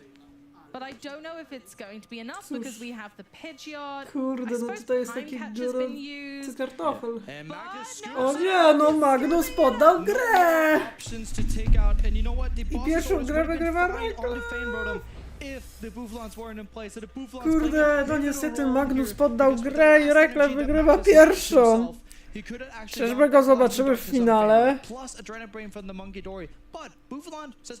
Bouffalant says, actually, no, there's more HP on that. Thank you very much. That's my friend, and I put a curly wall in front of him. Tak, no i właśnie te byki spowodowały, że matematyka poszła troszeczkę w siano. Bouffalan's taken one for the team. Absolutely, and we honestly, this was so on the ropes. From the very beginning, Magnus was on the back foot when we did not hit their heads on that enveloping shadow, so Tord was able to utilize their item cards even from the first turn. You can see Tord just hitting on Magnus setup, taking out these curlies time after time again, and making sure that Magnus does not get a foot to the ground throughout the entirety of the match. You can just see the difference in this matchup once there's a Pidgeot and playing when there's not. Zobaczymy. It was a Ale widując takie deki jak Vanet, którzy się zaskakują. Ej, potem będą takie osobistości jak Pipe. With the gravity gemstone, just making sure that it is stuck in the active, and Magnus just did not have a response in the end. Exactly, we just saw all the right moves in these players, just doing all the correct steps. We're counting Tord out like a little bit there when the screen tail came, but that prime catcher there, wow. Such a fantastic move, and it just goes to show that these guys have used these decks so much and they have tested to perfection that they are able to get themselves Jak na razie jest 1-0 dla Reklona. Exactly. Now for this tournament, of course, we do have Magnus, who's the boss of the bayonets, right? He beat Mateusz in the top 8, so not a slouch of an opponent to get through. And with the boss of bayonets now staring against, I mean, almost the boss of the Terrapagos, it actually is. We do have, great representatives of these decks, and of course, 1-0 to Norway in this Battle of the North. Absolutely. Honestly, what a game. Magnus proving that, even in one of the toughest mirror matches in our format, he can pull No niestety też Reklew nie ma ciekawego startu. It's gonna be him. Exactly. You know what? Doing against Tord, Tord's not invincible in this tournament. When he was on stream, he took his first loss, and it was against Gardo at Bayonet. And of course, if things goes a bit differently, we could have perhaps seen Magnus squeak out this victory. So we just have to hope that, Magnus is going to go first this time. Yes, so that might make a change. Droga, to jest rzadka sytuacja, że można oglądać, kurde, to... Much earlier than before. Just seeing that the players are doing their setup, and we've got a mulligan on Magnus' side, so Tord is going to be able to draw one extra card in his starting hand. Exactly, it's going to help Tord a lot to get out this Bane Rotom and all these setup pieces, and of course, but the question here is, how many turns does Tord get to play item cards? Yeah, that is crucial. As we've seen, if we manage to get that Pidgeot set up, it makes a huge difference to the way this matchup plays. We need that Pidgeot in play, and Tord is going to once again need to play perfectly to get it on the board. To jeden Pidgeot, tutaj jedna para Radsa i Kyugi się sprajzowała. Hurts a bit of the recovery effort, but of course, Magnus going first here and starts with a Buddy Puffin, so he's all right. Yeah, but then again, Tord with a singular Pidgey of the two and a rare candy. Maybe not the best, but we started the other Pidgey, so maybe not too bad and rather fortuitous. Exactly. So we're just going to see Magnus here, of course, trying to get as many Pokemon down to set up as possible. Starting Mew, that's a free retreater Pokemon, which is super great towards, establishing his board and making sure that next turn he could treat that Mew into perhaps a Bayonet EX. Absolutely. Here we go. So the first deck search of the game 2, which is so important. Magnus is going to be feeling on the ropes at this point. And yep, of course, Ralts and Shuppet, the two best friends in this deck, come into play. hand is looking pretty good otherwise. Yeah, gravity gemstone and an energy right away. Honestly, we could keep thinning and we could go. Or, yeah, pass baton is completely valid here. Exactly. Like, Magnus got what he wanted to, all right? Like, he got Ralts, he got Shuppet. That's all we need. And the attachment and the gravity gemstone. Absolutely. So he's got everything that he wants to in this case here. And of course, it's going to be put into questions on Tord. Do you have the pieces set up? And if Magnus can get that item lock going next turn, that's going to be the crucial bit. Again, we're asking the question, how many turns does Tord play items? I think that's only going to be one in this case because Magnus went first. I think you're so right, and Magnus is also thinking to themselves, okay, well, Shuppet's safe, right? There is no attack the Tord can make right now that knocks out that Shuppet. Nope, because that's the second line. A safe co so he's totally fine to be able to fetch with his energy and his gravity gemstone. He's having a great time. Exactly, he's hanging out and seeing the action up there in the front in the active spot, and of course with the second line attacks off the trap because you cannot attack when on the first turn when you're on second. So yeah, everything's safe. Absolutely, and even let's think about the other attackers, the potential No attackers. kurde, bo za się zastanawiam, czy... Those double turbo energy, so even Tak, mamy just jeszcze... falls short. Only does 50 damage, which is not quite enough. We need that 10 buffer, which cannot be found anywhere. So we see Tord going for the Fein Rotom. Such an important piece for this deck. Absolutely. As we assessed early on, it's imperative for Tord's setup. Tord is going to need to use every out, and the double Ultra Ball has helped out with this in tow, managing to get, of course, the Fan Rotom initially, and now probably a Terrapago, so that we can start to use the Hoot Hoot and Noctowl combination off of the back of the Fan Rotom's fantastic ability. Yeah, not to say, of course, the Area Zero. No, tego oczywiście najdę, może zrobimy jajo, no. Therefore, also building the potential damage outcomes going to come from Tord. But, you know, having this Pidgey in the active may seem all fine and jolly, right? But if Tord gets item lock next turn, that's not going to be a nice place for that Pidgey because then Tord can... The Magnus can literally remove that in a couple of turns, maybe even, you know, Bane at the one turn. In the turn after, you can remove that with 30 damage from Adrenabrain from Monkey Dory. And suddenly we do have a place where Tord's is sitting like, do anything without Pidgeot. Well, I tell you what, the Bouffalons came in 2 by 2 because they're going to the bench very soon because they're here, setting up that curly wall nice and early. So although Tord might be item locked, shan't be taking any damage. Exactly, and that's what Tord wants to hear because, of course, this Pidgey is, as you said yourself, imperative for Tord's game plan here. But again, you know, just putting up this Bouffalon. You saw how it actually helped Mateus last time because you're essentially locking the Pokemon in the active spot.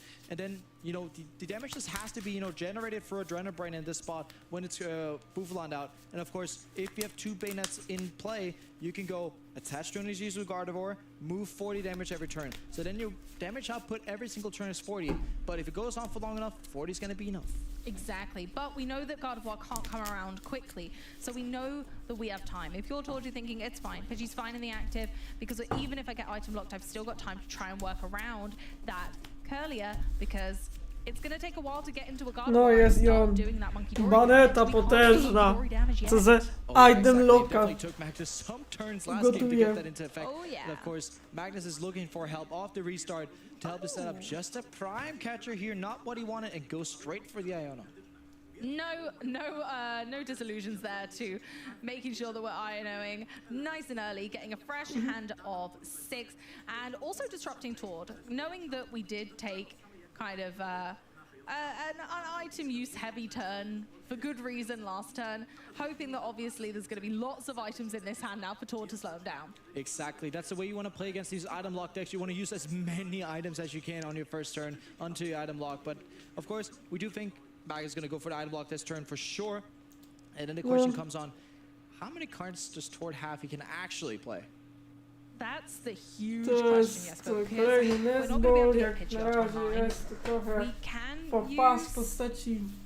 We can use Hoot, so we can evolve, but what do you want to grab off it? I don't know, maybe... I don't know. The energy is a huge problem, right? Yeah, exactly, because we don't have anything to just search out the energy like we did with Pidgeot. And if we can't get Pidgeot to play, hitting these energies is going to be difficult because not only do we need to get Pidgeot out of the active spot, firstly, of course, we do have the Everlasting Darkness going on. Even though the Pidgeot didn't take damage, of course, we do have the Bouffalons out there helping out. But yeah, we also have to get the Pidgey back from the active spot. We have to get Tropicals into the active and also give that a double turbo energy. And with the current hand size, it doesn't look like there's both, Taki you know, się an option to zrobił get niemały back the Pidgey problem, to bo the bench widzę, or że into the tutaj... hand and get the Terapagos and the energy into the active. And once again, Gravity Gemstone is just weighing that poor Pidgey down. He's not going to be able to move even if he evolves. Currently at 2 retreat cost rather than 1. And it's, you know, that is quite a nightmare for a sweet little Pidgey. Exactly. The difference between 1 and 2 retreat cost isn't that huge in this matchup, of course, because there's only double turbo energies in Torch deck. But even if it did evolve into a Pidgeot we saw last game, it would have a retreat cost, which is quite the hindrance for the Tord as well. But looking at it here, right, he's eyeing up Penny, which means that once he gets into a double turbo energy, it's alright, you can penny back to the Pidgey, but the issue comes again. We need the energy! Yeah. Oh, what a nightmare. And that's exactly the power of Pidgeot and why we really appreciated him last game. And this time, not having the glory of going first, unfortunately, this Bayonet is causing problems from the beginning and using its ghostly powers to scare this Pidgey right into place. Yeah, we might just be over Halloween, but then again, we see this Pidgey just being swallowed up by the everlasting darkness almost. Just staying there in the active spot and not being able to do that. And it seems like, oh, saved! Penny flapped the wings for Pidgey, and Pidgey's back onto the bench again. Trapagos in the active, but there's no energy still. No, I mean, admittedly, at the same time, Magnus is not dealing any damage to this Terapagos still, so maybe Terapagos is less afraid than Sweet Pidgey. No. Of course, and of course, Tord's just playing out the cards that he can, because of course, Magnus does play 4 Iono. 4 Iono is gonna remove that hand off him because it's a part of the strategy that Magnus wants to keep a low hand size for your opponents, so they don't have these, you know, energy and stadium options and support options as well on top. Now we do see the Artisan countering the Area 0, which again is gonna put another hindrance in front of Tord. Yeah, the Area 0 underdepth's going away, limits Tord's damage output, but also any extra Pokemon on the bench now. So Tord might be stuck with this quite low hand size and no bench space to bench any further No i tutaj Pokemon. chodzi oczywiście brudna małpa, która robi brudne biznesy z nami. But as we said, we do really need 2 Mangidor to get the strategy full on going, especially when we're talking against this Bouvalan, right? This Bouvalan, you know, is so great versus these Bayonet decks if it just keeps out of the active spot.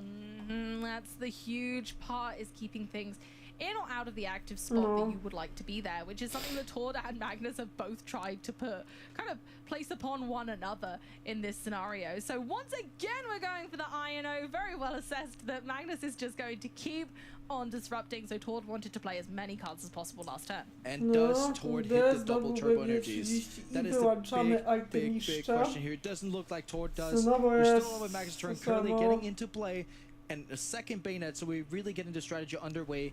Magnus, of course, getting the time to do so.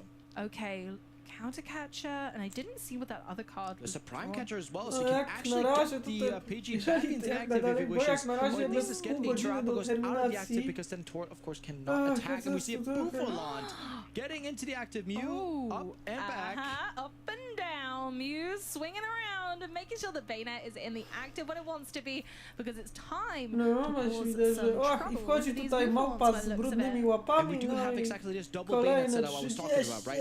Because if you can get the Gardevoir EX into play, you can use the Monkey Dory every single turn to flush over damage to the opposing Pokemon. So it's really great for Magnus here. He's getting the setup exactly that he wants to. He just needs a Gardevoir EX to be able to do this. Absolutely. So just need to hang on tight now, and that's really what Magnus is trying to do, is go, okay, Tord, go on, you've got to, I'm going to make you use as many resources and take as many steps as humanly possible to bother me while I try and set up this Gardevoir. Exactly, and as we saw with Mateus playing against Tord earlier, if you give this Gardevoir deck time to do what it wants to, it is such a threat to you, and it's almost unbeatable if you give it unlimited time. Absolutely. Here we go with the Turo scenario, taking back Mew, emptying up that bench space. Now there's bench space for the second Mangidori. Here we go, it's all coming together. Małpia ta impreza, co nie? Będzie podwójna małpa, będzie jeszcze bardziej brudno. Tutaj właściwie jest kłopotliwie. 2 Mangidori, 2 Curlier. This board is looking so strong, and it's just coming strength to strength. Even if a Curlier is knocked out here by some miracle, there's another one, so it's totally fine. We can still make the Gardevoir next turn and carry on with our monkey business. And Everlasting Darkness and just a straight up pass, so Magnus getting more time to just set up this sort of Tak, lock is coming widać, że on, right? Magnus Petersen Like, zaczyna się setupować i to bardzo mocno. Magnus is going to get the time to, flush in these damage counters every single turn. I do believe that's Więc going to be an chyba ultra ball for zaczyna być Gardevoir już to start coraz to setting up that ciężko. Adrenabrain lock combo and just flush damage down on the board and taking out all threats that Tord Więc, whatever oh could my have. god, no już Appreciating mamy... that there is no helping right now. Item lock. I mean, is that a full hand of items? I saw like 2 Pokemon, but besides that, yeah. Oh my No i goodness, I think mamy I saw a gardę. Noctowl maybe, but there's no Hoot on O, bench. żeż Tord ty is mordę royally pieprzona, stuck in go the active jedzą. with that Buffalant. Exactly, there's no help to get here. 2 energies onto the Bayonet. It's gonna put 40 damage on Kurde, Whoopty. Velem. We retreated Co for tam 3 się dzieje? energies, which means that we do have Mamy. some damage. We can go ahead and Adrenabrain again. So we can go ahead, put some energies Trzeba się back onto the pozbyć jak na razie active, tego, put a 40 tak on to it, and then we can start będzie using the Adrenabrain to wieczność. full effect. Oh, we love to see it. Now, we don't have another energy for the other Monkey Dory yet, so we're just going to be taking 3 off our active Bayonet for now and moving that on to Terrapagos. Of course, the Terrapagos No, the biggest jest threat. That's the Terrapagos, attacker oh. of the opposing deck, right? Of course, the pitch is not going to do much. It can't even evolve. So, of course, with this setup that we have here, at some point, when Magnus, or rather, if Magnus hits a second Luminous Energy, another drop pass! No niestety, Oh my gosh, drop Tord pass realizing to that tutaj he is przy tym, no. truly stuck and Peter is living in Magnus top zaczyna deck się city już, and it's no, not a już nice bardziej day. And Magnus just rozkręcać. piling up these damage counters to be able to Tym samym retreat też, back into kurde, the Bayonet. Belem. He's just doing the retreat circus, Ale zaczyna making się sure już that po prostu, every single no. turn he can use Adrenabrain to maximum effect and just flush these damage counters onto the board of Tords. And Tord is not Tak, sitting in a jest happy place jeszcze right now. Not stopniowe at all. And like you rozwalanie. said, Magnus is just masterfully moving that damage around, keeping like a damage bank ready for the Monkey Dory by using the gravity gemstones to discard energy off the bayonets. It's just a beautiful circus. Exactly. Now we're still just waiting till Magnus gets his second luminous energy. That's really what we're No, waiting for. The second luminous energy też for już the jest Monkey tym Dory. samym 30 more powolne damage moved through the wykańczanie Adrenabrain onto the Terrapagos. Terrapagosa. Tord draws just a body pop. Oj, oj, oj, How many are we going to not get good, to before powiem. Tord reaches a useful card? Now let's keep looking at this Adrenabrain potential. We're still not seeing another Luminous. We did see Magnus count his deck though, so he might just be running out of cards before Tord though. So this actually could be a deck out race. Does Magnus reach enough before he decks out? That is a very, very wise question indeed.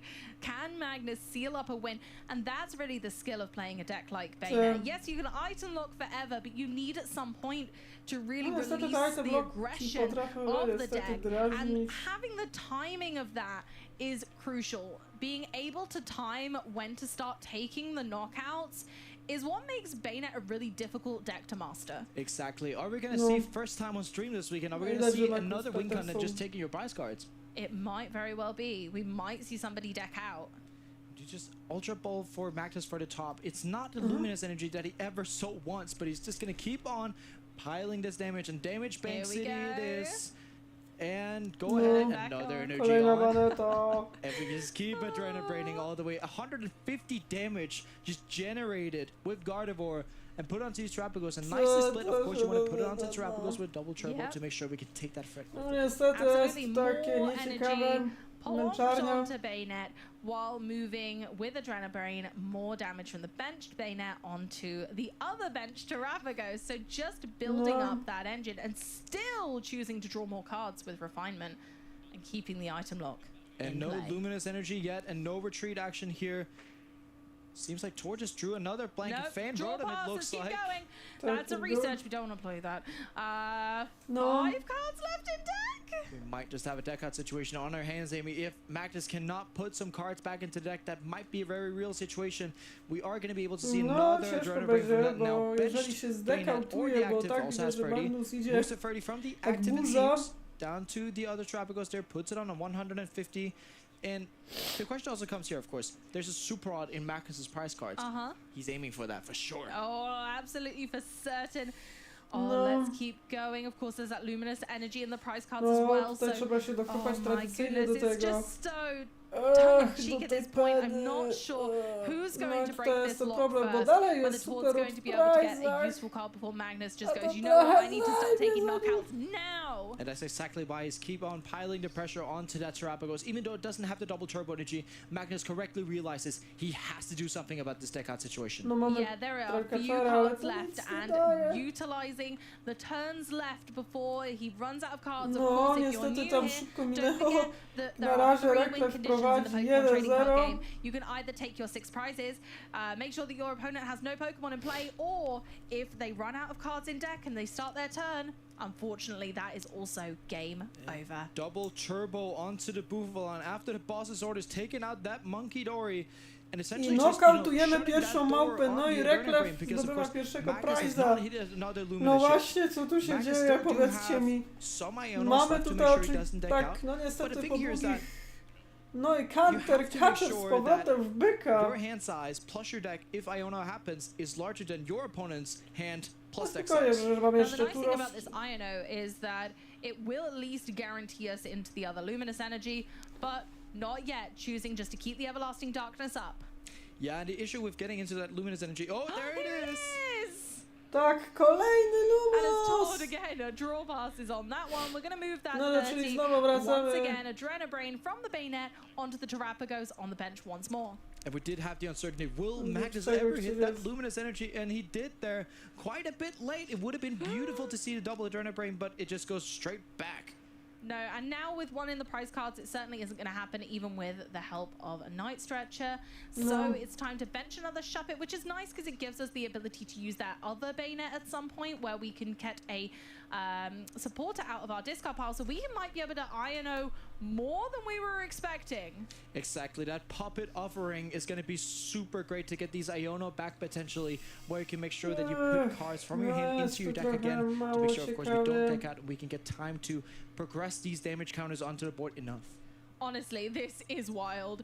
Just seeing how far Magnus can stretch the limits of this deck. There's a knockout. And we finally, No. Monkey Dory, Adrenabrain our way into a knockout. Exactly, Tak, zero ja damage mamy- done by tak, attacks onto that właśnie Terrapagos. All zagraliśmy wszystkim, że były 240 dwa damage prize'y. generated was done by Kurde, Monkey ale Dory że itself. że się That is skupiam some na monkey innej grze. business. That's madness, monkey madness, I tell you. Honestly, I have no Szympansy idea zrobiły how much emocjonującą. patience Magnus has. I to would mamy be driving rozwalonego. myself crazy. I'd be wanting to knock that Terrapagos out far before Magnus did, but with No i the w końcu, co patience tu of an się angel, the dzieje? skills Co of a champion, tam?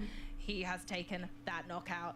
Of course, this frees up the bench spot, so Się maybe dzieje, Tor can go ahead and get powiedzcie a mi. Hoot Hoot, which could get some options in. Depends on, he does have a Hoot Hoot left in deck, but it also depends on what other options he can actually search out with that potential knockdown. He's gonna go ahead and fail the Artisan.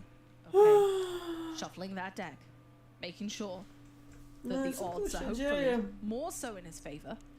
A, i yeah, chyba w because końcu that Buffalon odzyskał engaged the spot oczywiście with the chyba gravity super roda z gemstone on top of price'ów, this. więc chyba Super może nice. jeszcze nie Tor did dokończy use się the boss dekał. combo to retreat earlier, but now the Buffalon has Dobra, free mamy retreat cards Huhuta. again, so it's gonna be super difficult. Of course, a Hoot Hoot bench from that big hand of Tords. No, Magnus zrobił drawing tak last card of his deck. ślandę. What does he have? Super out first. Oh, excellent. We love that. 3 more cards in deck. And again, it's just extending the game, making sure we're keeping going. Monkey Dory is back. However,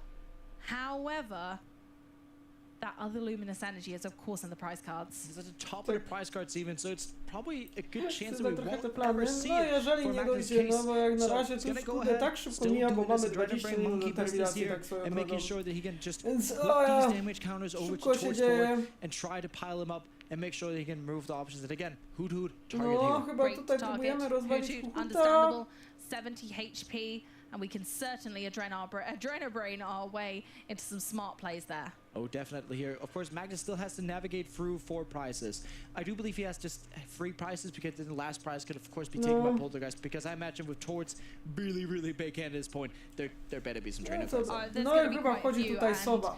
My word, Ach, no nie that tak would łatwo. certainly be No i chyba idziemy po a Turosa, hard-hitting tak? Poltergeist, and maybe that's what Magnus is going for now, is taking out some smaller prize cards to take one final gigantic Poltergeist, which is probably why we're putting off this Iono for so long. Exactly, because you don't want to Iono because it makes it so Tort's hand is, of course, lesser. Of course, Torts still have 5 prizes left, but of course, 5 cards is not as good as brought 15 to 20 or something like that, of course. I couldn't even start to work that out No yet. to co my tu kombinujemy? I'm not even trying to count his hand size here. That's going to go too fast for me. But you can see the only way of getting this No to Buffon chyba back is mam gdzie Turo. Turo i Arena. If Turo happens, of course, that's going to generate damage on the bayonet. But if Magnus has something to pull up that Buffon again, that's just going to go haywire. Exactly. Okay, here we Jest go. jazda, tak. It's looking good. We're going for the Professor Turo scenario and an Area Zero under depths. Both very, very fantastic choices in this scenario. But the timing of the the playing of these is going to be crucial. Exactly. We do have the Turo here, and there's also another option of using, you know, later we can No i use co tu się Fortin dzieje, tak? into a lower retreat cost Pokemon, Mamy and then we're treating that with a double turbo. Terrapagosa. But then again, we're also still talking, you know, a resource matchup, right? No We're oczywiście talking, you know, wykorzystujemy a fight oczywiście of the Artażora, resources którego to przeciwnik make nam sure dał. that you still have double turbo energies to attack whenever you need to. You still have double turbo to retreat if the Fortin happens. So it's going to be really difficult on Torch to string together this resource. It has to be really precise. Did you hear that? That was the bench go whoop as it went wide. Oh, yeah. As we got the Area Zero No, under yes, back in ogląd. there again, saying goodbye to Artisan, and once again Tord populating his board to increase Cóż, that mamy potężnego unified board beatdown. state'a. What's actually really good about this is that, you know, for Magnus to retreat, he has to do Gardevoir twice. Of course, he can Adrenabrain some damage off, make sure he can put some more energies on to retreat, but then again, he would leave an Bayonet in the active with actually 60 damage on it. We do see the Puppet No i tutaj offering. mamy oczywiście Master of Puppets. Once again, I have Idzie to note z this is the powrotem po optimum art jakiegoś with the supportera, czy trickle będzie to trade Turo, czy będzie pumpkin Reset, czy może Pikachu boss? stamp. Ach, no tak, Best wraca bayonet, boss. in my opinion. Znowu pobyczka. Bayonet's a ghost. Bayonet's scary, right? Therefore, Halloween. Yeah, exactly. We love it. So we do see some Puppet offering for Boss's orders. Gets that crucial supporter back. And you know what's back to the active? It's our good curly friend, Buffalon. It's Buffalon, our curly pal, is once again in the active. Magnus rather would stare down at a Buffalon than a Terrapagos, not fearing his larger presence. And we just have to go on. No jeszcze Now we're boss back in order Monkey Buffalanta territory. i kurde, cała Still being down. zabawa Zero będzie. damage being generated Kurde, by jak the ten czas everlasting jednak darkness, but you know widać what? zasuwa, Doesn't bo matter. You still mamy do jak 30 damage a na turn razie, with Monkey Dory in this kurde, game. belem. Goodness, and honestly, you wouldn't think 30 damage would rack up this much, but it really does. We've already seen Monkey Dory take a knockout in this game. Exactly. All the prizes that Max has taken so far, the 2 prizes he's taken, has been with Monkey Dory only. A singular Monkey Dory has been doing all the damaging effort for Magnus, and the only thing that Magnus has been doing is saying, Everlasting Darkness on a Buffalon is stuck in the active. And again, dealing no damage, but still managing to use Monkey Dory to its full effect, using Adrenabrain, placing those damage counters back on Tord's board, and yeah, 2 cards left to deck, but we're still going strong. It feels like if we were streaming Snorlax here with the way that there's doing no damage from the active Pokemon, but of course there is a quite a big difference with actually generating damage with Monkey Dory. Again, Adrenabrain, 30 down to the To będzie Tropical. naprawdę Why? Because it has the interesująca double rzecz. turbo energy. We will be making aż sure do that we're dekauciku. making Tord a little bit worried about his own resources there. We haven't seen another energy in a while. I don't know if there's one in hand, I haven't been checking, but Tord's hand is so gigantic, it's a little bit hard to see. But we have finally And Tord can played actually the show iron. his hand. Oh, I'd want to cut No that w końcu hand, mamy I tell jedyne you. Iono, Feels no. like there's 2 decks of Tords. Magnus doesn't cut. We don't see a lot of players actually cut on Iono. No, of course, Magnus very full hand Iono, was the ja, entirety of deck. So mamy that's to, why it makes mamy actual sense for Iono. Magnus to get cut there. But then again, Oh my gosh, the question that is, was crazy. does Tord have enough resources left versus does Magnus have enough time to actually wrap this up? Tak, Okay, ale so no there's an niestety tam mamy Adrenabrain, 15 moving more minut do damage counters. terminacji, więc tutaj mamy tego Tortona, okej. So does Magnus have more than 4 cards in deck? I presume yes. Oh, absolutely, And then we can positively. O, czyżby będzie tortonowanie, tak zwane? Actually, you know, Wiecie, co to znaczy? Bo Bo mamy Tortona na ręce. Tortonowanie! Wiecie, takie fachowe określenie na podmiankę. Tak! Będzie tortonowanie! Zamieniamy, bo mamy jeszcze Double Turbo i knockoutujemy. Can you put that Buffalon into Co? the again. Nokautujemy, tak. There's no curly wall. Rekle w końcu się dokopał do Tortona, no ho, cudownie. No i się pokończyło. Mamy counter catchera, oczywiście dostajemy byka trzeba. Exactly. Magnus does need actually this. He likes having the curly wall and playing this situation because then he can do whatever he wants. Because with this Counter catcher, he essentially puts kurde, himself on a byka. 4-turn clock. He does No tym razem mogę już zadać normalne and he has damage. the Adrenabrain to knock out this bench Terrapagos with a double turbo. That's 2 of his prizes. He still need to get the last 2 prizes here. So it's actually going to be really hard for Magnus now. There's no curly wall to actually. Ale nie mamy zbyt dużo czasu, a ta runda zeszła jak talala, powiem.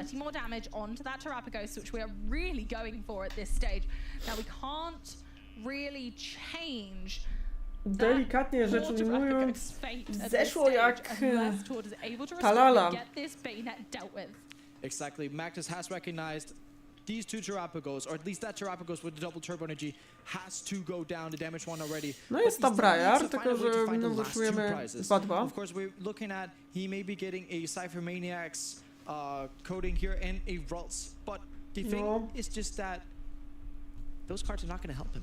No, I wonder whether Tort can set up a really clever Briar turn here to take this back into his favor. Research here for Tort. No i co tutaj dalej mamy, no bo tutaj jak na razie jest ten Buffalon biedny.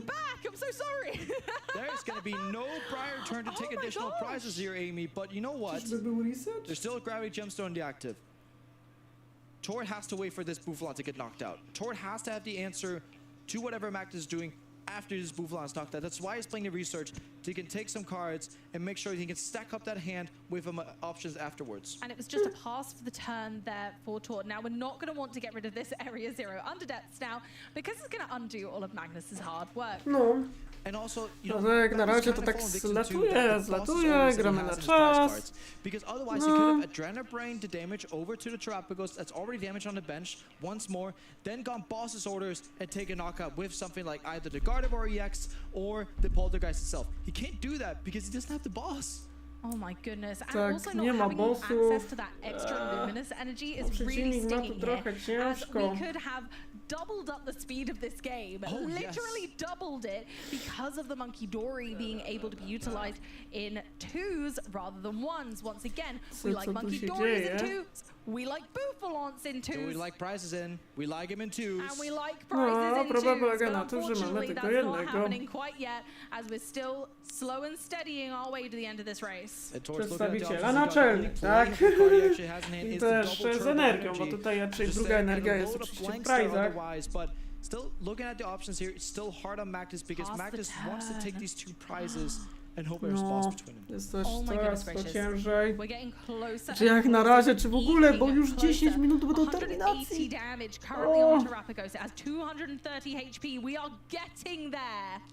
Slow and steady does the job, right?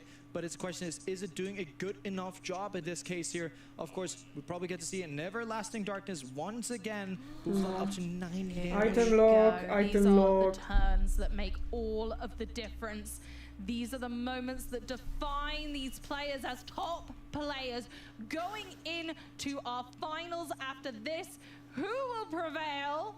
Let's find out. Exactly. We do have an issue here with Magnus. He's not going to be able to Adrenabrain quite as much as he wants to in this case. Of course, still only needs the 20 damage to do it. So you can just do 1 Psychic Embrace, put the 20 onto the Shuppet in this case, if he lets it go, of course, and then he can put the 20 onto the Terrapagos damaged on the bench. That's going to give him the first 2 prizes. Here we go. Okay, first 2 prizes for Magnus. There we are down. We can take those 2 prize cards, and hopefully it'll be what Magnus would like. No tutaj się pojawia Iona ostatnia. It's going to be the Cypher Maniacs code breaking and the Ralts. Unfortunately, that boss's orders and luminous energy staring him. No i niestety chyba dalej jest ten minus. This is really great news for Tort because that boss's orders could have spelled trouble. It could have spelled absolute meddling trouble, as of course we know that Kurde, Bennett nie can't dish out zdążą. too much damage in one go right now without just taking out this Bouffalon. We can continue the item lock, take out a Bouffalon, leaving Magnus on one prize card, but it's a little scary to be kind of leaving Tord to allow the promotion of whichever Pokemon No he i fancies, but we're nokautujemy going for it, we're going down Buffalanta. to one prize card. And Magnus was being very A i w końcu możemy używać itemów! He will be able to go ahead and take the Czy game dalej here, możemy but używać itemów, there's ale still a lot okej. of things that has to happen So towards many. Wade. Still a lot So of things, many. but I do think with the boss's order still being a prize, it's just staring at it from the last prize card as well. But he's just missing these last few pieces to be able to get there. No duchów nie może użyć, ale ja tylko tak zapycham ławeczkę. Of item cards, Aha. and that's quite a few if you ask count me. at least So 5 or 6. maybe a poltergeist for game might be If Magnus it. goes for it, he Yes, wins, but it's Green also Tail. Scream Tail there. It's Scream Here Tail we go. again. We're just gonna get one prize card. It's easy And peasy. Magnus pulls back this game too. Tak, no i mamy 1-1, ale czy my zdążymy jeszcze na trzecią? Bo tutaj rozeszło się to bardzo mocno, powiem. Przyznać szczerze, bo to mamy jeszcze niewiele czasu tak naprawdę. My word, it worked out. Just slow and steady does win the race, but not for the turtle? No, it's actually quite awkward that the turtle loses a slow race. We gotta check that out. That turtle may be too No, fast in this case, but we do niestety. see the replay here. It was such a back and forth game. Toward using every single resource that he has. And Magnus Kurde, ale sitting tutaj there, jest turn naprawdę after mocno, turn mówiąc after szczerze, turn, bo using Adrenaline tutaj Brain mamy to make sure that 1-1, they a pass on this zleciało damage, tu bardzo, because bardzo we do see dużo the first czasu, round goes back więc at czy you entirely w ogóle by dojdzie do Adrenaline Brain. jakiegoś porozumienia, czy wygra Baneta, czy może jednak Terapagos? Zobaczymy, co tam się stanie. As we could see, taking those two prize cards, it wasn't the boss, but it didn't matter. It was sort of passing it over to Tor to be like, have you got it? Because if Tor didn't have an answer, then of course we roaring scream our way to victory. No dobra, no to mamy 1-1, ale zobaczymy, bo tutaj tak jak wspomniałem wcześniej, zostało nam zaledwie 6 minut. Niewiele zostało w sumie czasu. No. Będzie ciężko. There is not a lot of time left indeed, yes, but very, very well noticed. I think we've got around 6.5 minutes left on the clock. So this Naprawdę is going będzie to be bardzo, bardzo quite ciężko. the speedy race out of two slow decks. I wonder who's going to prevail, because we have to send someone into the finals. Exactly, and as the No proceedings właśnie, are, no when ktoś the musi clock być w tych runs out, when finałach, the clock a hits ja zero, we're nie gonna have plus rozstrzygniętą 3 turns, just like we do rundę. in these Swiss rounds. But in Top Cut, the rules are after the +3 turns that happen after timeout, the one who has the least amount of prize No cards i kto wins. wygra? And if they're equal on prize cards, it's essentially a race to whoever draws prizes first. That is terrifying, especially when both of these decks kind of rely on going a little slower, going at their own pace. It's going to play very differently. It does give the ball a bit in towards card because it gets to play items perhaps for 2 No turns, kto wygra depending on sobie if tak Shuppet flips szczerze, out, bo if mamy Magnus tutaj... can start Shuppet, that is, or Miyu to retreat No into oczywiście it. So tutaj there's a lot of reklew. ifs and buts in this case, but Miyu Dwa yes, bade puffy i which is tutaj so komplecik good. banetki się That tu is skompletował. so perfect for Magnus, so we'll be seeing a real tussle here. Let's see if in this last 5 minutes Tak, mamy nasze ostatnie 5 minut do terminacji, więc tutaj jest naprawdę bardzo, bardzo ciężko, muszę przyznać. Kurde, ale to tak trochę ciężko idzie. We do need the time rules to make sure that we get out of here before it turns into midnight and that everlasting darkness sets in for the night. But we have to make sure that Tord goes meticulously through his deck, checks all of his options, because that was the difference from winning and losing last game. Exactly, and that's one of the things that Nasze mamy jak na razie the 1-1. pace of this game. We know that they want to go fast, but how Więc fast to jest takie and też trochę what interesujące. knockouts are worthwhile taking.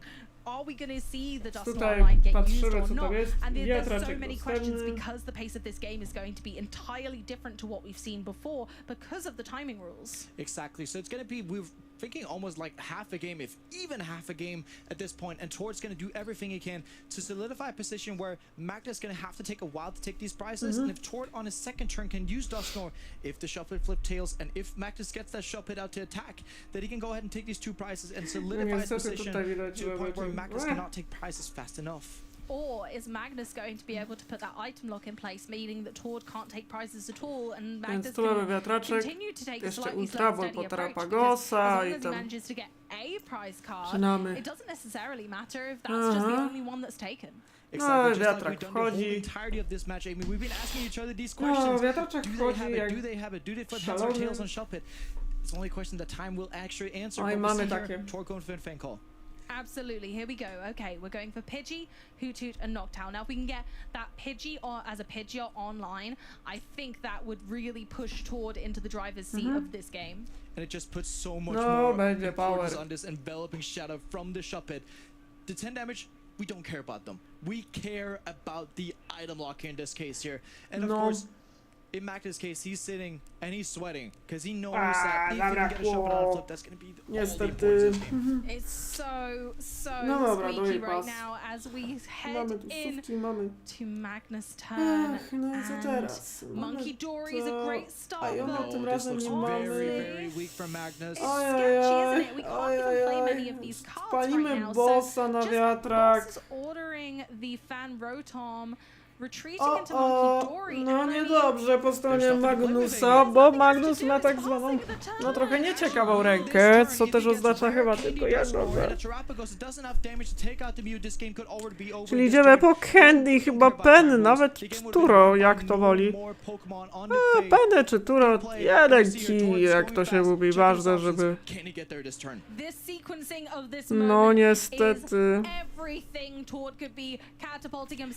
Na pewno idziemy po Candy, to na pewno jest pewne, że idziemy po Candy.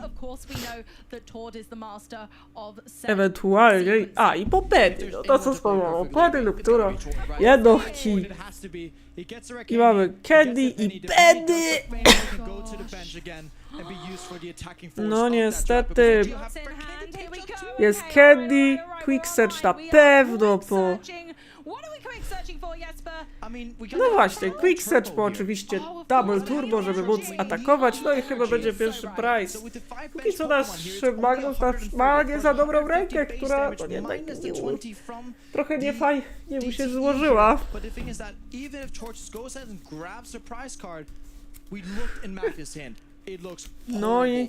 No i wchodzi Penny i mamy...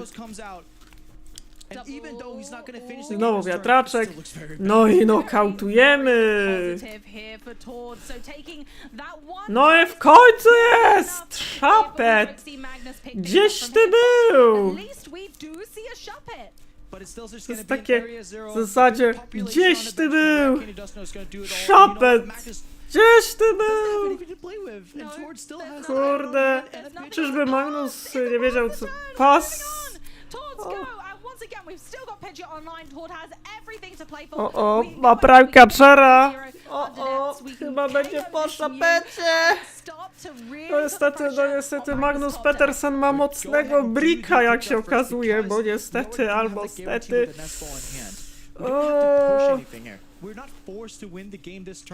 No co ty, po co? A prime catcher? A czemu mam to palić? Boss order! No, czemu mam palić, skoro mam bossa? No niestety, był szapet i się zmył.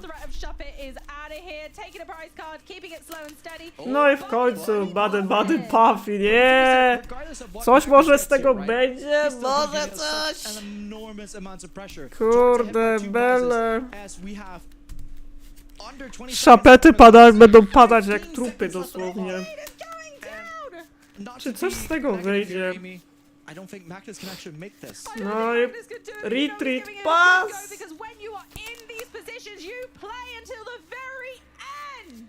Tak, no i Prakatcher! Magnus Petersen się poddaje i Tordragon jest finał! Czyli będzie Terapagos kontra Regidrago. A tutaj będziemy mieli te sucy Alberto Cotti versus Reklev. What the hell? Tak, Reklev przechodzi do finału! Będzie naprawdę interesująco, bo będzie Terapagos kontra Regi Kutas. Ja liczę This finals better be really good. Absolutely, and of course we saw the the games unfolding here were tense. Games 1 and 2 were absolutely marvelous. And the Tales of the Enveloping Shadow in game 1 actually allowed Tord to play the game, and as we say the questions again and again and again, item lock, can it come in as soon as possible, not get the pitch out? In game 1's case, it didn't. Tord got pitch out into play, he won. Game 2, Tord didn't get pitch out into play, he lost. And I think that's something that we've seen throughout all of these games is Pidgeot really is the key. And of course, yes, we had that turn where we brought in Terrapagos once again, getting some damage down, and Terrapagos actually managed to take that final knockout, spelling a disaster for Magnus. And then on to, of course, our game 2. And also that Prime Catcher on the Bayonet to win the game 1 is such great game knowledge from Tord. Tord has been studying this list so much to make sure they can prevail. And you see here in game 2, these Bouffalons in the active really spelling a curse for Tord. It really did. Bouffalons were everywhere, but mainly in the active spot during those games. That's not where you want them. No, it's not. They just want to be on the bench helping out their friends. And after the KO of that Bouffalon and a great roaring scream from our Scream Tail, Magnus mopped up game 2. And you know, the perfect start that Tord wants to get normal game in game 3. Nice and calm, Fane Rotom, and Tord just and Magnus desperation. Boss onto Monkey Dory. Boss onto Fane Rotom, promote Monkey Dory, and hope it works out. Did you see that look on Magnus' face? That was so upsetting. That way he said pass. You could see it on his face, the disappointment that this wasn't a proper game, because Tord just had everything and Magnus had just slowly extends the hand, just nothing. says pass again and again until time was called where Magnus saw the writing on the wall. Unfortunately, he cannot have the time to pull it back with both Ralts and Shuppet being in there and Tord being so far ahead. He says, you know, we don't need these extra 3 turns, unfortunately. You got it, mate. I didn't think we were going to see a deck slower than the literal turtle deck, but unfortunately that was the undoing of Magnus's Gardevoir Bayonet deck right now. That is quite unfortunate, but we have seen masterful play from Magnus all tournament, and you know what? I do think after it sets in, she's going to swallow this top 4 match, and he'll be happy after this for sure. Oh, absolutely. Honestly, still a fantastic showing. And of course, being in the top 8 is a marvelous, marvelous accolade to add to his ever-growing achievements. Definitely. And Magnus has been performing consistently like this for years. Been among the Europe's top 22 in these past few seasons as well. And he's showing him again as a great contender when we're talking travel awards, travel stipends towards EYC in February. Again, Magnus is up there, and you know, he's also going to LAIC. I know that, and he's going to maybe finish off in the travel award or travel stipend places for the rankings. For very good reason as well. And that's honestly, this event has been wild for these high-level players. We have seen so many from all over the world, and they've come here today, and now we had, even in our top 8, we had so many players that we know so well, and they are proving that they can do it time and time again. Exactly. And speaking of that, you know, commiserations to Magnus, such a great play. But speaking of that, we have an interview with the winner of our top 4 and now finalist of the 2025 Gdansk Regional Championship, none other than Tord Recolith.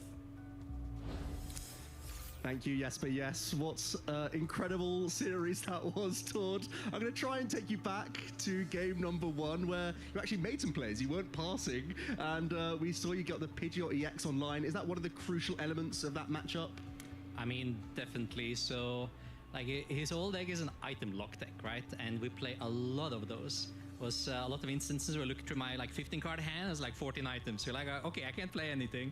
So if you have Pidgeot in play, you can pick up your really valuable supporter cards like Penny, Turo, Iono, Boss, right? The double turbo energies are definitely important too. So you actually get to move around and use those. So like it's such a world of difference if you have the little bird in play or not. Yeah, I was going to say, I think your deck list is quite different from other Terrapagos, specifically in that support account. Sometimes you see one Penny, but you're playing Thornton, Churro, Penny, Boss, and Palpad. Why is that your call for this weekend? I just really like to have a lot of mobility. One of the, most tragic ways to lose a Pokemon game is to just get stuck and like run out of resources, and I tried really hard to make that not happen. Also came really in handy when I played against Snorlax in top 8 of this event as well, where like their whole strategy is trying to run out of exactly these cards, so. Well, that still happened in game 2. You got your Bufalon stuck in the Gravity Gemstone. What was going through your mind as you just passed infinitely in that game 2? I mean, when you can't use the Pal Pad either, right? And, you know, or the Prime Catcher, then you lose a lot of your mobility cards. Normally I would have, you know, like 3 more ways to move, but yeah, it was pretty rough. It was like, kept on trying to make something happen, but kept on getting stuck, so. Yeah, and I think actually Magnus top decked a counter catcher that kept him in that game. You did have a nice Thornton play that sort of got you back into it, which was pretty cool to see. But then going into that game 3, what are you thinking? You know you get to go first, but there's still the coin flip of Shuppet. Where did you know that you were in a good position? Going into game 3, like obviously going first is a huge advantage, right? Because then like the only out is to get that turn 1 Shuppet and flip heads, right? So they can, if they don't open Shuppet or the Mew EX, which they did, then it's pretty hard to get that attack off in at all. And even if they do get the attack off, it's still on a flip. And if it's a Tails, you get to play and set up properly, and then again you have way more control over the game.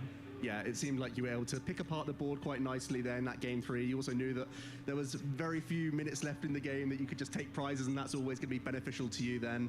So looking towards the final, Regidrago V-Star, how do you feel like that matchup goes? I mean, at least it's a little bit more enjoyable to play than against Bennett. It's a little bit more action. It's more boom boom back and forth, take a bunch of prizes. No. It's usually just like a 2-prize race where kto jest faworytem w finale? Kurde, dawać mi Terrapagosa, no reklama dajemy na obstawkę. Chociaż Alberto Cotti też jest mocny. Ale wiadomo, Terrapagos jest konkretny. To jest deck, którego wcześniej nikt nie doceniał. Nie, że mamy bitwę 2 doświadczonych. Up against Giratina V-Star, that add-on 1 does 280 with Lost Impact. But with Buffalant you get 290 HP, so you're 10 off, and that's really hard for them. Also block No bo tutaj właśnie też trzeba pamiętać, że Reklew ma tu tajną broń. Bizonie! Jak już szło dobrze ostatnio? Idziemy jeszcze przy okazji. Essentially, you're just making every single number awkward for them. Fantastic, and we're looking forward to that final. I'm going to let you have a little breather before we get to it. Jak mam prawie gotowego Terrapagosa, wystarczy Terrapagosa z palkę z słowami przerobić na Terrapagosa. Tada! Ja zaś się potem okaże, że muszę coś jeszcze kupić. She got sick and actually just at home in Norway now, so that's you know. A little bit sad, yeah. Well, there you go. We'll give you a little breather before we get into that final. So let's head over to Jesper and Amy back at the desk. Of course, after such a wonderful top 4 match, we do have a finals coming up. But before that, we have another kind of finals coming up because we have the community prediction bracket that we have to finish. Just to give Tord a little breather here, we got to decide this bracket. You know what I mean? We've been fighting so hard. We've had 2 battles, actually 3 already, where I am up 2-1 against you. And in the finals, both decks are featuring them in the finals. Yep, we've got both. A teraz będzie przerwa na bitwa Feza Divity czy Mew EX. To finish the community prediction bracket of all the greatest support Pokemon. You know what? I feel like this is so apt because, as you say, we've got both of these cards going into our finals, and that's pretty magical. Yeah, but the issue here is that both decks are running Fast and Dippity, unfortunately, because otherwise it could have been the exact finals between them, but Fast and Dippity just is so great. But, I mean, Mew is too, because it's also in the finals, so then again, both guys are really good. That's what I'm saying, they're both fantastic, they're both in our finals. We'll see which one's going to come out on top, A in our community bracket, and B in our finals momentarily. But should we just do as tradition says? This time, since you're you get to go first. No, you're gonna go first. I'm gonna go first. You choose me to go first. You're gonna okay, go first. that is a deal. I'm changing it up. Okay, so zostawić deck. O nie, ja już chciałem przerabiać na Terrapagosa, tu może się okazać, że jak w redrafcie został. Oh no. 3, 2, 1. both finalists of these decks are playing Festivity X. Festivity, since they've released the Shroud of Fables just before the World Championships this summer, has been so impactful to everyone playing the game today. Both Regio Drago V-Star and Trapagos is playing it to fruition. It's a great way to anti-Iona yourself at the latter stage of the game. Of course, drawing you free cards, whereas V-Star only gets you a couple of cards, unless your hand's empty. So, just overall a better card than Mew. And you know what? You can play it every single deck. Even with Festivity, I've said the combo before. B-Bro plus Festivity equals 8. Therefore, stop! Don't make you jump. People got my point anyway. I think they did. No, it's fair to go up to the timer when it's our finals. Exactly. We gotta make sure that we string every single resource out of ourselves, just like we saw in that top 4 as well. So, Amy, just so you don't get to have a little bit of a sneaker here and try to produce some here, we want to make sure that you also get counted in. So, you ready? Okay, I'm ready. 3, I'm ready. 2, 1. Go ahead. Okay, Mew EX. Now it's also in our finals, of course, but it is a 3 times threat. It is not only a free retreater, so great at pivoting. It's an attacker with genome hacking, and of course it draws you 3 cards if you have an empty hand, which we've seen time and time again during this exact Będę musiała się Now, pojawić how jednak many we times wtorek does z tego powodu, save a że player? kurde. Okay, now how many times did Mew save a player? Mew wins, thank you. And you finished before time, of course, but you know what?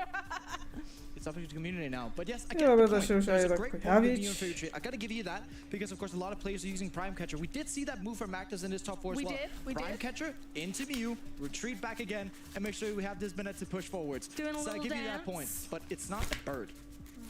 It's not a bird. Festivities fly. Mew is a cat, and it's gonna... Mew also can do anything. Swipe. And No niedobrze, and also there's chyba. probably 151 reasons why Mew can win this, but Chyba there's also musiałbym very sobie good zajrzeć, reasons ale why the Festivity can win this 6 community tam bracket. oczywiście co byście pytać, czy dać It's all up to został you jeden. guys exactly, so make sure that you're voting on our Twitch channel right now. Sometimes you have to click the channel point redemption button to be able to bring that option up if it's not working for you. Don't forget to refresh and make sure you get your vote in, because we are both very passionate about seeing which one of these two is going to be the winner. As we've done so many of these prediction brackets together this weekend, we're quite enthused about it. I do want to make sure that I win on my debut though, but if you win, you at least get the tie, of course. And I mean, tying to a world champion ain't that bad, huh? No, fine. I see how it is, yes. But first, you beat me with Cloth and Stuttgart last year, and now this. Yeah, you still have that cloth, right? I still have that cloth. Yeah, you signed it. You wouldn't let me not. Exactly. You made me go home with that. I have a memento. It's on my wall at home. You got all my cloths, actually. I do have. I have your electros too. Oh yeah, I can't wait. You're Yeah. like, I don't want these anymore. And now we just told chat how much I hate cloth, but that's okay. Cloth's still a deck out there, and it wasn't very well played this weekend, of course, but regardless of decks, bringing it back and forth, of course, the deck we're going to have in finals are going to be Regio Drago V-Star up against Rapagos Dustnor Champ. Get ready. This is going to be like the match for the century here, and we are No, a almost unable to speak of the excitement we can't jakaś walce, contain. We żeby are ci się so te very, very karty close to crowning our champion here in poniszczyły, this czy pewnie exact nie? room in our format. Że w tych koszulkach jest trochę mniejsze, ale faktycznie też co jakiś czas trzeba je wymieniać. No raczej jak się będą dobrze przechowywane, to oczywiście te karty będą w dobrym stanie. We take them and thank you so much for voting for me again. Another astounding win, Amy. Więc to trzeba mieć tu trochę na uwadze. Just like winning, okay? That's why I'm back here. I'm so sorry, Nie? But very well done for your first cast winning the community bracket. Well Thank you so done. much. Well Let's done. keep that going in the future then. Yes, let's do it. We've got this rivalry now. It's never going to stop. Dobrze przechowane. No, I love the community prediction bracket. It's great to have you guys interacting at home. And don't forget that if you're enjoying the cast today, and of course our finals coming right up, you should use this opportunity to let us know how your day has been, what you've been doing at home when you've been watching the cast, or whether you've been right here with us in the hall. Use the hashtag #PlayPokemon so that we can check out how everyone is enjoying themselves in this Pokemon world right now. You can use the hashtag #PlayPokemon to make sure that Amy feels nice about losing, of course. But Amy, It's been a pleasure having you on as well, and it's been a pleasure having my first cast with you before we get to throw it over to finals a bit. But are you excited for finals? I'm so excited for the finals. We've had incredible games this entire weekend, and now it all comes down to this. Two players who we've known for a long time, and they have been astoundingly consistent with their placements, and now finally we're here at this pivotal moment, just as we kind of start to leave this format, as it's starting to go on its way out. We see a little glimpse of what we're going to see at LAIC as well, and I'm ever so excited to once again possibly have a different deck win one of our tournaments, or go back to back Reggie Drago. I just can't decide which one I'd prefer. Exactly, it's gonna have so much impact towards the LAIC, but you know what? There's only one way we can decide it. After a little short break, we will have 75 minutes plus 3 turns to decide who's going to be the 2025 Gdańsk regional champion. Coming right up.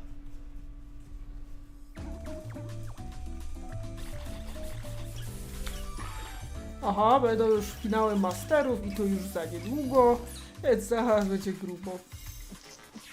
Czemu tak zawsze przeżywasz Reggie Drago? Aż taka niechęć? Oj! Jakbyś zrozumiał, czym ja wtedy jeszcze grałam? Właśnie grałam wtedy Losboxem, więc odpowiedź jest ona prosta.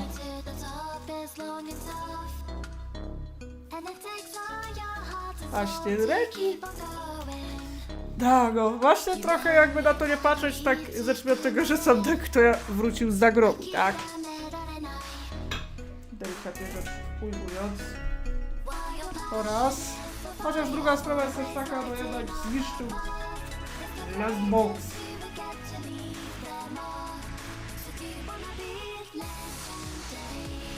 Tak. No ten... Kordialce... Jeszcze tak się tak...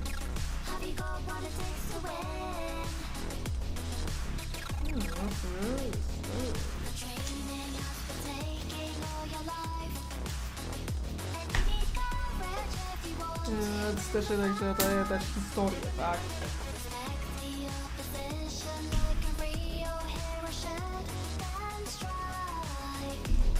No.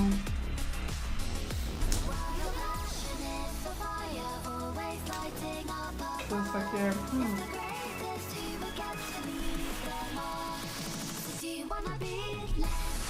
Wiecie, będąc graczem od boxa, jakby na to nie patrzeć, no właśnie byłeś wtedy takim potężnym skurwysypkiem, tak? Delikatnie rzecz ujmując, a no ja jestem jeszcze nowy, to trudno mi się połapać. Tak, no ale wiecie, odbok był silny, no tylko tak, no Reggie Drago wcześniej akurat też warto zaznaczyć, nie był jakoś mocno przodujący w mecie, dopiero teraz, kiedy dostał no, nowiutkie zabaweczki w postaci oczywiście no właśnie Tilmask Overpona, dopiero ten nasz Reggie Pitafo zaczął oczywiście dopiero teraz jako tako funkcjonować z tego powodu. Dopiero teraz, delikatnie rzecz ujmując, Reggie, no teraz jak to ja nazywam, a to ja jestem takie no ogólnie zaczął dopiero teraz funkcjonować, no bo wcześniej to nigdzie nie był widziany, miał kilka drobnych sukcesów i dopiero teraz, kiedy pojawiły się Tilmask Overpony, no to ten Reggie Drago zaczął nabierać rozpędu. Chyba, że wtedy inne słocze deki były, które dużo lepiej egzystowały. A zresztą Reggie Drago zniszczył też Nikirę. Ja im kochać. Szybek, więc no... Kurde bele, istnienie tego Kutafona jest trochę zastanawiające. Mam nadzieję, że tak jak mówię, no on wcześniej też, tak jak mówię, o nie wiem, jakby się wejść w Limitesa, zobaczyć wcześniejsze osiągnięcia tego deku, no to te wcześniejsze one prawie że nie istniały. No po prostu czegoś musiało naprawdę w tym deku brakować, że dopiero teraz szedł w metę. I to dość mocno. Czegoś musiało brakować. No czaję, u mnie w Street Fighterze też postacie są zależne od buffowania i nerfowania od twórców gier. Dokładnie tak, to jest to samo, więc to też uzależnia się trochę od rotacji. No, zresztą sam Reggie Drago i tak już rotuje, więc tyle dobrego, że jeszcze w kolejnym sezonie go nie zobaczymy, co oznacza to, że w standardzie się on w ogóle już potem nie rozkręci tak naprawdę. Tak swoją drogą, bo rozkręcił się dopiero za późno zdecydowanie, żeby przejść do jakiejkolwiek historii. A tym bardziej, że... No dobra, najstarszy... Kurde, to był zeszła liga. Dopiero tam coś tam było. Ale już wtedy można było... No jeszcze co ciekawe, Pafty też grał. W ogóle też były Path to the Peaky, które go też chyba hamowały. No, tak naprawdę taka poważnie zaczęło trochę o Reggie Drago być głośno dopiero na NACA. No jeszcze to przy okazji w Japonii. W Japonii to wiadomo, tutaj to już chyba nie muszę wspominać, że w Japonii...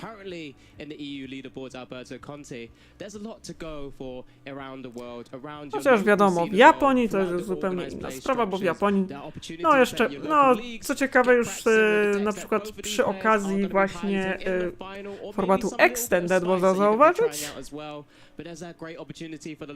w sumie, że Reggie Drago mógłby się rozkręcił i się rozkręcił. Co to ja się dziwię, skoro jest tam więcej smoków, więc można tu sobie powybierać. Tak. No dopiero na zeszłym sezonie NACA dopiero Reggie Drago tak zaczął być już bardziej konkretny. No tak jak mówię wcześniej, no nie za bardzo, tak?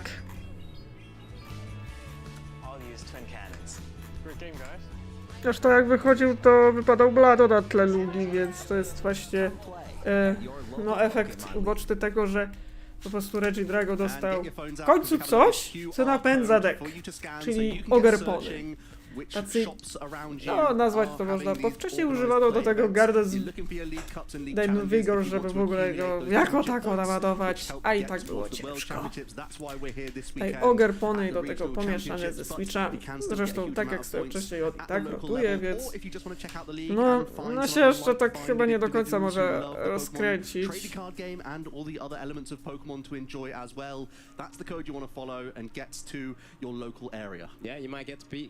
Like I have with Joe at the local leagues as well, and it'll be a great opportunity. Hey, hello friend! Just casually turning up and seeing... Chociaż swoją drogą w Extended kontrole są tu pojebane. No na przykład Vipluma, który oczywiście robi takie numery, że ty nie możesz zagrać itemów. Yeah, 100%. And we do have our players starting to get ready at our feature match table now. No, przechodzimy oczywiście do finału. There's a lot of excitement here for the final of the Gdańsk regional Tak, championships of 2025. no w Gdańsku finały. No Gira też była mocna, tylko Pafa, ale początkowo nie zapowiadało się aż tak źle, ale kurde, dopiero właśnie późniejsze karty ją też podniszczyły. No bo też jednak trzeba powiedzieć, że Pokémon Company od lat już próbowało kombinować, jak tu podniszczyć losboxy. No i znaleźli sposób. I Curem jebany. Dobra, przechodzimy już do finału, mamy Torda Reklewa. No tego człowieka nikomu nie trzeba przedstawiać, jeżeli ktoś się interesuje kartami, to wie kim on jest.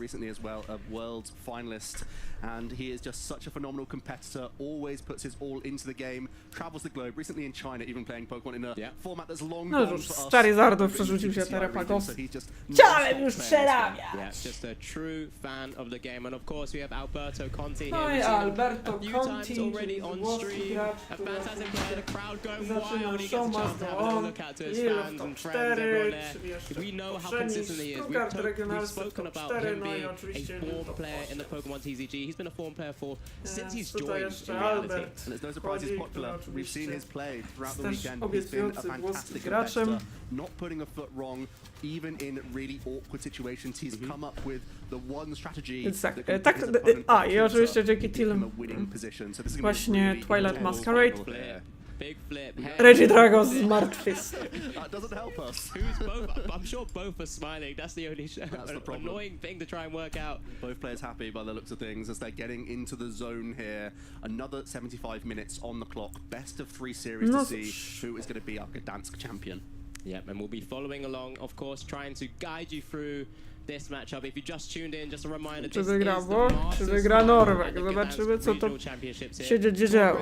On our left, Naprawdę na Alberto początku Conte Giratyna on our miała right. się dobrze, tylko jeszcze te późniejsze karty, tak jak mówię, no one spowodowały to, że kurde, ja już ze smutkiem muszę go rozbrajać. Sad, smutna żaba MP3. Yeah, but not just that. Don't forget the $10,000 in prizing, and of course the booster packs that you get. You know, we're all card game players at the end of the day, as we both see now, both our players setting up. No jeszcze oczywiście punkciki, no i w przypadku pierwszego miejsca oczywiście invite, który pozwalał oczywiście na dostanie się automatycznie do Worldsów Anaheim. Will be underway very shortly, and neither of them even looking at their cards just yet, not even getting any thinking time. So it's about getting into that mental space for a final, possibly the biggest game Alberto has been in. Here we go. Going into a regional finals, Tord has been here many a time, but still is one of the competitors that hates losing more than anything. So he wants to make sure he comes away No to with mamy a victory oczywiście here. no, trochę małe, ciekawe prize, ale coś zrobić. No trzeba pamiętać, że Tarapagos lubi pierwszy być. Reggie Drago zresztą też. Tu mamy i tak deki, które... No tu sowa... Ła, 2 cukiereczki! O kurwa, u Alberto 2 Reggie Drago! Co tu się stanęło, powiedzcie mi? Pytanie, kto ma gorzej? Does that mean he's number 1 going first? It does seem very likely. Alberto only going to be working with... Oh, really? He had Hoot Hoot. I don't know what else he has in hand. I saw Ursaluna double turbo. Here we go, fist bump. We're getting Tak. into game No i mamy number 1 oczywiście here. finały. Reklew oczywiście idzie pierwszy. No tutaj niestety sprajzowały się 2 cukierki. Ale mamy... What's the other discard here? Is it an Iono in hand? Just one of your supporters that you It's don't actually mind. not too shabby. You can Ultra Ball, grab yourself. Co ciekawe, mamy 2 energie. And then just swing a double turbo energy on, and then you're just hoping from research to get into a knocked-out piece, and that gets you into a Pidgeot piece, and all the rest comes along. So not too shabby overall. I mean, one of those few things that we always talk about, that opportunity to utilize fan call when it presents yourself. Yeah, I think you have to go Terrapagos here just because you have the 2 double turbo energy in hand. So then you're just hoping that from the 7-card dig from a research on the next turn, you can then just draw into one of your Ultra Ball or the Knockdown. No i sobie tu Yeah, I chcemy. mean, the other option was potentially maybe holding on to the Co Iono, ciekawe, będziemy jeszcze utilizing kopali. that as well, but Tord going for that more aggressive route No potentially to co, here. idziemy po wiatraczek, tak? Double checking the Czy idziemy prizes po as Terapagosa? both, A no tak, a lot of po our competitive players Terapagosa, actually co do. ciekawe. But it's just kind of double checking what he has access to in this matchup. We know it's going to be tense. We know it's going to be back and forth.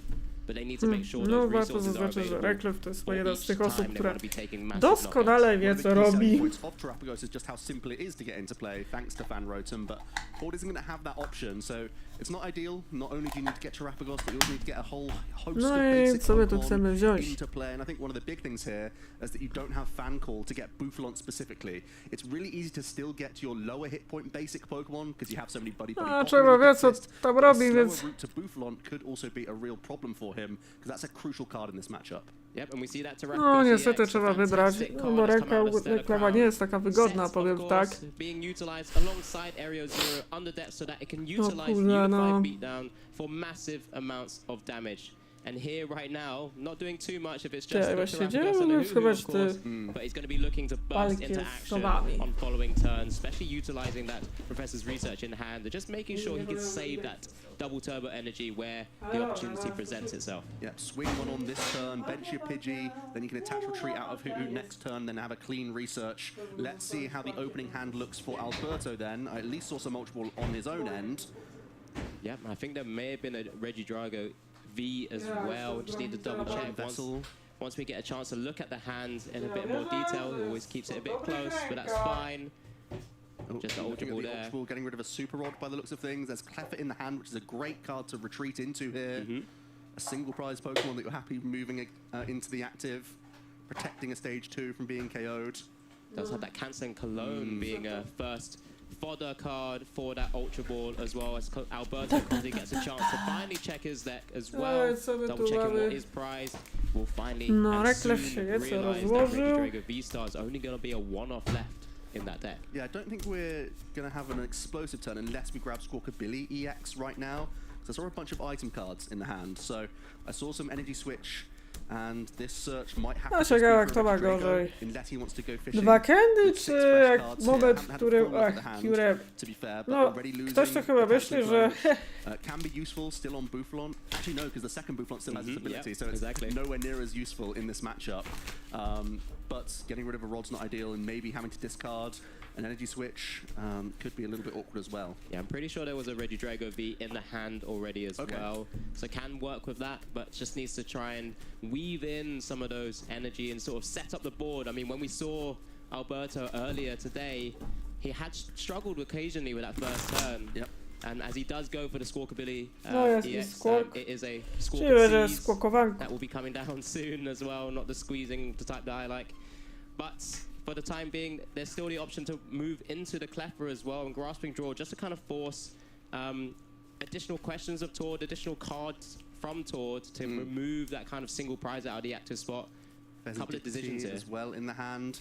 I think because you didn't Ultra Ball it away, that means you're committing to benching it, I would imagine. Because otherwise you would just super it back immediately. Is it an hand as well. That would only leave you one board space. Not really much room for additional Regidrago V, or the option to get extra Ogerpon down either. It can be a quick draw with Mew here for one. Nestball. Well, Nestball does help out a little bit.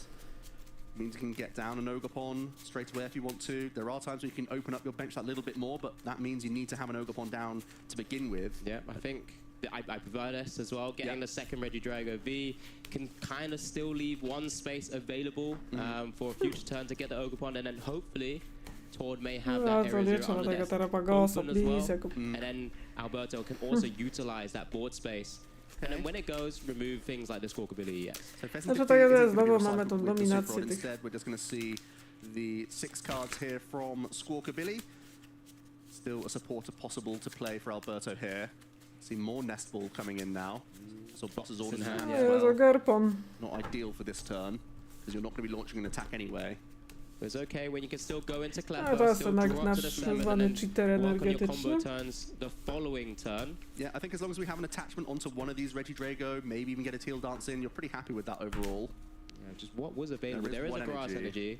I think it's just the one, so... Do you risk it? I don't think... Ideally, you probably still don't. Yeah, it's one of those situations where you know that Tord already wants to move the Cleffa out of the active next turn, so he'll just chase whatever you do attach to.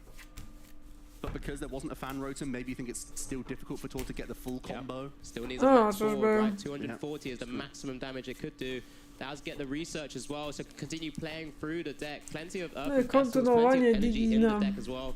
Maybe you could try and get a Teal Dance off. Yeah, we have drawn into a number of energy here, so that should be easy enough for Alberto to also stash a Grass Energy onto an Ogerpon here.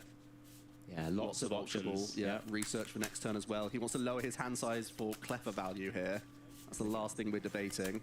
Doesn't want to get rid of all of the supporters, of course. Wants to keep some of them around occasionally if he does get Ionoed, for example. If after taking a prize or two. Yeah, I think he's loving it. Certainly correct to get a Dragon out here. I think Dragapult TX makes the most sense right now because you're going to top up your hand, but then you're holding on to more Ball Search and Vessels, so you can just stash a Dragon straight away. Yeah, sobie to chyba gra się 4. Could even do it again, right? I think there was a couple of Earthen Vessels that were there. To just kind of keep maneuvering through, but let's Teal Dance first. Figure out what else I draw into before we make another decision, of course. Yep, you'd rather draw the card now and have the option to use it this turn rather than just wait for a Grasping Draw card. So let's see the one. It is the Giratina V-Star, which is solid as a discard option on the next turn. So I think we're happy to just retreat into Cleffa here and top ourselves up with 2 more cards. Yeah, the hand's looking pretty good. The fire energy in hand, of course, already as well. No, Lots of tego different draga options. pulta. Hasn't had to discard too many resources for the time being. I mean, there is a boss's orders there, but just pieces that they can repick back up with that legacy star from the Drago V-Star.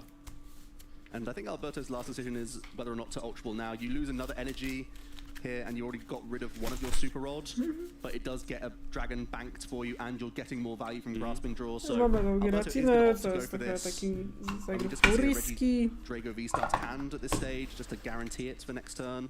Yeah, I like this option the most. Yeah, it's always a worry though. I mean, if Tor's going to hit you with an Iona after already Chociaż pitching może one teraz away będą już with that Ultra Ball, zaktualizowane już kind of sort of kosmetyki. telepaths the turn No that to Tord jest may not śmieszne, be już gramy utilising w something like finale, that coming next. So if we can keep hold of that one, remember there's only one left się in nie the deck, zaktualizowało, considering lol. there's two prized. It'd be interesting to see. There's a grasping draw, so it's over to Tord. Attacking can now start to commence. And it's a top deck of Ultra Ball, which means we're still going with the plan of probably just attaching to the active and using Professor's research here for a fresh 7. And he's really going to need to find some knocked-out here.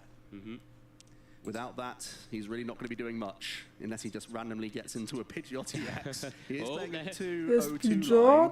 Just as you said it, there's a Pidgeot, but I don't see a knocked out currently, right? There's a Hisuian Heavy Ball, couple To of są dwa bufalanty, widzę, Feza DPD. Not ideal of a he really needs to research cherry there. pick the Prime Catcher from a knocked out. It's just a one-of its your A spec. So without it, you are very unlikely to find it from your 7 cards. So Tord getting confirmation of what his prizes are by using that Hisuian Heavy Ball. Just the options to select a basic that is there, if Now- there is one there. Yeah, now typically a 1 prize is really, really bad to take, but we know there is a Briar in the deck list for Tord, so you can take this one and it still can be a meaningful KO for Czyli nie you. So ma. I think Tord probably will still go in for this KO. Ale co ciekawe, w razie czego mamy tu sobie. For you later down the line. No nieciekawe, And the double prawie co? Bufalon are available as well. Of course, doesn't have the Ale staging za to yet mamy available, pyczki. to kind of burst across the full bench. I mean, already over KOing this poor little Cleffer in the active No spot. właśnie, za to Big są issue is beki. if you can't get into Pidgeot EX this turn, you may not have it for the remainder of the game, because even though Bufalon reduces damage, it doesn't stop those damage counters being placed by Dragapult EX. And that is a vulnerable 60 hit point Pidgey that we're staring down. Yep, definitely, and that's why Tord No i nokaucik wchodzi. Who's down as he does announce Unified Beatdown, does take the knockout on the Cleffer here now, taking the first prize of this finals here in Gdansk. Just the No move cóż, mamy. moved to the active position for the time being, as Alberto now starts to try and figure out how he's going to be able to retaliate back on this Terrapagos EX. Kieran pick up from the top deck. We know there's V-Star in hand, so we can start seeing fireworks this turn. There's going to be a teal dance before anything No else. tak. He's very likely to start launching attacks. No with widać, że już Dragapult chyba here. ma tego jedynego Wistara. Yeah, maybe just getting more Ogerpon down is reasonable. Yep, just wants access to a number of those support Pokemon, of course. Ogerpon being a crucial partner to continue drawing cards, to continue adding energies to the board state so you can energy switch them across to your attackers when you need to do so. As we do see the second Ogerpon now hit the field. No cóż, no mamy tego Dragapulta, tylko... V-Star power choice as well from Alberto. Because you're only going to take 1 prize card this turn unless you use a gusting effect. And even then you'll take 2 single prize Pokemon in one go. And then it's like, do you want to take Super Rod back from your discard pile at this stage if you do flip your V-Star marker? Because this is the one V-Star he has to work with right now, as he's starting to get it powered up. Yep, so he does have the Fire Energy and the E-Switch already in hand. That's why he's utilized that. No już jest Ready naładowany V-Star Regi is Drago. now live and ready to go. Chce lecieć. Giratina V-Star in the discard, but of course, that Terrapagos EX is currently being protected in some way, shape, or form because of that curly wall ability of that Bufalon. Yeah, pushing that Terrapagos to effective No to co 290 teraz? points, Lecieć which means we're gonna have to go Dragapultem. for over a couple of turns. But the most important thing here is denial of the Pidgeot EX. So it is going to be the single prize card taken for Alberto here. Let's see if he can pull a V-Star out of those prizes. No. He just misses it. It's just the other card there, but plenty more back A dobra, and ludzie. I think Tord now has No to access teraz to that mamy Pheasant Feza, GT czyli EX tam as well. skibidi We've seen it do wonders for multiple people across this weekend so far, flipping the script. Tu jest Prime Catcher i Featherball, ale... man, that's not great. The hand isn't looking too hot right now. Not good. We can't open up our bench with area 0. We still can't knock Ale mamy nosze, tak? Missing out on all of our ultra ball and missing out on Przydałby the się, themselves. przydałby się Torto natychmiast. But Tord, I'm sure, will try and start to figure out an out here. Especially all the lines that could be played that are typically available because of things like Jewel Seeker from that Noctowl, which he doesn't currently have access to. I don't think there's much shenanigans you can do with Professor Churro either. Maybe you can just pick up this Terrapagos, go into something else for a turn, but even then, you know, Alberto's just taking a single point, so any knockout is still relevant for him and gets No, him Turo może nie być opłacalny z tego powodu, że no właśnie. He just had a look at the top of his deck and he was miles away from any good out there. Just a chance to shuffle the deck and take the Pidgeot EX out of it as well. I mean, even if he's picking up the Terrapagos EX with that Turo, does leave that Fezandipity also quite vulnerable as well. You know, that potential additional draw support that you get from Flip the Script could be targeted down if it's just not anything better to actually KO. Yeah, it's these moments where there's certainly no great play. There are very easy turns in Pokemon. No to trzeba pomyśleć. What I need, I can progress my win condition and everything's groovy. It's these sorts of turns where you're looking at a hand like that, where you start thinking, well, how can I buy a turn back in any way? Do I really want to spend Prime Catcher when my opponent hasn't V-starred yet either? No, it's just going to be a swing into the Regidrago V-star here. 130 damage from the 5-bench Pokemon, 150 of course from Unified Beatdown, double turbo energy as Joe No likes nie to put it. ciekawe, ja liczę, bo niestety, no jak tak dalej pójdzie, to naprawdę ja się zasmucę trochę, jakby gra znowu Regi Kutafon.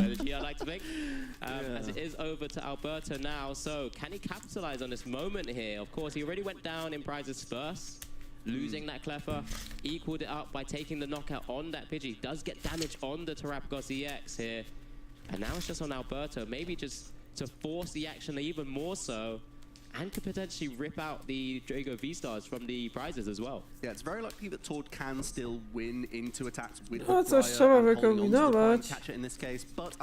Czyżby wchodzimy no w Curemy, czyli idziemy w YOLO staff.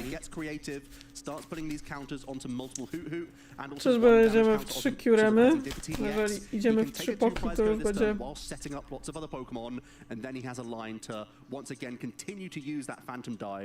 Take the final 3 prize cards. So that's what we're working Znaczy, czy warto? Tak, to jest pytanie. No.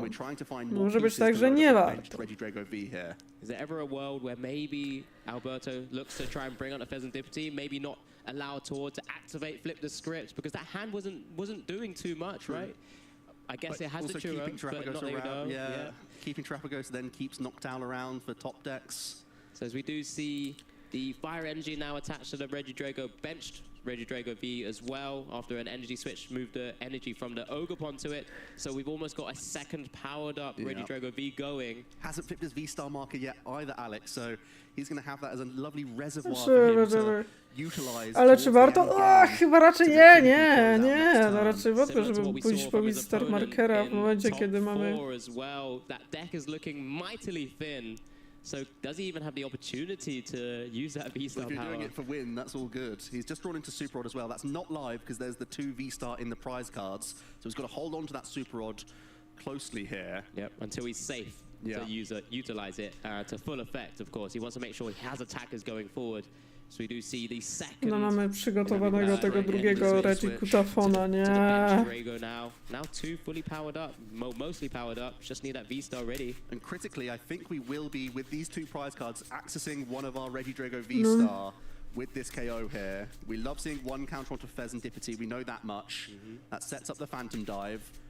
Then we're going to start placing these damage counters around onto 1 Bufalon, putting that down to 60. No i odzyskuję oczywiście tego Regi Kutafona. Nie! Chyba, że złe zrobiła Yodo. As he also goes down to 3 prize cards. And here is the Fezandipity being promoted to the active spot. Tord, what can you do? Finally hits the rare Candy. If only he had that a couple of turns ago. He has double Pidgeot EX in hand right now. What can Tord muster up? Doesn't have an energy to attack as of yet either. Hasn't really got much else. Will need to eventually use Flip the Script and hit one of those pieces to combo into a decent attacker here.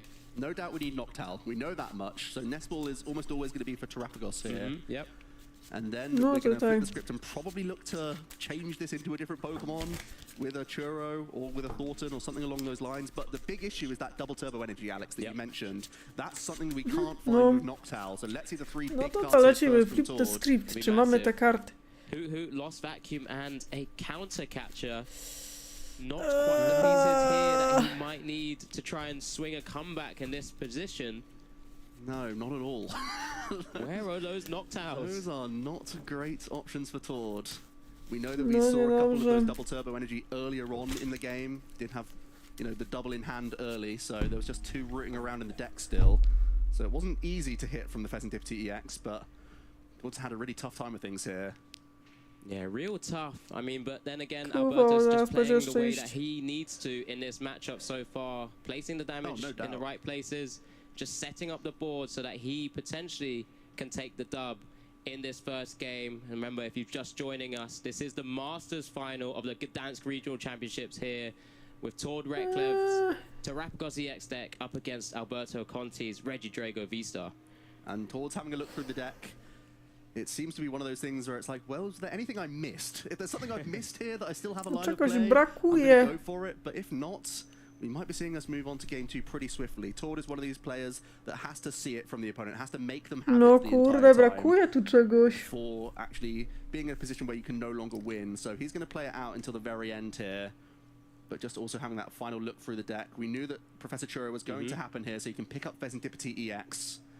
Unfortunately, the flip the script, even if you pick up and put down Pheasantipity EX, you can't use it more than once per turn. Correct. No, niestety. As great as that could be. That would be incredible. Ale chyba zostaje we wouldn't even need gaścik. that prediction bracket in the end, right? That would just be an automatic win. As we do see the counter catcher onto the Squawkabilly EX as well, just trying to maybe potentially pause for a turn, give a chance where he can try and do something here. He does have... He's eyeing up that Night Stretcher. Pidgey may as well at this point. You've got lots of 60 hit point basics thanks to the damage counter kurde, spread. So if your little hope option pays off, as we do see the pass from Tord here over to Alberto. Right. What can we do here, Alberto? We can't necessarily win this turn, if I'm not mistaken. No niestety, kurde, tak take out było Pidgey. That dobrze. seems pretty good to me. Yep, of course. You can easily get back into the active here, and you can also evolve into another V-Star. I think you're just going to get there, Alex. Evolve into your V-Star, you also damage into Terrapagos EX in the active spot as well. You'd love to be in Alberto's position here, but of course he still has to play it as methodically as possible. Here's the Prime Catcher coming down now. Prime down. So now just getting rid of another Bouffalont. Here So if you take out both of the Curly Wall Bouffalonts, or even just taking out one and then still dealing with Pidgey is reasonable here. Just would put him down to 1 prize remaining, of course, as we do see the announcement of the attack now. The attack on the Bouffalont as a KO. It will be a Phantom Dive and the 60 on the Pidgey. Down to 1 prize, Alberto. Reklew niestety poddaje się tutaj. Alberto tutaj wygrywa. No nie. No nie fajny start. Kurde, Alisha tego żółwia. To jest taki dobry. Nie. He got pretty fortunate in that game just by virtue of Tord really not having too much. But let's have a replay here of the very aggressive use of that Phantom Dive attack being copied from the discard pile, denying Tord that Pidgeot EX after having a whiff Trochę niefajne, powiem. and then also having a clinical show here with the damage counter placement. No wiele, że brakło tego Noctala, jakby był ten Noctal, no to kurde bele, byłoby trochę inaczej. He really didn't have many avenues remaining. He had to counter catch and hope for the best, but Alberto had the answers. Yeah, despite, you know, Reklew znowu pójdzie pewnie even pierwszy. just having to pick up just a 1 damage counter on that Pheasantipity, just to try and limit losing that turn. Kurde, taki It just wasn't zwyciężony. enough. After research and a flip the script and a couple of sort of top deck draws, wasn't able to just find that Noctowl piece. And I'm sure, as we've always mentioned, and Tord's even said this to me as well, well, I hit Fan Rotom and I generally win the game. And he hasn't this time. Let's see how this game will go differently. Well, if he's able to just get into a Noctowl. Yeah, that's a huge element of the archetype, of course. You play 3-3 for a reason, right? So that's the whole point. Kurde, szkoda, że mu się 3 nie sprajzowały, co nie? Pyty to big brain. And, you know, with with better fortune, he's going to get it into the mix and start cherry-picking those cards, which we know, Pidgeot EX is one of his favorite cards. Yeah, 100%. And he's playing a particular way. I mean, he's playing 202, right? Yeah. If I'm not mistaken. Just a little bit different to what we've seen from other Terrapcos EX players as well, but towards hand is vastly better compared to game one. That immediately does it. Exactly. And I think there's Noctiles and Nest Balls, there's a Fez. That's looking good. That's looking good. Also getting the benefit of a couple of mulligans in the Pokemon trading card game. If you don't have any basic Pokemon in your opening hand, you have to shuffle it back in. Then as an apology, your opponent gets to draw an additional card. Apology? Yeah, you say, sorry, I've wasted your time with that one. Right. Oops, I didn't have any basics. I don't think I've ever apologized for not having a basic one. You got to say sorry, mate. I played Iron Thorns before to a tournament, okay? There's a lot of apologies going out to people at that point. Right, he's finally got a basic. He gets 2 mulligans. Here we go. Thankfully, Alberto didn't actually have a basic in that first opening, and that was very akin to what we saw in top 4. No i co my tu mamy? To tutaj razy 2 Redy Zero i 2 nosze i tutaj też już Potti też lepsze prizy. To i też lepsze start. Still 50 minutes on the clock, so plenty of time. It's like going into a Więc mamy tutaj dużo czasu. No tutaj ręka u Reklewa jest dużo lepsza, jak widać. Jest taka mniej molesta, tak swoją drogą. Yeah, so many pieces available now. Now just kind of double checking what will be prized, or what is prized, I should say. Just making sure he utilizes those Area Zero underdepths for when he needs to take big knockouts. Więc tak, ręka Reklewa jest już tutaj o niebo lepsza. Mamy już w końcu do Bady Profit, mamy w końcu Sowy, ale nie zostaną rozwalone przez...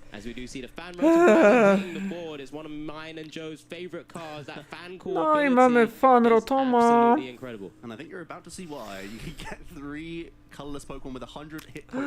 Tak, od razu używamy Fan Rotoma.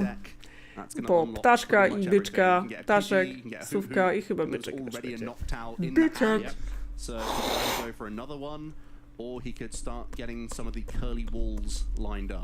No i tu widać, że u Reklewa to wygląda.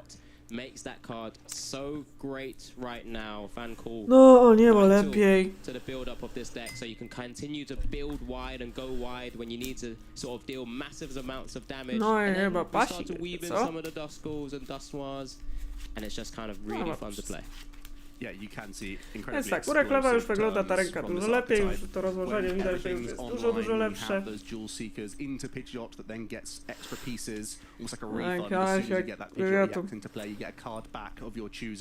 Which is already a pretty good deal, and it continues to gather value throughout Coś the game. robimy? It looks like Paul's going to be pretty happy sitting on this hand by the looks of things. Has stadium in hand as well. He could. With 2 stadiums in the prizes, I'm a little less happy about it. But he could weave this in. No, I think he'd look to weave it in on his second turn, as he does just pass here. Alberto, what are you working No i with, co my tu mamy? O Jezus. Może coś uratuje mi ten Tildes. Ja jestem Yeah. I think there's already a Professor's Research in the hand. Okay. And a Regio V-Star. Pretty sure Tu jest taki problem. Co chce Nest bolnąć? Kolejny Ogerpon. Mam wszystko. Znaczy jest research, Alberto, bo tutaj może być... So it's going to be an expensive Squawkabilly if you want to do that, or you could just grab a Regidrago, get an attachment in, and then still use a Professor's Research. No jest ciężkie, no. Jej. Palimy Prime Catchera. There's the curly wall. Buffalon coming to the active spot. That's not going to be attacking anytime soon. No ciekawe. Palimy Prime Catchera. So that he's not forced into a Regidrago V, which I imagine is going to be his first target here, because you really want to get a couple of them down so that you're safe from simply a Terrapagos using a gusting effect. Possibly the best way to get this Buffalon out of the active is his own Prime Catcher, so you always have to be aware of that when you are firing off your own gusting effect and you're aware of your opponent's A-spec. Yep, and when it usually is quite hard to find those pieces, but of course with that Hoo-Hoo able to evolve up to the Noctowl and utilize that dual seeker ability where you can grab 2 trainer cards of idzie your skok, choice czy from idzie your to deck, w końcu so long do as you have a została. Terra Patrzymy ile Pokemon mamy in play, tu grabbing a Prime gości. Catch is very easy, it's a piece of cake. Yeah, it's not a problem at all. You get to play so many one-offs in that deck list. Tor plays a bunch of one-off supporters in addition to these item cards, just because he knows he can grab them as and when he requires. No to chyba raczej będzie coś czuje. Czyli tak mamy opcję researchowania, więc... Discarding one from this Professor's Research after attaching, I think there's a fire in hand that can be swung onto a Regidrago V here. But again, I think he's probably going to look to try and weave in Cleffa in the best case scenario, provided he finds enough ball search on the next side of this hand. We'll lose and some additional energies that are in the hand as well, but I guess one of the few things not many people think about or consider too often, but because you have that V-Star power, you're quite happy sometimes to see the Prime Catcher. You know you can easily pick it back up when you need to. Of course, it's having to expend further resources, but at least you know where it is. Yeah. And you're not digging for it. Yeah, you know it's there as soon as you're slamming that V-Star No power. i sobie tu mamy. And sometimes you're just hoping to hit something from that top 7, but when you know it's there, tu chyba nie it's wiem, always a jakaś nice feeling. zmiana nagle. There's an Ultra Ball in hand. Not much else ball search though. No, Some more So you just have yeah. to go another. No Just mamy, go może another będzie Reggie Drago kolejny. here and end on passing. I think just for safety, Na I razie mean, chyba też nie mamy Alberto żadnego is one game up, Mona but atakującego let's i not make it chyba too będzie risky, surely. kurwa bolesny can z get a fresh chłopców six. wykonania. Another shot at it. Czyli kopanie na Was there any kopaniu, other jak additional to się bases we mówi. can put down here? Don't think there were. Might have been a Kopu, Pheasant kopu, Right, yeah. lecimy, Again, kopanie. as another further Kopiemy, failsafe. kopiemy. There you go. My own fitness Yes. with card. Hitting the Jeszcze board just like głębiej yours did idziemy, earlier, Tord. opać, Fresh ones. We're jeszcze still więcej looking for Reggie kopania, Drago V la at this la stage, la la and la. ideally that Cleffer. I Are there any additional dragons we can discard on our way here as well? Ooh, no. Tough break. I don't think I saw any ball search, just Earthen Vessel. Definitely able to discard your dragons, as you mentioned, however. Czyżby but jeden yes, jest you're draga right, plus, there's dobra? much more beyond that at that stage. Uh-oh, this might be a window of opportunity for Tord. With only one Reggie Drago V in play, straight away your eyes light up and you think, if I can deal with that, I can really force Alberto into far fewer options on the following turn, whilst taking some prizes. Mamy. Here we go. This is a big Come on. card. Kolejny Big Till top deck Dance. here. Show us the Hey. next Rifle, massive That's find. massive. And that brings Alberto a fantastic opportunity to get a second Reggie Drago V. Would you even consider motivating this turn? We've attached to our Reggie Drago sorry, yeah, the V-Star, our V, right? If there was an energy switch, sometimes it can still be beneficial with enough in the discard, but I don't see one, so I think we're just going double V here and being content with that. That was a No, tak big będziemy clutch jebać draw tylko from z our energią, Teal tak? Mask Ogopon, our final draw of the turn. Lots of cycling happening there with the Professor's Researcher, Squawker Billy. Ale zaraz, przecież tort ma Jono. Paid off for Alberto, No now to he has a się... bit safer of a board, even No though to he's se still jeszcze probably się... staring down, Chociaż też... giving up a couple prizes here. Yeah, Tord's going to be the one looking to set the pace No i of pas. this match. In game 2 here. No i co tu mamy? Kolejny Terrapagos, a czyli tak naprawdę będzie Arena Zero. Ile to ja mamy? Dużo mamy. Area Zero under that's maybe be pushed Więc out of tutaj play jest jeszcze in zastanawianie later się. turns as well. Does have them knocked out here. He's looking to use that Jewel Seeker ability as soon as possible. Just pick up the right pieces, of course. Yeah, we're almost Sowa certainly wchodzi getting w grę. from this just because No i chyba będzie Candy z Featherballem. to do so, and that means you O can jest, use o jest your Featherball. for the remainder of the game with already Area Zero in hand. As we see the Featherball red No i as mamy expected. Straight away it's pitch your EX. Piczka. That means that Tord can get some Arena double turbo action going Zero. as Tu well. mamy chyba Possibly wybór more dual pomiędzy seeks that come as A. well with the other Hoot also on the bench. Imagine that, a knocked out Jewel Seeker, just being able to get you any card you want just because of rare candy. I jeszcze jeden byk. In the deck, sorry, in the deck list. As we do also Baby see byki. the second Bouffalon hit the board now. Curly Wall now live with two No Bouffalons to zastanawiam in się, play. czy Legend leci... Deputy also hits the board, has one more bench space. You'd think it's Terrapagos. You like Czy to chyba have tak opłaca additional się penny terrestrial Pokemon in play. zrzucić, Or więc... constant Oj, use of Dual oj. Seeker. The only other thing that I think could be better would just be another Hoot. Yep, absolutely agree. There you go. We do see the second Terrapagos going down. Again, it allows him to help maintain that board as well. Especially if Terrapagos EX just goes down and it's the only one, as we do see a little cleanup. No there. dobra, mamy już Board. pełny This is bench, my fully usual, bench, if I'm jak to saying się a mówi. Area Zero under that stack, Yeah. 4 and 4. And we need to beat down here, so we need to have the 8 bench Pokemon, so that even with the reduction of double turbo energy, we can get through these basic I EXs chyba and raczej Vs. lecimy I'd like to Iono. hold on to Prime Catcher if we can, maybe just find a means of picking up this Chyba Pokemon. lecimy Iono, tak, lecimy za Iono. Combination, even with Quick Search, to move this Bouffalance and get an attachment onto Terrapagos, so we're going to have to see 6 cards here. looking for another knockout. There's Mamy the Ultra double Bola, turret ja down, bym so jeszcze there we go, double. that's a combination Mamy we need. kolejną sowę, kurde, Can help us więc... out here. Now we get to save our prime catcher, Jak which to is będzie massive. ciężko. Well, But we're still going to go for it. He could just use the prime catcher onto the Regidrago V, right, to take a big knockout with the fire engine. Ta, and wchodzi kolejna save the sowa. for a future Sówka turn leci. as well. Trzeba And then that prepczera. way we don't have to worry too much because we already have the DT in hand. Yeah, makes sense. Let's just target down the Regidrago V. It's great to force Alberto to have as much as possible, to be fair. And actually, Todd's not playing anything like Switch. All he has No, is leci our grubo supporters, so he czapki. has to use the prime catcher Aż here. kupiemy po... After having used the Ła, iron. prime catcher! No to gotowanie się zaczęło. Wow! To jeszcze atak z ręki, no i knockaucik trzeba na nowo ładować. Now setting the scene, setting the pace here with 2 prizes taken to Alberto 0. So over to Alberto to see what he can do. This is often his explosive turn, to be fair. If you can get your V-Star into the action, you've also got Fezendipity EX that can flip the script and draw a few additional cards. No. So we should have access to all sorts of things at this stage. But it's really about picking apart this board, because now Tord's board looks so much more difficult to piece apart. There's a couple Tak, Buflon making no, this tutaj już Terraform czuć very tu tanky. The Pidgeot is already online. frustrację There Alberta, aren't many no. easy prizes for Alberto to hunt down, which is what he did so effectively in that first game. Yeah, when your opponent is missing some of the pieces like Tor did in game 1, definitely makes your game plan a little bit more smoother here. But you know, Alberto looks like he might have to try and be a bit more creative in the way he takes prizes, just because of this current board state. But you know, Alberto again double checking what's available to him. He has had to expend a number of energies and resources there. That's why he's eyeing up that super rod to try and bring them back. Yeah, no surprise there. He's got Ultra Ball in hand, so maybe thinking about getting back a V-Star beforehand. Also thinking about discarding a V just before using Super Rod, because I think he also has Nest Ball in hand.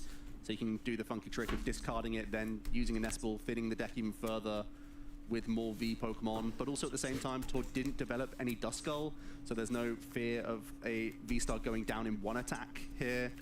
No chyba, że będzie to Torton, no wiecie o co chodzi. First, let's see the first 3 cards, see what combo pieces we might find here. Radiant Charizard, yeah. Giratina, okay. Definitely a good one. We need to get powering up this new Regidrago V that has no energy currently on it. So that's a good start. Even better fodder as well for this Ultra Ball now. Yep, with that dragon into the hand, his favorite attacker or favorite deck that he's played throughout the years, as it were, so far. So we do see the Ultra Ball for that Regidrago V-Star, the second one that's available to Alberto, the third one prized, of course, so there will be a moment where maybe he has to start setting up the second with a Super Rod and bringing it back into the deck, as mentioned.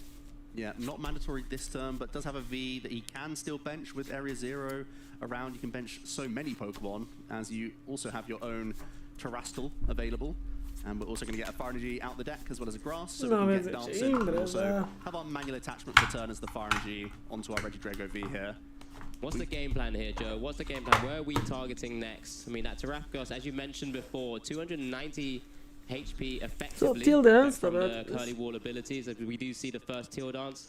But what would you be looking to target down? So either you're using Dragapult and setting up damage like you did in the last game, trying to put the Terrapagos, you know, heavily damaged to 2 shots, whilst also advancing your board set in other means, or it's like a gusting effect into Pidgeot EX, take that out cleanly, but that's still expensive, you know, because you're going to spend a lot of energy switch this turn, so it's not easy for you to continue to discard or lost zone your energy as you go. So like I said, Tord's board is making life much more difficult for Alberto here. There's not a great choice without requiring a ton of resources. Yeah, and we do see the first energy switch of this game too as well, giving no, to jest jak rozpoznać osobę, która się osób spociła. Oczywiście, że bardzo łatwo tutaj Regis. A couple of those energy switch. Has to instantly pick one of those, of course. Would have been lovely to have just not seen too many of those in that, and there's the Prime Catcher. Prime Catcher. Does that mean we're going to go for his favorite, the Giratina V-Star here onto Pidgeot EX? The Buflon only reduces damage from basic colorless Pokemon, so it is in range. No. So we're going to see Pidgeot EX coming into the active position here. You can Lost Zone off some energy from your Ogerpon rather than the active.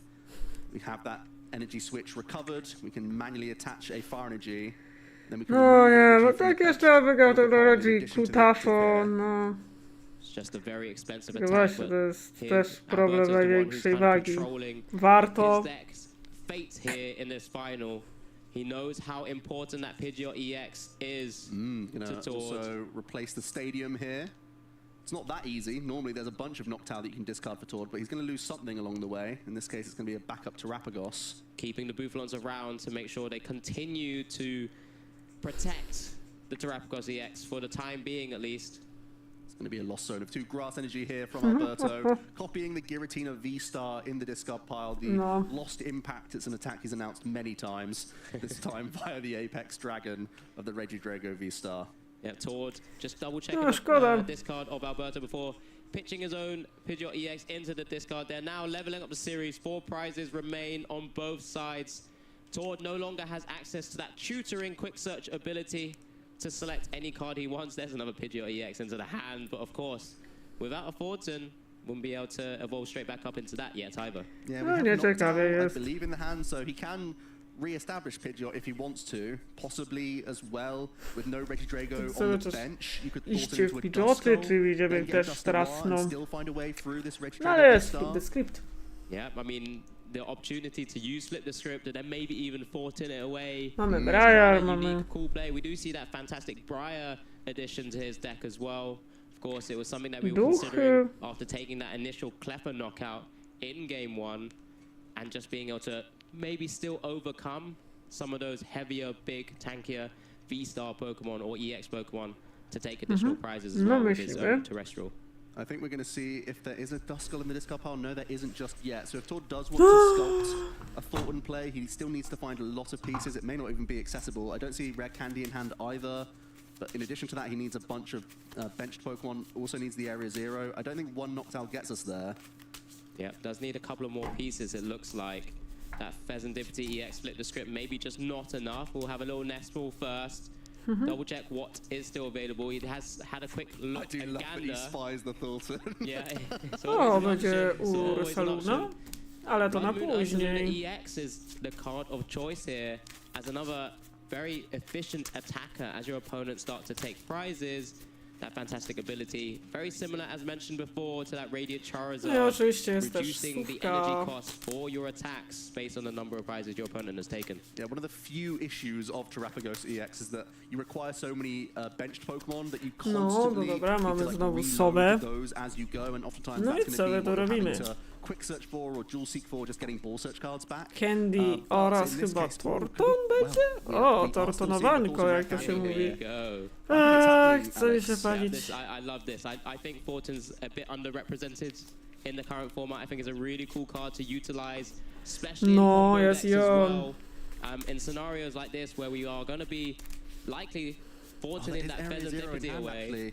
I didn't see the Area 0, but that means we can Ultra Ball away this Duskull as well as a Pidgey. To jest dopiero sprytne. No, Briar nie jest potrzebna na tym etapie. Mamy duszka, dobra, czyli co, będziemy utylizować duchy. Będzie jeszcze ciekawie. But it's just one more tricky pickup here, I think. One more tricky discard. No tu trzeba pomyśleć, co ja tu chcę. Czy ja Terapagosa? Make sure you know how to easily target down. Very cool stuff from Tord here. Ultra balling away Duskull and znaczy najwyżej odzyskam. In order to line up this Thornton play. Alberto had the option to put down another Regidrago V, chose not to on the previous turn. No, najwyżej odzyskuję. Skam sobie Terapagosa. No i Huchut mamy... That's enough to make it 180 minus the 20, so 160 damage plus the 130. A czyli mamy oczywiście naszą arenę Zero, więc Torton zamieniamy Feza w ducha. Czary bary, lecą duchy, a tu proszę, Curse Blast leci, bam. Tutaj bum bum. No ho ho. Yeah, Alberto forced to take a prize card, goes down to 3 himself. Ale to jeszcze koniec. Tutaj nosze wchodzą. Ale chyba mamy jeszcze arenę Zero? A to ciekawe, czyżby idziemy It's reduced its attack cost by 3 colorless. So I think it's just deciding whether maybe playing the stadium isn't ideal, or because he would have to then play the Night Stretcher. Yeah, you want to hold on to Noctowl for next turn. Or Pheasantipity. There's a few options there. Maybe just getting the Pheasantipity down for the next turn. Yeah. I think you're pretty safe to do that, because I think you're only really expecting a Radiant Charizard coming back to you. I think that's why he wants to attack with Blood Moon Ursaluna. Sure. Because it's most likely that Alberto has to use a Radiant Charizard next turn. Yeah, we're going to go into the chunky 260 hit points. Absurd, by the way. This has 260 hit points. Czyli jednak gra Ursaludem? Regidrago V-Star with a huge Thornton combination going down to 2 prize cards left. How can Alberto respond? Yep, so there's no easy free prizes that Alberto can take on this turn, of course. Bouffalant also protecting that Hoot and itself from an easy KO. No właśnie, to jest ten problem. Przecież ten niedźwiadek zrobił się taki bardziej tanki, jak się okazuje. So he's just staring down at this big Blood Moon Ursaluna EX there. Unable to attack next turn, of course, from that Blood Moon attack, similar to the Radiant Charizard. But it's typically likely to hang around for a little bit longer. The good news for Alberto is there is Iono in the hand already. You've got Dlatego się pytaję, jak to będzie boleć. If you can retreat into a single prize Pokemon, yes, Briar's not even live because you're still at 3 prizes yourself, so you can try and put up a single prize Pokemon. Even just swinging with the Radiant Charizard does still set up a potential Regidrago V-Star follow-up on a future turn. If you're going to take a 3 prize no by się przydała jeszcze Penny, na szczęście.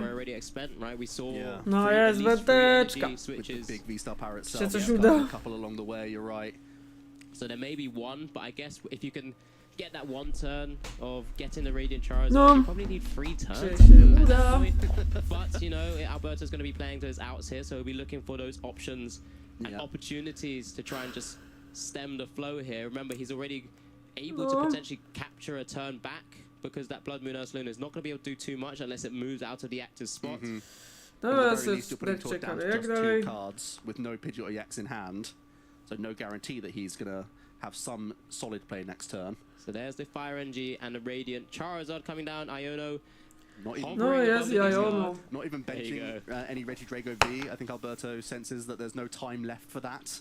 So he's just going to use Radiant Charizard. I think there's still a switch available to him as well, so he can move his own Charizard in and out of the active at least once, which should help him out here. So he's going to give Tor just 2 cards. Alberto the 3. He still needs to draw into Grass Energy to even use a Teal Dance, but that's been found. We have the Pheasantipity draw as well. No. It's going to be the Ogerpon first here.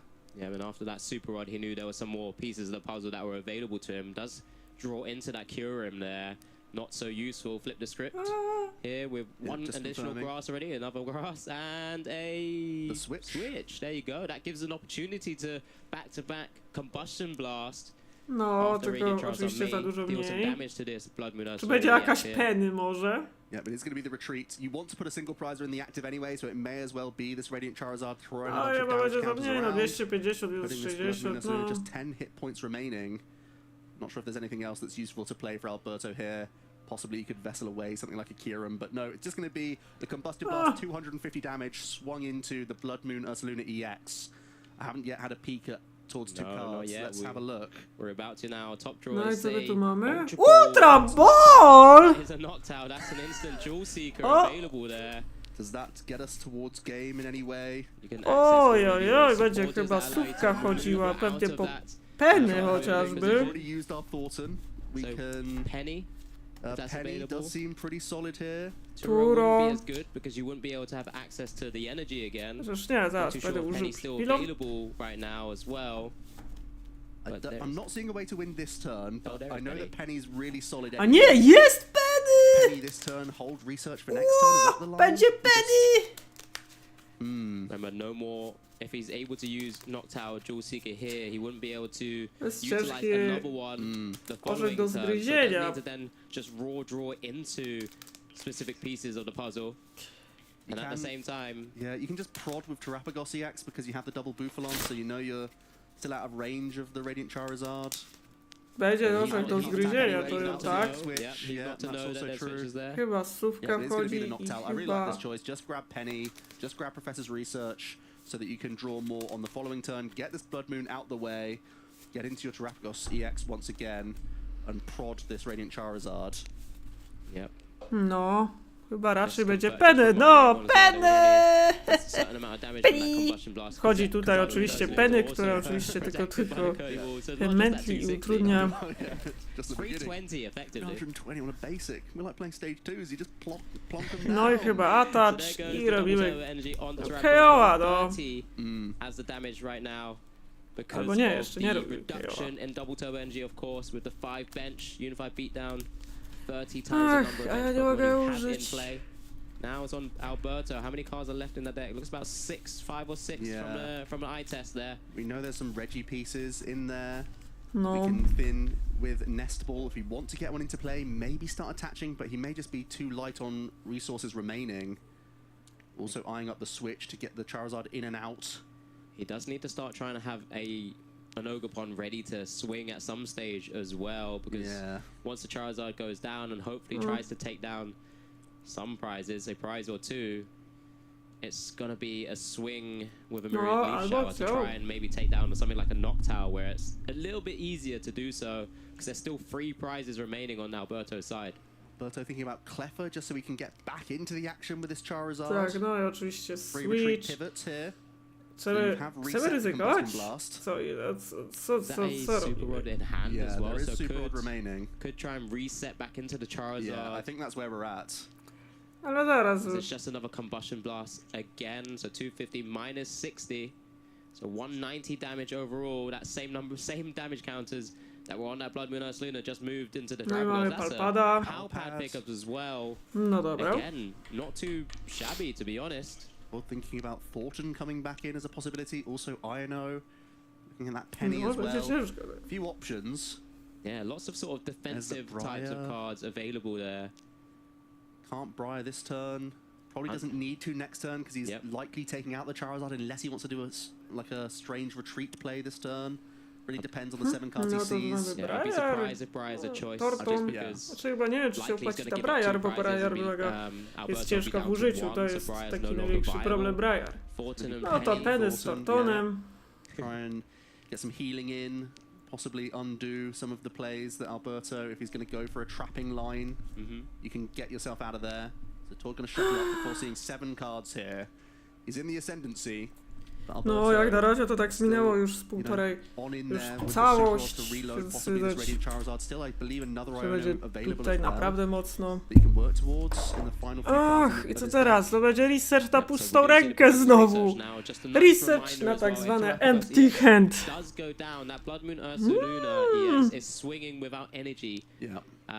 Despite already hitting one anyway, so no i mamy Penny. Could be an easy way to try and retreat out of things if anything does get gusted up as well. Are we going to be attacking with... No, I was just thinking if we were going to get creative with any other attacker here, but no, it's going on to the Blood Moon Ursaluna EX and it's going tak, to be... Tak, o ja, Alberto się poddaje! No to mamy 1-1! No to się okazało, że Albert się poddał. No to mamy jeszcze rundę trzecią. Na kogo muszę się nadziać? Tak, swoją drogą. Chyba nie wiem, czy koszulki wymagają wymiany. Skoro co, druga idzie już w śmietnik. Yeah, it was one of those awkward situations where sometimes you see the V-Star power go haywire and you lose a couple of your energy switches and those are some of the big cards. We're going to see a recap here from Todd getting those Bouffalants into the mix early, then finding the prime catcher to initiate the trade with his Terrapagos EX. And Alberto did find a nice response, in fairness to him. He found a way towards Pidgeot EX, taking that away from Todd, making life a little bit more tricky as Todd did stumble along the way, but this was the turning point. The Thornton play into the Dustoir allowed no zobaczymy, kto tym razem się zatnie. No to mamy 1-1, więc jest jeszcze szansa dla Terrapagosa. Więc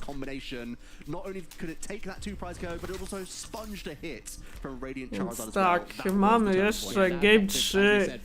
Ile jeszcze do tej gry zostało?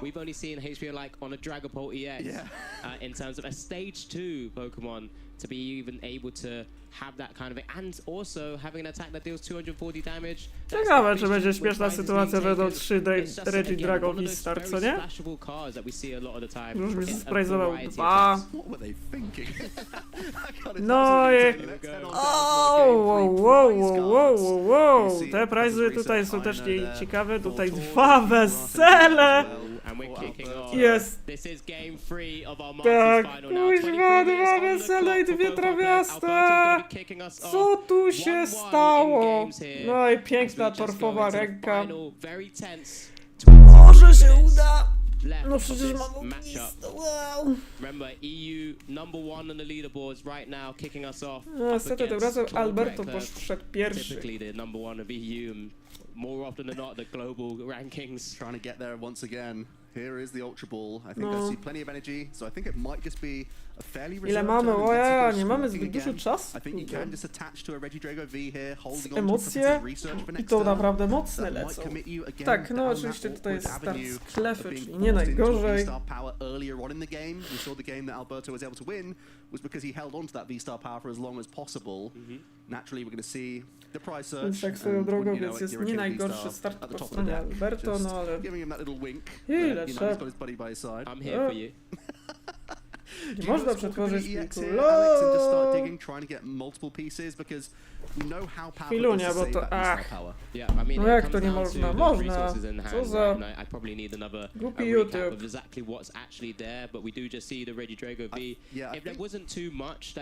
Lose from the squawkability. I think it's fine. Że głupkowaty YouTube mi nie przetworzył pliku. Wiesz,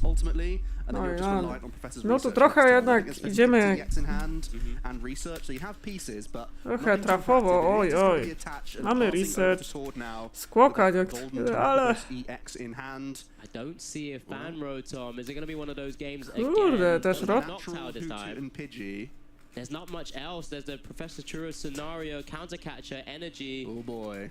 No, ale nie jest źle. The action there from No, kurde, pomógł w stodach, ale... Because he cannot unify beatdown on turn 1 going second. Alberto. He thought about it. He wanted to. You know he wanted to. I mean, it's all. I think I recall seeing the Charmander. No, trochę szkoda. A prize at the EYC, but we do see. No to mamy Ogerpona. With that Seal Mask as well. Yeah, so I think now as Alberto, you're quite happy to expend your resources in order to get some heavy damage onto this Terrapagos and also take out a Pidgey here. Once again, Tord unable to find a fan Rotom. There's a turn attachment onto Regidrago. Fresh 7 cards here for Alberto this time. No high five. We'll high five between us once again, of course, when there's a fresh 7 from the Professor's research there. I mean, this could be a massive swing into Alberto's favor, as we do see the Earthen Vessel dispatching that Dragapult EX into the discard as well. Now gets a couple of energies into the hand, of course. Still needs to be able to... Oh, he hasn't utilized the Teal Dance yet, has he? So, still a couple of dances. No guaranteed V-Star in this hand, Alex. It's just a basic V, an Ogerpon, a Vessel and a Nestball, yeah. These are, again, a couple big draws from Teal Mask Ogerpon. Kurde, no nieciekawe to, and we know, just because we have Caster Cam and everyone watching alongside us, that Tord has access to a Noctowl in hand already, and he needs that Terror to stick around just for one more turn. Be a Nest Ball from Alberto, first things first. Couple of Teal Dances available still, I guess. Yeah, the Vessels. No niestety chyba że Alberto ma nagle tarfa. We want to try and find an Ultra Ball, we want to try and find a natural V-Star here. Because you really need to gain a bunch of hit points, but most importantly, gain access to that Phantom Dive attack that you discarded with Earthen Vessel. Massive It's going to be another here. Earthen Vessel here as well. It just shows how important this is. Give him the deck of even more energy. Ile będziemy mieli energii chyba w łapie. You really need to try and find a V-Star. Was that a nest ball for an Ogerpon? Was it previous? We nest balled an Ogerpon and then we vesseled one away. There was already one in the hand. Rozchodzenie ręki z energii. Deku z energii. To przecież że dwa są w prizach. We have an Regidrago in hand as well. Oh, okay. I didn't quite notice that one. No, mamy tego Teal Dance. Teal Dance number 1.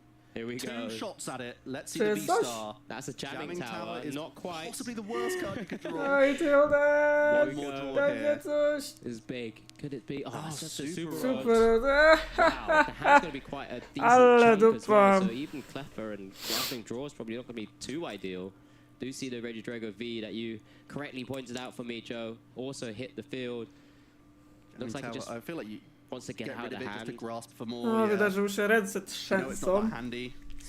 No ale to trzeba warto zaznaczyć jest to, że dwie energie trawiaste są w prizach. No i Gasprid Oh my goodness, he was worried, but now he has that turn to try and get into Pidgeot EX, and with Noctowl and Terrapagos on the board, he should be able to make that happen. Not sure how much else he can do here, but at least he's establishing his engine this time.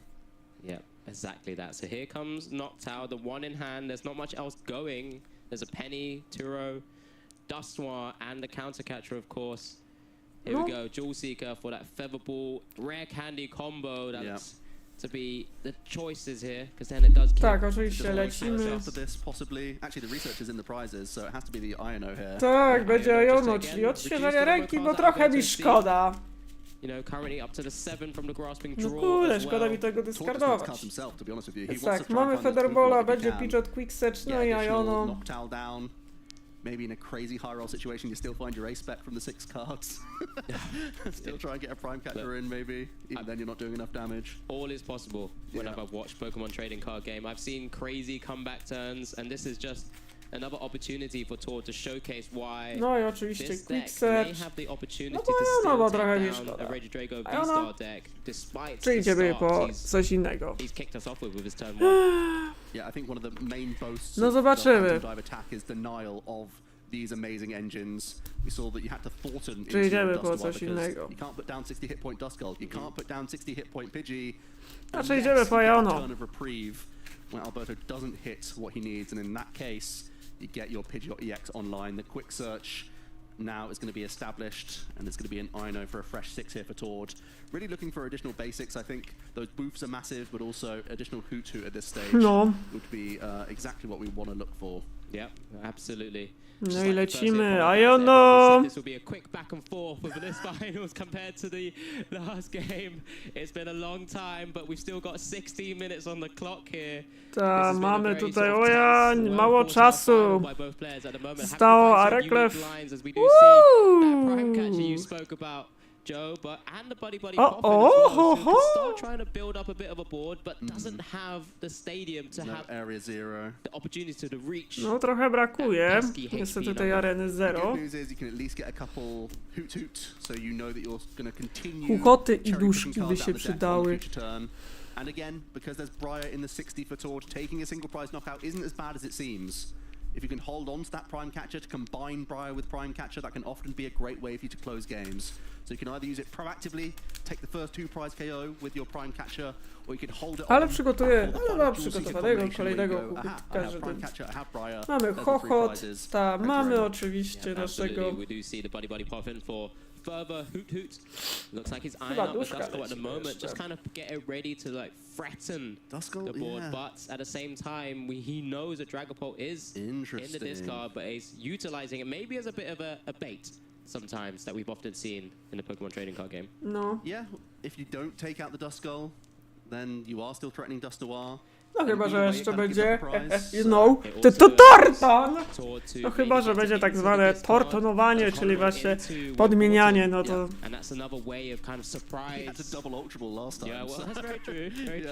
Jest też Feza DPD. Here we go, Prime Catcher into the Regidrago V here, just getting some chip damage in on it, knowing that you probably have to 2-shot this anyway. So currently dealing 150 damage with 5 bench, of course, then minus 20 to the tak, 130, kurde. So it is putting it in some decent range, of course. That's exactly what Dustoir would be doing anyway. No, tutaj co mamy? Co, mamy dyskardować całą rękę. Increases damage output once we eventually find our area 0, so we are setting up that 2-shot and chasing energy cards, which is really important. I think I really like pressurizing that V-Star, make them use it as early as possible so they can't hang on and have those guarantees in the late game. And by pressurizing energy as quickly as possible, you're very likely forcing Alberto into that situation. There's the energy switch already in hand from the Iono. So he's working with a fresh 6 plus 1 from the top deck. Of course, he removes his own jamming tower. No tak. Professor's research by the looks of things. Lots of No i basics. dodaj zaś research, dyskardujemy wszystko co mamy. It's not looking too bad actually, Akiram, not a terrible attack here. No curly wall Bufalons available. Would be able to target down Dusko, Noctowl and Hoot all at once. Does still leave, of course, the Pidgeot available to continue to kind of rebuild boards when necessary, but stifles the opportunity of a Tord combo coming back at him. Alberto taking a second, having a think, looking at his own discard pile, looking at Tords, because he knows that, I believe we've picked up the Regidrago V-Star. He has a lot of options now. First question is, do we spend this V-Star power? Second question, if not, do we spend this Prime Catcher? Because we have an easy pivot with Cleffa as well. Is there the option to get a Giratina V-Star attack in with Apex Dragon here? Tak, jesteśmy już na etapie gotowania. So effectively, in one of the previous games, it's another energy switch onto another benched Regidrago V. I don't dislike trying to no ale też pytanie, czy opłaca się nam robić Triforce'a w momencie, kiedy no właśnie... O, robimy Triforce'a, czyli lecimy mega ryzykownie, no niestety, czyli po 3 prize'y. To one-hit KO, and that's a fantastic, I think it's a fantastic turn from Alberto here, hitting that Kyurem and getting Trifrost off. Does expend all your energies, but it's not lost zone either, so you can super rod them back in. Looking pretty good. Tord is going to look to power pad back the one Iona because one's in the prizes, but before that, a quick Hisuian heavy ball. So he's going to try and again try and find that little bit of wiggle room for himself. It shouldn't be too difficult to finish off this Regidrago V-Star thanks to the damage that he prepped on it. Trochę tutaj widać ryzyko.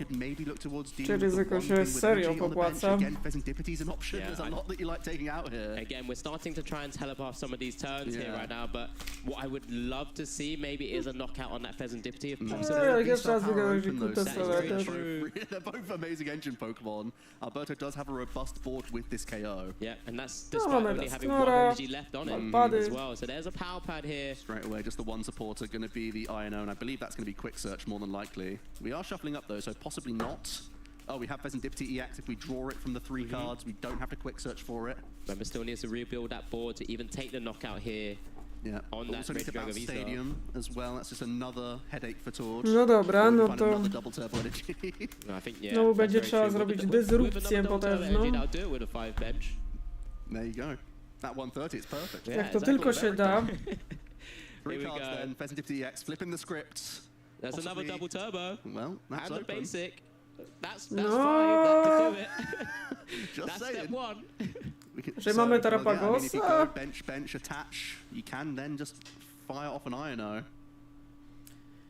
No, właśnie chyba chcemy tak rozszerzyć trochę ławeczkę, jak to tylko się da. Dig out of the deck, if possible. There's going to be Ultra Ball instead. Get rid of one basic for another. No, going to get rid of 2 basics. Okay, so not going down that route. Well, you're still using Iono for 6 cards, so you can find better benched Pokemon. You only need to find one more, depending on what his choice here. Likely something like the Hoot, just to have access to for future turns. Unless he wants to with the booths. The booths, let him in. Because he has access to stuff like the Buddy Poppins, he can maybe get the Hoot a little bit easier later as well. Wait, are we just quick searching a booth here and not hand disrupting? No, it is still going to be Iono. No, będzie. I mean, we don't want to leave Alberto with a hand already. Of course, he's already down to 3 prizes, so Alberto will be pushed down to 3. And Tord, with that fresh 6, does give himself a chance to mount a comeback here, despite losing 3 squishy prizes because of that Duskull, Noctowl, and knockout. There it is. Using his opponent's stadium to help him out. A second double turbo energy. Both acting as just one colorless right now. And it is going to be the Iono here. Yeah. Tord gets a fresh A no tak, bo przecież widzę, że jest Tempelov Simon. So ideally the other Bufalon here, right? Just to make sure he has something that... Yeah, we see Ultra Ball. Yeah, Ultra Ball and Stadium. Jest jeszcze arena! For him to continue if he really wanted to do so. Night Stretch is available to pick up the knockdown if he wants to utilize that. His own stadium, but then obviously has double reduction at that point. Things are coming down to the wire. I just had a peek of Alberto's hand as well. Has V-Star and at least 1 energy switch available to him. Oh boy. No, that's going to be getting him on his way. But Tord has to play out his turn and do everything he can to try and stem this and turn this back in his favor, of course. But Tord's got some maybe awkward decisions in terms of what he needs to discard. Yeah, not an easy choice. You're happy to see the Ultra Ball, but all of these are strong cards. Yeah, absolutely. There goes the Buddy Poppin', but there's one more.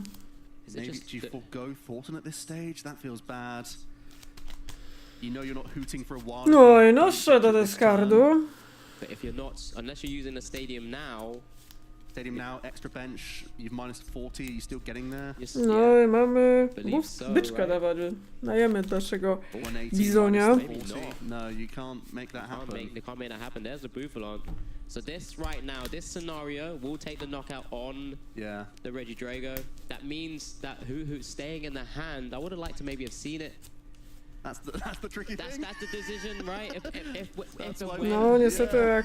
No, it's not why we're just here, Joe, casting instead. 150. But if he does... That's why we're debating it right now. Okay, this can be benched area 0. There you go. So that's not enough damage right now. 18, minus 40. Yeah, so 180, yeah, so it's 140. So currently, the Regidrago V-Star is actually surviving by 10 HP, it looks like.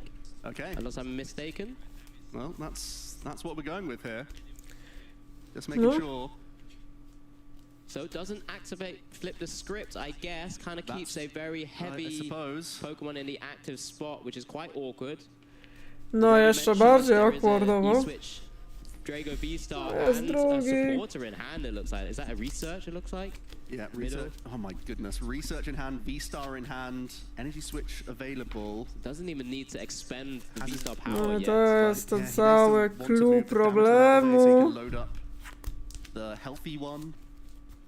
I think Alberto might be in the driver's seat from this stage. Yeah, I think this is advantage Alberto here, not being able to take the knockout and Vistar dalej try and aktywny. protect that Terrapagos EX at the same time, because he really wanted that Hoo-Hoo down. You saw it in the way he was kind of discarding with that Ultra Ball. Yeah. To have to get that Buffalon. You understand why he wants it as well. He needs to sort of regain control with more combos. That's why he's holding on to the Thornton as well. Unless he's hoping maybe that Iona would help Alberto have to use that V-Star ability. I think you're banking on that no matter what, really. But then he can sort of start to swing around with things like pennies and Turos and things like that to really sort of bring back the game into his favor. Big Professor's research then. Let's see. There's a switch, so that at least allows you to move this 3 retreat cost Regidrago. Didn't see many energy though. Ale nie ma żadnej energii. No to chyba można być w niemałej dupie, bo... Now as well, what else is available? Not much. You can bench a Squawk ability X if you want to, but it may not be ideal. No, not at all. It does have a couple of cards to kind of work with. Can you Super Rod back Mew EX and go low with the hand here? No nieciekawe, powiem. Professor's research, so possibly not. No widzę, że tutaj kurde nie ma żadnej energii. Is there an easy way to take a knockout on this Terrapagos EX? I don't think so. We're still probably spending V-Star power. We know that this is a chunky Terrapagos thanks to the code from double Buffalont on the bench. So the easier targets for Alberto here, should he's able to build out the energies and the Pokemon there. Mamy tą Giratinę. It's coming down. He'd have to utilize that to attack into something like the Pidgeot EX or the Pheasantipity EX. And then target down the Buffalon or that Hoot that's still So jedziemy po kolejnego discardy. It's going to be the switch from Alberto. That gets us into at least Cleffa. That's a non-committal decision because it's a free retreat Pokemon anyway. Very tricky position. We're grasping draw here. Alberto not going to overcommit his V-Star power. Instead, pass priority back over to Tord with a single prize Pokemon in the active. With Tord still having 6 prize cards to take, I think this could be the best line possible, to be honest, Alex, where you're not falling prey to your own awkward discards. The 2 supporters in Tord's hand, one Professor Churros scenario and one Thornton. These aren't the scenarios, we need these cards, Alex. You can quick search though. Can quick search? Is there Żeby się zobaczyć. No bo mamy tam 2 turbosy, wolałbym... A Dusknoir knockout. Ford's also going to have a think now of what's accessible to him.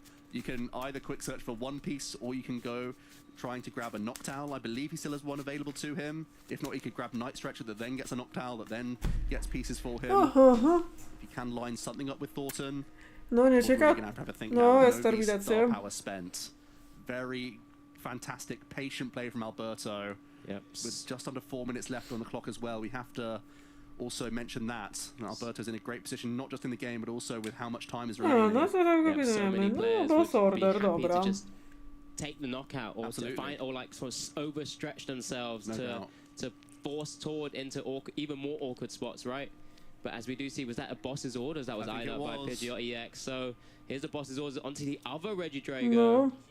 V-Star here. Yeah. Now still dealing 140 damage. It's just an announcement of an attack. Jeszcze trudniej być już nie może. Prime Catcher in Alberto's hand. Does he have the pieces to take a big knockout on something like the Pidgeot EX or maybe even a Pheasantipity? Are we just lacking energy again? No to kurde jest to tak. Super rod in the hand, but no energy No niestety Tord tak trochę sprytnie odgrywa, tak na tyle, że kurde, tak żeby nie aktywował oczywiście Flip the Scripta i przez co oczywiście nasz Alberto musi się męczyć jednak mimo wszystko. No, Cho zaryzykuje V-Starem, się wydekautuje. No, chyba tak. Oh, here we go. Big 7 for Alberto Conti. Just a load of energy and both INO as well. Oj. The third one's in his prize cards. I can't say that's again the most ideal, right? But again, what is Alberto looking for? I mean, there's enough pieces in the discard for him to cherry pick out. There goes the espresso. He really needs that energy and the energy switch so he can get an attack off. Co się wydekuje? No się dojdzie do sytuacji, w której to chłop... Aha, super, żeby właśnie coś przywrócić z tych energii, bo to za dużo poszło. Maybe could teal dance if he really wants to before, so that he can just see that final card, well, see an additional card as well. Yeah, we have to dance to get to 3 energy this turn. Trudno się trafiło, jak to się mówi. On deck at this stage, and both Iono are gone, so Alberto does have to win quite sharpish over the next couple of turns. But he only has 3 prize cards remaining. It may not be too tricky, especially with Prime Catcher still available. Time is ticking. 1 minute 45 on the clock. No, niedługo będzie terminacja za jakieś 2 minutki, no. With quite a small deck as it is already. Maybe there's like 4 cards remaining. You can do quite an easy Phantom Dive attack this turn and hold on your Prime Catcher if you want to. You can punch the Terapagos. Czy mamy jeszcze coś? O, 3 karty, no. Jak będzie kopał człowiek poprze czasy. Holding on to that Prime Catcher as well, just to make sure he has maneuverability. I mean, towards double checking, I think whether there's something he can lock maybe in the active spot and just without minimal movement sometimes. Znaczy już nie będzie ryzykował Curemem, bo chyba nie ma po co. A Giratina... Onto the Pidgeot EX, limit the quick search ability of Tord. Yeah, Tord really didn't do much on that last turn. He searched 1 card, insta-played it, and that was it. So take away the quick search. No, to trochę... It's going to be the option for Alberto. Seconds remaining. Wow. 40 seconds now. No, 40 sekund. Alberto, 1 prize remaining. Limits the Iono as well, Alex. That could be huge coming into these final turns. So here we go. The Terapagos back in the active spot. 2 double turbo energies on it. Is there anything Tord can muster up here? Well, he has Churro Rare Candy. That's certainly something. There's Turo. no Dustovar available now. Alberto at 1 prize card left. Znaczy najpierw Flip the Script oczywiście. Time's ticking. Almost at the 10-second mark. No, chyba już wchodzi terminacja. O, są nosze, Torton. Not going to change too much. We'll get confirmation by the second of this clock. O. Żeby będzie tortonowanko. And time has been called. We've had confirmation of that. Time has been called here. Does Tord have a No, Tord zaczyna pierwszą próbę terminacyjną. A się zaczyna chyba ciężko. Outside of just attacking with Terapagos now. Okej, bady buffin, żeby były... That would be nice. Would be lovely, but I think it's just indication to say that that is the current turn. Yep. Here. Buddy popping out a couple fan rotom. But from here it looks like Alberto might have done enough. Yeah, it looks like Alberto really has squeezed all of the value out of his resources. To jest taki faux pas. Just from utilizing it at the right time, utilizing that clever grasping draw. Oh, that was such a good move. Don't overextend, right? Yeah. That's been on ma jeszcze jak naładować Regidrago, czyli zaraz będzie tortonowanko. Torton! Tortonowanie! potem jeszcze wchodzi tu Pidgeot, potem jeszcze BUM! No i Quick Search po Ursalunę chyba będzie, tak? Supporter użyty. No Ursaluna, nie wiem. Tak, idziemy po Ursalunę. Którą będziecie żeś znokautować, tak swoją drogą. Alberto just sitting back watching as Tord goes through the motions. No, tortonowańsko się zaczęło i wchodzi Sowa. No i nokaucik.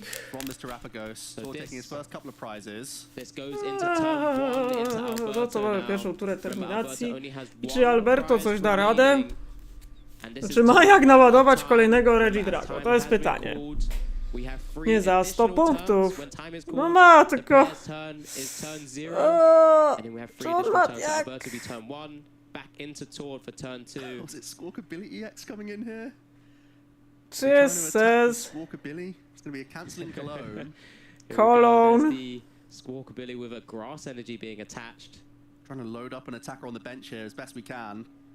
Yeah, we're free retreating this Cleffa. O, ciekawe, będziemy ładowali... We're going to be seeing a motivate for the second time today. Czy my będziemy ładować, kurde, Regidrago przy pomocy Squawka? Energy on Regidrago V-Star. And zero damage onto the Terrapagos. Passing back O, over to druga Tord tura here. Alberto still not terminacji. overcommitting. Crowd are very happy with this. This is Tord's final turn of the game. And I don't see a way. There'll be a final quick search here from Tord by the looks of things. No. Last check what's available to him. Does have that knockdown in hand as well, but what is there? Counter Catcher! I think Znaczy to jest druga tura terminacji. taking 2 prizes here, which is unfortunate. Takes the No i knockout! 2 prizes remaining, but Alberto Conti, turn 3 of time, draws a card. Is this the moment, Alberto, where you are named? Czy on da radę? You're going to be ahead of prizes. Can you even take one more? Is it possible? Is it possible? Let's see a draw from To jest że knockout! Super Rod to put back cards into the deck. Oh, there's the Charizard. as well. That's far energy. Grab the cards with a Prime Catcher with Fez and Liberty. Draws for our final prize here, so no theatrics. No kurde, nie! No niestety Alberto Cottini wygrywa! No, było ciężko, no niestety Albert wygrał. W końcu się zrewanżował po poprzednich regulasach i znowu Regikutas wygrał, no znowu! Ja nie mogę, ja już mam dość tych Regikutasów czasami. No ale Reklew zajął drugie miejsce, więc no to też tyle dobrego. Kurde. No niestety przystojny Włoch wygrał. A wolałabym kurwa jakiegoś Terrapagosa, nie jakieś Regikutasy. Deki dla spoconych ludzi jedynych. No nie. A to już będzie koniec, no niestety Alberto Cotti wygrywa Regionalsy w Gdańsku. Ja liczyłem na tego żółwia dzielnego. No niestety, co ciekawe, warto zaznaczyć, że pan Albert jest na pierwszym miejscu.